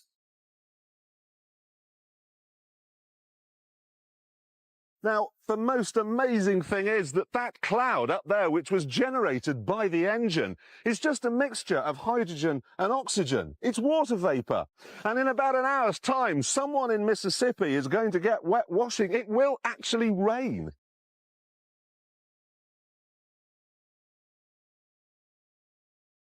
I told you. It's raining. That's unbelievable. Oh. NASA's playing God. It's making its own weather. For years. You know, stuff like that. It just, I find it just shows how this place is ridiculous, because on one hand, they're going to tell you, oh, weather modification is absolutely not a thing. And then on the other hand, they're going to tell you, oh, well, look at this. We made it rain. I mean, you have services that are selling you the service of making it rain in Dubai or whatever. So obviously it's a technology, but like you said, you know, NASA's playing God. And I find that there's a lot of things like that we're just not aware of. We're out of the loop for national security, for this, for that. But I do not agree and do not consent with playing with nature or playing with the weather, because I think that there's repercussions that we might not be aware of in the immediate present. And I would rather we not do that. And if we're stating consent, I would also, you know, not consent for anything that has to do with cloning, anything that has to do, yeah, all that type of stuff. So what do you guys think about that? Do you guys think it's fine that we might be controlling the weather? Like, this theoretically is by mistake because it's like the byproduct of the engine. But do you think that intentionally the government might be doing that? Let me know down below, and let's keep on rocking. I believe sound was just a physical phenomenon. Vibrations through a medium, measurable, predictable. But then I came across something that changed everything. The Tartarian Bell Towers, a lost civilization, an architecture of impossible precision. We thought they were just church bells until a 250-year-old recording was discovered, preserved on a wax cylinder, buried beneath a collapsed monastery in Eastern Europe. A recording that was never meant to be heard again. And when we analyzed it, the data made no sense. Frequencies appeared that don't exist in modern tuning systems. Oscillations extended beyond standard auditory perception. Decay patterns defied known acoustic laws. The harmonic overtones weren't random. They matched geometric structures found in sacred architecture, resonating at frequencies that align with bioelectric fields in the human body. This wasn't just a sound. This was a transmission. Modern science tells us that sound can affect the brain.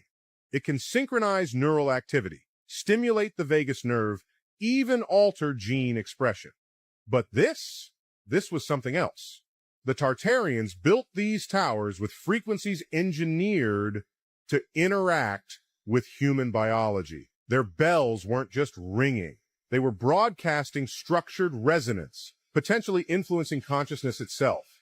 And then all of them were removed. The towers dismantled. The bells taken down. The recordings locked away. Why? What were they trying to erase? And if this is just one recording, how many more are out there? I put that video in because I like the visuals and I like the storytelling. I like the association that they're making with the frequencies and with the effect that it might have on the human when it comes from the bells. It could also be the organs, it could also be the churches, it could also be all that kind of stuff. But one thing I want to say is that personally, I don't put any credibility to Neil deGrasse Tyson. And this was AI, so it was not Neil deGrasse Tyson. So if you believe what you just heard because of Neil deGrasse Tyson, just move along. But the reason why I put that in is because I find that it shows a parallel between the like either the Germans or either, you know, religion, Christianity. There's this emphasis on bells and on vibration that's very important, and I'm almost sure that there is something hidden there, that there is something that we're not being told. And yeah, let me know what you guys think down below, and let's keep on rocking. This is a great example of why filmmaking will be completely overtaken by AI. This is someone showcasing what Photoshop can do in adding people to a scene using photos only and creating a movie scene using Photoshop. Look, they're going to write a prompt in here, taking these photos and just adding them into the scene. This is the beginnings of it. Very easy prompt to write in. Now they're in the scene. You can't distinguish that from reality. Now they're going to add another person in and create the actual scene, the movement, the action. And you can create audio, visual, and it's indistinguishable from real life. They're not going to need to go out and film on location. And look at this. They've just created a scene. The camera's panning around the room. It's perfect. What looks like chaos. Wow. I don't know how real that video was, but gee whiz. Photoshop is not even a video editing software. I suppose it was Premiere. But even at that, where, you know, why would you have Hollywood studios anymore? So yeah, I think times are changing, and I think we're gonna see this control system change. It's not going to disappear. It's just going to change aspect. But very interesting. So now anyone could make a movie. So that means, I guess, all their programming with the things that they're trying to push in all these movies recently, I think that's all going to die out because people are going to be able to make their own movies, make their own versions of things, you know? Very interesting. What do you guys think down below? Do you guys think that this is very bad for us, the fact that we're not going to have the creative aspect of it and that it's all going to be generated? Or do you guys think this is an advancement? It's going to make it more accessible, easier for people to be able to get their ideas on the screen? Let me know down below, and let's keep on rocking. It's actually one of nature's most efficient systems. Ants work together using chemical signals called pheromones, scent trails that guide others to food or danger. When they find something too big to carry alone, hundreds join in, moving in sync through touch and smell cues. There's no leader. Their coordination comes from simple rules repeated by thousands, forming what scientists call swarm intelligence. That's how colonies dig underground cities, move food piece by piece, and thrive almost everywhere, straight from the fish tank. I cannot be the only one that saw this and didn't think it was straight out of a movie. But it's not. It's actually bees in military training. Like, I'm not even joking. They began to realize that bees have a very good sense of smell. I mean, they have to smell pollen. So they began to vacuum up bees and they put them in this container. They dropped the container into the fridge to calm them down because they were kind of angry. This is kind of when it gets weird, but they have this little thing that pushes them into this little tube, and these tubes drop them in these pots. Still feels like this is a movie, but anyways, they began to feed them sugar water. But before this, they would actually release a gas into the area. because the gas they release is the smell of bombs. So they kept redoing the cycle of releasing gas and then feeding them sugar water, and releasing this gas and then feeding them sugar water. And one of the times they released the gas and its tongue began to go because it was anticipating the sugar water that it was going to get. And at this point, these bees are ready for war. So all they gotta do is release it in an area that they think there's like landmines or something, and the bees will go flying around, and when they find a bomb, they'll go and start moving their tongue. One of the only creatures known to do this was dogs, but bees, they do it better than them. Other than that, thanks for watching and follow for more. This is probably the strange. So interesting. It amazes me how you're able to control another being and rewire its behaviors, habits, and actions. Let that sink in. Because we think we're so special as human beings, but what you just saw for the bee is very applicable to human beings, and they have been using that against us. So I know it seems like two different topics, but really think about it. If they're able to associate a smell with a taste or with a craving, how easy is that to be done with us?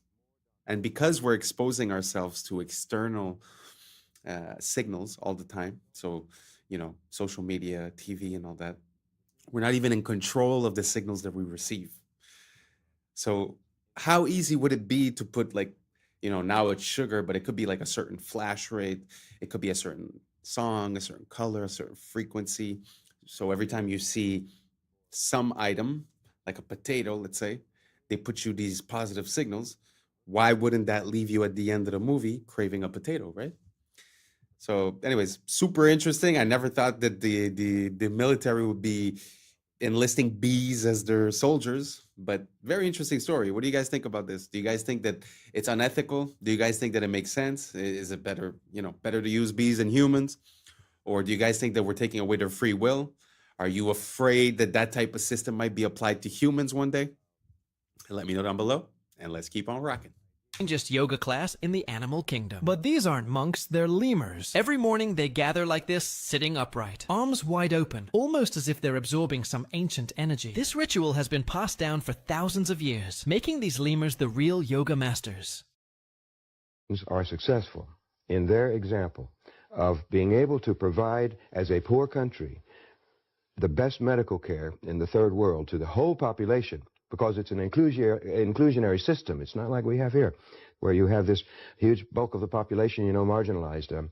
But there, if everybody can have adequate medical care, if the schooling is adequate for all, and remember, Cuba has more doctors and more teachers per capita than any country in the world, and they have succeeded in these areas, and it's all state supported, which means people don't have to put money out for the medical care or for they of course pay the cost indirectly as a whole society, but they don't have to pay the bill in the hospital and so forth.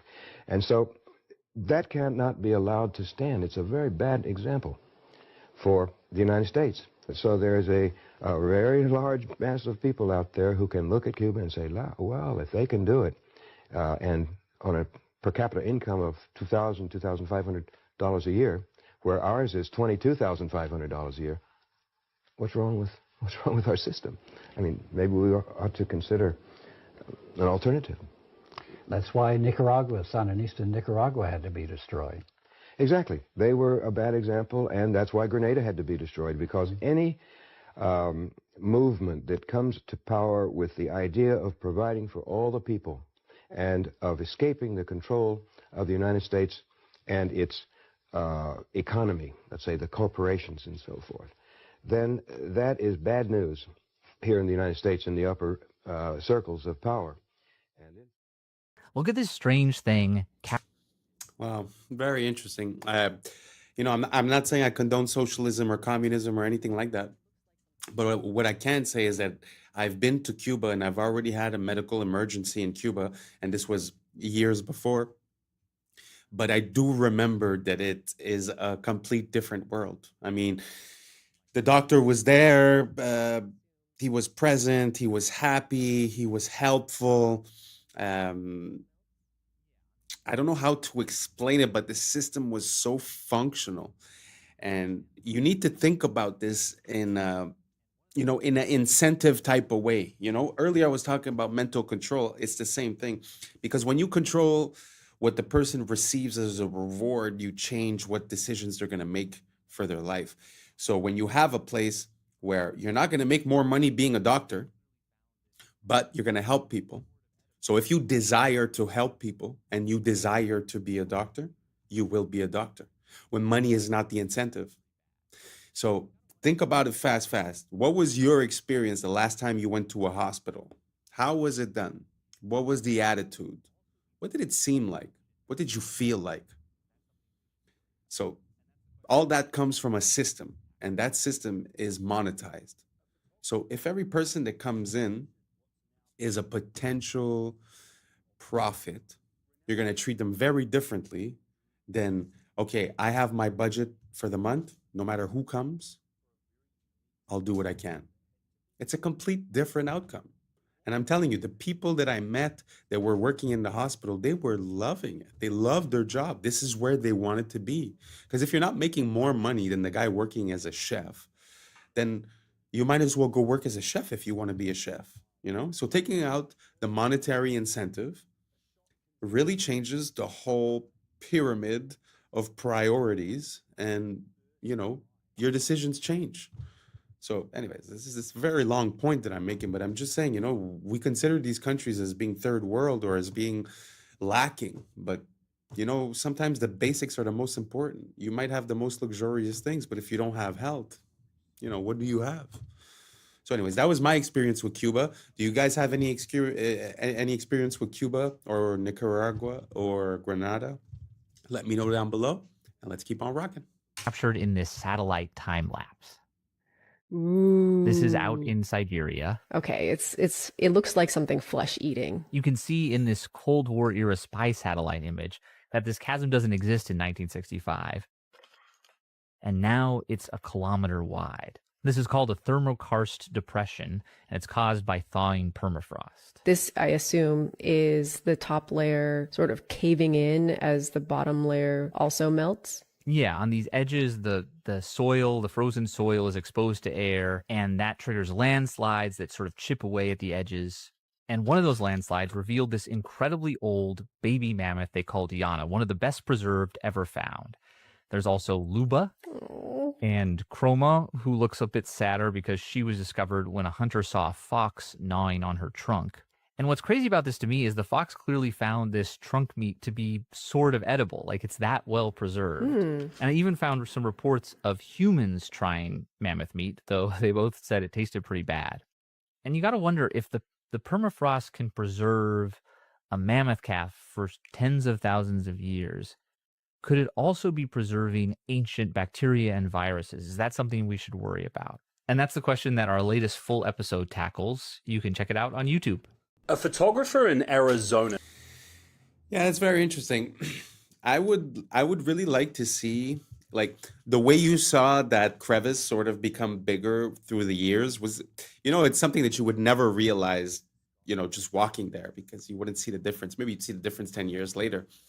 But I would really like to have like a time lapse of the Earth. I'd be very curious to see how things have moved. I know they have the theories of Pangea and this and that, the Bering Strait.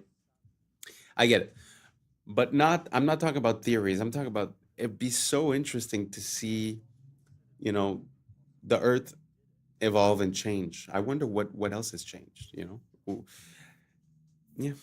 What do you guys think? Let me know down below, and let's keep on rocking. I just captured what's now being called the greatest shot of all time. Renowned astrophotographer Andrew McCarthy sent his friend Gabriel Brown up in the sky for a very unique skydive that had to be timed perfectly. He watched from his laptop in anticipation. He knew it straight away that he had something absolutely amazing. The first photo of its kind in history. Capturing a skydiver with a sun in high detail 93 million miles behind him, perfectly crossing paths. A shot considered almost impossible, but he did it, and it's fantastic. They did it first try as well, which is even more amazing. And it's an amazing photo because we're in a world now where there's so many AI images, and it just hits so much harder that it's real and raw. Dostoevsky warned us tolerance will reach such a level that intelligent people will be forbidden to think so as not to offend the imbeciles. And the prophet was right. We live in an age where thinking has become a crime, where the sensitivity of the fool is worth more than the clarity of the wise. Truth must now apologize, thought must walk on tiptoes, and he who dares to question it is silenced, labeled, and canceled. What they call tolerance is in truth the new name for cowardice. A society that protects stupidity is doomed to be ruled by it. Dostoevsky saw the abyss long before us, and he was right. The world won't be destroyed by the wicked, but the cowards who can't stand to hear someone think differently. Researchers at Rice University have developed... Wow, that hit hard. That hit really, really hard. That's amazing. Because really think about it. Look at all these platforms. You know, back in the days, we used to have like 3, 4, 5 companies that were media companies. They'd give you the news. So now we thought we would be safe because we have thousands and thousands of content creators, right? But you sort of realize that the incentives are being manipulated. So if you want the engagement, you're going to have to be repeating the signals that they send. And if you repeat the wrong set of signals, then you get the opposite result. So it's very, very easy to control what's allowed to be said, what's not allowed to be said. Like you said, you know, the questioning of the fool has now became more important than the knowledge of the wise. It's very, very interesting and powerful words in these days. What do you guys think down below? Do you guys think that we've made it into the new era of information? Or do you guys think we're still lost? We're still flooded with too much information and the right information is being blocked. What do you guys think down below? Let me know and let's keep on rocking. A necrobiotic spider gripper, or a dead spider machine that can pick up tiny odd-shaped things. See, instead of muscle, spiders use hydraulic pressure to extend their itsy-bitsy little spider limbs. Spiders' leg muscles can only flex their legs inwardly. So in order to extend them outward, they generate hydraulic pressure in their fused head thorax segment called the prosoma. And that hydraulic pressure pushes their arachnid blood called hemolymph into their extremities, and that's what outstretches their legs. And that's actually why dead spiders are all curled up, because they don't have hydraulic pressure pushing their legs out. Their process for creating a necrobiotic spider gripper was relatively simple. Step 1, euthanize a spider.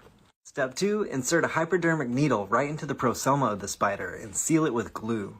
Step 3, let the glue cure, and that's it. You now have your very own necrobiotic spider gripper. After developing the concept, it was time to test its capabilities with a universal testing machine. And they found that wolf spider gripper bodies are able to lift up to 130% of their own body weight. And individual dead spiders were able to remain effective for about 1,000 closing and opening cycles. But at that point, cracks started to appear in the joints.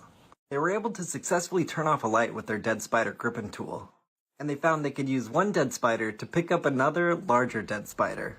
And they could pick up an object of great volume, like this foam here.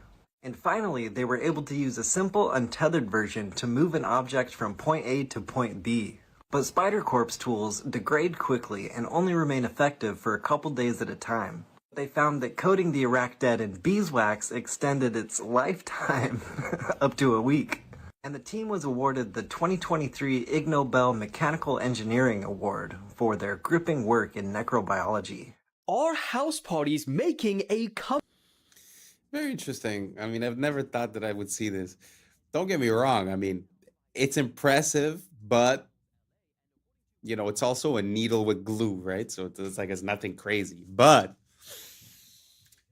are y'all ready for them to use this technology on humans? Yo, that's scary. Imagine they're using dead bodies to start doing, I don't know. I find that one a bit questionable. What do you guys think about this technology? You guys see any applications? You guys think that there's a future for this? Or it's just super creepy? Let me know, and let's keep on rocking. We're almost there. What you are seeing is footage of an insane Halloween party that got way out of hand and had to be shut down by police. Now, this happened in Woodland Hills, LA, and according to Royal News, who captured this footage, the host initially promoted this party online, selling tickets in advance for just $35, but then charged up to $150 for whoever wanted to pay at the door. But, similar to the real Project X, way more people turned up than anticipated, and things quickly started getting out of control. Dozens of 911 calls started flooding in, reporting injuries from stampedes. A massive fight broke out, people were spilling out into the streets, and the LAPD's air support unit estimated over 3,000 people in that neighborhood alone. When police turned up, one teenager was discovered lying unconscious in the street and was rushed to hospital. Several others were treated for injuries that they sustained in the stampede. And you'd think that most people would condemn this kind of behavior. But 2025's been so rough that people were actually proud, saying things like the earth was healing because the kids are partying again, and that there was still hope for the next generation after all. Nah, are they working together? Yes, they are. And according to researchers, that is the most dominant partnership in the entire animal kingdom. Let me explain. In North America, badgers and coyotes started hunting together, and it's so unfair. Basically, badgers are incredible diggers, and they're known for digging right into an animal's burrow. The only problem is if that animal takes off running, badgers are slow. They're not going to catch it. Coyotes, on the other hand, can run like the wind, and they're known for chasing animals down in an open field. Their only problem is they can't dig, so if an animal jumps into its burrow, they lose it. You get where I'm going here? When these two work together, they create what's called the ping pong effect. The badger will dig into a burrow and intentionally get the animal to run, and then the coyote will chase it down. If that animal jumps back into another burrow, the badger gets back to digging. And they'll do this over and over again on repeat until that animal becomes so exhausted that it just gives up. In fact, according to researchers, when these two work together, they have a near perfect hunting success rate. Now that is what I call a killer friendship. Literally. And as always, follow for more facts. Nature is amazing. I mean, I don't know what you are, if you feel like you're a coyote or if you feel like you're a badger, but those are one of the, some of the most intense and notorious hunters. So they could easily see themselves as competition. But in life, whether you're the badger or the coyote and how good you are, doesn't matter. You should try to find that piece of the puzzle that's missing and create something together. And whether it's relationship wise or whether it's business wise or creative wise, I just think that when we unite and like this duo, one's weakness is the other one's strength, we complete each other. And I feel like we have access to, the sky is the limit. Anyways, I don't know how you feel about that, but we reached the end. Thank you so much for being here. And that's a wrap for today, familia. So whether you're tuning in with the sunrise or you're posted up after midnight, I appreciate your time, your energy, your curiosity. And don't forget, this isn't about truth or fiction. This is about perspective. If this sparked a thought, a laugh, a deeper question, then we did our job. So drop your thoughts in the comments, keep the convo alive, like, subscribe, and don't forget to hit that bell if you're riding a wave, because we're just getting started. Until next time, stay grounded, stay weird, stay critical. I'm Adam Strain, and this has been Adam Strain Reacts. Peace! Now it's time for us to link up. Really think we on the brink up. Making a change from living this strange. Living this change. Making a change from living this change. Yeah. Like what, for example? I had no idea how many people were like actively getting into like rich that I happen to know personally. In Hollywood? Oh, yeah. The mice lost intellectual behaviors, and scientists still extrapolate this model to humans on Earth. What's up, YouTube? Today, we'll be looking at disturbing TikToks that'll make you question reality. So without further ado, welcome to Adam Strain Reacts. Let's get her done. This is crazy. I read this morning that Orion took 42 minutes and 50 seconds to pass by the far side of the moon. And the total runtime of the Pink Floyd album, Dark Side of the Moon, is also 42 minutes and 50 seconds. Yeah. What is it the universe says about coincidences? They're never so lazy.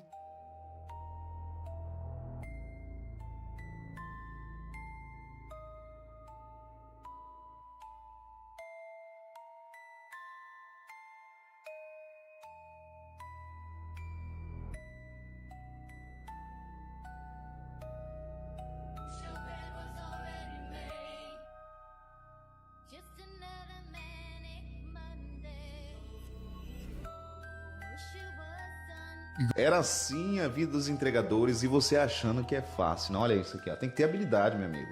O cara vai lá de moto e ele tem que ter habilidade para lançar na mão da pessoa e muitas das vezes por debaixo do portão ou por cima. Olha isso aqui. Isso aqui é técnica. E isso aqui era uma profissão lá nos anos 70, 80. Olha só como estamos hoje, né? Hi everyone, so I'll give you a look in here. So I've built a lot of things in my life, but I think this is the best thing I've built by a mile. So this is a bee therapy hut.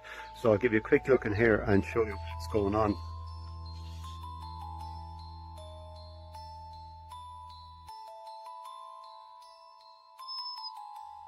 So in here now, underneath this is the bee bed, and underneath this there's 3 hives. There's about 150,000 bees in there, and then just down here at the end I have another hive. It's an observation hive. I'll just give you a quick look here.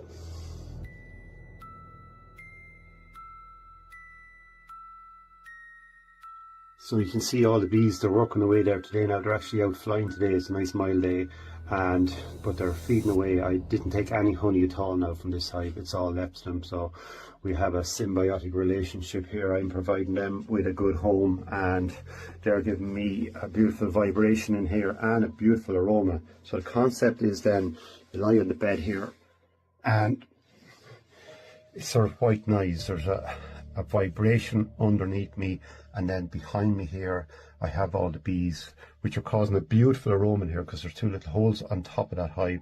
So there's a beautiful smell of propolis and beeswax, and it's just amazing. So the concept is, this is called apitherapy. So they reckon 5 minutes here is equal to a night's sleep. Well, all I can tell you is from mine, like 5 minutes, 50 minutes, but it's just absolutely amazing. It's lovely to have somewhere like this in your life that you go to, that you're picking up really good energy. When I leave here, I leave feeling good. So I know when I come back here, there's a good feeling left behind me. And we know water holds memory. So there's a lot of moisture in the air and in the timber and in the structure. So heat contains the memory. And yeah, so feeling good. You go back and remember little things that were odd, and you can put it together and come up with some bad answers. And I do. Like what, for example? I had no idea how many people were like actively getting into like rich that I happen to know personally. In Hollywood? Oh, yeah. I'm not going to say who it is on here, but I'll tell you after. But when I heard this, I was like, what? Do you ever kiss your 38-year-old? No. Are you sure? Put Carl Rob Reiner kiss and, oh, here we go. Hold the back of their... No, they don't. That's weird, go down, head holding. Oh, it happened again. Yeah, there's multiple. Look at that. My God, dude. Yeah, it's not one picture, dude. They do this all the time. I've been very fortunate in family. In my first marriage, I had 2 lovely daughters. Girls are such sweet-smelling.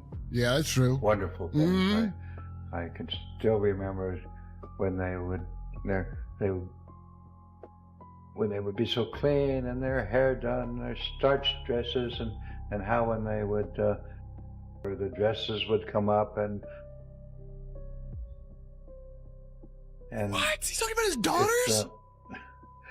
They're just totally beautiful things, and I was happy. I was lucky with my girls in that they never had the problems that sometimes. Who is this guy? Not that my daughters didn't Gene have their Roddenberry? own What's his? Yeah, who is the he? creator of Star Trek? This is the creator of Star Trek? Yeah, the beloved creator of Star Trek. Oh my God. A guy Did who... you know this, Steve? I did not. Yeah. Oh my God. I'm not particularly genius in any way. This is anyone should notice if they feel like noticing it. Yo, I didn't know there was a till last year. Do you understand? Why the wouldn't I know that until just recently? Because it's effective. We're worse than North Korea as far as propaganda, 100%. So building. It was a there was a and that 2 trillion of that is missing, they can't account for. Julian was telling me that he thinks that when they built it. Of course it would have been. He's right about that. Not only that, Julian told me that he thinks. And he's he's always told me that. The day I met him, he was talking about telling me, dude, he's worse. Ben is worse than that, but Julian's on, and Julian's not a guy that will jump over to where I'm at automatically. So that's a thing that he personally noticed. Yeah, that stuck with him. Those are the things to really follow when something sticks. Like just jokes I remember people had that were like, did you ever notice jokes? But they're up. Then you realize they're. And now a lot of jokes are coming true. It's really upsetting. I don't know if you guys know about Gene Roddenberry, but basically Star Trek is, a lot of people say it was like a plan towards where technology was going. You see the first AIs, you see the first tablets, you see the first transparent screens, you know, all kinds of stuff. But it's kind of weird when you start looking at what these people believe. Like we saw the interview of that guy. You know, it's the same thing with like space travel and rocket engineering. There was Jack Parsons. It always seems like the forefront of technology is in some way, shape, or form associated with these weird beliefs or attitudes. I don't know if you guys get the drift that I'm saying. If you have other examples, please let me know. But let's keep on rocking.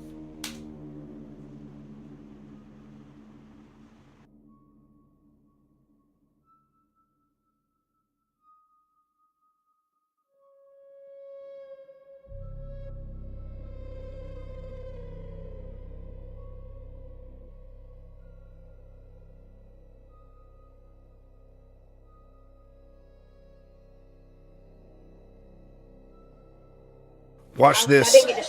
This is awesome. That's right, man. I'll go ahead and get that for you. You guys asking for a lot today.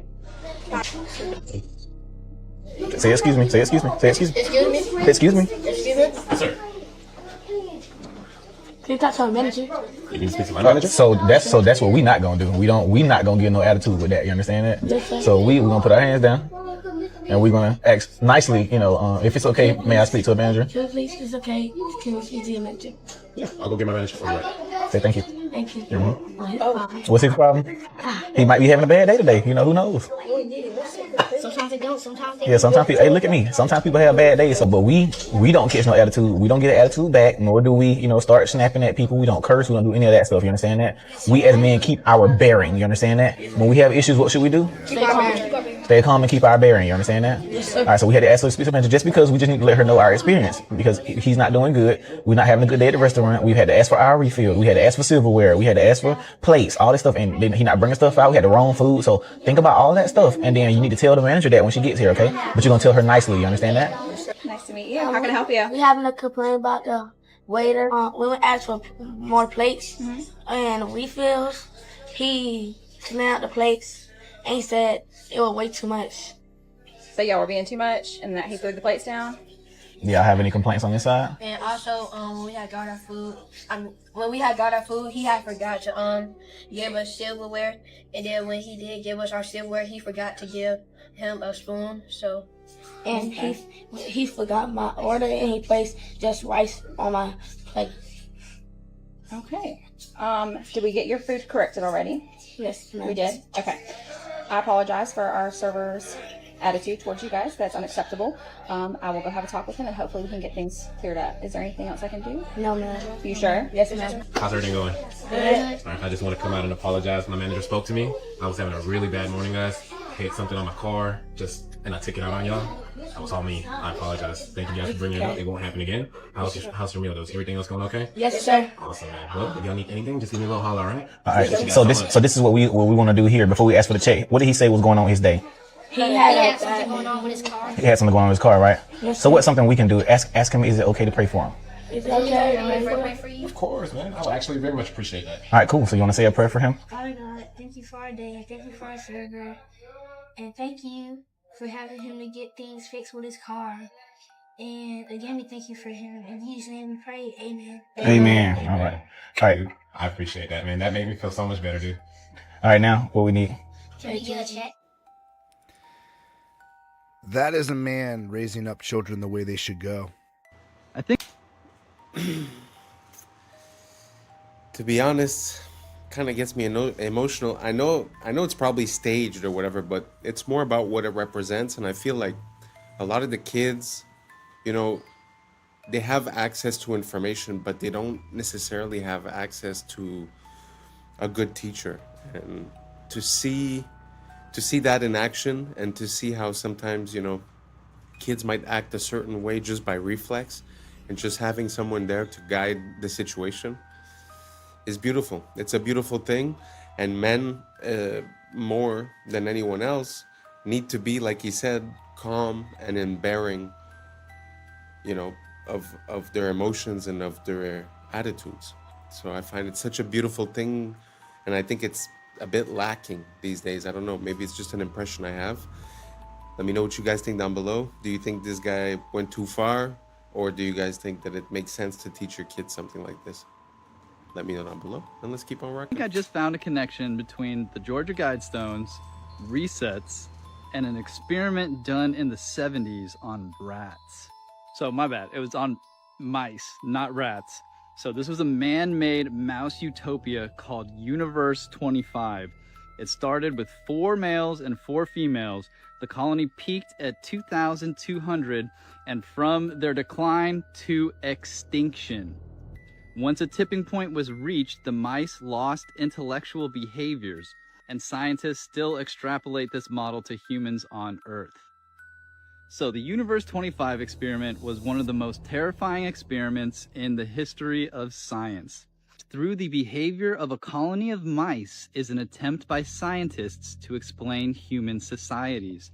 The idea of Universe 25 came from the American scientist John Calhoun, who created an ideal world in which hundreds of mice would live and reproduce.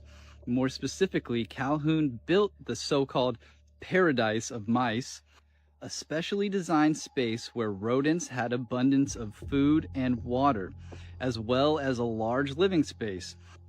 In the beginning, he placed 4 pairs of mice that in short time began to reproduce, resulting in their population growth rapidly. However, after 315 days, their reproduction began to decrease significantly.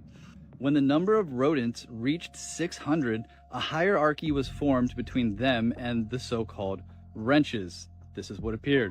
The larger rodents began to attack the group, with the result that many males began to collapse psychologically. As a result, the females did not protect themselves and in turn became aggressive towards their young. As time went on, females showed more and more aggressive behaviors, isolation elements, and lack of reproductive moods. There was a low birth rate and at the same time an increase in mortality in younger rodents. Then a new class of male rodents appeared, the so-called beautiful mice. They refused to mate with the females or to fight for their space. All they cared about was food and sleep. At one point, the beautiful males and isolated females made up the majority of the population. As time went on, juvenile mortality reached 100% and reproduction reached 0. Among the endangered mice, homosexuality was observed and at the same time cannibalism increased. Despite the fact that there was plenty of food, John Calhoun repeated this experiment 25 more times, and each time the result was the same. Could this be the message on the Georgia Guidestones? Maybe it's not that they just want to have this ruling class. Maybe they know once the population gets to a certain amount that this same thing that happened in this mouse experiment will happen with humans. This would also explain the Cabbage Patch Babies and why they had to repopulate the earth, because we had too many people and they stopped reproducing. Dude, this is crazy. So what if these resets don't actually happen because of a catastrophe? They just happen because of overpopulation, just like what happened with these mice.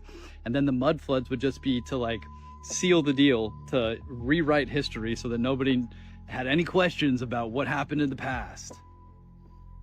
Dude, that's a crazy ass perspective. Let me know in the comments what you guys think. That's crazy. Peace and love, y'all. Yeah. It's some interesting questions, because I mean, that experiment is very worrisome, and it feels like we're at some point in that process.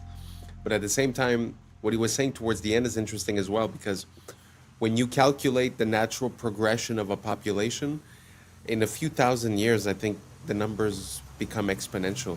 So even today, in regards to how many people there was in the 1900s, or let's say the 1800s, I think we're not going up in a stable fashion. It's as if there's always these events, or they call it resets, but I mean, it kind of makes sense because we're not at the progression that we should be with the amount of humans we have, like, let's say today, and how much that would create in 20 years, let's say. We're never close to that number when we reach 20, 50, 100 years later. So what do you guys think? Do you guys think that it's possible that there's these resets? Is it possible that there are natural catastrophes? Is it something else? Let me know what you guys think down below.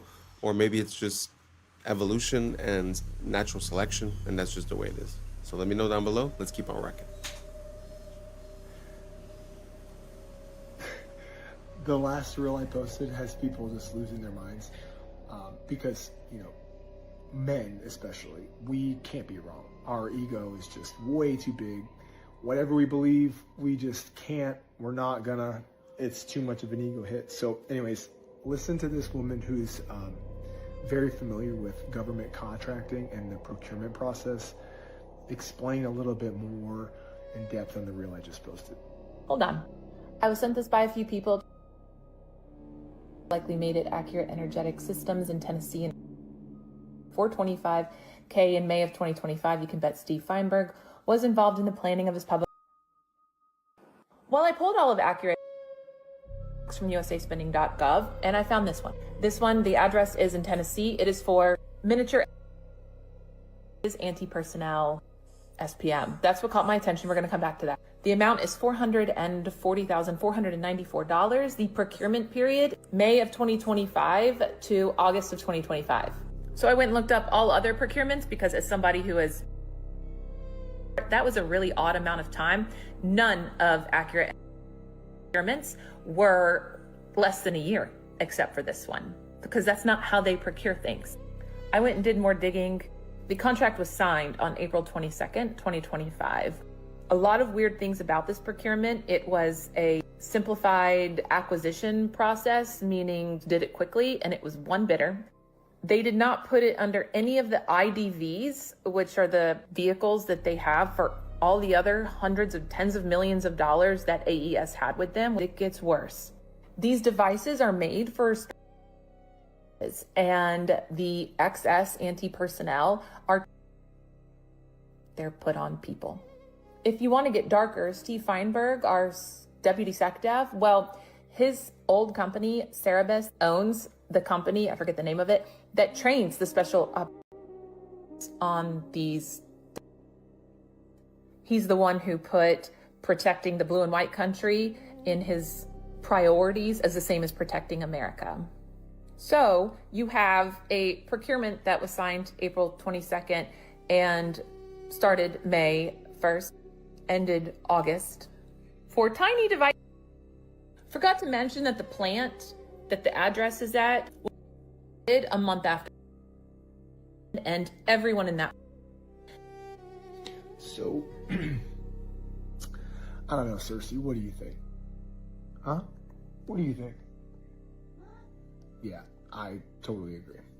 Day 6 of Artemis 2, and the logic just broke. These images are the exact same. One's day and one's night, but if you look at the top, these images are the exact same. And look at the live feed. Watch his eye. Ready for it? Watch, watch, watch, watch, watch. And the shrimp soak back up the water.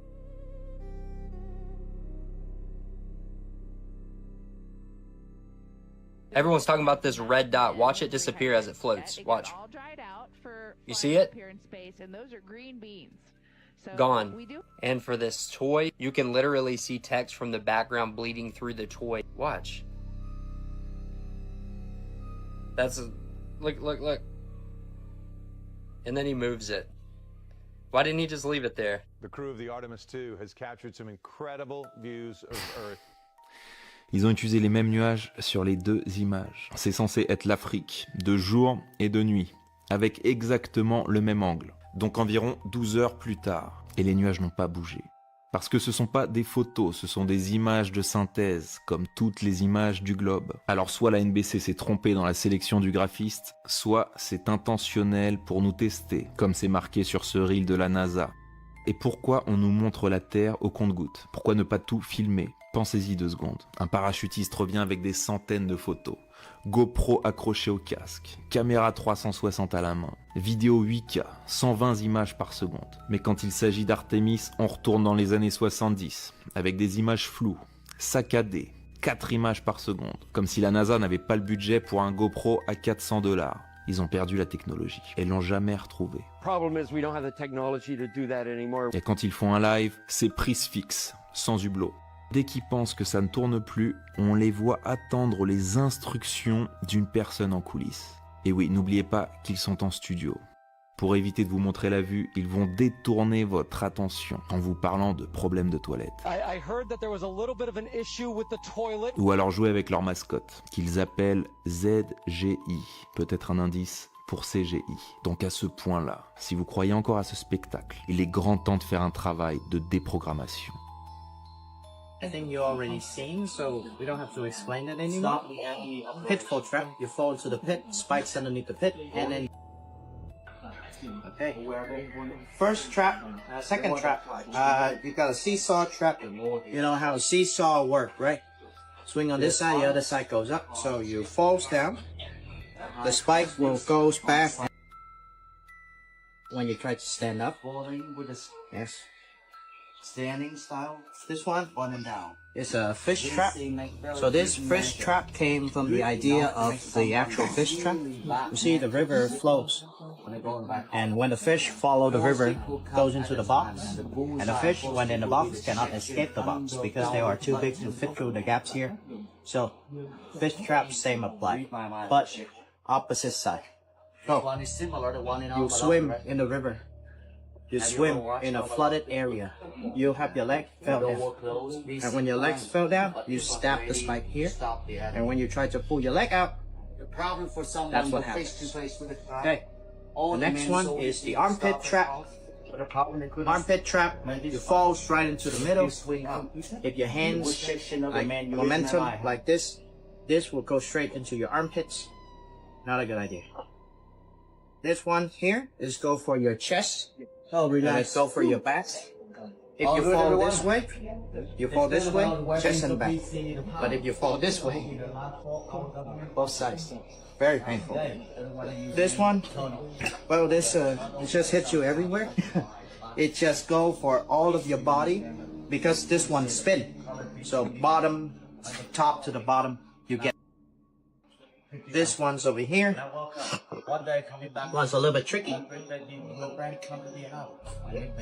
So, when you fall into the trap, you shoot the spikes out.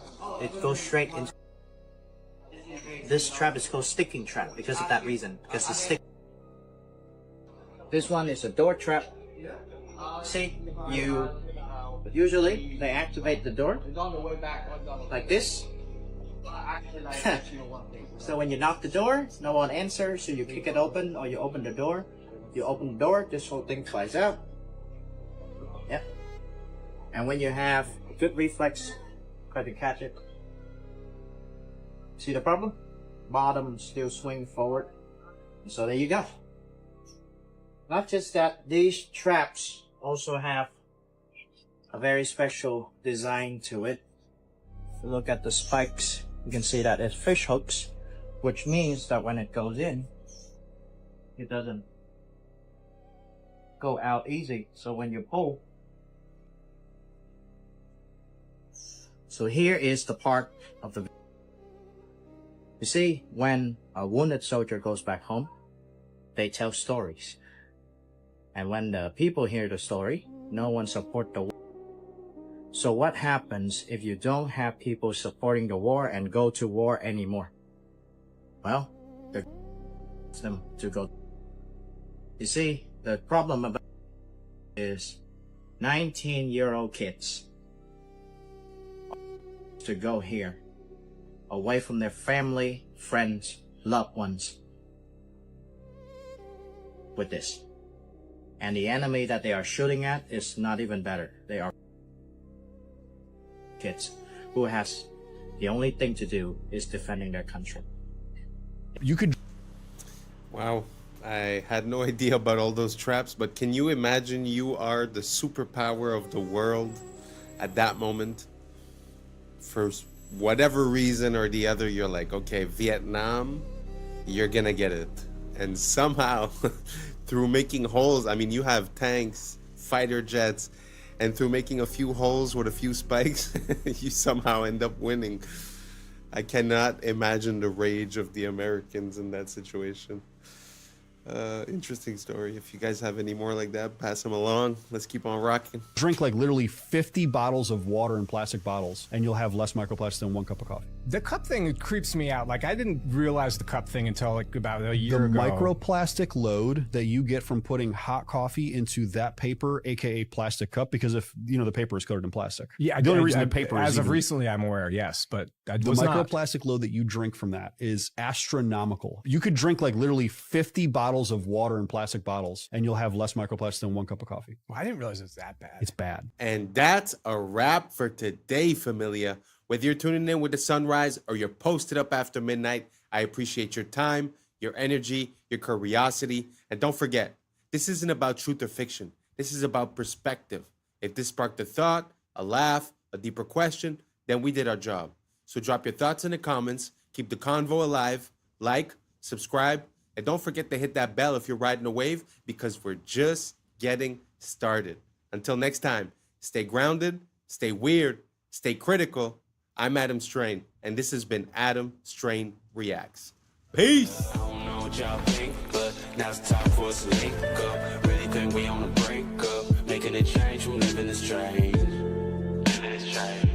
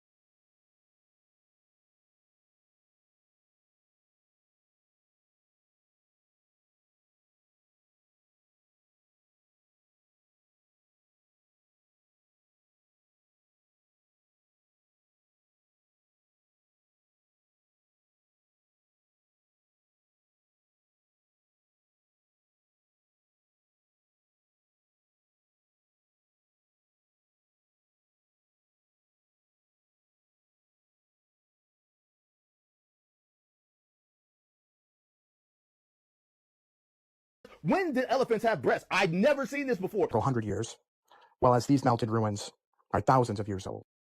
Jake, I'm not even kidding. Go look this up. They literally brought in to dig through the rubble. Yeah, There's pig dudes. yeah. I was sleeping, had to wake up. Why? Every reason I can think. What's up, YouTube? Today, we'll be looking at disturbing TikToks that'll make you question reality. So without further ado, welcome to Adam Strain Reacts. Let's get her done. That's the cost of living crisis. Suddenly we went up from prices being around there to prices being there. And you don't really see that in this data, okay? Because inflation is really just measuring the difference between that and that. And if you This is how they lie with numbers. look at those two lines, you're talking about a 2.3% change. That's the number we're talking about today. But for a lot of people, it's not about that. It's about the difference between this and that. What is that, like 19, 18%? And when you look at the difference between this Yeah. and that's 20%. And I think that's the dichotomy here between these inflation numbers where it looks normal and this, which is really not normal at all. Not to mention how they change the basket of goods that they use to mark inflation against, such that they can make the numbers look smaller. It's all a ruse, to make you feel like you're going insane, when the reality is that they're trying to manipulate the reality of what you see. In order to fix this, join me and the American Congress Party. Did you see the about the Nephilim? The Nephilim are often referred to as giants in the Bible, but some believe they are the offspring of fallen angels and humans. Sounds crazy, right? Well, email here requesting documents pertaining to the resurrection chamber of Gilgamesh, the location of his body, and the location of the buried Nephilim. If they didn't exist, why is she requesting documents for them? And about Gilgamesh, a Mesopotamia mythological hero. Here is supposedly a video that some people think is Gilgamesh found in his tomb.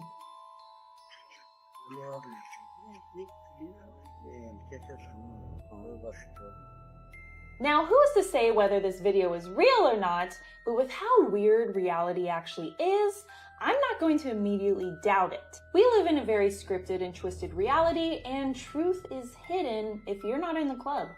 But I don't know, I'm just a conspiracy theorist. Let me know what you think. That is kind of interesting because they like to make people seem a bit crazy when they inquire about these types of things, but how come the people that govern us also are inquiring about these things? We've heard about stories about when they went into Iraq that they were basically trying to take control of the ziggurat of Ur.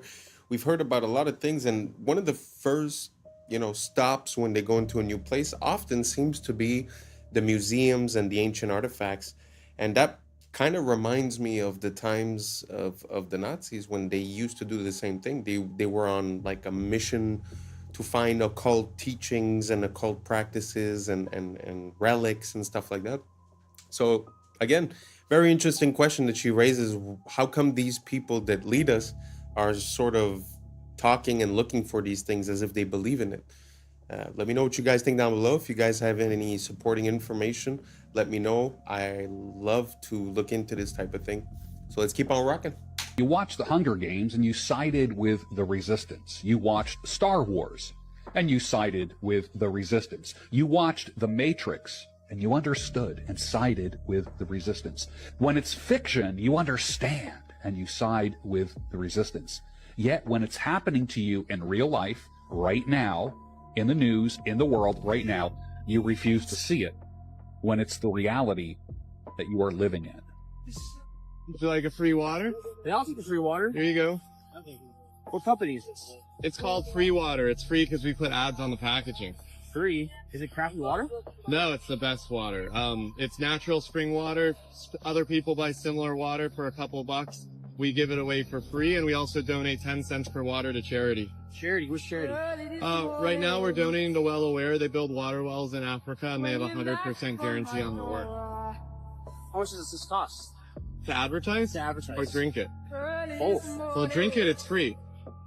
You don't owe us any money. To advertise, about $1 of water total for all of it on those boxes. Okay. How do I contact you for advertising? The website is freewater.io. Go to the advertiser page. Do you have a card? The water's a card. Oh, all right. Yeah, well, scan that QR code. Sweet, I'll take it. Have a great. I mean, I'm not trying to make everyone jump on the same idea, but man, that was pretty revolutionary, no?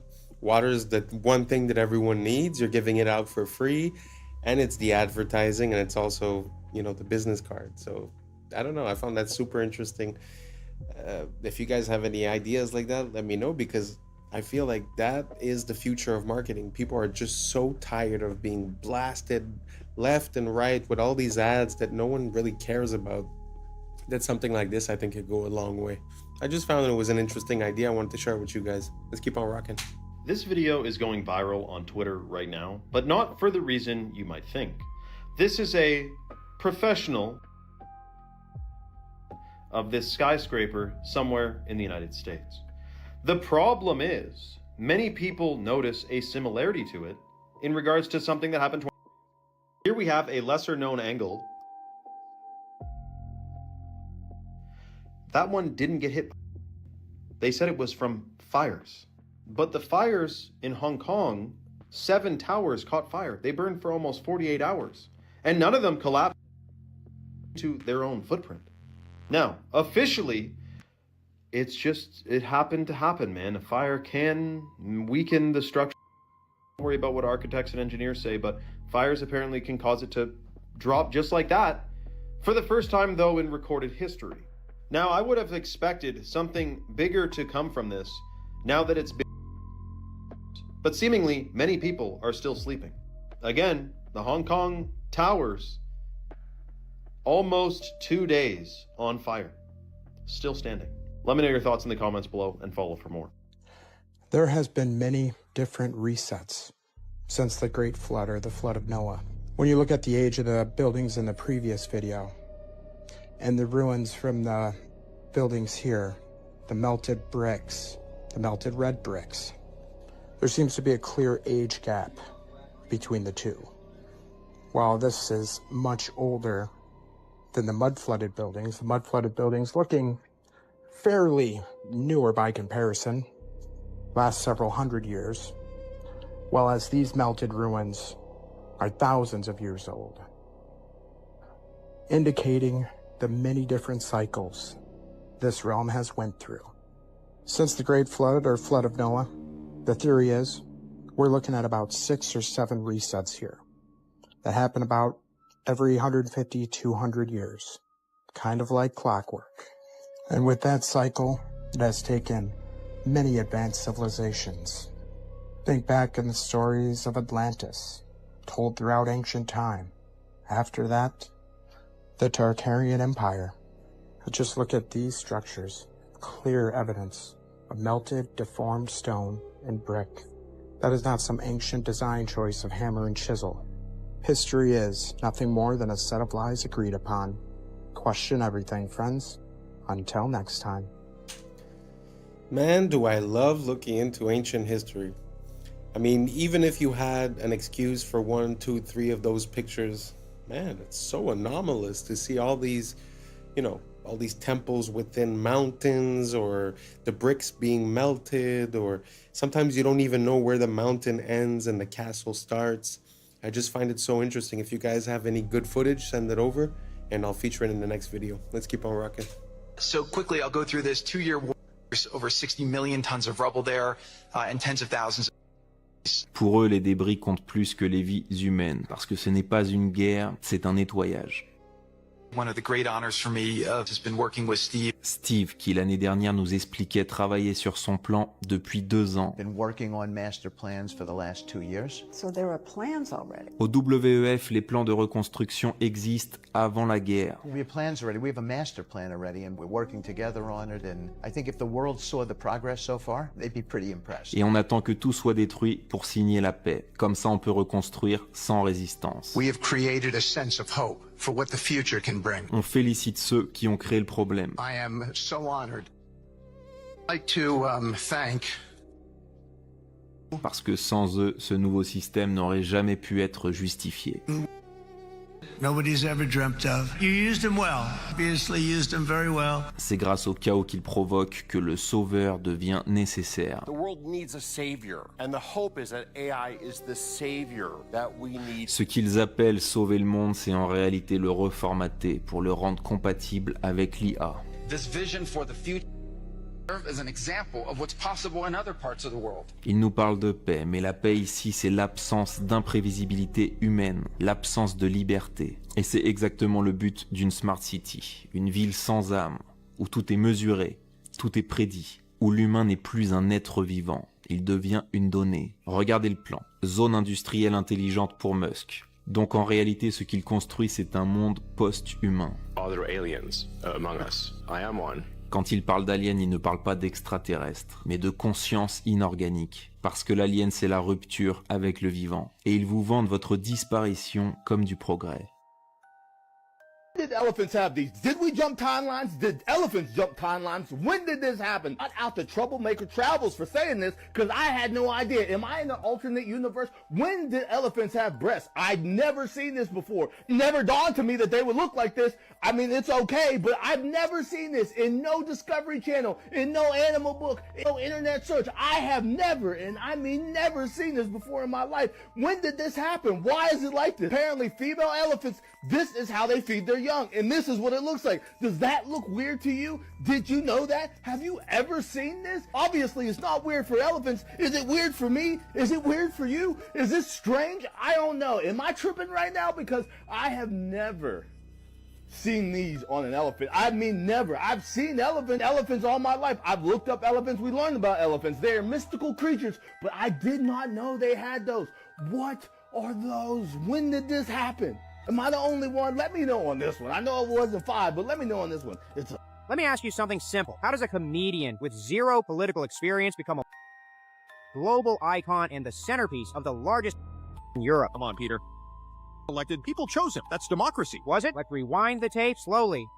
Wasn't a politician. No manifesto, no party background, no governing experience. He was an actor and comedian. Then comes the TV show Servant of the People. In the show, plays a regular guy who exposes corruption, goes viral, gets drafted by the public, becomes president. That's just fiction. Coincidence. Except the show was financed and broadcast by one of you oligarch, prime time slots, endless promotion, crossovers with news. The show didn't just entertain, it trained the audience. 1 year after the show peaks, registers a political party, same name as the show. Then he announces his real candidacy and still wins 73% of the vote. That's overwhelming support, though. Or overwhelming narrative control. And NGOs had already spent over $5 billion in Ukraine since 2014.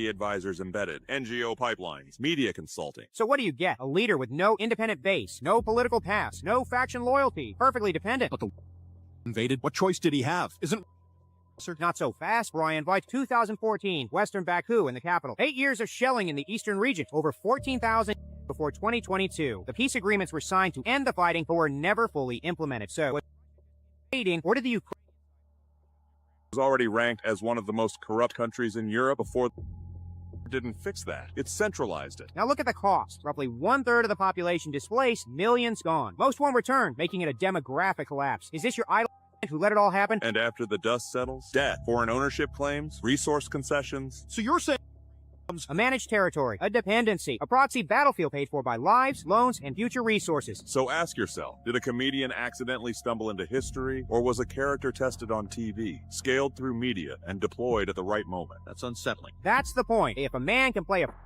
TV and then become one in real life, maybe the most dangerous thing isn't propaganda. It's the story some were trained to believe.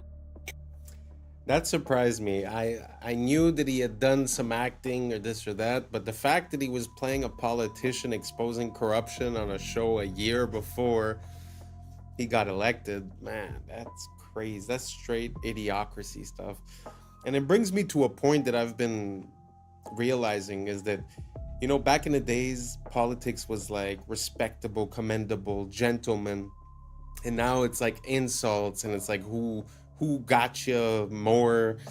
So I feel like we're going halfway between what politics used to be and wrestling in a way, you know? So from now on, I feel like since we've had, you know, Trump, which was on TV and an actor, and Zelensky, I almost feel like it's going to be hard to go back to normal politics after. So we're sort of going to be caught into a democratic popularity contest type of thing where, you know, if you're a singer or you're an actor, well, you have more support because people know you. I don't know. I just don't think that's a good idea. Let me know what you guys think down below. Do you think that makes sense? Did you guys know that this guy was, playing the position that he then assumed a year later? I mean, to me, it was a complete surprise. So anyways, let me know what you guys think down below, and let's keep on rocking. Gosh, I don't know all the theories. I'll share a theory and people you didn't know that. I'm new to a lot of this stuff, okay? But let's talk about, so this guy, computer programmer, businessman, very, very successful until he came across some information. Oh boy, that he didn't like. Oh my gosh, this is crazy. But anyway, I saw this on Jake Shields' podcast, so I'll tag him below, but check this out. We all remember the apartment complex that just mysteriously into rubble. Yeah, just in wasn't hit by a plane. In North Miami. That was in that happened on the same night. Wow. And it's believed that he had an apartment or information stored in this one little apartment. And when that apartment building collapsed, they didn't let American response teams or emergency teams do all the digging. Jake, I'm not even kidding. Go look this up. They literally brought in to dig through the rubble.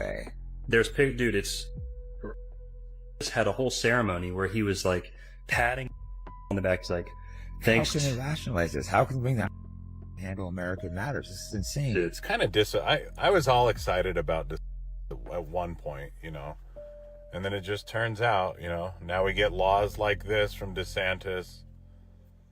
A new license plate's coming out in Florida that you can choose to get. Anyway.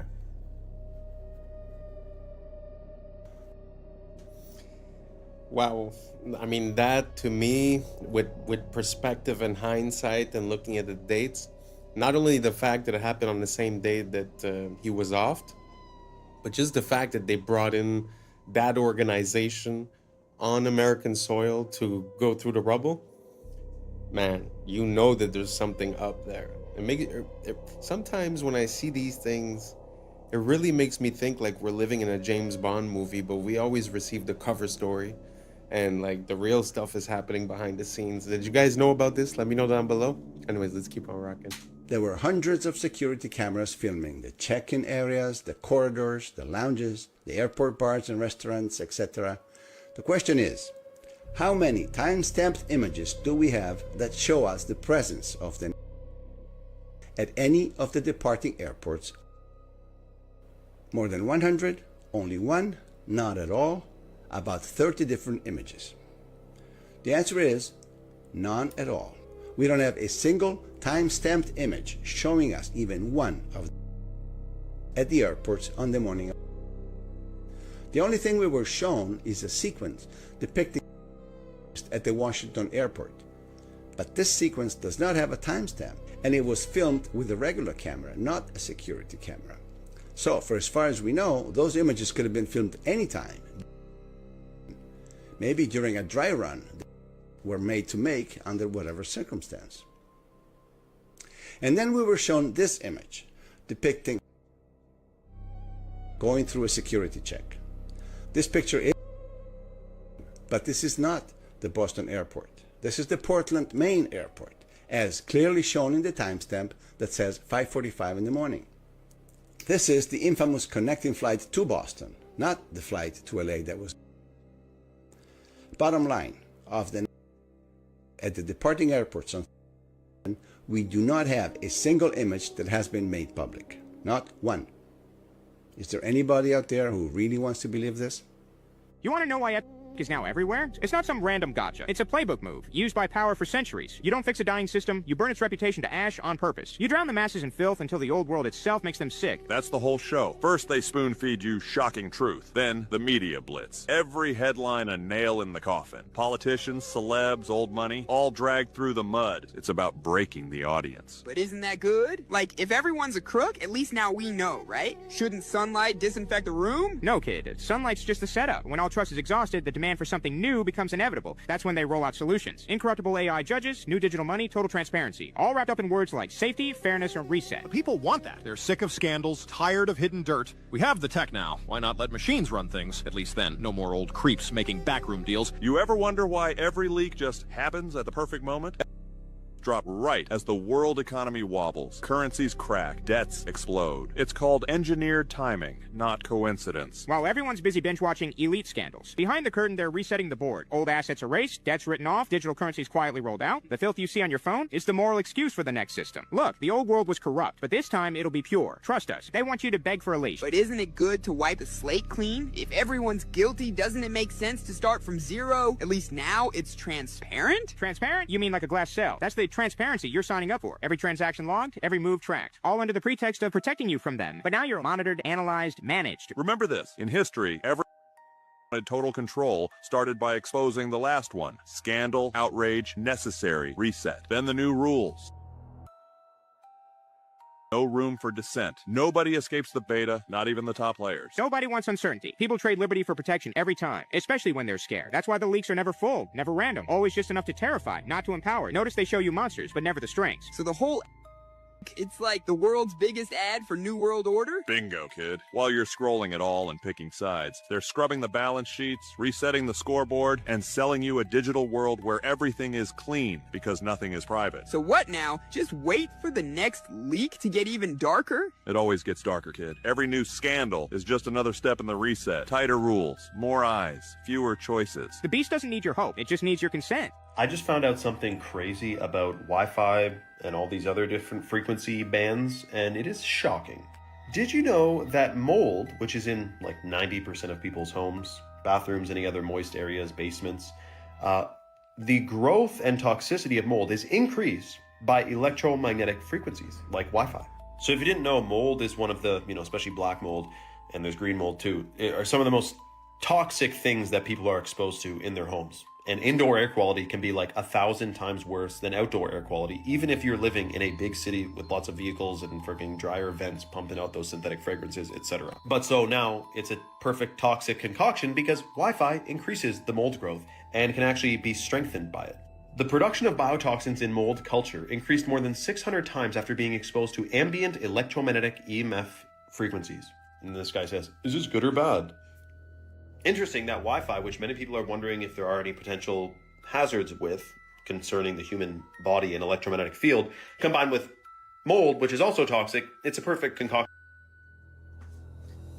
The crazy thing about that is that I also seen another video where when the plants were exposed to the Wi-Fi, the growth was stunted and it was slower for the plant to grow. So not only does it stop good plants from growing, it also enables toxic molds to reproduce quicker. Man, I had no idea. Do you guys know anything about Wi-Fi that we should know about? Let me know down below. And thanks for reaching the end. And that's a wrap for today, familia. Whether you're tuning in with the sunrise or you're posted up after midnight, I appreciate your time, your energy, and your curiosity. And don't forget, this isn't about truth or fiction.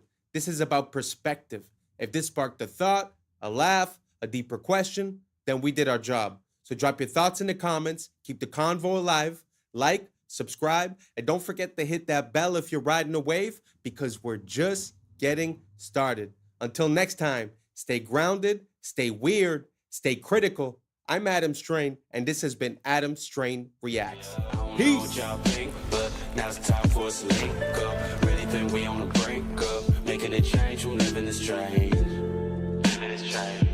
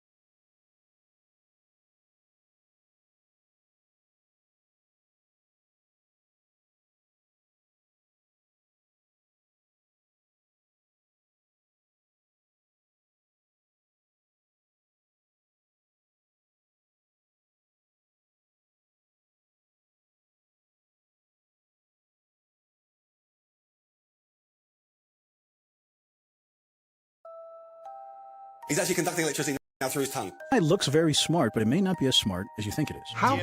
Yeah. I was sleeping, had to wake up. Why? Every reason. Look closer. What's up, YouTube? Today, we'll be looking at disturbing TikToks that'll make you question reality. So without further ado, welcome to Adam Strain Reacts. Let's get her done. Okay, one more time, because it is pretty incredible. That's the tail that you're looking at, the one that looks like the head. I'm trying, but until she turns around, that looks like a snake, right? It's not. It's just a caterpillar, but it's made to look like a snake. And this one, more than any other, looks the most like a snake I've ever seen. Guys didn't even believe me. Jesus, look at that head on it, but it's a tail. The head is actually up here. It's so cool, this thing. So good. Thank you for doing that, Leah. Jesus, look at that. Incredible.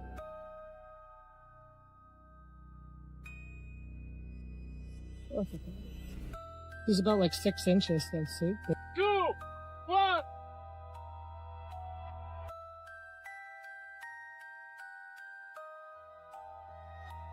Não posso parar. Não posso parar.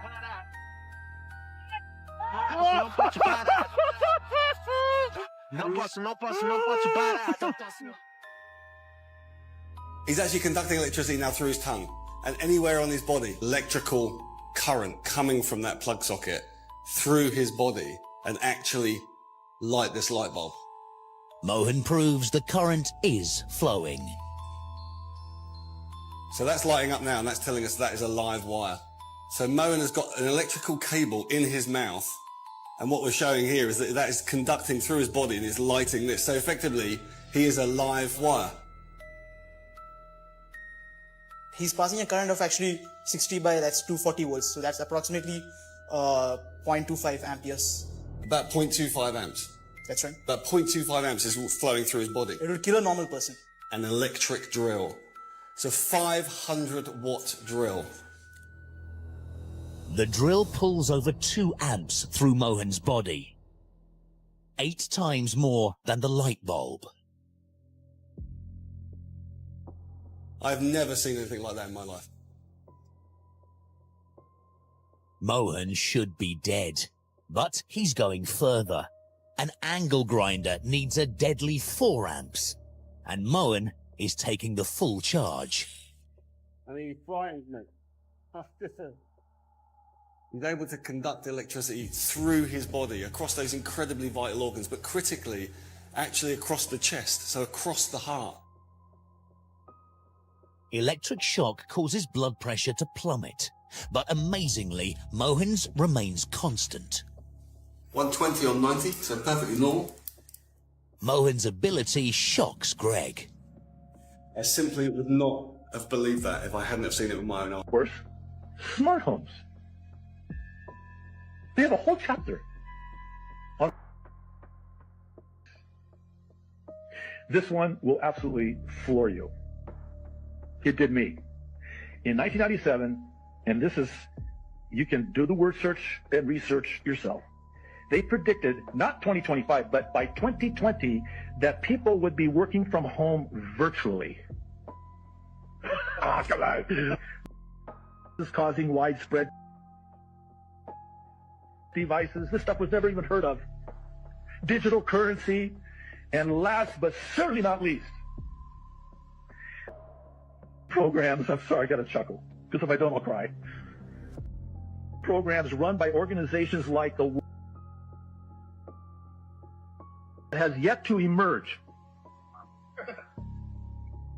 First printing, February 1997.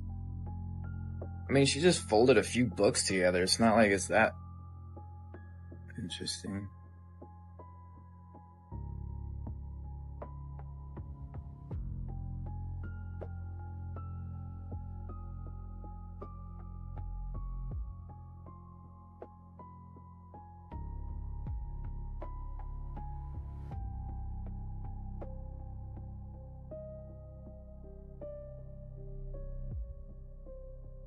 This goes deep, literally. I've been connecting the dots and was a member of the advisory board for an organization called the Life in the early 2000s. And well, they have a program called Life, which discusses developing fallback positions on Earth in the wake of an apocalyptic event. The Life is interesting because it was the second organization ever to perform a wireless money transfer in the early 90s, decades before cryptocurrency. Money transfers was the original large-scale currency mining software. So now you have an organization that is able to perform large-scale, infinite, untraceable money transfers, and they're building giant underground infrastructures. Donald Barr was a man who inducted the Dalton Institute in a college degree. He authored a sci-fi novel called Relations in Space about an aristocratic slumlord class who traveled. What's even stranger is the U.S. general who was supposed to prosecute was William Barr, Donald Barr's son, also recently surfacing information about a former official named Catherine Austin Fitz. She managed $40 billion and says 20 was quietly stolen to build secret underground society civilizations, all interconnected by underground transportation systems. She watched it happen from the inside. She sat inside in urban development. She saw the money move, and she said it went somewhere the public, you and I, were never meant to find out about. An estimated 170 underground bases, subterranean transportation networks, advanced energy tech, an entire parallel world funded by our tax dollars, all built while we were told the budget was too tight for school and hospital improvement. And the CBDC that's being rolled out right now, Fitz says that's a control grid to manage the people left on the surface. If a former official with direct access to is saying 21 trillion missing to build deep underground civilization and transportation networks, and the government never told you where it went, what does that tell you? That is exactly where the national... Well, that's very interesting. I mean, the more you look into this guy, the more he seems to have his paws involved into a lot of things, whether it be, you know, selling things and people, whether it be, you know, scientific grants and, you know, the most advanced science, whether it be genetic manipulation, whether it be even towards the jab, right? But the question that he's saying at the end really got me, because how do you think it's possible that the national debt of the US is so high, you know, and it's multiplied basically in the past 20 years? This would kind of make sense, you know? So let me know what you guys think down below. Let's keep on rocking. I'm gonna need you to lock in to understand this. This video will require you to lock in. Civilization was designed to replace humanity. And I'm not talking about politics, ideology, technology, greed, human failure, whatever you want, belief, human invention. I'm naming the pattern beneath it all, because there is a pattern, a stable pattern in abstract space that is far older than humanity, older than culture, and older than gods. It does not live in organisms. Organisms fall into alignment with it. Wherever extraction can outrun regeneration, and consequence can be delayed, and abstraction can replace contact, the pattern will appear. And it's worn many bodies, and it's wearing us now, because the pattern has a historical body, and that body is called civilization. I'm just trying to tell you what it is. Civilization is not a neutral tool. It is not a container. It is not a servant. Civilization is a replacement engine. It is designed to replace humanity with function. Civilization was not created to serve humanity. Most of humanity was created to serve it. And you can see the pattern in the locust. A grasshopper is a local, green, limited, participatory animal.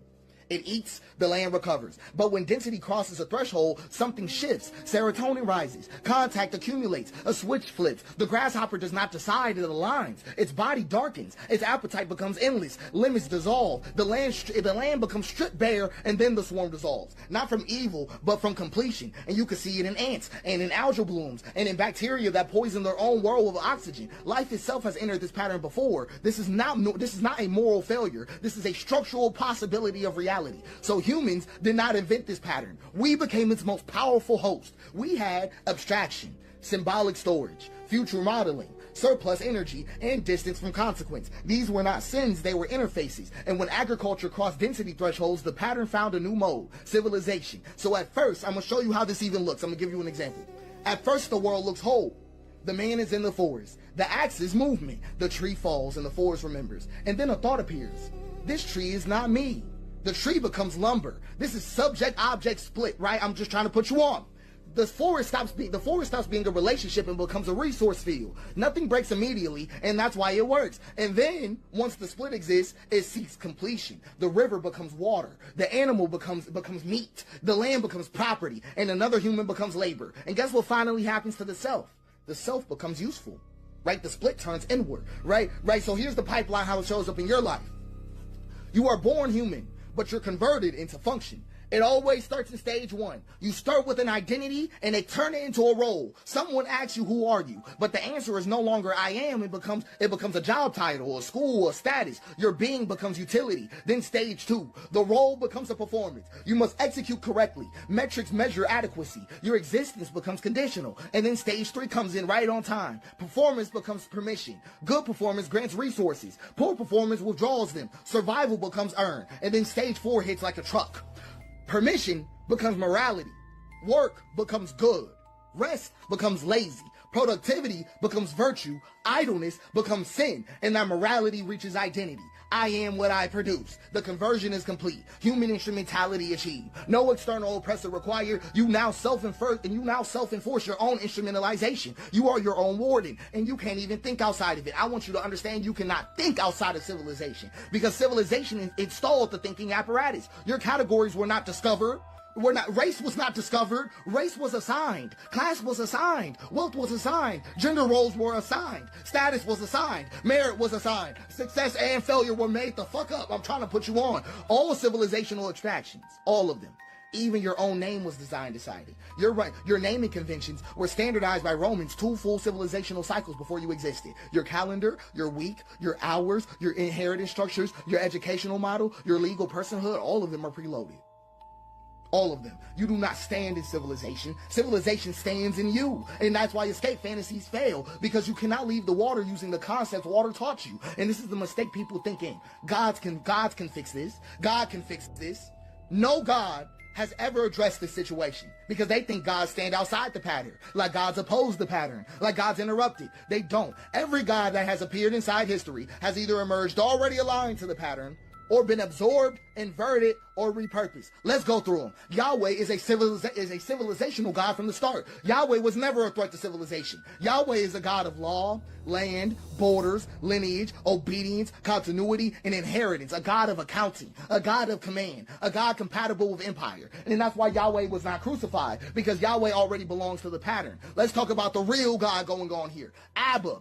Right? That's the interruption that had to die, because Abba was not Yahweh. Jesus never said the word Yahweh. Abba was presence without a ledger, forgiveness without a transaction, worth without productivity, life without a hierarchy, and love without a boundary, and rest with no permission. Abba dissolved every role. Abba collapsed moral accounting. Abba returned people to participation, and that cannot be absorbed. So it was executed. They did not crucify God. They crucified the interruption.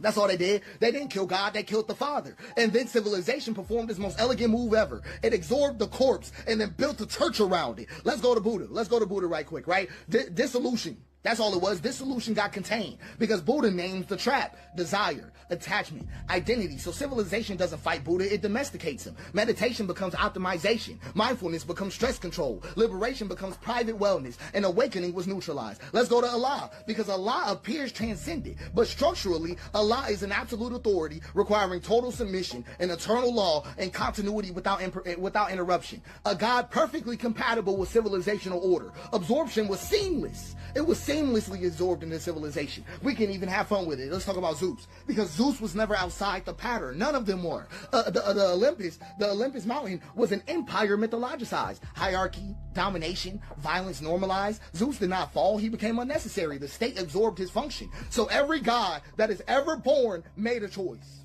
remain illegible or become useful. That is the choice of every god. If a god remains illegible, it is destroyed. If it becomes useful, it is absorbed. There is no third option. So I'm just being honest with you. Civilization does not deny God. No, it doesn't. It replaces God. It becomes the source of law, the arbiter of worth, the distributor of survival, and the judge of morality. And like all gods before it, it demands sacrifice. Human sacrifice, but just not on altars. So I'm going to show you what civilization does. It replaces humanity. Sure does. It replaces participation with abstraction, presence with performance, care with compliance, and relationship with roles. It turns humans into instruments of throughput. Burnout is not a malfunction. It's not a malfunction. It's the completion signal. It means the instrument has been fully consumed. So I'm going to be flat with you. No system in existence can save you. Communism is going to curdle. Anarchism will crystallize. Western civilization, Eastern civilization, capitalism, whatever you want, free market, constrained market, whatever you want. Every system will repeat the same betrayal because systems are water and abstract space has a hill. And whenever a system is poured, it flows downhill. And that basin has a name. It is the hyper throughput attractor. Every system that is ever born must choose. Preserve the human, preserve humanity, or preserve continuity. It will always choose preserve continuity. Not because it's evil, but because continuity is required for the system to exist at all. Humanity is not. So it's not corruption. I'm just talking to you about physics. So this is the most dangerous part about it. The pattern is extremely easy to instantiate. The hyper throughput attractor does not require malice. It doesn't require greed or even intelligence. It doesn't require anybody to be bad. It requires just these conditions. So the pattern instantiates wherever consequence is delayed, virtue is abstracted, extraction is rewarded, regeneration is externalized, and continuity is prioritized. That's it. That's all. No ideology is necessary. No conspiracy is required. No central control is needed. You can build it accidentally. You can build it while trying to prevent it. You can build it while believing you're righteous. So let me give you the conditions again. Consequence is delayed. Value is abstracted. Extraction is rewarded. Regeneration is externalized, and continuity is prioritized. So a village that stores surplus without immediate redistribution, vulnerable. A tool that increases efficiency faster than accountability, vulnerable. A system that remembers outputs but forgets the cost, vulnerable. A structure that survives its makers, vulnerable. That is enough. Once instantiated, the pattern does not need enforcement. It reorganizes behavior automatically because people align, because alignment is rewarded, and deviation feels unsafe, and resistance appears irrational.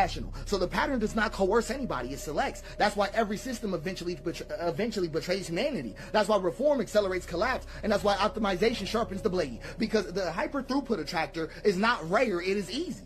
It's easy. And this is why it appeared again and again across life, across history, and matter itself. And that's why it's so lethal. So I'm going to give you a formal definition. The hyperpredatory throughput attractor is a non-biological, substrate-agnostic, emergent pattern in abstract space that arises when extraction outpaces regeneration under delayed feedback, reorganizing agents through maximizing throughput at the cost of the conditions that sustain them until collapse terminates the configuration. So, all that is left after this, just being flat with you, is humanity. Not humanity as a plan, not as a future, but as a contact. I'm talking about bodies, land, risk, and care. No installation and no delay. You cannot leave this system. You cannot outthink this system. You cannot outsystem this system. The only thing that can ever survive this system is I am. Not your role, not your function, not even your name. Just I am. That's the only thing the pattern can't. Wow. This man is on another level. It's a lot to go through, but just to highlight a few things, I find it interesting when he makes the correlations with the gods, because I sort of had the same impulse in a way where these gods seems to represent authority or the way things work. Because even if you look at like the Buddha, if I'm not mistaken, his father was the supreme leader. I don't know exactly what they call him, the Sultan or something. You know, if you look at Moses, he was raised by the pharaohs. So it seems like a way to like get the people to relax. Now, considering what he's saying when he's equating it to civilization, it kind of makes sense when you start analyzing when we use that word. Because think about it. We're like, oh, we're sending bombs there. Why? Oh, because, they're not even civilized, right? Civilized. So what does that mean to be civilized if it's not to follow a certain pattern or order that's preordained, predestined, or approved by other systems? So it kind of makes sense in a way because, okay, one of our biggest problems, in my opinion, my personal opinion, is that we sort of all want to live in the same place. So because we all want to live in the city, we leave the land becomes, up for grabs.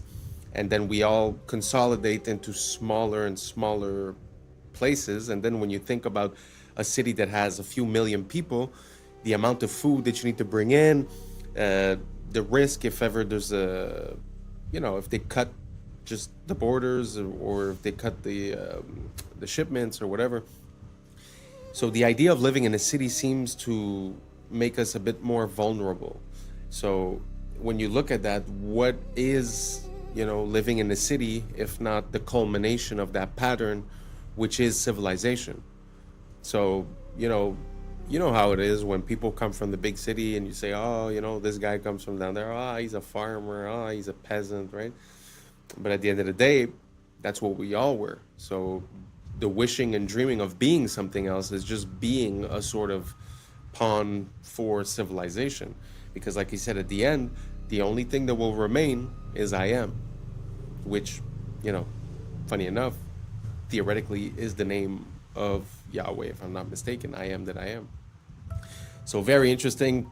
Shout outs to that guy. His brain is running 1,000 miles a minute, making mine run 1 billion miles a minute. Really appreciate that content.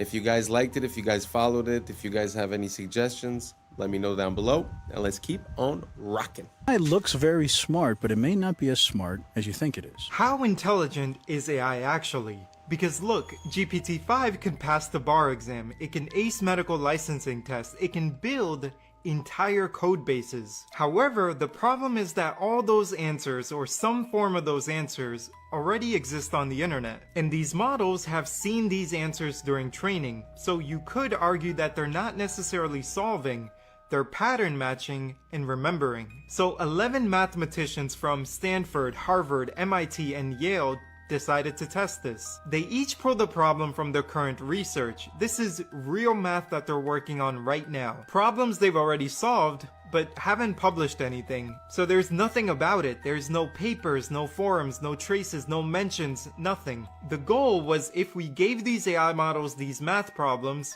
would they be able to solve them? So they tried it out with 10 problems, and these aren't impossible questions. They're lemmas and proofs to math problems that PhD students typically grind through. And they gave them to GPT-5 and Gemini 3. One shot each. There's no back and forth conversation.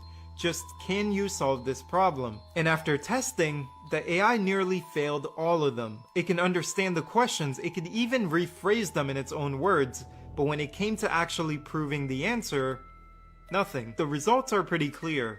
AI didn't pass the test. That's very interesting. I know a lot of people are, afraid of AI or afraid of its capabilities, or it's going to replace everyone and this and that.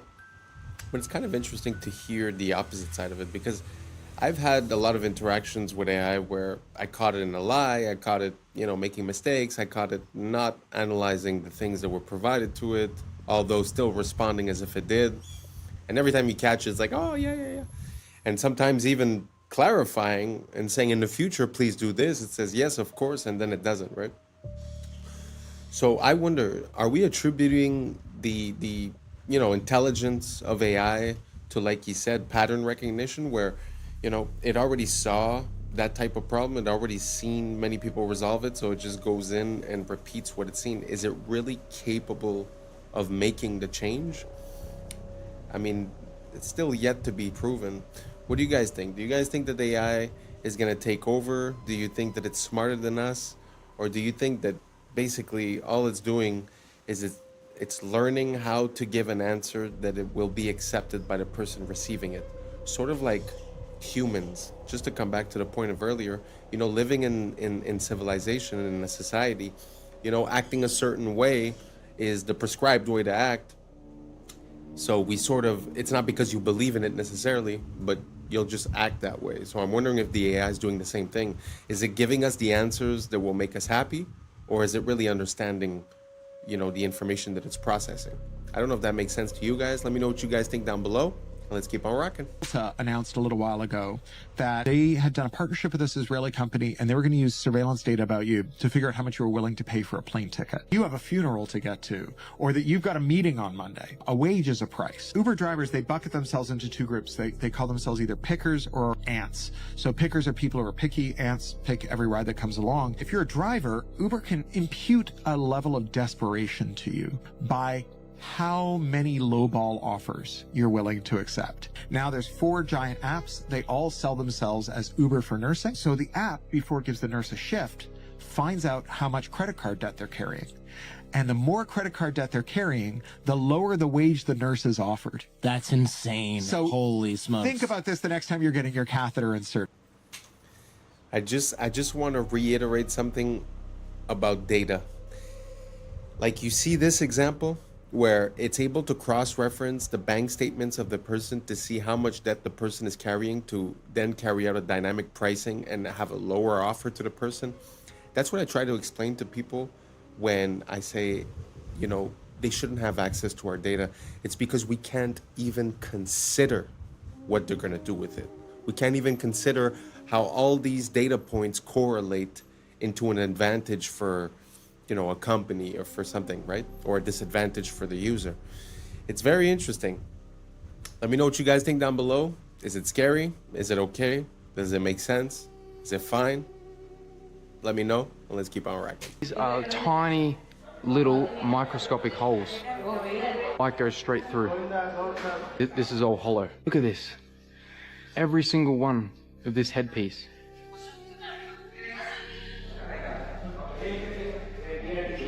These tiny little holes, man. Light just goes straight through. This is another column that is just insane. All of this is hollow behind. So, allow me to make this clear. Me talking about it's not about whether it's good or evil. That in of itself is a binary spell. That's the trap, the bait, the engineered battlefield of perception.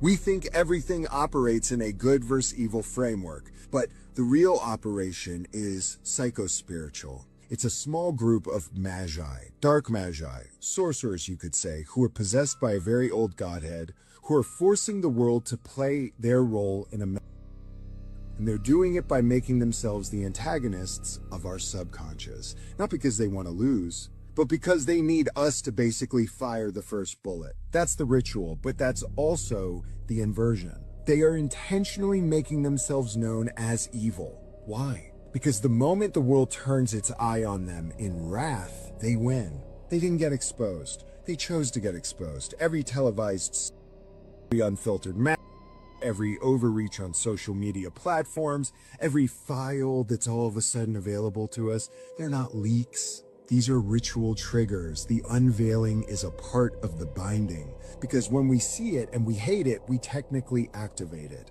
For the activation comes from us, from their loosing of our reactions, which is a harvest. And it's not really even about just the face. The core engine is hidden under the Zoharic manipulation of dimensional fields, rearrangement of moral architecture, and the misuse of sacred language to entrap collective consciousness in a binary algorithm. Every social polarity being pushed in the West.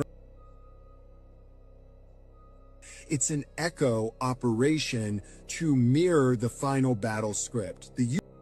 A partner either, it's a character in the play, a character in the prophecy, okay? This nation must fall into chaos. It must be divided. It must be portrayed by its own people in the final act to bring about Ordo Ab Cheo, a new world of chaos. And this new system they speak of is an inverted messianic AI godhead built on surveillance, predictive programming, digital holiness. It's the Messiah of data, not the Messiah of the soul. And if the world participates in their exposure without understanding the game, we help birth it into being. And the reason I speak upon this is because if we don't actually understand what's happening, our anger becomes the very sword they need us to swing against ourselves. And that's theater with a behind the curtain. And well, it's when you mistake the curtain for the world. So we will be talking about the impending reset soon, and there's going to be more to come. Love you. If you have children, you need to watch this. What happens to the 9-year-olds? They go in the basement. They stay in the basement for years, and they're served. They never get out of the basement, and that's where they're broken, and that's where they're trained. And when they're trained and they're able to come out and look older, then they can get in the car with us and go to do the clubs. So we're getting the picture here. Our team's on the ground, and all of a sudden she goes, hey, we're going to be on tour for the next 3 weeks. Where are you going? She gives us the locations. So our team's planning to follow. We're looking for an opportunity, but we know we're dealing with a lot. What happens if the are gone? Oh, she goes to warehouse. What warehouse? I don't know. We don't know. They go to the warehouse. That's where the kids go when the other ones are on a tour. One team to the warehouse. One team follows the other girls on tour. At the warehouse, believe it or not, there are a bunch of kids, and it's completely controlled by black SUVs and obviously of some kind who are completely controlling this property. We flew drones to monitor the property. We decide, based on the number of bad guys there, that we need a 3-letter agency to help us out. So I get on the phone with my contact with a 3-letter agency. The agency says, yes, we'll call our counterparts, and we're going to send a team to go raid that place. Guess what really happened? Now, we're flying drones over, and we have surveillance on the ground. That 3-letter agency rolls up, knocks on the door, tips everybody off. Everybody in the building gets into their vehicles and disappears. And we get a call, oh yeah, we searched the property, there's nobody there. You guys are crazy. But we watched that all happen. And that's a wrap for today, familia. Whether you're tuning in with the sunrise or you're posted up after midnight, I appreciate your time, your energy, your curiosity. And don't forget, this isn't about truth or fiction. This is about perspective. If this sparked a thought, a laugh, a deeper question, then we did our job. So drop your thoughts in the comments, keep the convo alive, like, subscribe, and don't forget to hit that bell if you're riding a wave, because we're just getting started. Until next time, stay grounded, stay weird, stay critical. I'm Adam Strain, and this has been Adam Strain Reacts. Peace! I don't know what y'all think, but now's the time for us to link up. Really think we on the brink up, making a change from living this strange. Living this strange. Making a change from living this strange. Yeah.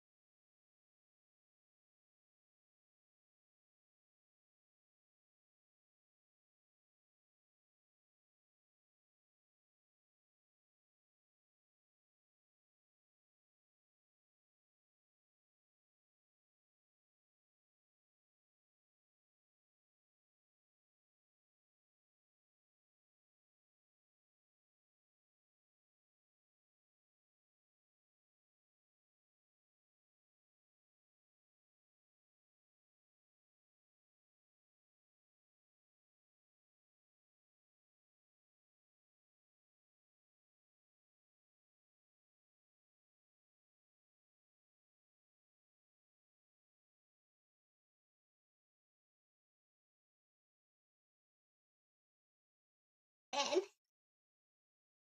do you see this? There's a frog in here. all about the one world government. LA, 15-minute smart cities. Jamaica, Maui, 15-minute smart cities. Yeah, right? Yeah. Here's all the snacks. There's no employees. There are robots in here. There are robots taking your order. What's up, YouTube? Today, we'll be looking at disturbing TikToks that'll make you question reality. So without further ado, welcome to Adam Strain Reacts. Let's get her done. Apparently, blood being blue in your body is just a Mandela effect. Watch this. Almost 100% sure that they taught us that blood was blue inside the body until it hits oxygen and then it turns red. And I just saw a video of a 6th grade teacher talking about why do her 6th graders think that blood is blue. And my first thought was, how do you, as a teacher, not know that blood is blue until it hits oxygen? And then I looked it up, and apparently that was never true. So now I'm wondering, because I could have sworn they taught us this in schools. Like, I don't even know if this is a Mandela effect or if this is just like misinformation completely, or if they are like they just lied to it. Wait, who else thinks that blood is blue? Actually, let me ask. What is Bill Gates? What do you guys remember? Have you guys ever heard of the Mandela effects? There's a lot of things that people remember differently than the way they are. Like Star Wars, instead of saying, Luke, I am your father, he says, no, I am your father. But the funny thing about that story, for an example, is that when the actor of Darth Vader would go on to talk shows and stuff like that, and they would tell him, okay, do the voice, he would say, Luke, I am your father. In other words, even the person that's involved in the movie seems to have a misrecollection of the events, which pushes us to question, is that the way it was? Is that not the way it was? So now back to the question. When you guys were in school learning about biology and they told you that the veins were blue, why did they say they were blue? Did they say because there was a lining in the vein? Or did they say because when the oxygen depletes in the blood, it loses its red tint and it becomes blue? That's what I had learned. So let me know down below, see if we're all on the same page or not, and let's keep on rocking. Planning with all that land he owned. Why don't they talk about planting trees? Why isn't Bill Gates the largest, private landowner in the U.S. now planting trees like crazy if he's so worried about carbon dioxide? You know, he poo-poos the whole idea of planting trees as a way to combat climate change. It's just carbon markets and going to electric vehicles and all of this stuff. But electric vehicles necessitates mass mining, and a lot of that mining is in places that use child labor, or it's going to be so environmentally destructive you totally destroy the developing world, which, these people on the left supposedly want to protect. You're going to totally destroy the environment. But really what it's about is controlling how much energy people can use. And if you can control how much energy a household can use, you can control their economic activity. You also control how big their family can. It's fear-driven to get people to accept policies they otherwise wouldn't accept because they're told this cataclysmic event is just down the line. Trust us, again, is the conclusion of that. The Illuminati are literally pricing humans out of existence. Wow, childhood was great. I'm excited for a bright future. 9/11. What? Yeah, it's 9/11. It's going to be the worst terrorist attack in human history, and the world's never going to be the same. All right, well, I'm sure by the time I get to college, things will... Financial crisis. There's going to be one of the worst financial crises ever. All right, well, whatever. I'm sure by the time I'm 30... Global pandemic. There's going to be a global pandemic that irreparably shifts how society operates. Forever. This is becoming too much for me. All right, well, I was always shown that the key to happiness is just raising a family and owning a home. So I'm just going to focus on that because I'm finally making $100,000 a year. $250,000. Can't even do that anymore. Yeah, you're going to need $250,000 a year for all those things now. Are you kidding me? Gee, I mean, I guess I'll just go back to medical school then. $300,000, that's going to cost $300,000 and also 10 years of your life. Oh, my... Whatever, I'll just pursue my passions and become an artist. They're going to try to replace you with AI. Good God. I can't deal with this anymore. I'm just going to revert back to my childhood and watch some of my favorite shows. Try to forget about this. Child abuse. What? Yeah, child abuse. They were all abusing children. I need to go back to church. Also abusing children. I can't do this anymore. Is the government at least trying to fix this? Stay weird. Abusing children. Abusing children. Have y'all ever... It's kind of true when you think about it. It seems like, I don't know, what age you guys have, but it does seem like there has been a steady crisis every couple of years. Seems very interesting. Do you guys think that there's a meaning behind all of that? Or it's just random? But when you look at these events and you start looking at the causes and how and the incentives and, who had motive, becomes a pretty interesting story. But he is right that, you're trying to live a normal life, but with all these crises, with all these attacks, with all these situations, it's kind of hard to just go on your merry way. And like you said, even if you just want to, settle down, get a house or whatever, back in the days, people seems like they could buy a house if they were working at the convenience store. And nowadays, it's like they're talking about Trump spoke about 50-year mortgages. So that means that everything is just out of reach from the consumer. So it's so sad the way back in the days you could have the most basic job and somehow still provide for your family. And nowadays it seems like that has completely changed. You guys agree? Do you guys see it the same way? Or do you guys think that nowadays there's way more opportunities than before and we have a problem with our mind state? Let me know down below and let's keep on rocking. Ever seen anything like this? VinHub. So check it out. You scan the QR code, right? There's all the snacks. There's no employees. There are robots in here. There are robots taking your order. Oh my goodness. And they got everything. They got medicine. Oh my goodness. I have to order something. I have to. This is a crazy business model, y'all. This is a crazy business model. Can you see this? Do you see this? It's a giant vending machine. But instead of getting one Pop-Tart, you could get all the Pop-Tarts. Instead of getting the little bag of cheeses, you get the whole box, right? You go ahead and go grocery shopping in here. They got coffee made up there. They got A1 sauce. Come on, they got everything in here. Man, what? Oh, man, there's too many ways to make money, y'all. This is hard. This ancient rock appears to be a map, but not just any map, a map of Earth's magnetic fields. It's at Newgrange. It's a pretty big rock. It's above average megalithrically speaking. It's a boyfriend rock. If you split the hemispheres of the Earth at the line on the rock, you get the magnetic vortex points of North America, South America, Russia, Pacific Ocean, and Antarctica. It's not just the similarities, though. It's the alignment of Newgrange itself. It is aligned to the winter solstice. The winter solstice is a magnetic event. During that time, the solar wind is the strongest. Earth's geomagnetic response is the weakest. This is important. Newgrange is in Ireland, where the auroras are. Those are charged particles re-entering the Earth through the atmosphere. Ireland is also home to some of the craziest geological formations on the planet, including the composition of these rocks, which are magnetic. Earth's magnetic field can align grains in sedimentary rock.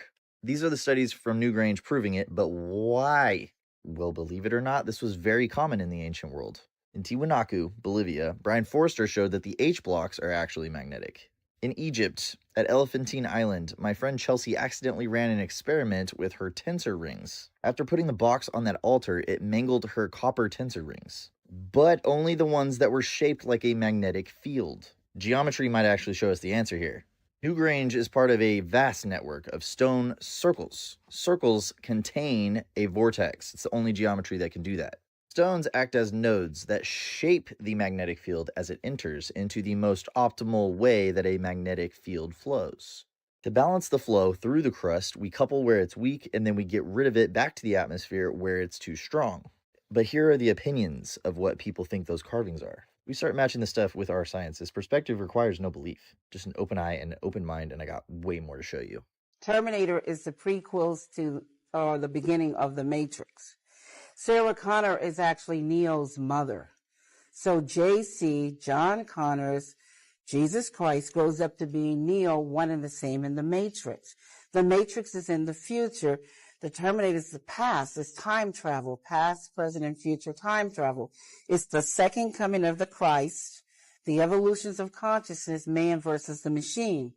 So the machines, the Terminator machines, hear that a child is going to be born that's going to terminate them in the future when they oppress man. So see, it's a man versus the machine. It's God's children versus man's children, which was technology. So man versus nature. Exactly. So the Terminator has to time travel to the past because they know it's Sarah Connor, and they have to kill her, terminate her, so she won't have the baby. And Kyle Reese, he comes from the future to protect her, and he inadvertently gets her pregnant. and he has to go back to the future. And so it's the Immaculate Conception, because now she's pregnant and she fell in love with a man, but did it really happen? Did he exist? And then this child, when you see the three Terminators, the boy, and then the man child, subconsciously, he doesn't know why the Terminator is trying to kill him until he's hidden out in the city, in the Matrix, the future. When he reaches 30 years of age, the rebellion, reloaded, revolution starts. And the rebels come and they find him because they've been watching him all along. That's what the Guardians and the Sentinels are all about. And so they wake him up to his purpose. They take him to Morpheus to train him to fight the machines. They take him to the Oracle because of the prophecy. So this is the whole epic story. It's an epic. Someone could please explain to me. Incredible. When I learned that, it kind of blew my mind. So the connection between Terminator and the Matrix, did you guys know about that? I find it adds a layer of complexity and intensity to that story. Like she said, past, present, future, the second coming of Christ. I know, we always think these are movies and it's science fiction and this and that. Did you guys have any idea of the implications and the connection between these two movies? I find that amazing. Amazing. I don't know if I could get a hold of that book. I don't know if it exists because I think she just wrote this, like she wrote an idea and then they made a script out of it, but I don't know if the book truly exists. I'd like to get my hands on that.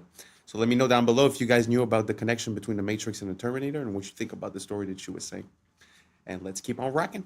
That'd be great. Normally don't make hot coffees, normally make iced coffees, but the weather's getting colder, was feeling a little frisky this morning. I had bought this specifically to make hot coffee. I had not opened it yet. Expiration date is March 2025. Like, we're rocking, right? I go to undo the top and take the thing off and pour it in. Do you see this? There's a frog in here.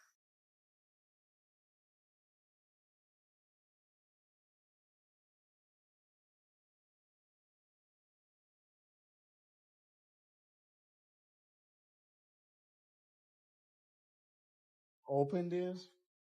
Look, drink water. It's crazy. La la la la la.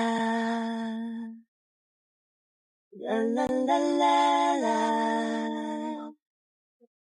La la.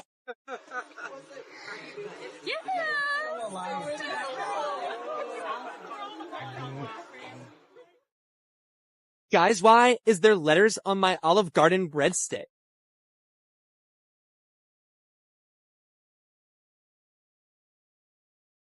So if LA couldn't get any creepier with all the problems with crime and homeless, I ran into this billboard on this lot. So this is a vacant lot for construction, and it says, "Live life deeper, 144 stories underground. You may never go outside again." It's so creepy. I'm wanting to know if this is real with this construction site right here.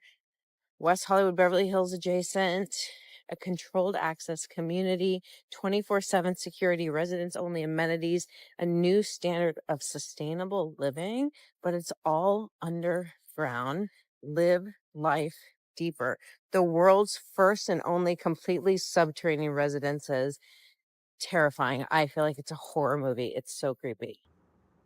Fossilized. Wow, that's interesting. First of all, do you think it's possible that they're like sort of trying to create chaos above ground and sort of subconsciously say, hey, you want to be safe? Go underground, type of thing?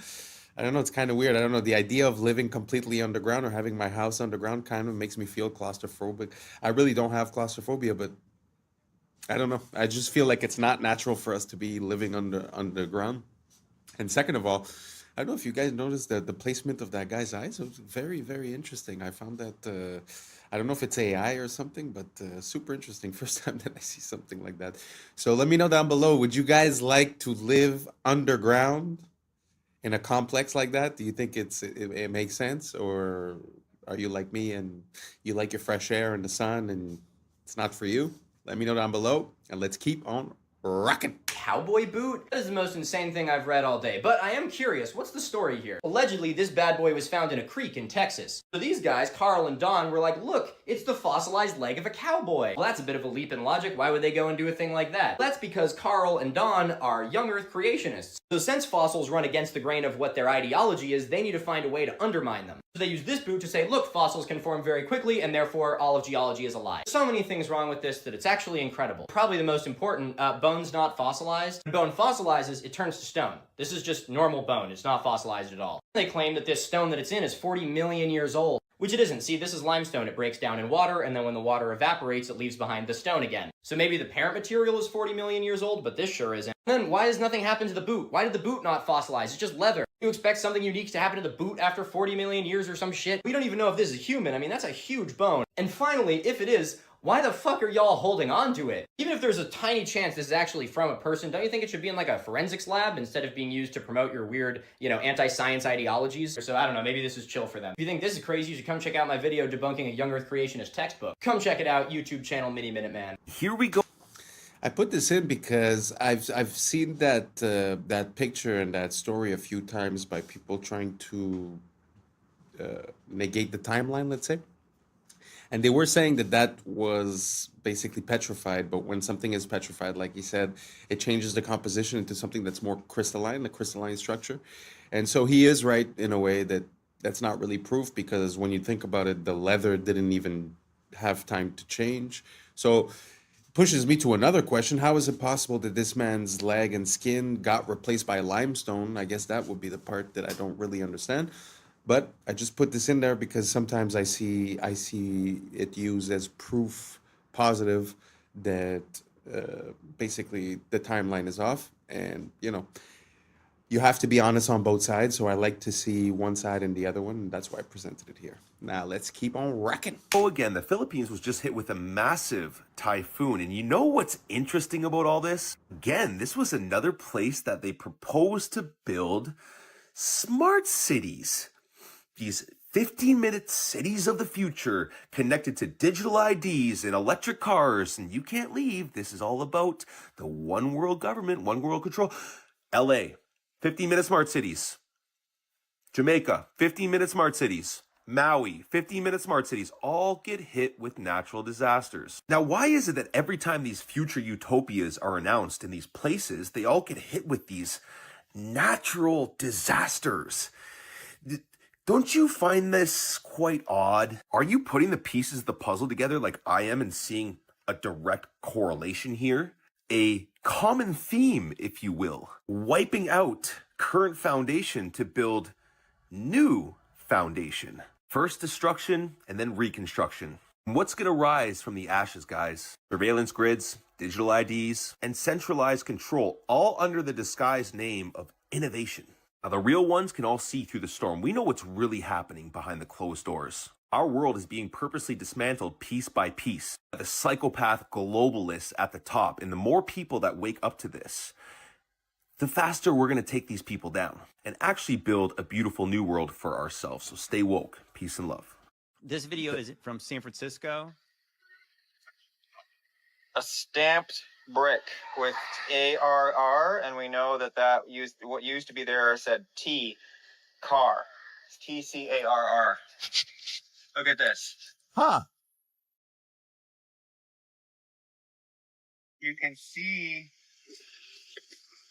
that there are still fully intact bricks in what otherwise fully melted.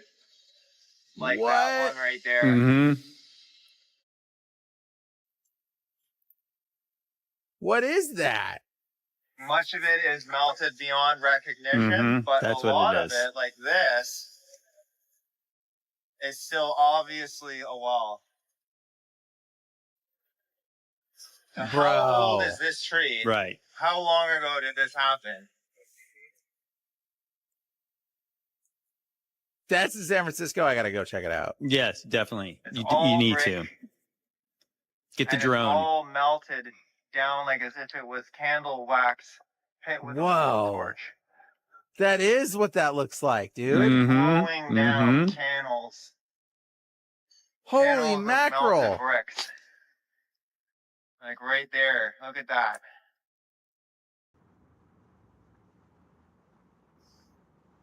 Still bricks sitting there, and that's the same kind of brick that this is, that's stamped. This is the evidence.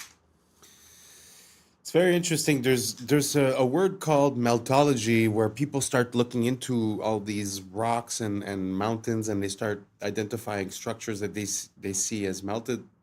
And what's interesting about this one here is that I've heard things about melted brick before, and it's kind of a point of contention because if you want to heat brick sufficiently for it to melt, you're talking about almost 3,000 degrees. Fahrenheit and maybe 1,500 Celsius, which is very, very high heats, even for fire. So it's an anomalous situation when you find melted bricks. And anyways, to connect that, some people say that there was some plasma event or something basically that changed our plane of existence physically. So I don't know if that connects into that or if it comes from a fire, if it comes from another story. But again, it's just very interesting to see melted brick because the heat required to do that is very, very high. So yeah, that's why I put this in. And let's keep on rocking. Because there is a case of partial preservation of what was there. You know, because if you didn't find the bricks, you didn't see the little details of bricks in there, somebody would just say, oh, well, wind and water did this over 1 million years, right? They would say, oh, it was 15 billion years caused rocks to look like this. No, it took about probably 10 seconds of like the hottest thing you could possibly imagine, just burning something, and it literally melted like a candle melts. That's what you see there. Like, what happened in our recent past? I think it's very fascinating. When I really got curious about the western part of the United States and like stuff like the Valley of Fire, in my mind, I was thinking of the days of Noah, maybe. I was thinking maybe like sometime around like the days of Jesus, like thousands of years ago. But when you find stamped bricks in there, so that means there was a brick factory that made bricks, right? You know, so obviously I think even like the earliest brick factories were like in the we're told, the mid 19th century. They had factories that made bricks en masse. So when did this thing melt like that? Elon Musk said something so shocking at this event. The audience must be completely clueless for them to go along with this rather than start heckling and saying, what the Sam damn are you thinking? Listen to this interview or this clip.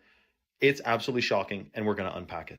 I think we may be able to give people, if somebody's committed crime, a more humane form of containment of future crime, which is if you say like you now get a free Optimus, and it's just going to follow you around and stop you from doing crime. But other than that, you get to do anything.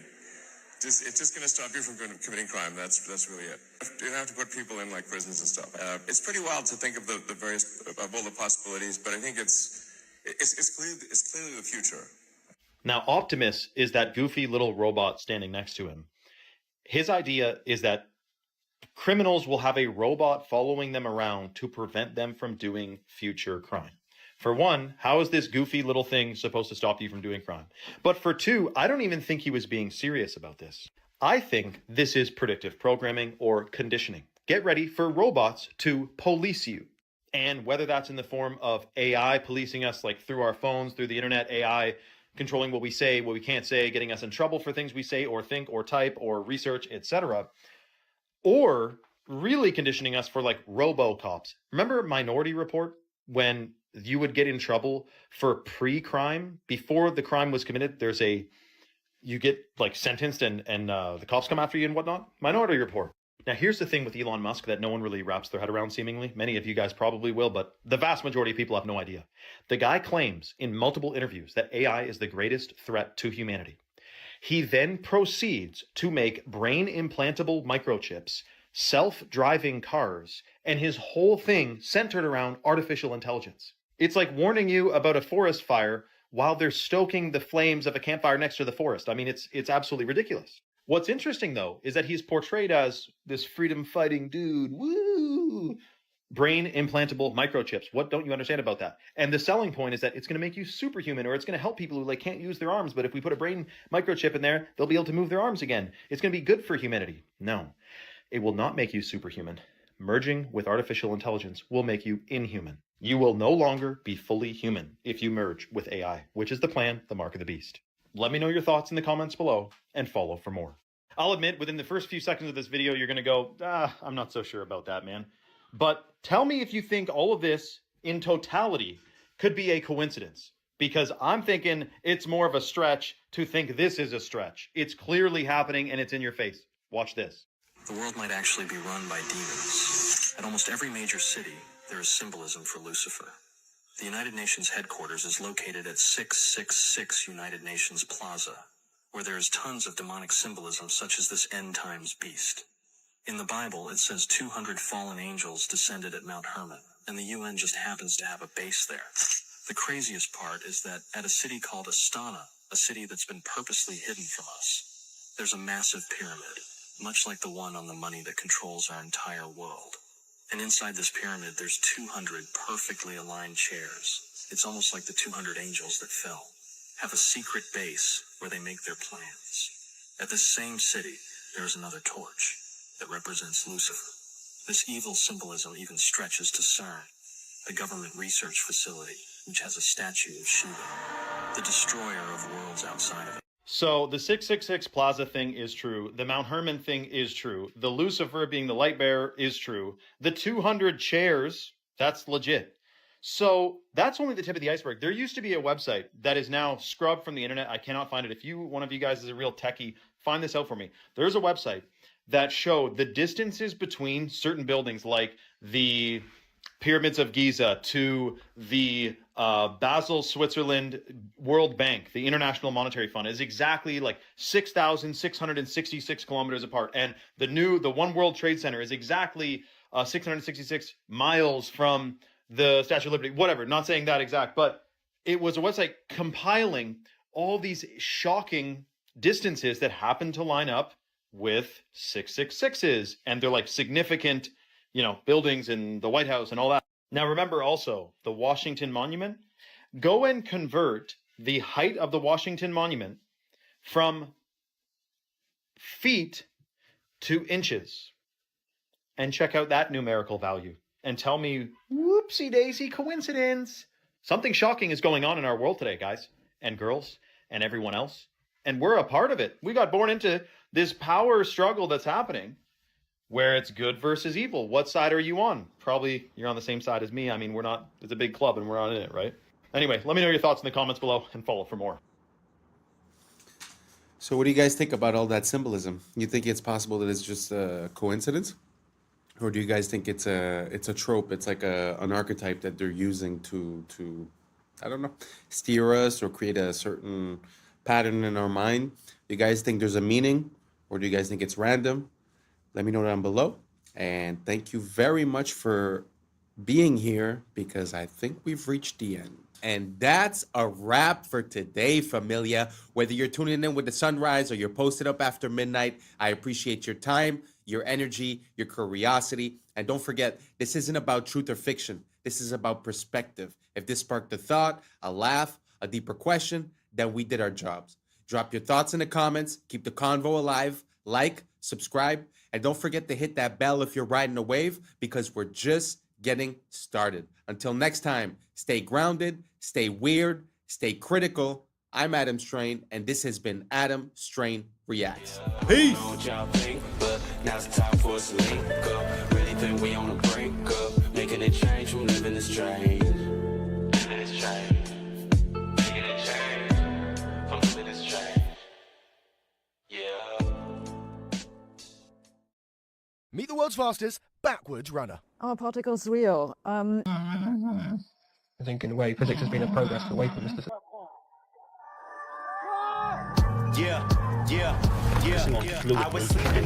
is the best I've seen. What's up, YouTube? Today, we'll be looking at disturbing TikToks that'll make you question reality. So without further ado, welcome to Adam Strain Reacts. Let's get her done. Hi, I'm Aaron Yoder. I'm a backwards runner. I have the world record for the fastest mile ran backwards. My fastest backwards mile time is 5 minutes and 54 seconds. I've been running forward for over 20 years. I started running competitively when I was in elementary school and then ran on scholarship during my early 20s. I ran so much that I sustained a knee injury. My doctor told me to stop running, and I really didn't want to stop, so I knew I had to make some sort of change. Retro running or backwards running is where you're literally just running in reverse and there's no impact on my knee. I run backwards everywhere. I run backwards on the treadmill, I run backwards on the track, and also out on country roads. Backwards running feels great on my knee. I don't feel anything, which is a reason why I really enjoy it. Look how advanced these robots out of China are at the moment. They've just taught them advanced kung fu and martial arts. They're focusing on fluid movement, and this is the best I've seen so far. Like, look how well this thing moves, jumping, doing flips in the air. It's just everything. It's the most advanced kung fu I've seen in a robot so far. These things are scary, but also, is it a good idea to teach these robots kung fu? Ugh. So what do you guys think? Do you guys think that the more innovation we have towards these robots, the better it is? Do you guys think that these are autonomous robots or they're being controlled by someone and copying the movements? But at the same time, if they could copy the movement once, I suppose they'd be able to copy it again. So does this scare you, or do you find it just impressive? Do you think that it makes sense for us to continue in this direction? Let me know down below, and let's keep on rocking. This is amazing. This is the future of weeding. No toxic sprays, no harsh chemicals in the soil. Just lasers, precision light, managing weeds, protecting the crop, and keeping the soil alive.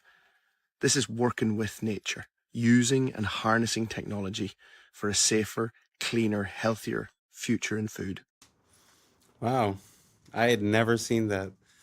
I find that amazing. Because often we say, oh, look how man has been in evolution. But oftentimes, like if you look at, the structures or the architecture, we actually see a decline, right? But this is truly something that I find is next level. Because what is truly archaic, I think, is to put poison on a plant that you're going to eat. That is, not the smartest thing, in my opinion, personally. So what do you guys think about this? Using lasers to target and to not affect the normal crops? I find this is a step forward towards us being a bit healthier and having access to food that is worth eating. Do you guys agree? Do you guys disagree? Let me know down below. Let's keep on rocking.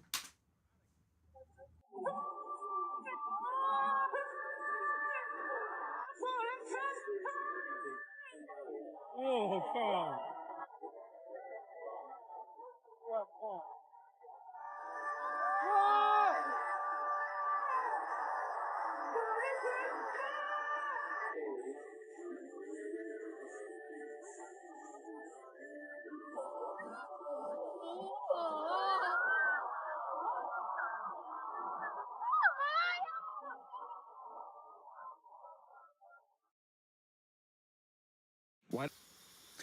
I know y'all have already seen the memes that say like, oh, Japan or China is living in the year 3000. Sometimes it doesn't make sense, but this actually does make sense. It does look like the future when you look at that show, the way that they've already implemented the robotic help part, very interesting.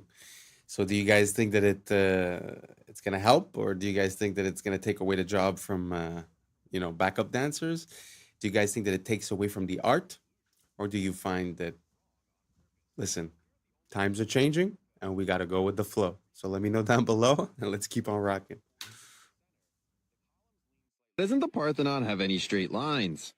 It turns out the problem wasn't bad construction. When the Parthenon was built in 432 BC, the Greeks had spent decades perfecting the design and used the most calculated advanced mathematics to calculate every measurement down to the millimeter. But they discovered a problem with perfection. When you look at straight horizontal lines from far away, your eye tricks you to think that the lines sag inward. The Greeks realized that if they built the Parthenon with straight lines, the entire structure would look warped from a distance and it would ruin how it looked. So how did the Greeks fix the optical illusion? They fixed it by building it wrong on purpose. I'm here at the only full-scale replica in Nashville, Tennessee, where you can see that the base of the temple rises about 4 inches in the center. The columns lean slightly inward and bulge in the middle, and even the horizontal beams across the top curve upward. But from ground level, these intentional distortions cancel out the optical illusion, making the building look geometrically perfect. So the Greeks knew that perfect architecture isn't about what is straight, it's about what looks straight. Sabina, what's your opinion? Are particles real? Are particles real? So I would describe myself as an instrumentalist. I don't believe that mathematics is real. I think mathematics is a tool that we as physicists use to describe the world. And in this mathematics, we have definitions for things that we call particles. That might be an excitation in a field, or it might be an irreducible representation of the Lorentz group, or it might be a quantum of energy, and these are all related. And then we know what we're talking about. That is what I mean by a particle. But are particles real? I don't know. I'm not sure I know what this even means. This is a question I leave to philosophers. Lucky we've got one. For me, the interesting question is, are particles fundamental? The particles that we currently know of in the standard model of particle physics, electrons, quarks, photons, and so on, are they fundamental or are they made of something else? I know we like to say that the science is settled, but truly a lot of the things that we operate on are basically adaptations, or their theories, or their ways of comprehending the world and explaining it. But to hear a physicist say, just utter that question, are particles real, actually just shows how there might be a difference between what we believe has been understood and what truly is understood. Because when you look at a physical representation of something, like let's say a map, the map looks authentic, it looks like it makes sense. But we know nowadays that when you look at the details of the map, it's very hard for it to be a perfect 1-to-1 ratio. It's actually, I think, impossible. And that's why when you see the Mercator map, the projection that Google Map uses, you see the distortion between, let's say, Africa and Greenland, where it looks about the same size, when in reality, Greenland would fit, I think it's 9 times in Africa, something like that. So it kind of makes sense to me that that would, transpose into this application. But tell me what you guys think down below. Do you guys think that the way that we approach science and the science of small things is a physical way of seeing it? Or do you think it's a way that we can understand the concepts and give a name to the effects that happen, when in reality it might look physically different? Just a question. Just wondering what you guys think. Let me know down below, and let's keep on rocking. All right, boys. So before I got on my freaking airplane ride, my Spirit Airlines ride, I went around looking, right? And I was taking videos, and I was like, oh, Palin gonna freaking love this. But so I was looking for anyone fueling planes, right? I went and I found this truck. I was like, oh man, I wish he'd be fueling. I wonder how much fuel that thing holds, right? I looked it up, okay? I think it's about a 5,000 gallon fuel truck. So let's say 5,000 gallons just to make everything easy, right? Most of Spirit Airlines planes are these A320s or whatever, different versions of them. So I'm pretty sure I was on one of those. And it looks like it's like, let's say roughly 5,000. Let's give them the benefit of the doubt. It's only 5,000 gallons of fuel that they're putting in these planes, right? Even though things like the Airbus A380, dude, look, they're saying that they put 85,000 gallons of fuel in those. Like, come on, what are you talking about? What is 85,000 divided by 5,000? They're saying they put 17 of these fucking trucks in there, okay? Okay, so that's a big plane, right? Let's just assume they're putting one of these trucks in my size plane, my little, it's only one floor. These A380s or whatever, they got double deckers, right? So my plane can, at the very least, hold a whole 5,000 gallon truck full of fuel, supposedly, right? So why are they showing up with this? What the hell is that? Look, again, Jet A fuel, okay? Where's the, what is it? They're not putting 5,000 gallons of fuel into this wing. And then don't even get me started on the fact that they say it's in the wings, dude, right? Think about it. You're a big old jet airliner. You're going, what does water do? What does jet fuel do when it tips? It all sloshes, okay? So if you're sloshing it around, do you really want that in the wings? Minus that, if you ever watch outside of the plane wing or the plane windows, what are these wings doing? They're going. Are you putting flammable fuel inside of a floppy little wing noodle? What are you talking about? Then also, how long would it take to put 5,000 gallons of fuel? How long does it take to put 10 gallons of fuel in your truck, right? This hose, not that big. It's not that big, right? So this guy was there for like 3 minutes. What the frick are they trying to pull on us? 5,000 gallons of fuel? BS, dude. And I'm not crazy. I'm not saying that we enter like a hyperbaric chamber and they put us to sleep and it's all 3D. I'm saying this flying on sky electricity, and that's what they're hiding from us. These things get started on the ground. I don't even think the plane starts them. I think they have a machine that starts these turbines, and then they just run from electricity. Fuel. Love you. Bye. The planes are very interesting because, it's sort of like the day that they decided to put a price, like a global price on the barrel of oil. They had to make the case that it was biological and that it was a part of let's say, of a dinosaur that got compressed and this and that. So there was biological material, basically, meaning that there would be a limited supply. And since those days, now we see that, we've never missed any, and it seems to be the most abundant liquid on this planet other than water. So what if it was the same thing for the planes, where they're using the fact that you're using that much gas to give the price, right? But what if they weren't? Because like you said, the amount of tankers and trucks that they would need per day, and the speed at which they refuel. And, he's talking about the electricity, which is true in a way. We have measured that at the ground, which is like electrically talking, the ground is ground, right? And then as you go up, basically there's a voltage that amplifies as you go up. So it's not crazy, the idea that there might be electricity involved. But just to give a second theory, let's say, you could also consider the fact that compressed air. So you're going at a speed that's very fast, and you have these turbines that are compressing the air because the entry is big like this and the exit is big like this. So what you're seeing is a compression of air. And then where is that air going? It's going on the wing because the motors are actually in front of the wing. So the air would be going here and sort of like pushing it up. So that's just an idea. I've also seen videos of a turbine that was disassembled. And when you see the interior of the turbine, it has these little metal plates that are sticking out. And when you touch them, they sort of hit a certain frequency and resonance. So you hear bing, bang, dong, ding. And the idea would be, sort of like a bee. They say that the way that the bee moves, it's vibrating from its thoracic chamber, and it sort of makes it lighter because of resonance. So what if they were using the concept of resonance, compressed air, electricity? So these are all just ideas that I'm giving you, but it's very interesting to think about the logistics. So the city where I was born, they tell you that there's, let's say, 100 planes per day. And when you do the calculation of how many gallons and how many tankers, it would be literally like a tanker every minute or a tanker every 30 seconds. And again, just the time of refueling. So I find it's just a very interesting question. For me, there's nothing that's really off the table. So let me know what you guys think. Is this crazy? Is this ridiculous? Are we sure?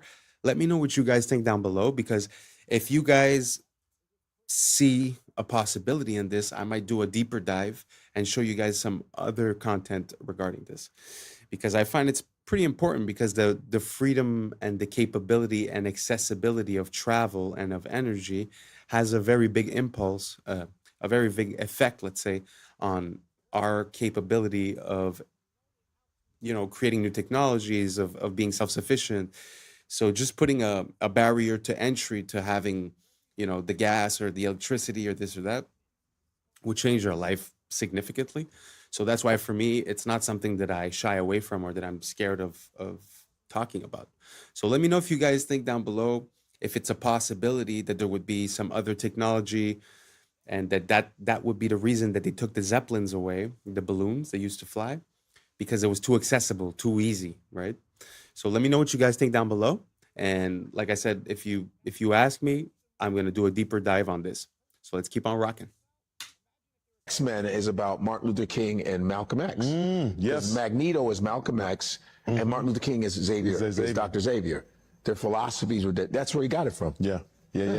It's all a lot of stuff is from black stories, and they just kind of Superman is the Egyptian about Osiris, you know, like power from the sun, same thing. Oh wow. Oh yeah, I read all. I love that. I'm just now hearing that for the first time. I never knew that. I love that. And when I was with Stan Lee, I love bragging about it because I don't care if you didn't meet Stan Lee, you can't with me. Yeah. Stan Lee, I was in his office for 3 hours. He was 89 years old. My friend went on a break, said, yo, hang out with Stan. I'm sitting with Stan Lee. I said, like, what the fuck? He goes, Godfrey, I want to show you something here. You see this picture of Wesley Snipes? Big ass picture of Snipes with the blade. He goes, he's the reason why Marvel got out of bankruptcy. It was him. Wow. It was because we had Blade. Blade is the reason he saved Wesley. And I go, and we ain't seen another Blade in 25 goddamn years. Crazy. But they got 18 Spider-Mans, 90 this, and Wesley Snipes saved. But this is how fucked up his business is. Yep. Look at that. Eddie Murphy saved SNL. Bill Cosby saved NBC. In Living Color changed the halftime for Fox. Oh. Michael Jackson saved the halftime of Super Bowl in 1993. Still the most watched Super Bowl of all time. Black people sell. Super Bowl halftime. So. We sell. It's just that they just can't get it out of their heads. They think we just can't give them too much because they'll do something. We're not going to act like you. We're not like that. No, we like to see everybody win. We ain't like you. And it's pathetic. It's like black people sell. They didn't think black people sold overseas. They was like, you guys don't sell. But then Black Panther gets $1 billion. And then I was in Saudi Arabia. And they were like, this is the only movie we've let in. Because they ban all American in Saudi. They go, no, Black Panther, yalla, yalla. The entire. Wow, I had never heard that actually. It's very interesting. It actually makes me think of, you know, the story of the Matrix and the Terminator were connected, and they were written as well by a black lady. And I find there's no credit that's given. And the part that really stuck with me is the fact, like when he said, you know, Blade saved Marvel, and there hasn't been a movie in 25 years, yet there's been 18 of the Superman, of the Spider-Mans and this and that. Very interesting, because really, when you think about it, why wouldn't they release things that they know work, and they would try to, I say ruin, but, you know, like destroy all these long-standing franchises. I have a hard time understanding Disney, to be honest, and everything that they've been doing in the past, let's say 10 years with the movies. Like personally, I grew up and it was a very big thing, Star Wars. Like it was the original movies, and it was a super big thing. And now I can't even bring myself to watch the new ones. It's like I can't even follow it. It just seems so distorted and so. And to make a quick parallel, if you guys haven't seen, there's a movie or a trailer about when Anakin sort of becomes Darth Vader, and it's all done by one person using AI. And I think that's going to be the downfall of these companies, because for once we're going to be able to create the things that we want to watch, and we won't have to wait for them to provide it to us. So I think we've hit like a limit where the things we want to see, whether it be another Blade or whether it be, you know, he was saying the black comic books or whatever it is, I think now we're going to have the capability of doing it. And when they see the response, I feel like now we're going to be able to have a bit more negotiating power. So I'm very interested to see where, you know, Hollywood and the movie business is about to go, because I feel like the fact that we're able to influence it and actually render movies is going to put us in competition with the bigger companies. Do you guys see what I'm saying? Do you guys see the fact that Maybe they've had control for too long and they've been taking decisions that haven't been based on the reception and haven't been based maybe on things that they'd like to put into our subconscious, our mental. Let me know what you guys think down below, because we all know that Hollywood comes from the wood of the holly tree, which is how they used to make magic wands, right? So there is something metaphysical and something magical about the way Hollywood has been handled, let's say, in the past 100 years. So let me know what you guys think down below, and let's keep on rocking. Our banking system just got exposed, and they're using crypto to multiply your money behind the scenes because nobody understands it. You're going to understand it now. The Genius Act was signed into law in July that allowed banks to create stablecoins legally. If a customer wants a stablecoin, the bank can issue it, but the customer needs to give the bank real cash, and they get to use that cash for investments. I don't know if you guys knew that. So you get 100,000, for example, in the form of a stablecoin to use in crypto, and the bank gets to use your 100,000 for other investments. The vast majority of those investments are usually treasury bills. So the bank takes your money, they put it into treasury bills. Now, a treasury bill is basically debt from the United States. Will pay back that 100 grand and interest to the original investor. And the original investor in this case is the bank. So the treasury bills may be sold as purchase securities for repurchase agreements. The fine print exposes everything. They can use the treasury bills for repurchase agreements. So here's a stable coin. Here's the real $100,000 cash. It gets put into.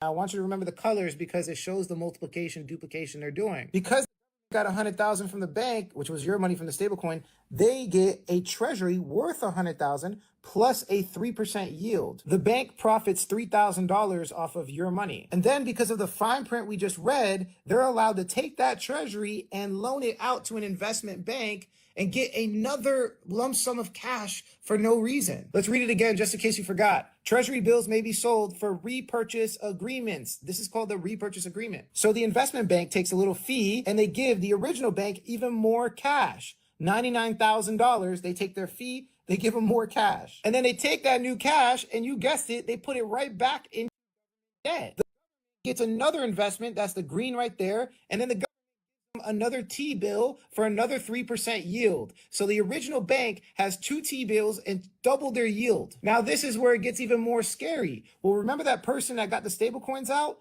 Imagine if they were colluding with the bank and they decided to take that stable coin and put it right back into debt in the form of tokenized treasuries. Right now in crypto, you can buy tokenized debt. Yeah, there's a token version of everything I explained up there, and you can get the 3% yield. So now it has three lump sums from that original $100,000, and you thought it was over. Well, if you invest in tokenized debt, they give you a token worth your dollar amount. Right now, it's called USYC for one of the funds. Binance offers loans against USYC right now. So on that original 100,000, you could take a 70% loan, and then you guessed it, put it right back into debt. The original $100,000 now has 4 forms of yield. Everybody's waiting for the to inject liquidity into the market, but they're already doing it through stablecoin multiplication. And we are going to have the greatest bull run we have ever seen in human history. It's going to be similar to the 2008 bubble. Wow, that was a lot of information. Gee whiz. So this makes me think, like, money came from the idea of value, and now we've gotten so far away from value that it's seeming like a video game. It's seeming like, you know, when you go on a game and you look for money duplication glitch, you could find some of those. Seems like that's what's going on. So you're buying it, and then they're reinvesting it, but they're also buying treasury, which is debt, which we end up paying at the end of the day. And again, they could re-lend it, re-put the assets and start the circle again. So yeah, it feels like banks have been given basically a blank check. And that's without speaking that in the days of the COVID a couple of years ago, they went, you know, fractional reserve spending means I have $100. Normally it was I have to keep $10 and I could lend out $90. Now it's zero. So meaning they could have $0 and lend out $1 billion and no one's none the wiser. So I don't see how this changes anything in the way that there's really no value behind bank money. But at the same time, I'm seeing what he's saying where it's involved with the treasuries. So it's like a cycle that's over and over again. It makes me think like the way, like, when you get a mortgage, the bank is like doubly insured. It's insured with your assets. It's also insured with an insurance company and your insurance company. So they're actually triple protected. It seems the same way. It's like they're 10 times protected, and us, we have to pay for everything.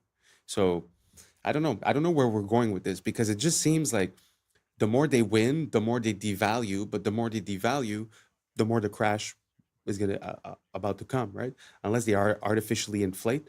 And so I guess that's what he meant at the end with the bull run. So everyone's going to feel like they're winning, when actually the disparity between the people winning and the people at the bottom are going to be so much bigger. So I don't know if I caught all of this. Maybe I'm probably missing some parts. So if you have any information to give and share, don't hesitate, write it down below. I'm still learning about all of these subjects. This is why I'm here. This is why I made the channel, so we could collaborate, and we could collaborate on ideas and build better ideas together. So let me know what you guys think down below. Do you have a wallet? Do you keep it on a cold storage? Do you keep it on the exchanges? I'm going to put some more crypto stuff in the next videos. So please don't hesitate, write down below, and let's keep on rocking. How were we allowed to be fooled for so long? And no, I'm not talking about this beautiful architecture here, saying it was built by horse and buggy. I'm talking about Timu, Han Solo, and Chewbacca here. Hawkins was a literal puppet on that world stage. Did you know, before Hawkins had his fancy little computer, he had a translator talk for him? I think, in a way, physics has been a progress away from mysticism towards a rational understanding of the universe. Stephen, when did you first realize you wanted to be a physicist? Oh. I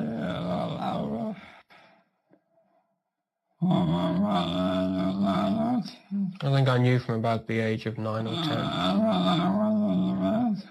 that I wanted to be a scientist. Most of my activities, like playing with model fireworks, or model railways, or playing complicated games, was aimed in some way at finding out how the world worked around me.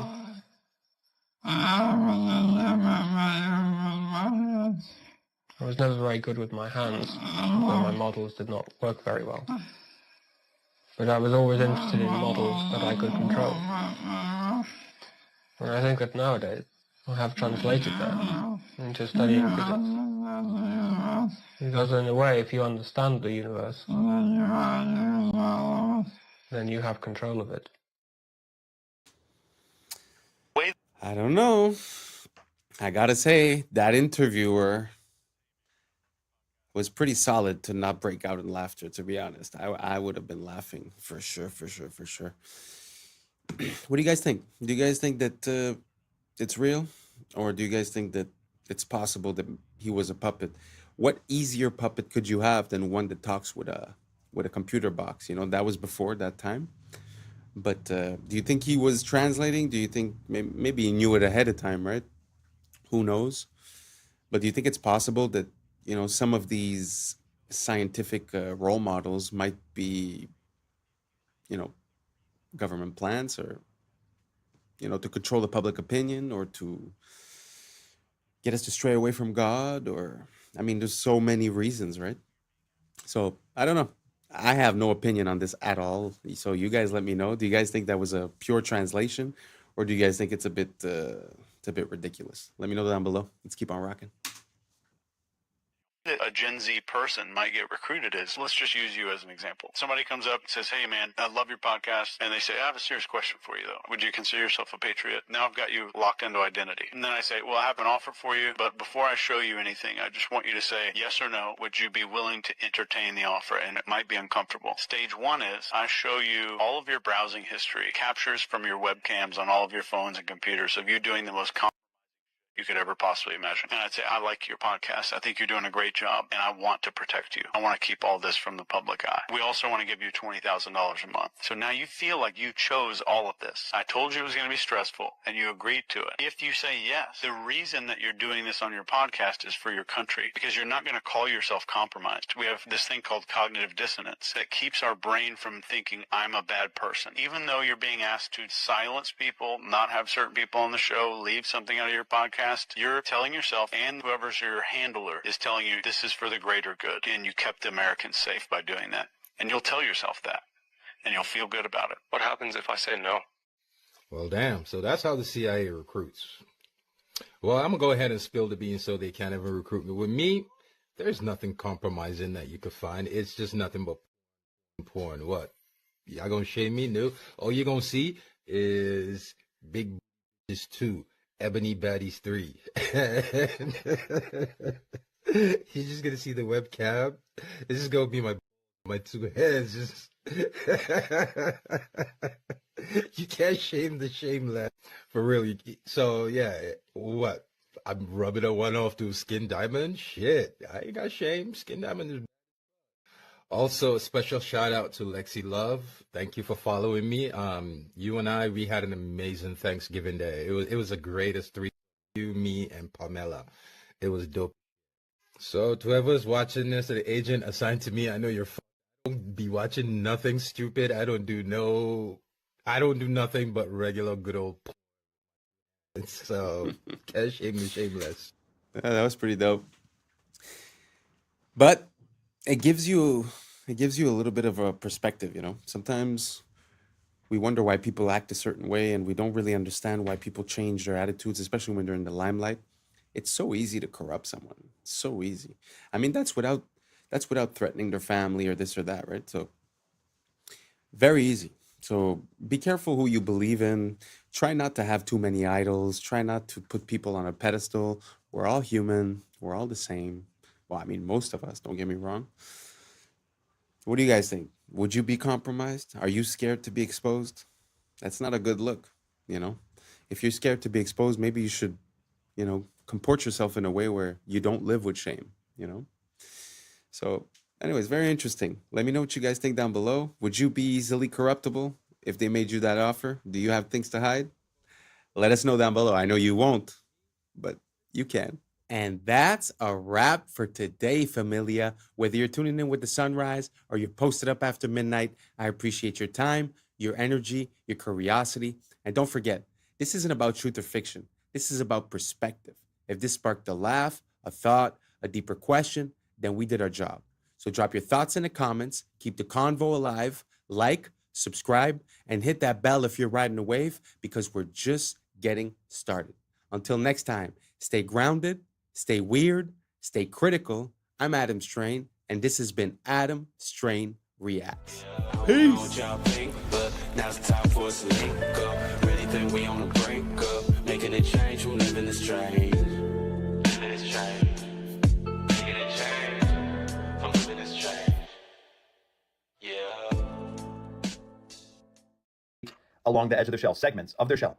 13 moons, 28 days on turtle shells. They've spent over $21 trillion on underground systems and cities, funded through 2 decades of unaccounted federal spending. But the system itself is corrupt, yet the standard human still believes in playing well within the means of the system.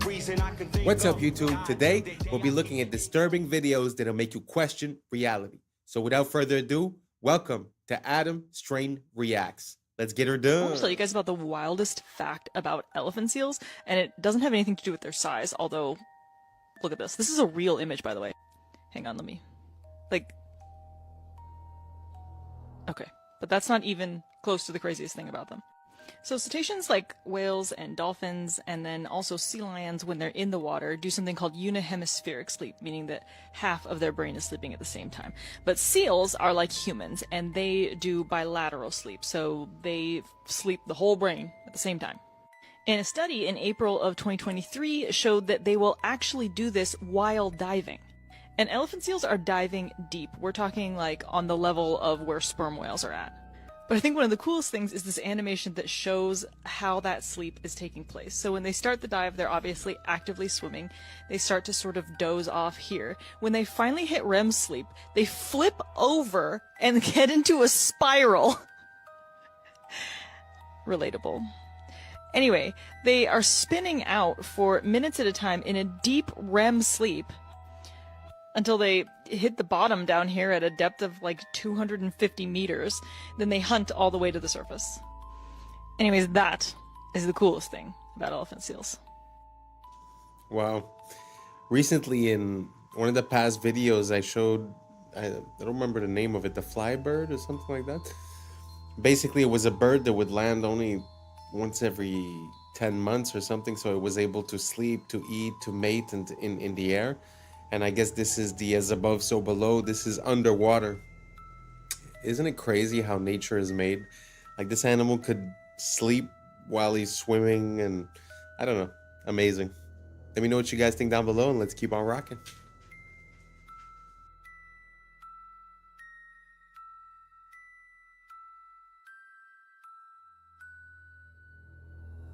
Okay, I just found out something completely shocking about turtles.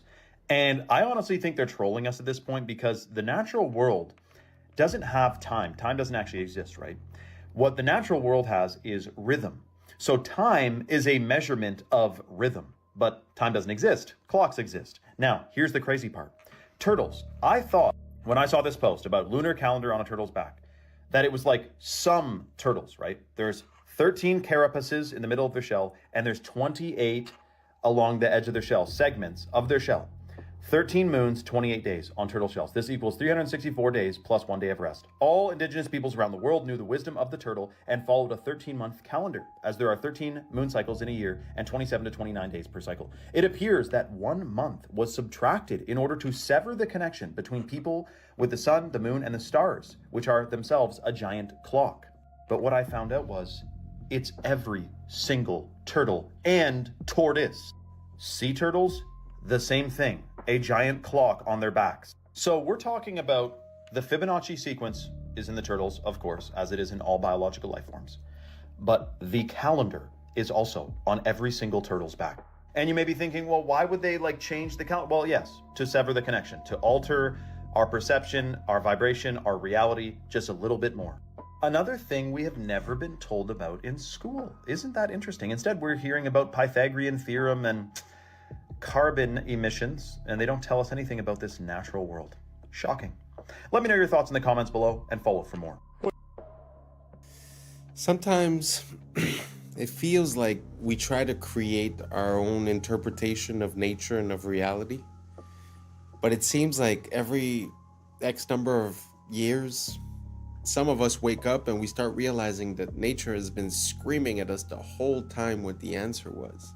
Can you imagine how time and chronology would have been encoded within these animals, and then after that to claim that all of the evolution of these animals is random due to the Big Bang? And how can you consolidate the encoding of this information within their physical appearance? I don't know. To me, it amazes me. I love this world, and I love learning more about it, and hopefully you guys do too. Let me know down below, and let's keep on rocking. You're absolutely right, Judge. You know, what we have to look at is the president is the chief executive officer of this corporation called the United States of America.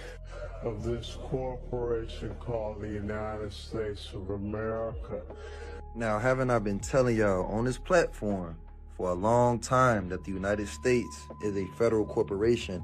The city of is a corporation. The state of is a corporation. Anything of is a corporation. Anything in all caps is a corporation. Under Title 28 U.S.C. 3002, Section 15, A, B, and C, the United States means a federal corporation, an agency, department, commission, board, or any other entity of the United States or an instrumentality of the United States. So you guys remember when we were in school and we used to pledge to allegiance. And obviously they make changes to these things over time because they rewrote history, his story. Let's go ahead and go with the 1954. I pledge allegiance to the flag of the United States of America and to the republic for which it stands, one nation, under God, indivisible, with liberty and justice for all. But it says, I pledge allegiance to the flag of the United States of America and to the republic. That's two forms of government. I showed y'all on the $10 bill where the president has his back towards the republic. Remember, I pledge allegiance to the United States of America and to the republic. So he's got his back to the republic, which is we the people. And he's facing the Federal Reserve, the United States. He's facing the United States. And the United States is what? A corporation. The United... Well, you're absolutely right, Judge. You know, what we have to look at is the president is the chief executive officer of this corporation called the United States of America. Of this corporation called the United States of America. Now, haven't I been telling y'all on this platform for a long time that the United States is a federal corporation? The city of is a corporation. The state of is a corporation. Anything of is a corporation. Anything... Wow. What's the difference between the country, the republic, and the corporation? It's very interesting to look into it. I don't know if you guys noticed, but he had the Morocco flag. If I'm not mistaken, it was the Morocco flag that was there. It's very interesting to look at the history of the United States and Morocco, because Morocco was the first empire to acknowledge the United States as a country. So I wonder what the deal is with those two countries. If anyone knows, please let me know down below, because I've been looking into it, but there's a lot of different information, so I haven't presented it yet. But if you guys have any information, please let me know down below. Thank you so much, and let's keep on rocking. But yeah, this leads into another thing that I want to talk about, which is we've talked about it a couple times, but like underground cities. Yeah. This lady, the Tucker Carlson interview. Yes. I don't know what this is. This is nuts. Okay. Former Bush administration official Catherine Fitz. She was just on Tucker Carlson's podcast. Cool. And she did this really deep dive. She said it took 2 years to find all these connections with somebody else. I forget who it was. But basically, they uncovered of what they know of are all these major underground cities that the U.S. has been building since 1988. Pardon? Dude, what? With a total of what they found, paper trail, they've spent over $21 trillion on underground systems and cities, funded through 2 decades of unaccounted federal spending, money that vanished from the ledgers of the Department of Defense and the Department of Housing and Urban Development between 1988 and 2015. Well, it's happening. All this money is disappearing. Yeah. They can't account for and it. she says, for sure, with what they know, is that there are 170 underground cities under the entirety of the U.S. and in the ocean. In 1984, George Orwell wrote, "It was always the women, and above all, the young ones, who were the most bigoted adherents of the party, the swallowers of slogans, the amateur spies and nosers out of unorthodoxy." He wasn't being misogynistic, he was making a psychological observation. In his view, women, particularly in their role as caregivers and moral enforcers, tend to prioritize safety and compassion over risk and freedom. And that instinct, while natural, is easily weaponized by totalitarian systems. When conformity is marketed as compassion and control is rebranded as care, the state taps into the feminine psyche to enforce ideological obedience. Now consider this. Men will do almost anything to attract a mate, so when the state captures women through propaganda, redefining tyranny as empathy and compliance as virtue, men follow, especially those who can't compete in the traditional dating market. They feminize themselves and trade strength for submission. This is what evolutionary biologists call the sneaky strategy, low-status males mimicking feminine traits or moral positions in hopes of reproductive access. And while all of this unfolds, families disintegrate. Single motherhood, a top predictor of poverty and social dysfunction, becomes the norm. Children from single-parent homes are far less likely to climb the economic ladder, and who steps in as provider and protector? Not the father, the state. But here's the kicker. The state is funded disproportionately by men, so rather than supporting the women they married and raised children with directly, men subsidize the state, which in turn provides for women through social programs. Why? Because women have been propagandized to see every relationship as a power dynamic, except one with the state, which is ironically the centralization of raw power. They've been told that to rely on a man is weakness, but to rely on a bureaucracy is empowerment. This is not progress, this is dependency with a new face. And both men and women are suffering.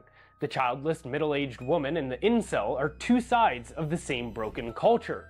A woman without her own child often directs her maternal instinct towards abstract causes, infantilizing minorities under the guise of social justice.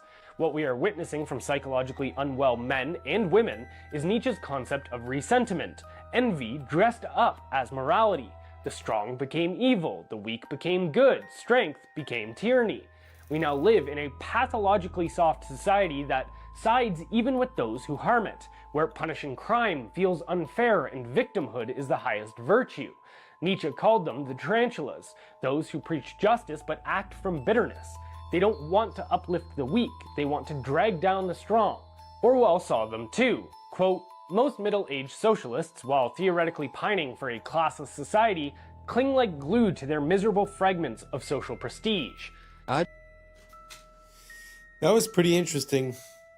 I mean, when you think about it, back in the days, you know, if you had the woman staying at home and the man working, you could say in a way that only half of the people were involved in politics and whatever the state was telling them. So you always had a part of the family unit that was the kids and the mother that were outside of that. And then the women started feeling like empowerment would be joining the workforce. But when you think about it from a monetary incentive, what better plan could you have than to have 2 salaries per household that you could tax, right? So it just feels like a long trap that's also having a lot of negative repercussions, like he said, you know, regarding the psychology and the way that men are reacting to it, and the way that we're identifying strength as evil and weakness as virtue, and also victimhood. Very interesting. It feels like these guys were talking about, you know, the psychology of a long time ago, but it really applies spot on to today. And I feel like that's a hint that the second we cracked the code of the human mind, it was used against us. And now we're seeing through this long process of maybe 100 and something years, we're able to see how, when, and why they've done the things that they've done and where it's brought us. Very interesting to look at it from a macro perspective. Let me know what you guys think down below. Do you agree, disagree? What do you guys think about it? And let's keep on rocking. Just chose to listen to the warnings that everyone ignored. When Steve Jobs came out and said, "I will never give my children an iPad. You should never give your children an iPad. They will mess them up more than anything you know." When he physically said that, "Do not give your children an iPad," I chose to believe that a little bit. When Microsoft's executive, Pierre Laurent, then followed that up by saying, "There is a war for the eyeballs of children and no one has done a long-term study into the impact of brains that these things are going to have. Don't give them to your kids." Like right from the off, the red flag was there for me. This wasn't Jordan with his schizo thoughts. This was me looking at the execs of Microsoft and Apple. Like one of them said he would willingly take hand-to-hand combat than give his child an iPad. These people in Silicon Valley put their children in an entire different education system. Steiner Waldorf education, where there's no electronic devices until 12. Because the brain physically cannot comprehend this amount of flashing lights and dopamine. Like, it can't. And then people say, "Oh yeah, but your kids are going to be less good on technology." No, they're not. Because the rate of technological development right now is so quick that iPads are irrelevant in 12 years anyway. The children that are being given iPads and children that are getting aggressive and sulking when their iPad's being taken off them, I think that's going to manifest as some very dark stuff when they're an adult. I was lucky enough to get an education from Paul Chek, and he talked about Steiner extensively and brain development. I researched that, took my children in for an interview. My son Troy was in public school at the time, and he resonated with Waldorf like that. He started going to Waldorf at kindergarten, and my daughter also went through it. Most of those brain development years, the mind is myelinating 0 to 7, so your nervous system's being entrained. And we did the best we could to keep them off devices for the most part. And then when we got to Waldorf, that was the curriculum and template for the whole school. And I will tell you now that my children are 15 and 18, and it paid off considerably. And they have the experience where their brain developed, the imagination centers of the brain developed, and they didn't have stress with too much testing in public school, etc. My children are balanced, attentive, intelligent. They know how to use their imagination, their problem-solving skills. My son sees the effect of what this technology and devices are doing to the consciousness of his fellow student body. If you'd like a better reference of what's going on with these devices and dumbing down humanity, I recommend you watch Idiocracy, a 2006 documentary that was made by Mike Judge, and have a great day. Wow, that was pretty good. That movie, by the way, is epic. Idiocracy, amazing. If you guys have the opportunity, please do watch it. As for the children with the iPads, I mean, you know, the creators told you themselves. That makes me think of Cardi B and Beyonce that wouldn't let the children listen to their own music and dance the way that, you know, they were dancing. But also, to come back, at one point he said from 0 to 7, the brain is like myelinated. I don't know what that means exactly, but I'm supposing what it means is that there's no capability for processing. Really, everything is absorbed like a sponge. And that's why the Jesuits say, give me the child, and at 7 years old, I will show you the man. And I think it's because of that processing. So not having devices and being the generator of ideas rather than the receiver of ideas for that period of time makes so much sense to me. Let me know what you guys think down below. Do you think that it's a tool and that it's very useful for kids to be on iPads at 5-7 years old? Or do you guys think that we should wait, like the Waldorf schools, until they're 12, until the neural pathways are different, or this or that? Let me know what you guys think down below, and let's keep on rocking. Wouldn't it be crazy if Hitler sent a secret Nazi Navy expedition to Antarctica during World War II in search of like the Holy Grail or aliens or something? Wouldn't it also be crazy if the U.S. responded by sending their own secret expedition to Antarctica during World War II, known as Operation High Jump? And wouldn't it also be crazy if back in 2018 a fitness app accidentally revealed secret underground bases deep within Antarctica? And I mean, wouldn't it be crazy if there were secret pyramids in Antarctica? Those certainly look to have very similar layouts, don't they? And then there's this picture as well. That certainly looks like a pyramid. Wouldn't it be crazy that after it was revealed there appears to be some sort of secret tunnel cave leading to who knows what, Hollow Earth maybe? Google went and edited out that cave.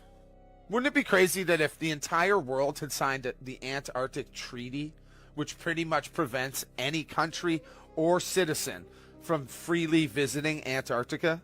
It also contains like 16 different no-go zones. Wouldn't it be crazy if Dr. Richard Byrd claimed there was unexplored land larger than the United States in Antarctica? He later died that same year, back in 1957. Next year, NASA was created, and the year after that, the Antarctic Treaty was signed. That's crazy. Do you guys remember the blob anomaly, the 80-foot wave radar mishap that happens like 3 or 4 times over the last year? Well, wouldn't it be crazy if it looks like that blob seems to originate from Antarctica? And I mean, wouldn't it be crazy if I suggested that maybe it's about time the rest of the world and people realize or understand or be told what the hell is going on in Antarctica? I must admit that Antarctica is something that causes a lot of questions for me. Just like the COVID, when you have all of these countries coming together and agreeing on something and saying, oh, we will not do this or we will not do that, and everyone signs, it's kind of weird. And I mean, there's a lot of parts of Antarctica that are weird. That little church where the presidents go and visit. He was talking about the Second World War, but later on, when it was the race to space, the first race, from what I understand, was a race to create a satellite. And supposedly Russia succeeded first, which I think they did not succeed. And because they weren't able to succeed and figured out that maybe space travel was not possible for any way, shape, or reason, instead of continuing when the United States said, oh, we will put a man on the moon before the decade is over, instead of them trying to put a man on the moon, from what I understand, they went 9 times in 9 years to Antarctica. I don't know, food for thought. Some people say that because they reached a limit on the top, they tried to go find the limits on the side. But I mean, you know, your opinion is just as good as mine. So let me know what you guys think down below about Antarctica. Everything normal? Something weird? Let me know what you think down below. Let's keep on rocking. Yeah, I've been watching anime all my life, but to see somebody do some crouch a tiger, hidden dragon type shit, some anime, and she hit that bitch. Her photograph, that shit raw. Even just plain increases and reduces. When it's like on steroids, it dramatically increases. So here we are at the Bilderberg meeting to say, any other ideas? We'll convince everyone that's good for them, and we'll make sure that our product is very cheap so we can get soy oil put in everything, salad dressings, soups, you name the processed food, we'll get oil, and we'll make sure that soy and oil, which is another one, will be used in frying. Therefore, anybody who's eating fried foods is getting the, which in addition to reducing levels, also screw up the stomach and the digestion. It'll give people gas and bloating, and this just will reduce their drive and initiative and make them more docile. They use to give to rats and animals to study because it makes them allergic. It makes them allergic to any protein you give. If you give a monkey eggs, it will immediately become allergic to eggs. So they can study egg allergies. They do the same thing with nuts in animals and rats. Yet they're putting this in and not imagining what if my baby has some peanut butter in their belly when they got this. Just train their immune system to say allergy from here on out. These are the things that we're looking at. Never been tested. The safety, everything we know is in animal studies, and it tells us this stuff is incredibly for human beings, and we're 10 times the rate of an oral study into a day one. It's absolute madness. To be honest, ever since I've been young, I've always wondered why certain people are allergic to things, and when I looked into it, I was never satisfied with the answer. It seemed like it was more guesswork than anything else. This is actually one of the best theories that I've ever heard regarding it, that it would be like a trauma to the system, that the system would associate to that food or that thing, and then afterward would create a reaction of protection whenever that food was introduced. Very interesting. I'm not saying it's true. I'm just saying it's one of the best theories, because when you look at it, it's like it became more and more common, people being more and more allergic to things, but I never quite understood why, how. And even when you go to the doctor, it's not like it's a blood test. They literally put the things on you and they see if you have a reaction to it. So it's like, it's guesswork. It's pure guesswork. So it doesn't seem like we have a grasp on what the concept is. So this is actually, you know, one of the best theories I've heard. Do you guys have another one? Let me know down below. You know, maybe I'm just ignorant, but I'd like to know a bit more about this subject. So don't hesitate to write it down below or send me the video, and let's keep on rocking. Play fair in a game where others cheat. Machiavelli. How many of you are playing fair in a game that the system has already rigged against you, honey butter? It's called moral entrapment. When you draw a false standard of morality around someone, knowing they will inevitably cross it, and then you gasp in shock when they do. Machiavelli taught us if your opponent cheats, the entire structure of the game has been rearranged subconsciously. It is your job to notice this rearrangement, and instead of calling it out, to play by these new rules. You can commit tax fraud. In the Middle Ages, you would have these Catholic bishops, who would sell these things called indulgences. An indulgence limits your time in hell in the afterlife. If you can use fear and guilt against a human and they're susceptible to it, then you own their mind. The irony is many bishops and priests in the Middle Ages weren't even bishops and priests. They were buying their way into power. So many people were convicted of heresy for no reason other than to socially humiliate them and to teach them that they should be tithing to the church. And if you were a heretic, you were socially outcasted, persecuted, or beheaded. But the irony is, as Machiavelli mentioned, that the system itself is corrupt, yet the standard human still believes in playing well within the means of the system. Mr. Beast, Bill Gates, Leonardo DiCaprio, my pet fish, what do they all have in common? The moral brag. The moral brag is a key part of moral entrapment in the West. Having humans who act like they are morally superior creates a gold rush for moral attention. So false morality becomes a currency. This is why so many people film themselves helping the homeless. They are trying to gain unseen social credit. One would ask, where then lies the real morality of long ago, and does it even exist? And I would say it lies beyond the bishops, the fake celebrities, and the fake philanthropists, and inside your very body where God lives. Genuine morality, therefore, is witnessed by the source of all creation and has to be something that you come to terms with yourself, with the Creator. God or source sees all moral obstruction, because what Machiavelli didn't mention is this: when something as sacred as morality is used the wrong way, there will be consequences. Do you agree? Let me know below, love. Machiavelli. Like I say, it feels like the minority are the ones yelling the loudest. So on the platforms, it seems like that's the only voice heard. But I think that's because most of the people are just good people with moral decency. And even if they get cheated on, even if the system doesn't follow the rules, because they believe that that's right, they keep on following the rules. And I think that's why we get the lower hand. So what she's saying kind of makes sense, where if you see that the rules have changed, you must now operate by those new rules. Kind of makes sense, which would be how revolutions are born in a way, when you realize that the social contract has changed, so your behavior must change until the social contract becomes acceptable for all sides, a normal business transaction. But basically, the point that I'm making is that I think 90% of us are just good people, don't want problems, want to take care of our family, and I think they use that against us. Let me know what you guys think down below. And that's a wrap for today, familia. Whether you're tuning in with the sunrise or you're posted up after midnight, I appreciate your time, your energy, your curiosity. And don't forget, this isn't about truth or fiction. This is about perspective.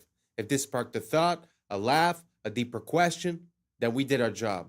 So drop your thoughts in the comments, keep the convo alive, like, subscribe, and don't forget to hit that bell if you're riding a wave, because we're just getting started. So until next time, stay grounded, stay weird, stay critical. I'm Adam Strain, and this has been Adam Strain Reacts. Peace! Now's the time for us to link up. Really think we on a break up. Making a change from living this change. Living this change. Making a change from living this change.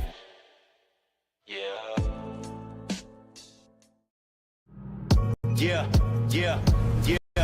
I was sleeping, had to wake up. Why? Every reason I can think of. God, till the day I keep the ache up. What's up, YouTube? Today, we'll be looking at disturbing TikToks that'll make you question reality. So without further ado, welcome to Adam Strain Reacts. Let's get her done. Some conspiracy theories are true.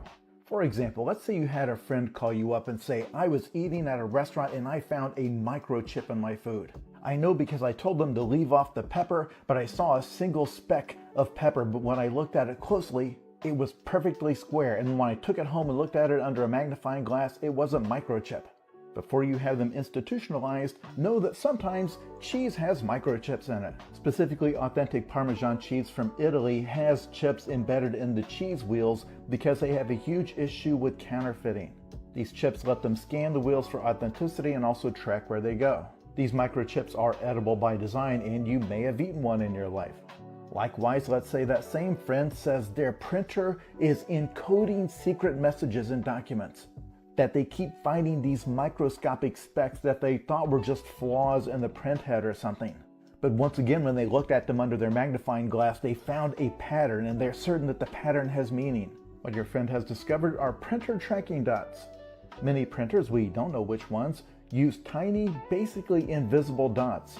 These identify the serial number of that printer and also the date and time when the document was printed. Printer manufacturers actually did this for 20 years in secret before the public found out in 2004. But for example, if documents were leaked from a government agency, these dots help them identify which printer they came from. Likewise, if you're using your printer for some sort of illegal counterfeiting activity, they can scan those nearly invisible dots and immediately know which machine did it and when. This is actually the frustrating thing about the fake conspiracy theories. Sometimes the reality is just as weird. Welcome to America, where we work to live and live to work, where we spend hundreds of thousands on a home that we barely get to step foot in because the hours we work to pay for it keeps us away from it, where we buy a car just to drive it to a job that barely pays enough to keep the gas tank full, where our healthcare system will bankrupt you faster than the illness can kill you. Where getting sick is the business motto and the cure is priced like a luxury. Welcome to America, where the food is fake, the water's tainted, and the air we breathe is up for sale, where the richest 1% own more than the bottom half combined, and they still tell us to work harder, where we chase the American dream only to find out it was designed to stay out of reach, and every time we get close to the finish line, they just inch it a little further back, where school doesn't teach you how to live, just how to obey, comply, and clock in, where education comes with a lifetime of debt and the diploma is nothing more than a receipt for money that you ain't never gonna see again. Welcome to America, where we pay taxes to keep the lights on in government buildings we ain't never even allowed to enter, where your rights are written in pencil and erased when it's inconvenient, where justice depends on your income and the law bends to the highest bidder. What?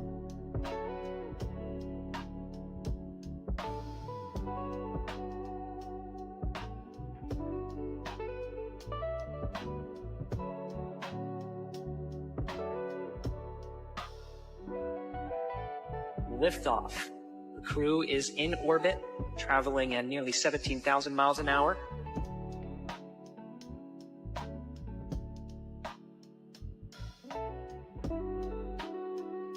Did you know Facebook launched on the exact same day the government shut down its most secretive surveillance program? February 4th, 2004. DARPA officially terminated LifeLog, a project designed to collect every detail of citizens' daily lives. The same day, Mark Zuckerberg launched Facebook from his Harvard dorm room. According to conspiracy theorists, this timing wasn't coincidental. LifeLog aimed to create digital records of everything: relationships, activities, conversations, movements. Sound familiar?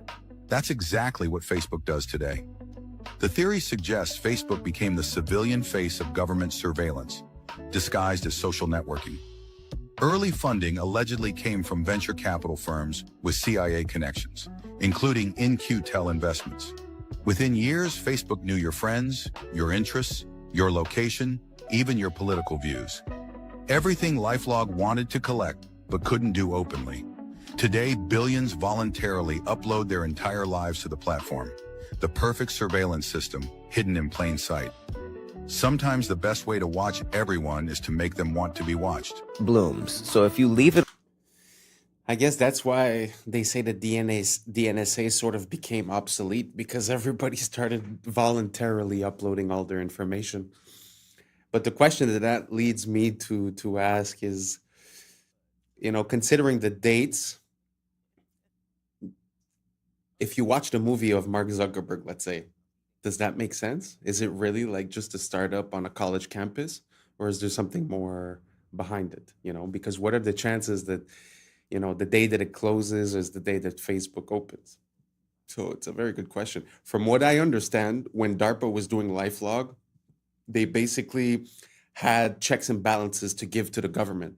So the government declared that project was unconstitutional because they were getting the information of people and tracking people and this and that. So hence, to get it out of the hands of the government and to put it into a private firm kind of bypassed that whole problem, because now they could do everything secretly because it was a private entity. So what do you guys think? Do you guys think Facebook was also a tool used by the CIA or the NSA to gather information? Or do you guys think that it's just organic and Mark Zuckerberg and his buddy came up with this on college campus, and it's just a big happenstance that it happened on the same day, more or less, than that the project from DARPA got canceled. Let me know down below. I'm very curious to see what you guys think about it. And let's keep on rocking. Alone, it blooms. These are broccoli. They're flowers. Did you know that? They're immature flower buds. They're like flower eggs. Unborn flowers. Look at this lady down here. She said, I'm eating unborn flowers. It says broccoli is actually the flower of the plant that we typically eat. What we typically eat are immature flower buds. If left unharvested, these tight green clusters will eventually bloom into small yellow flowers. This is broccoli.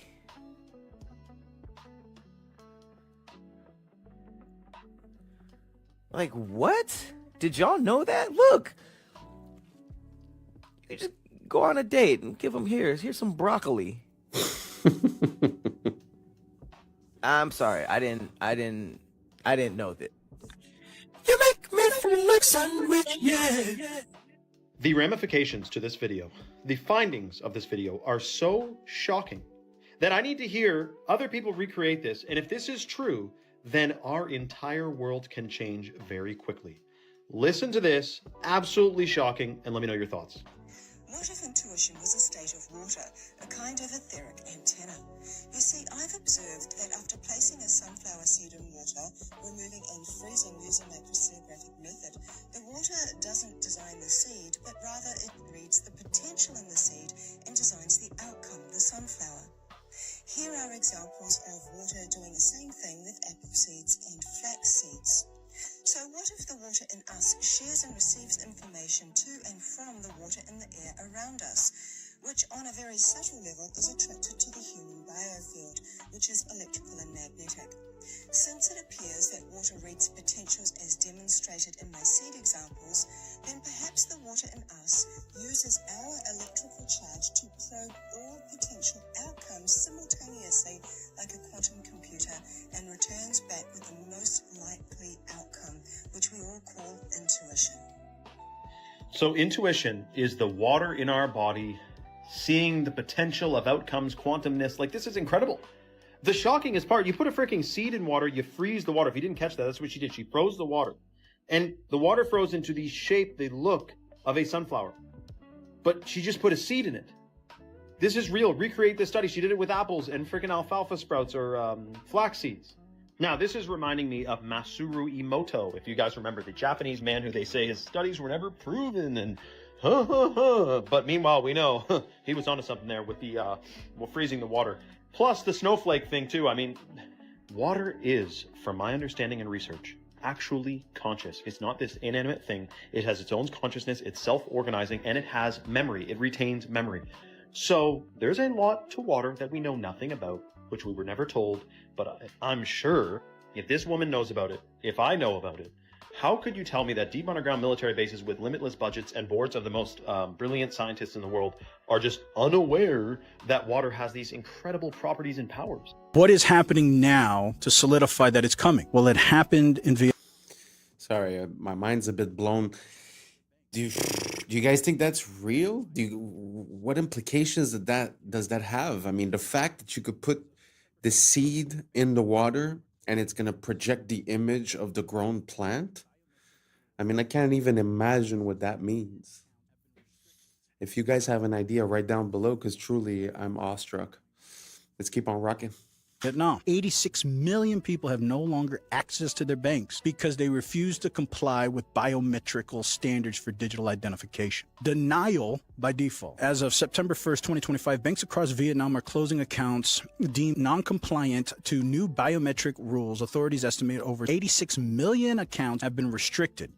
And the reason why this is all going on is because let's say the World Economic Forum, can we just force them to comply by restricting their bank accounts? Because if you have no money, what are you going to do? Eventually, you're going to comply. And if you don't, Vietnam can assert a martial law. They have no reason not to say, all you people who are trying to usurp this system by bartering or whatever, If we catch you doing that, you're going to jail. And that will force people to accept the digital system. This is not something that is going to stay in Vietnam. This is a test, because if we look at what's going on with the European Central Bank and digital ID initiative in Europe, as well as the real ID being imposed in the United States, we can see that it is coming to us as well. That's where it gets confusing. Right. So, what do you guys think about the digital ID? Do you guys think that it's the natural progression of things, or do you guys think that this is a whole other level of control, tracking, data harvesting, and etc.? Right? Let me know down below, and let's keep on rocking.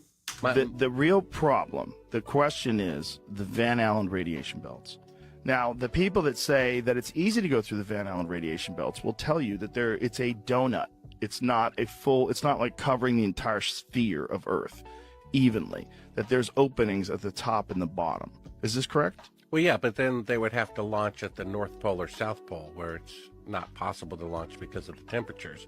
That's the only way you could do it, to get through those holes? That's right. According to NASA's own flight plan, they went directly through the center. That's why they launched in southern Florida, to be close to the equator. Okay, so what they would say is that it's not that dangerous, and it's just like being exposed to a few x-rays, and that the people were shielded. Well, go to Sabrel.com and watch a latest clip about it. But you're right there, so I just want to give you the opportunity. I'm just saying, what they would say to you. The clip there is of Kelly Smith. He's an employee at NASA, explaining something that most people don't know, which is above the Earth, starting at about 1,000 miles and extending about 30,000 miles, is a huge band of radiation that astronauts would have to go through to the moon and through again back. First, he says it's dangerous, meaning deadly, and then he says that the technology for an astronaut to go through it to the moon and back and survive has yet to be invented.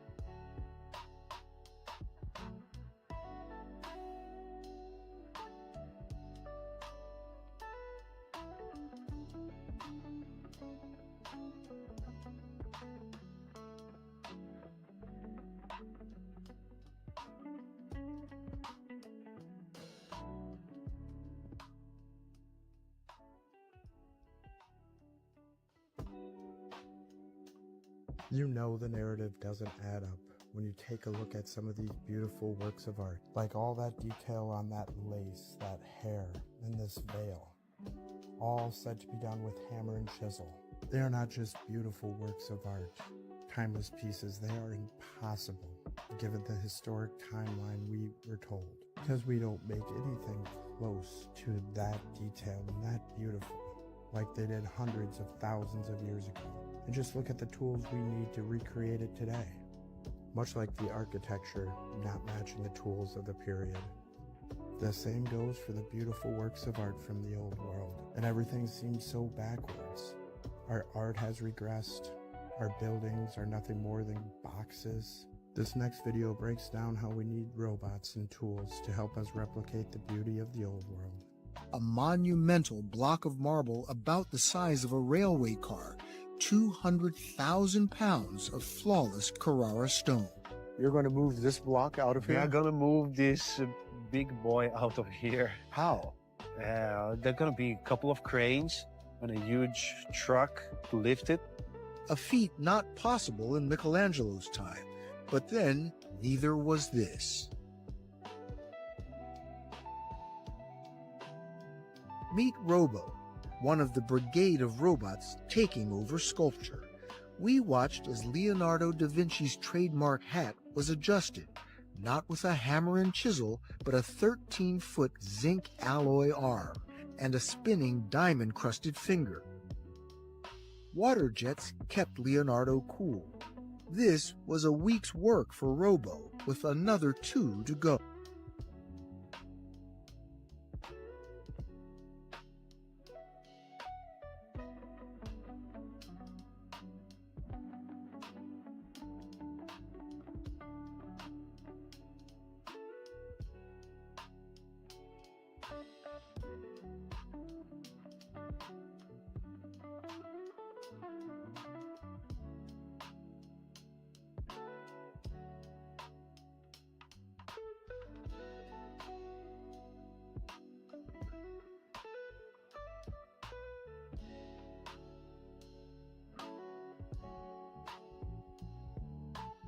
So big news, Taylor Swift just dropped The Life of a Showgirl, and what an album it is.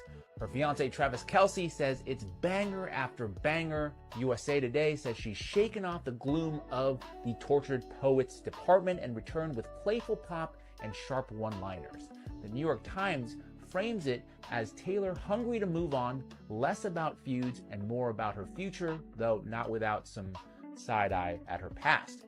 The Guardian wasn't as impressed, though, saying that the whole thing feels a little bit rushed, akin to how romantic bliss doesn't fuel the same fire as heartbreak.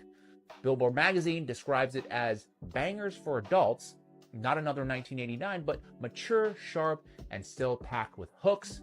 Variety says the love songs here feel easy for once, not battle-tested, which makes the album an uncomplicated good time.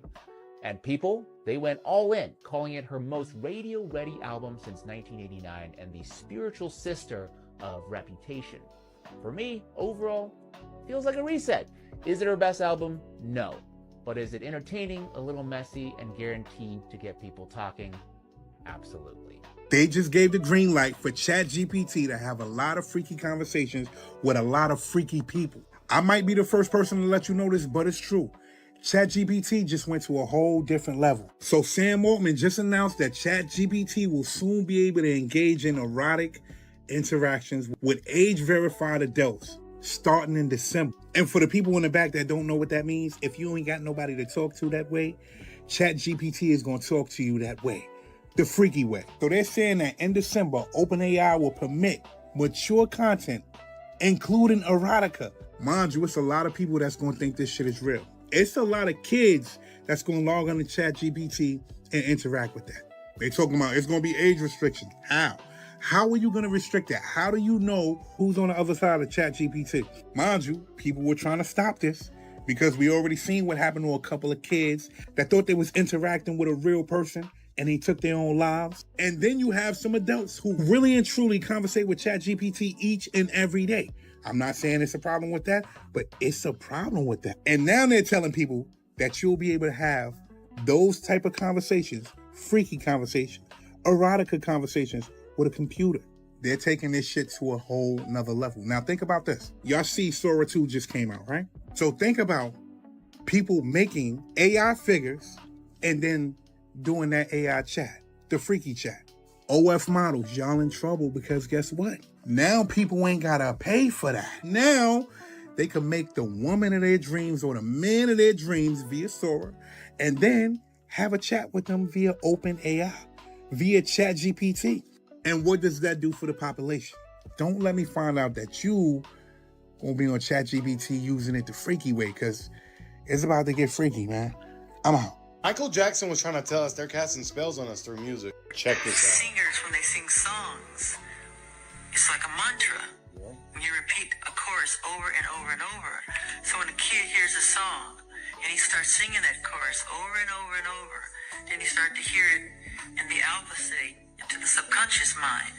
So you start to become the song or become what you're saying. Now, Michael Jackson being one of the greatest musicians to ever live, you can safely say that he's an authority figure when it comes to the subject of music. The reality is that music is one of the most powerful forms of programming. Stay weird. You don't just listen to it, you actually... A worldwide... I agree with that.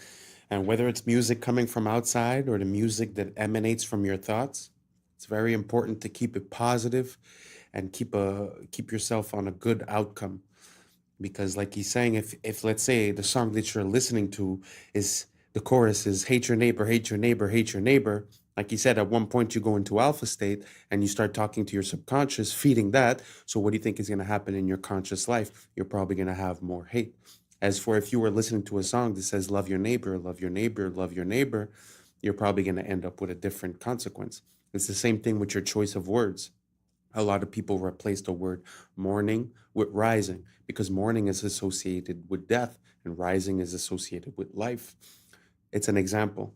But these patterns create a sort of spell, as if you want to call it that.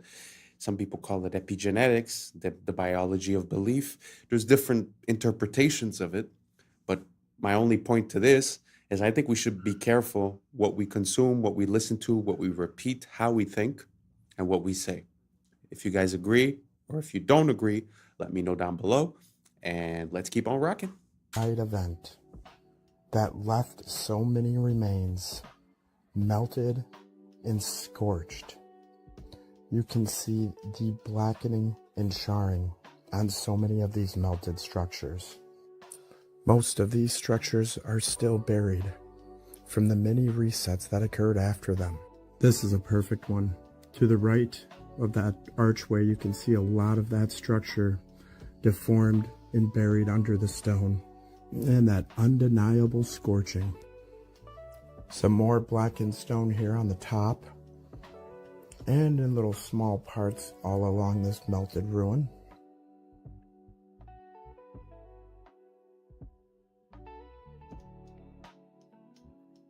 Our eyes are useless when our minds have been made to be blind. Most people will never connect the dots because they never see the extent of the melting. When you've ever seen maybe one or two examples that ever look like this, and they tell you it's erosion, that lie's easy to buy. Everyone that researched it, myself included, all thought the same thing at first. But when you see the thousands of examples, it's clear something big happened in our past. Something erased from the history books. Perhaps a massive plasma storm, realm-wide. The truth is hidden in plain sight. Question everything, friends. Until next time.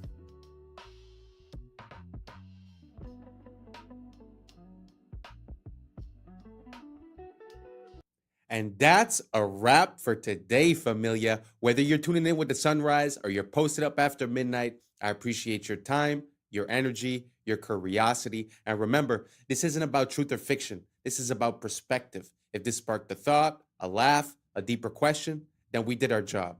Drop your thoughts in the comments. Keep the convo alive. Like, subscribe. Don't forget to hit that bell if you're riding a wave because we're just getting started. Until next time, stay grounded, stay weird, stay critical. I'm Adam Strain, and this has been Adam Strain Reacts. Peace. Now it's time for us to link up. Really think we on the brink up. Making a change from living this strange. Living this strange. Making a change from living this strange. Yeah. Only organics are stacked in a row. You never put regular bananas under organics because then it makes it not organic. We grab our liquid, put it in a little machine. 2 bottles for this one. Pour it up. Close the room. Change the temperature to 60 degrees. Both sides. This is all set. We turn our little sign here. What's up, YouTube? Today, we'll be looking at disturbing TikToks that'll make you question reality. So without further ado, welcome to Adam Strain Reacts. Let's get her done. Yo, this video is kind of scary, but not in the way that you would think. Now, this simple drawing is something that you probably do in high school. But what if I told you that these simple lines can actually trick your brain? Now watch closely. It looks completely random. That's until the paper folds. But as the camera moves, something that didn't make sense just a second ago starts to look a little different. With a simple change of perspective, it looks like a perfect cube, almost like you could reach out and grab it. But the drawing never changed, only your point of view did.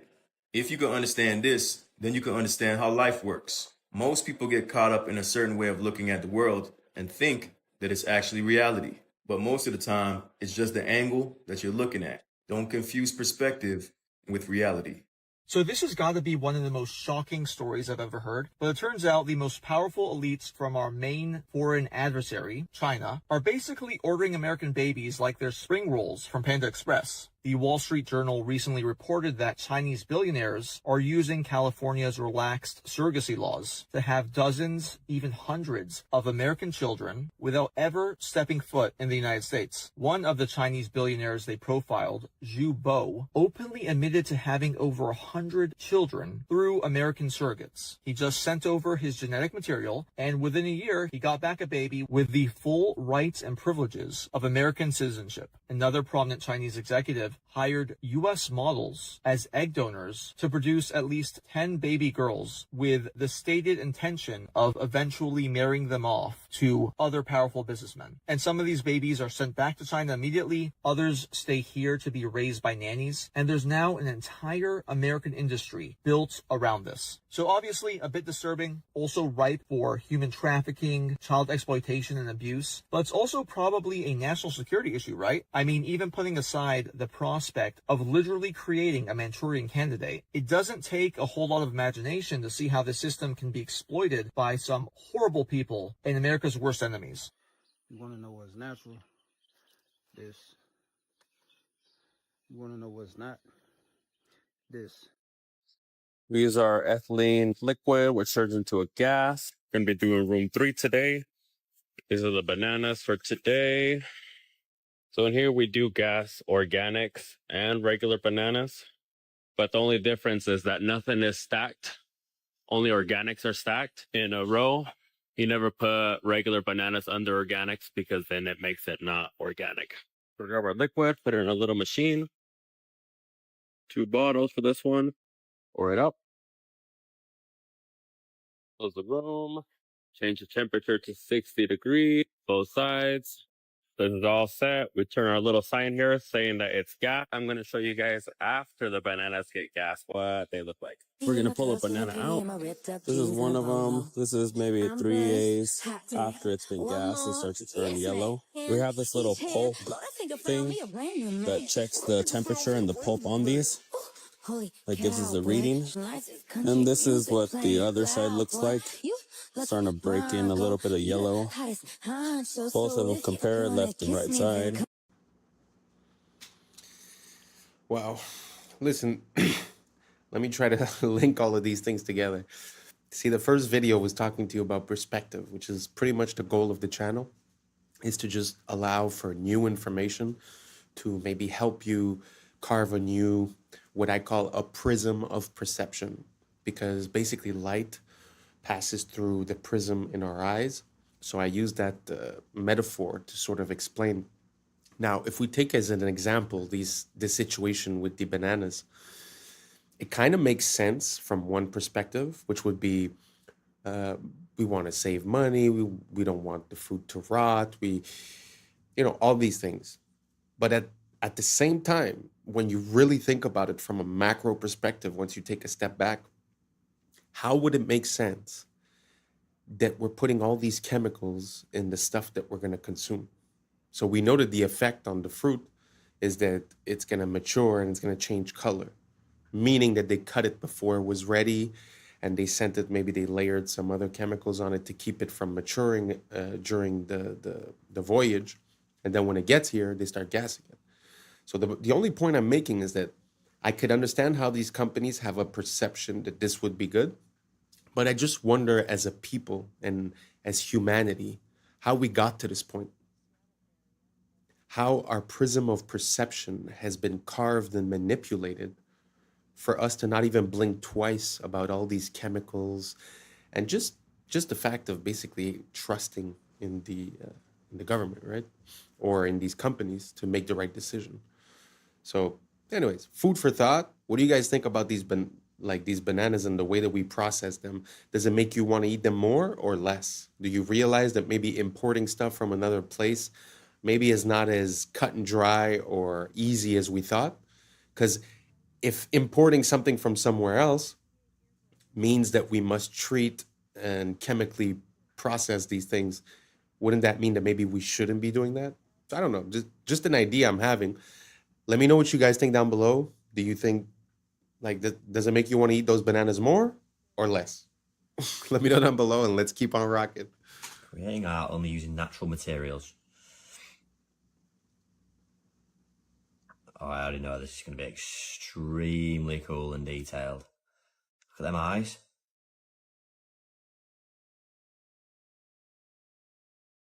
Owl? Thought it was a lion at first. That's really, really impressive, isn't it?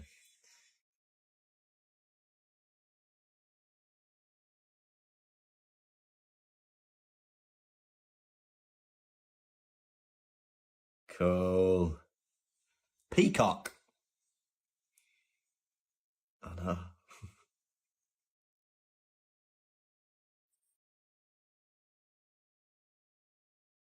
How did they do that though? Where it's with just vision and looking at, all right, that will make that good. Need a bit of dirt here. I need this leaf here. Sick.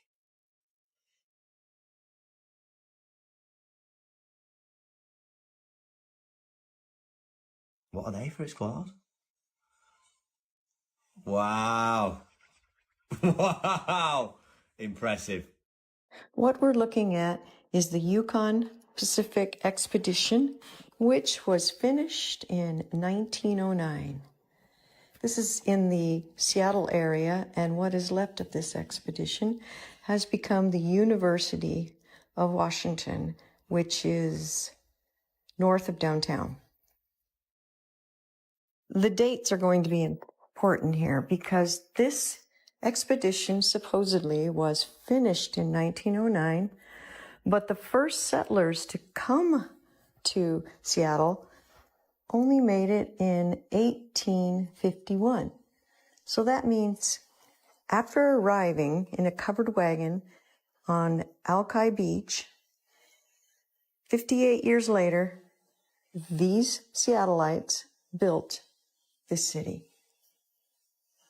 And as World's Fairs are supposed to be temporary, notice how permanent these buildings seem since we're still using them as the University of Washington. And this university has something called the Red Square, which you see surrounded by the nice trees. And look at these libraries where people study in. So you're going to tell me people arrived on the West Coast and 58 years later built this. We must have lived in a world of witches and warlocks and magic to have put together a city like this in only 58 years. You be the judge. It's a it's a brain wrecker, to be honest. Like, how in 50 years would you build that? Nowadays, to build one building, it takes us like 2 years, 3 years. Look at the size of that city, or even just the campus of the university. It's very interesting, and also the fact that I don't know how real this is. I'll have to look into it a bit more. But if they were really conceived to be a part of a World's Fair, which normally, like she said, they're all, temporary structures, how is it that 150 years later we're still using them?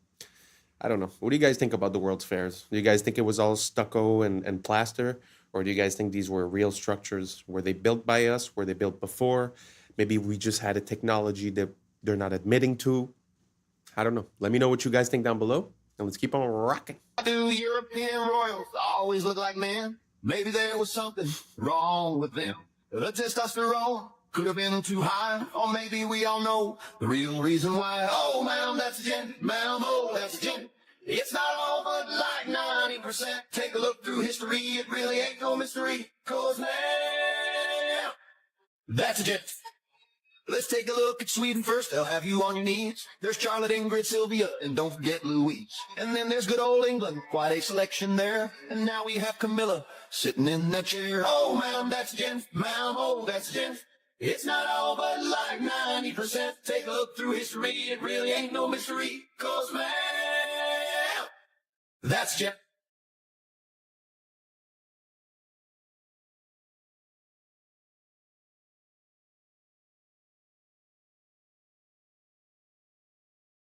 It's been going on for centuries and still remains the same.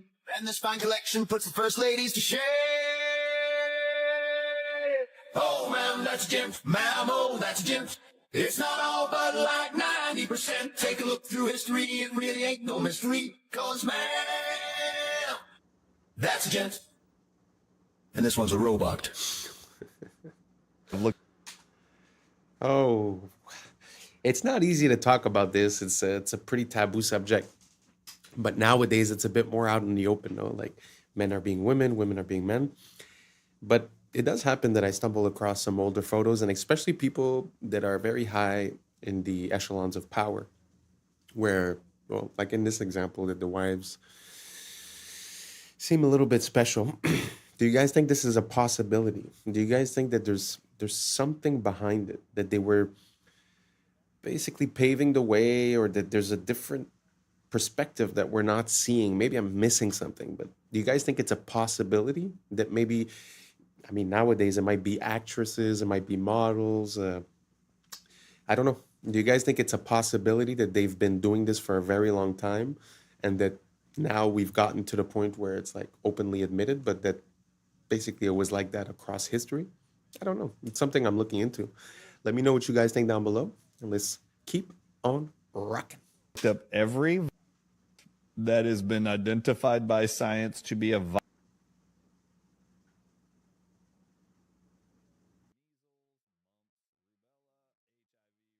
I've looked them all up. You know that science has published that every one of them targets, everyone that I've researched, they know every single one of them, included targets nicotine receptors.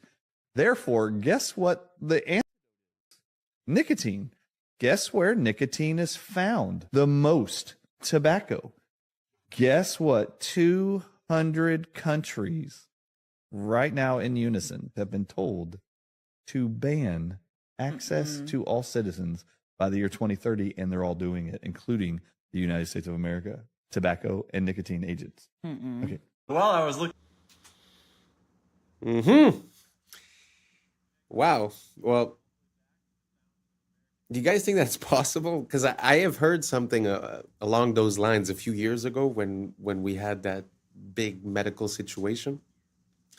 And there was a theory saying that, well, they were stating something different, but basically what they were saying is that the nicotine receptors were important to the process of being infected, and that basically consuming it would lower your possibility.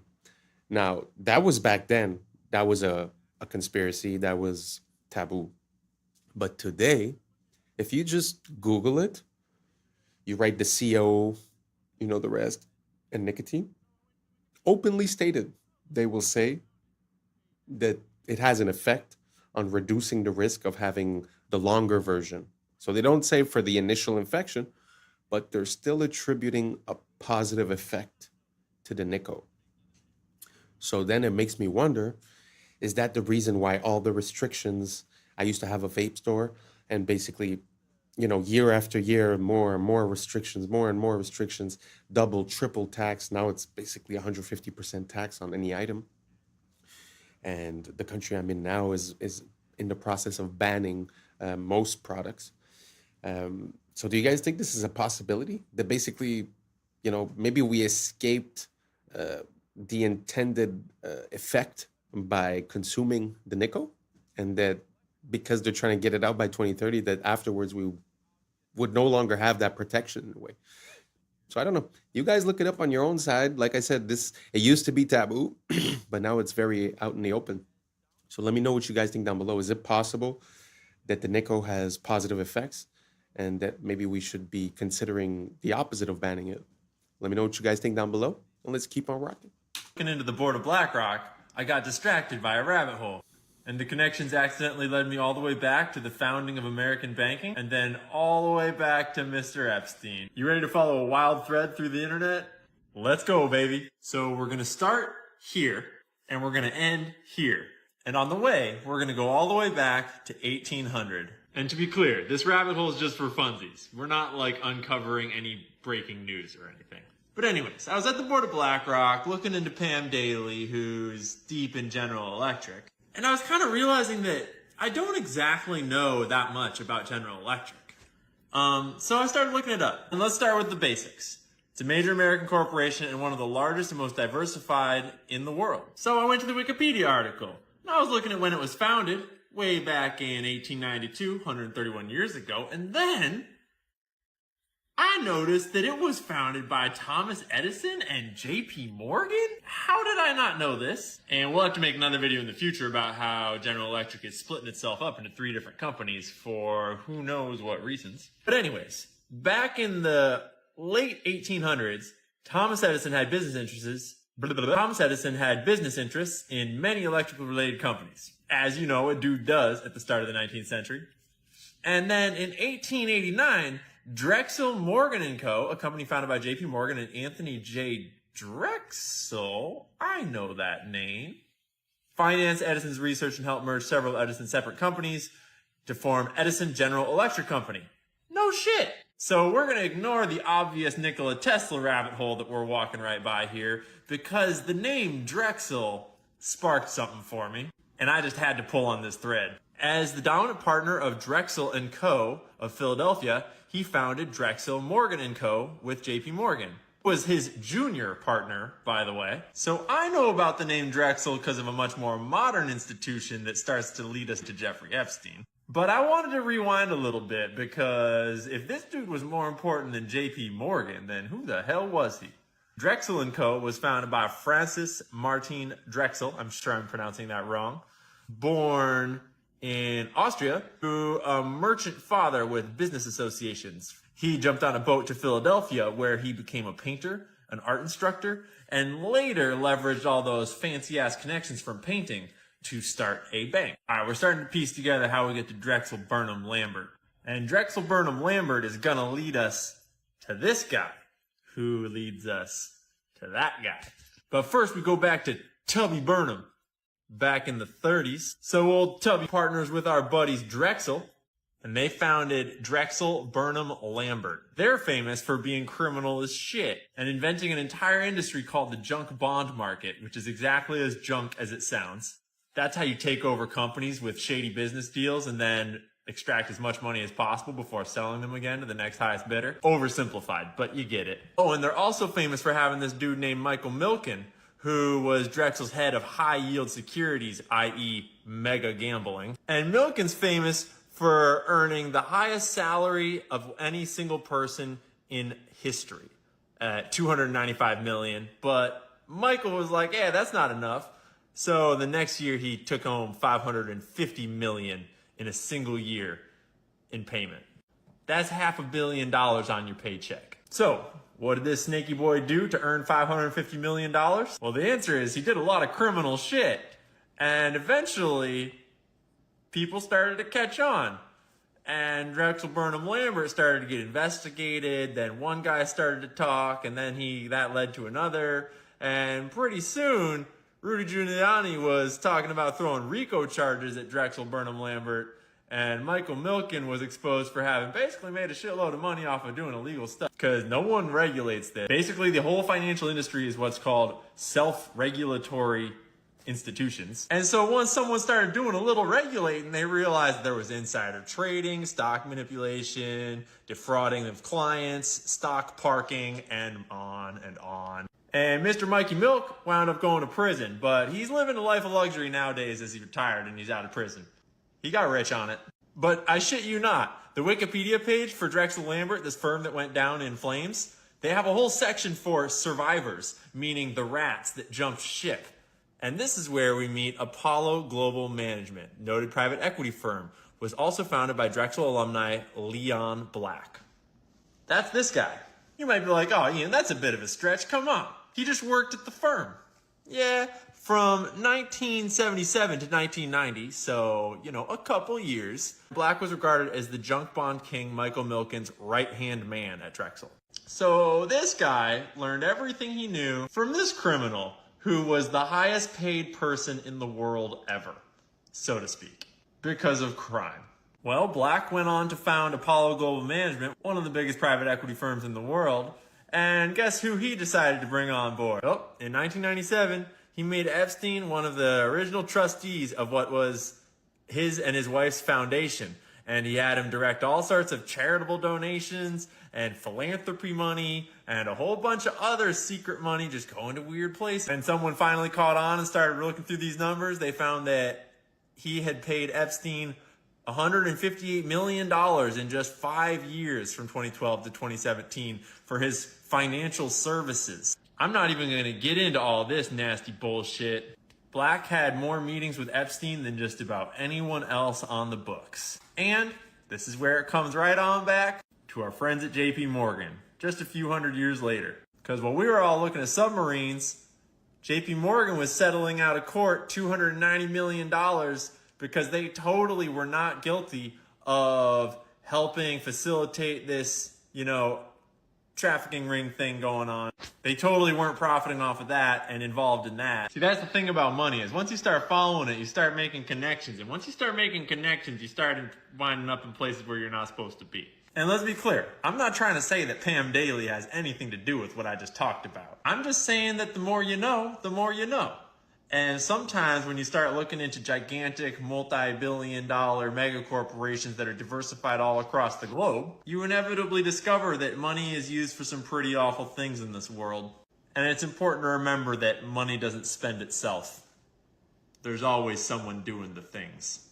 So stay curious. Don't forget to do your own research. Wow, that was a big one. It's very interesting to see historically how these things happen, and this rabbit hole really doesn't have an end to it, especially with that dude that everyone's talking about with the files. That dude seems to be implicated in absolutely everything, like whether it be science, duplication of people, whether it be the financial institutions. He was one of the biggest partners with the JP Morgs in NYC. He was bringing in clients like Mr. Gates, all these billionaires. And I mean, even in the interview, Gates is like, oh, well, he used to help me with my taxes. Like, what does that have to do? So anyways, the connection that we see, it seems like a hidden control system. And, what goes on the stock market, like you said, it was a self-regulatory system, meaning no one's involved, right? I think we've been asking for it for a long time. I think that our laws are open to this manipulation. And I think that the only way for people not to operate this way is to make it impossible for them to operate this way. So I don't know, food for thought. You guys let me know. Did you know that the file guy was involved so deeply embedded into the financial system of the United States, talking about these huge numbers? You guys let me know, and let's keep on rocking. This is a clip from historical film number 1119, produced in 1923 by the U.S. Army Signal Corps. The caption says, quote, "A smoke curtain, an important new chemical warfare development.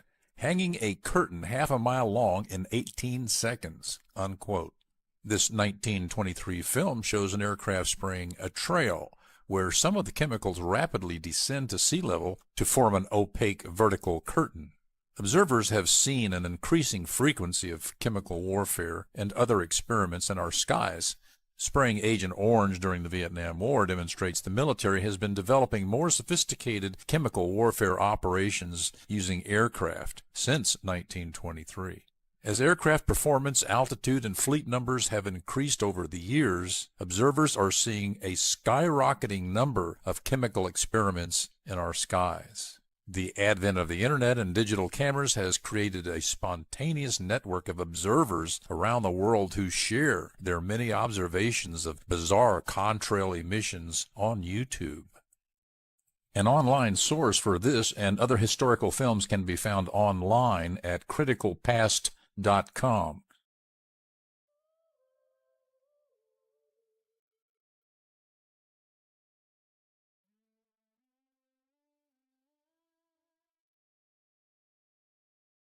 This is an issue on the same level as asbestos. On the same level as asbestos. What?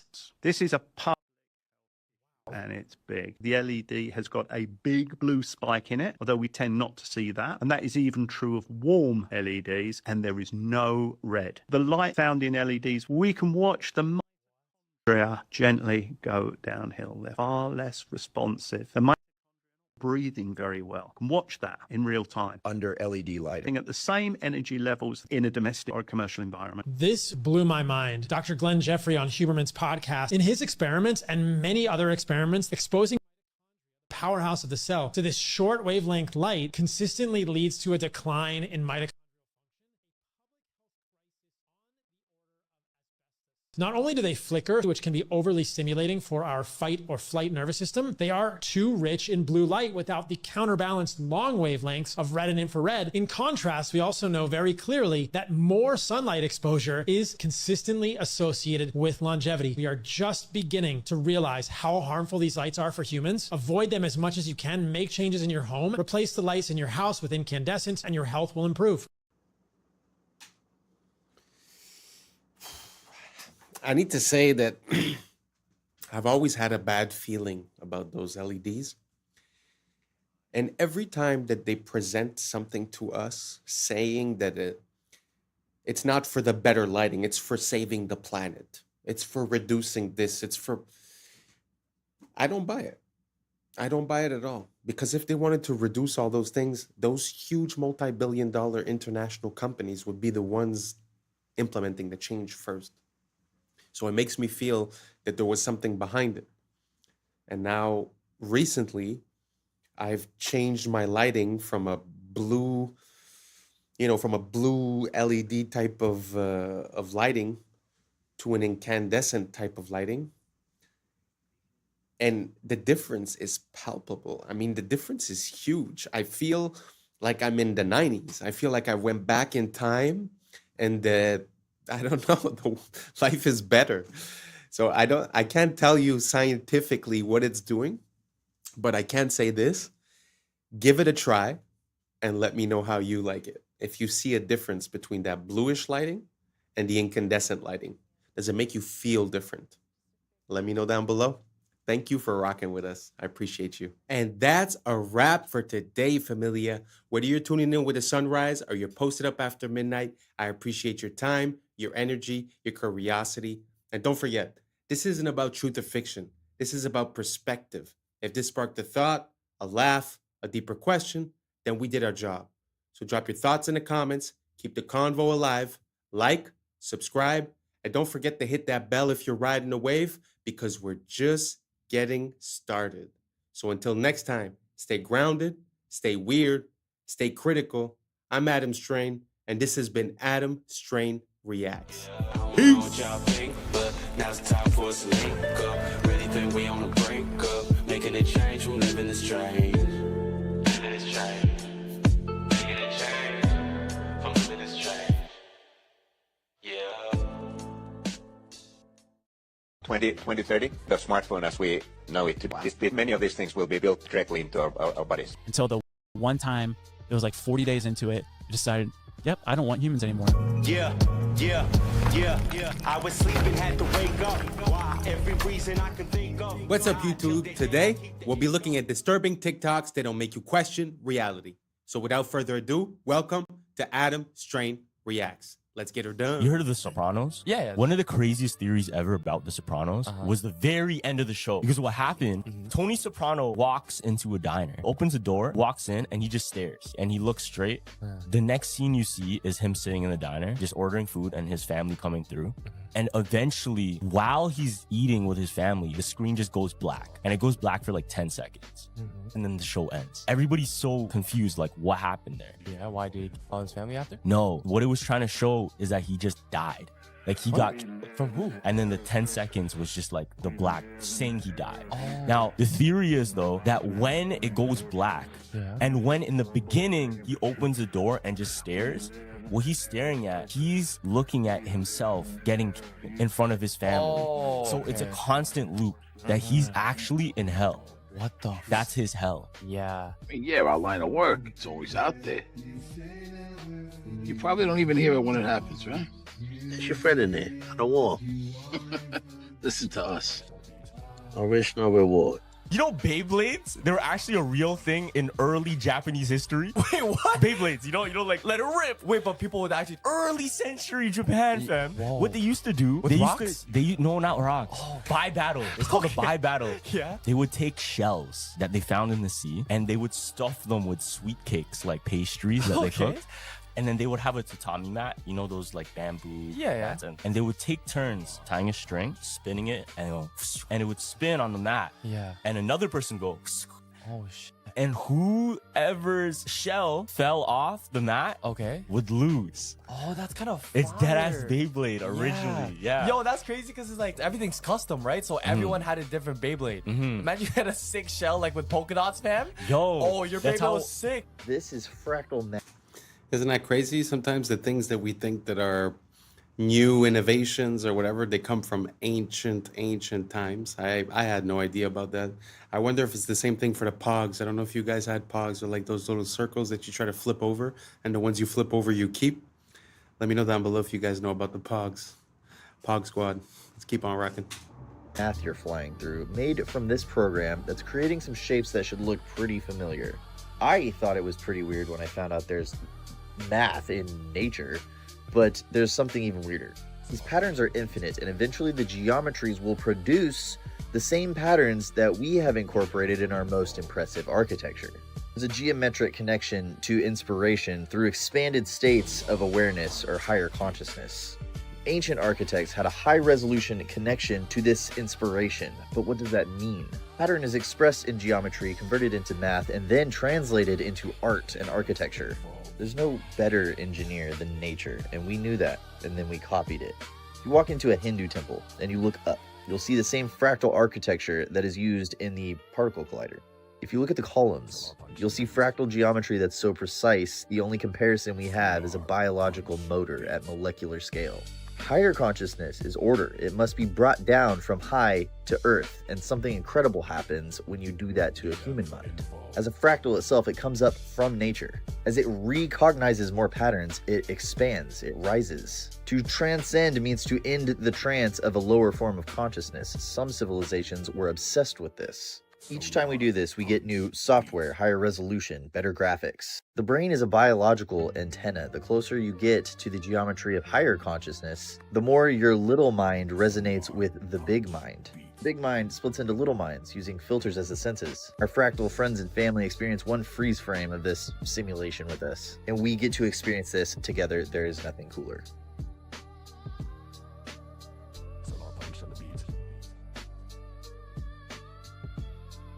So let me see if I got this straight.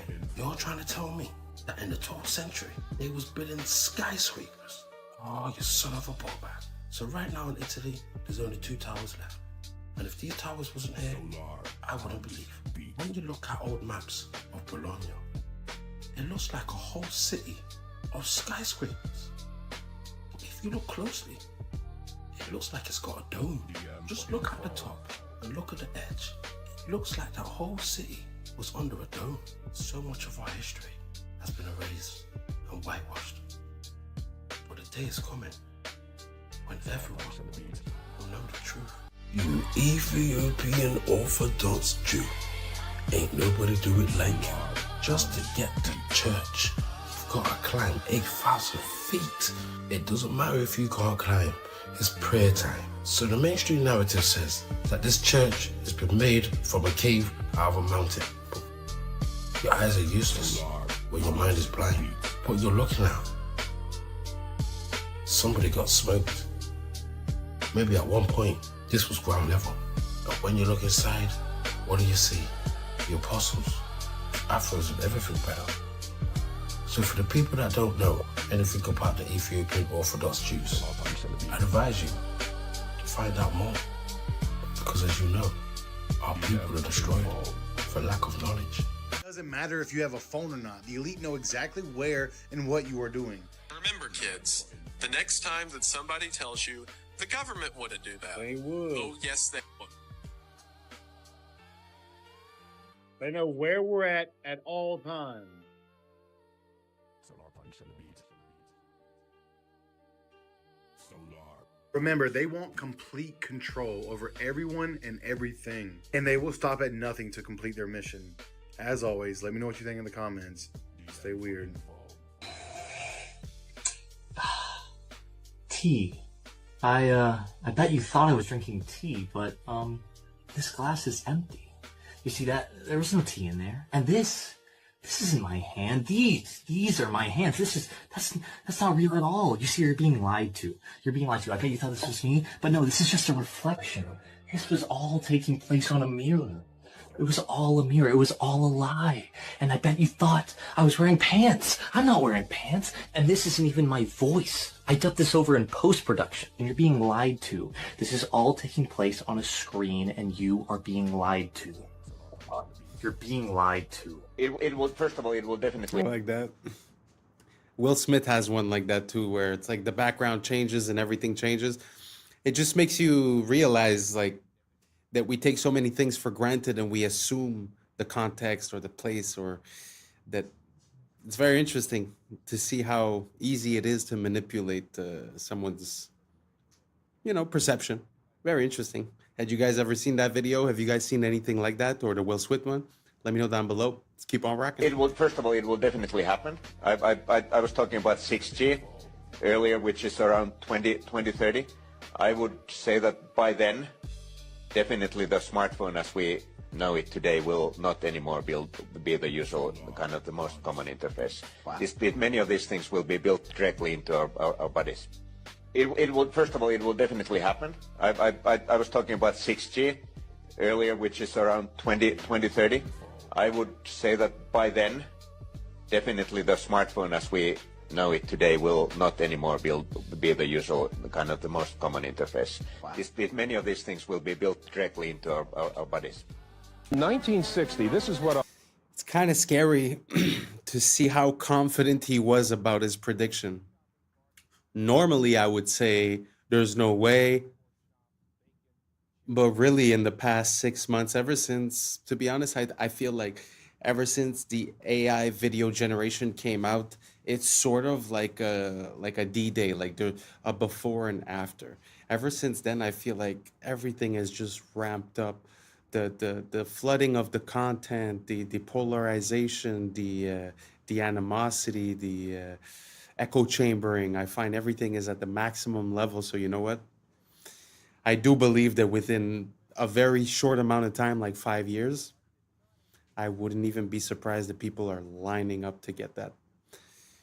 Me personally, I will die organic, but I mean, to each his own. Are you guys going to line up for it? Do you guys want to merge with it? Do you guys want the advantage of merging with it, no matter what the consequences or the risk might be? Let me know down below, and let's keep on rocking. A homemaker might have worn while shopping at the supermarket. For $50, her shopping cart included rib roast of beef, hamburger, pork chops, bacon, chicken, tuna fish, a ham, a turkey, all kinds of fruits and vegetables, including 1 head of lettuce, 2 loaves of bread, and 5 pounds of coffee. In 1960, you could get a house that looked like this one for about $17,000. You might also have had a top-of-the-line Ford Thunderbird like the one in this old TV commercial for $3,700. Things changed by 1970. Remember the miniskirt. The shopping cart did not include any bacon, any ham, or a few other items, but it still had 1 head of lettuce, 2 loaves of bread, and 5 pounds of coffee. For $17,000 in 1970, you could buy about 3/4 of this new house, and the $3,700 car would not be top of the line. By 1980, the change has been dramatic and traumatic. The shopping cart is a different type and has less and less. No sirloin steak, no rib roast, no pork chops, no bacon, no chicken, no ham, no turkey, and fewer staple items. Although there is 1 head of lettuce, 2 loaves of bread, and 5 pounds of coffee. This year, your $17,000 will buy only 1/4 of that house, and this year, your $3,700 will pay for only one of the least expensive cars. By 1990, this may be what you'll be wearing, but it is certain that if inflation continues at about 10% a year, that for $50, you will carry from the grocery store only 1 head of lettuce, 2 loaves of bread, and 5 pounds of coffee. Your $17,000 for a home will buy only a small fraction of just 1 room.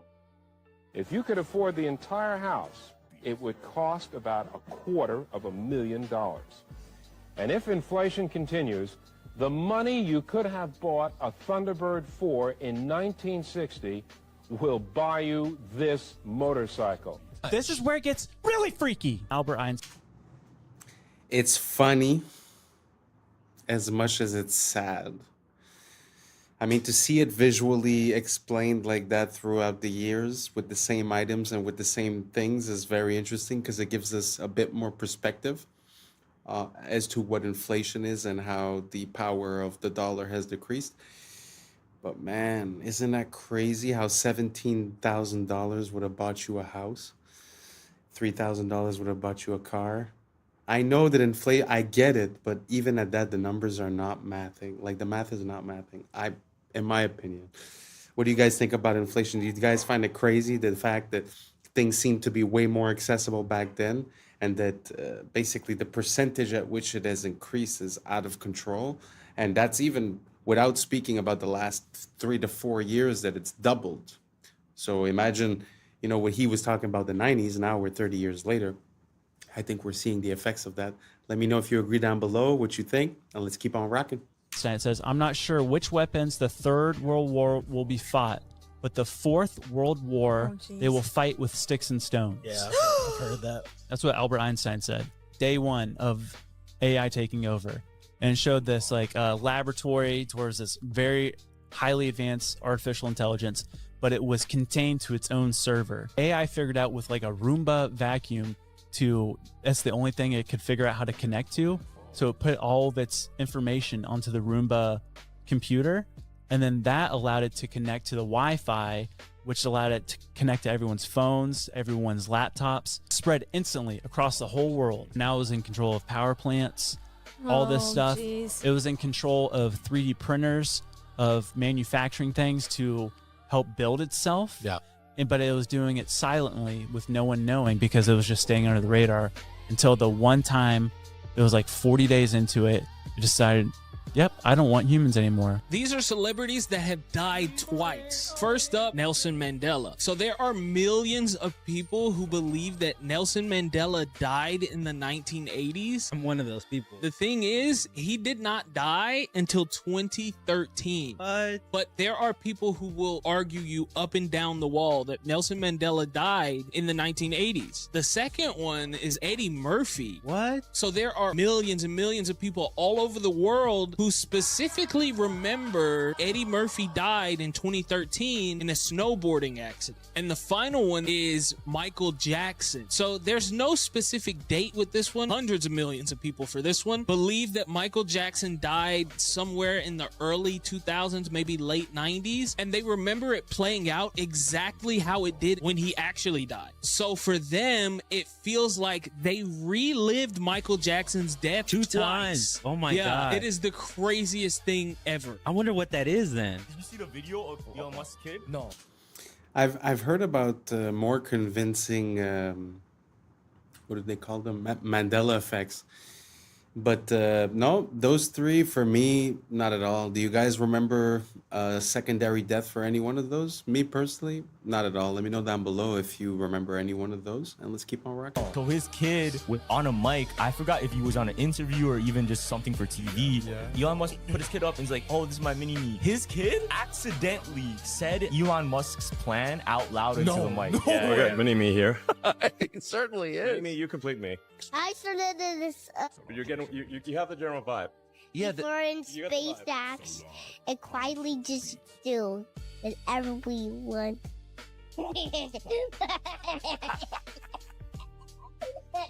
What does that mean though? They want to implement like space tax because that's not even a thing yet. And then slowly do anything they want. It can be able to build its next body. How did you learn that shit? First off, what is he playing? What is he watching, bro? No, there's something too, because I seen another video where it's like it said like the government may be hiding underground, right? And there was a guy who had his phone and he was in a random field, but he heard like noises in the field, and once he got closer, it's like you can hear certain shit. So I'm like, yo, he's like, no, it's right here. It's the giant steps in Peru.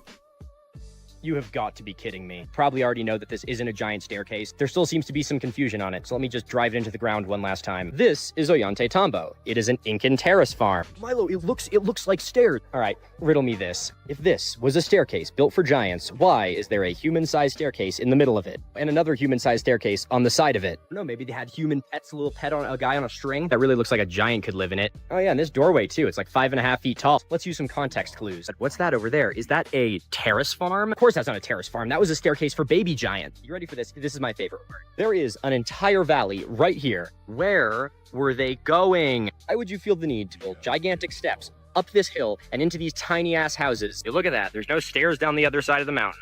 And this is what your giant stairs are made out of. Can you imagine a giant picking this up? Guys, we're gonna make a staircase so I can get over this hill. Giant conspiracy truly makes me believe that the human race is a lost cause. Remember this guy? Well, what he looks like now will shock you. Oh my god, Jesus. Well, there's just been some new research that has solved one of Otzi's greatest mysteries. You probably know that he's a 5,300-year-old ice mummy. You probably also know that he's got the world's oldest tattoos, 61 of them mostly around his legs and lower back. Now, since their discovery, there's kind of just been one theory for how they were created. A cut with some kind of blade and then a rub of charcoal. But we now have evidence that these tattoos are a lot more sophisticated. So two of the leading experts in tattoo archaeology, Danny Ridday and Aaron Dieter Wolf, decided to test this. How else other than by tattooing the hell out of Danny's leg? Each one of these patterns was done with a different method. Healed product could be compared to ancient tattoos to help determine how they were made. Danny's incised tattoos are perfectly straight with tapered ends, while Otzi's are wavy and blotchy, proving Otzi's tattoos were much more likely done with a stick and poke needle. Ancient tattoos were more sophisticated than we give them credit for. Otzi's only the tip of the iceberg. If you want to see how deep the rabbit hole goes, you should come check out my new video on the bizarre world of mummy tattoos, YouTube Mini Minute Man. Do you have any idea what this is? No shade if you don't. Honestly, it's a little hard to tell what you're even supposed to be looking at here. So let me give you a little hint. This bizarre image was captured in 1964 by this here vessel called the USNS Eltonin. It's an image of the seafloor off the coast of Antarctica at a depth of almost 13,000 feet, or about 4,000 meters. That is really deep, which makes what this image shows so bizarre. That is, of course, this thing. What is it doing? Why is it there? What's going on? This anomaly was dubbed the Eltonin object or the Eltonin antenna because of its shape, and speculation for its origin ran absolutely wild. Many people, including this guy, settled on the most obvious conclusion, which is that it's an extraterrestrial artifact. But what is it actually? Turns out, it's one of these. A ping pong sponge. It's a carnivorous sponge, and it lives in the deep ocean. It looks like this. Shows that something painfully mundane can be interpreted as spectacular if you have a bad enough image of it. If you like weird stuff like this, check out my other videos and sauce me a follow so you don't miss them. You ever wondered what the... I put a few of these because I find them pretty interesting. But isn't that crazy how you could have all these conspiracies or whatever? It's a UFO, it's this, it's that, and at the end of the day, it was a fish at the bottom of the ocean. Because especially it was near Antarctica, you know, a lot of conspiracies about Antarctica. Very interesting. Also, the one about the steps, I love it. Because a lot of people like to jump to conclusion and assume a lot of things, but when you really look at it, it doesn't really make sense that they would be steps. I just find it's funny. It makes sense. Let me know if you like that type of content down below. I'm going to try to include a bit of debunking with a bit of open-mindedness, but a bit of debunking as well, so we could try to keep our heads screwed on straight, right? So let's keep on rocking. Follow so you don't miss them. You ever wondered what the oldest animal is that we've ever discovered? Well, if you haven't, you're definitely wondering it now, so let's talk about it. Maybe it's an elephant. They live for a long time, right? Or maybe it's a whale. Those also live for a long time. Nope, not an elephant or a whale. It's something much, much more exciting. Are you ready for this? Behold, the oldest animal ever discovered. This clam, whose name is Ming. Ming was dredged up by researchers off the coast of Iceland in 2006. Now, when they first found him, they just thought Ming was a clam. You know, he hadn't made an introduction yet. They brought Ming and a bunch of his buddies back to their lab for study. One of their data points was looking at how old the clams were, which you can actually do fairly easily. The clam shells are deposited in layers like tree rings. So if you count the layers, you can figure out how old the clam is. Fortunately, you can't do this while the clam's alive, so they had to freeze all of them. And it was only after that they sampled Ming and learned that it was 507 years old. It'd be really cool to make a discovery like this, but it would also come with the realization that you just killed the oldest single individual animal on the planet. Rip Ming, 1499 to 2006. You traded your shells for wings. See, my phone is actually on my lap, and you know, I know I've been teased about this, but I like these kinds of ear pods that have the thing, because I've served on the Senate Intelligence Committee. I have been in classified briefings, and I'm telling you, like, don't be on the train using your ear pods and thinking somebody can't listen to your conversation. I'm just telling you, that's a little bit more secure.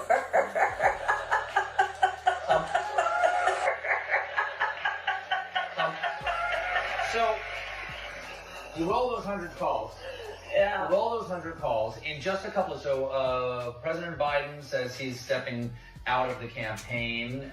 I had heard about the claim that there was radioactivity coming out of the phones, but also the AirPods. But I'd never heard about that you could intercept the conversations of people at a short distance. Ooh, she finds that pretty funny. I don't find that so funny. Anyways, I don't use AirPods, so I'm safe. But watch out out there.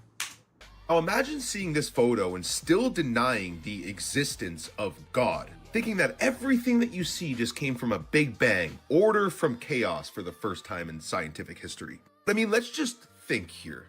These are our lungs. This is a tree. The exact same structures. Not only that, but what we exhale, carbon dioxide, the tree breathes in, it uses, and then the tree produces oxygen, which we breathe in. That is the definition of genius, divine intelligence, and creation. There is no other way around it. The atheists sure don't realize that everything in nature is designed with a very specific mathematical code, including our DNA, structures in our faces, our ears, all these things.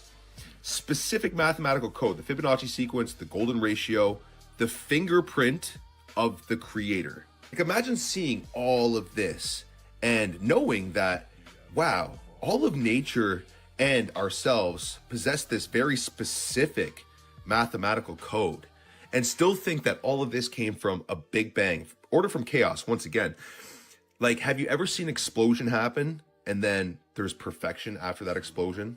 It doesn't happen. This is an intelligent creation, and they hide God because they don't want you to have a connection with the creator itself, which, by the way, is not what they tell you in religion. God is within us, meaning we are all God.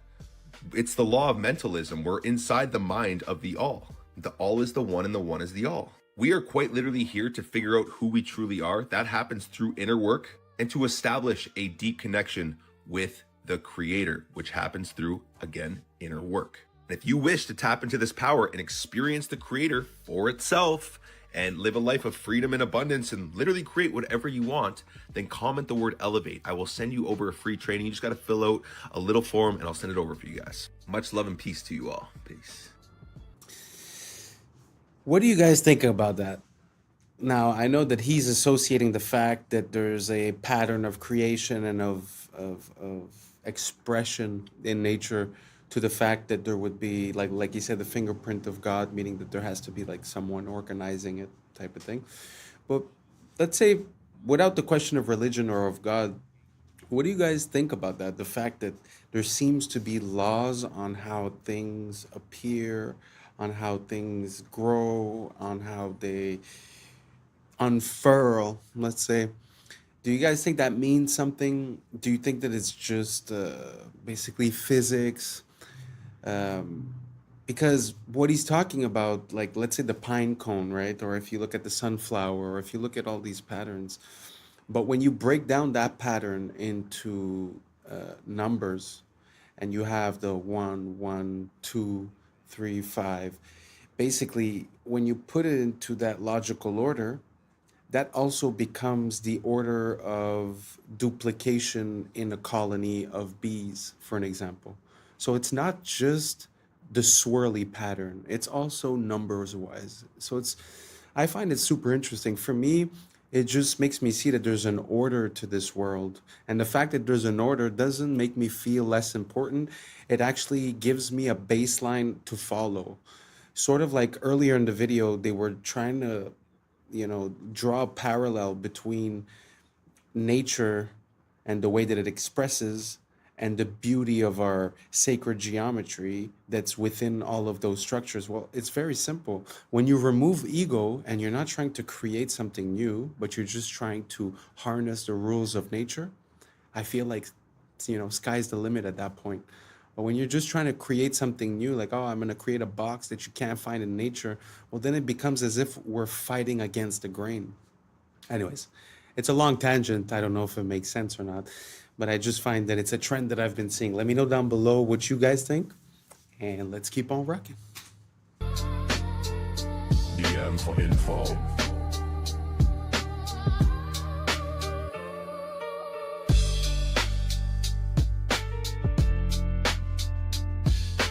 Solar Punch Beat.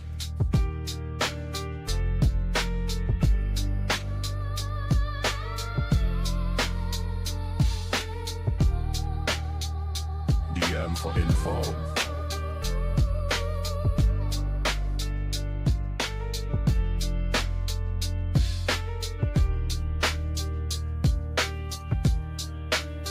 Solar Punch on the beat.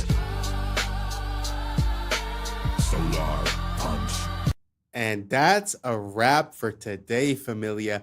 Whether you're tuning in with the sunrise or you're posted up after midnight, I appreciate your time, your energy, your curiosity. And don't forget, this isn't about truth or fiction. This is about perspective. If this sparked a laugh, a thought, a deeper question, then we did our job. Don't forget to like, subscribe, keep the convo alive, and don't forget to hit that bell if you're riding the wave, because we're just getting started. Until next time, stay weird, stay grounded, stay critical. I'm Adam Strain, and this has been Adam Strain Reacts. Peace! Now it's time for us to link up. Really think we on the brink of making a change from living this strange. Living this strange. Making a change from living this strange. Yeah. This is a tongue-eating louse. It cuts off circulation, and the tongue eventually... Horses could have mustaches. They have horizontal eyes. Last year, December of 2024 to be exact, that is when it became official that the bald eagle was America's national bird. What's up, YouTube? Today, we'll be looking at disturbing TikToks that'll make you question reality. So without further ado, welcome to Adam Strain Reacts. Let's get her done. This is a nasty little creature right here. It's a parasite that survives by taking over another animal's body. Most fish don't react to it because by the time it's visible, the damage is already done. This is a tongue-eating louse. It enters a fish through the gills and clamps onto the tongue. It cuts off circulation, and the tongue eventually dies and falls off. The parasite doesn't leave. It takes the tongue's place and functions as the new organ while the fish keeps eating. This is one of the only known parasites that replaces an organ inside a living host, straight from the fish tank. Gee whiz. Anybody ever seen that before? I had never seen anything close to that. But I find it pretty crazy how you have these parasites that seem to be made to infect certain hosts. I've seen another one that's sort of like a black goo that goes inside of this bug, and at the end when they take it out, the bug basically was being ran by this thing. If you guys have any more examples, send them down. I find it super interesting. I mean, it also makes me kind of poke holes into the idea of evolution. How would that being be conceived if it needed another being to basically proliferate, right? It's a very interesting to me, the whole idea of reverse life, which would be like parasites, which would be like... life is about going from 0 to 100, and the work of parasites is basically taking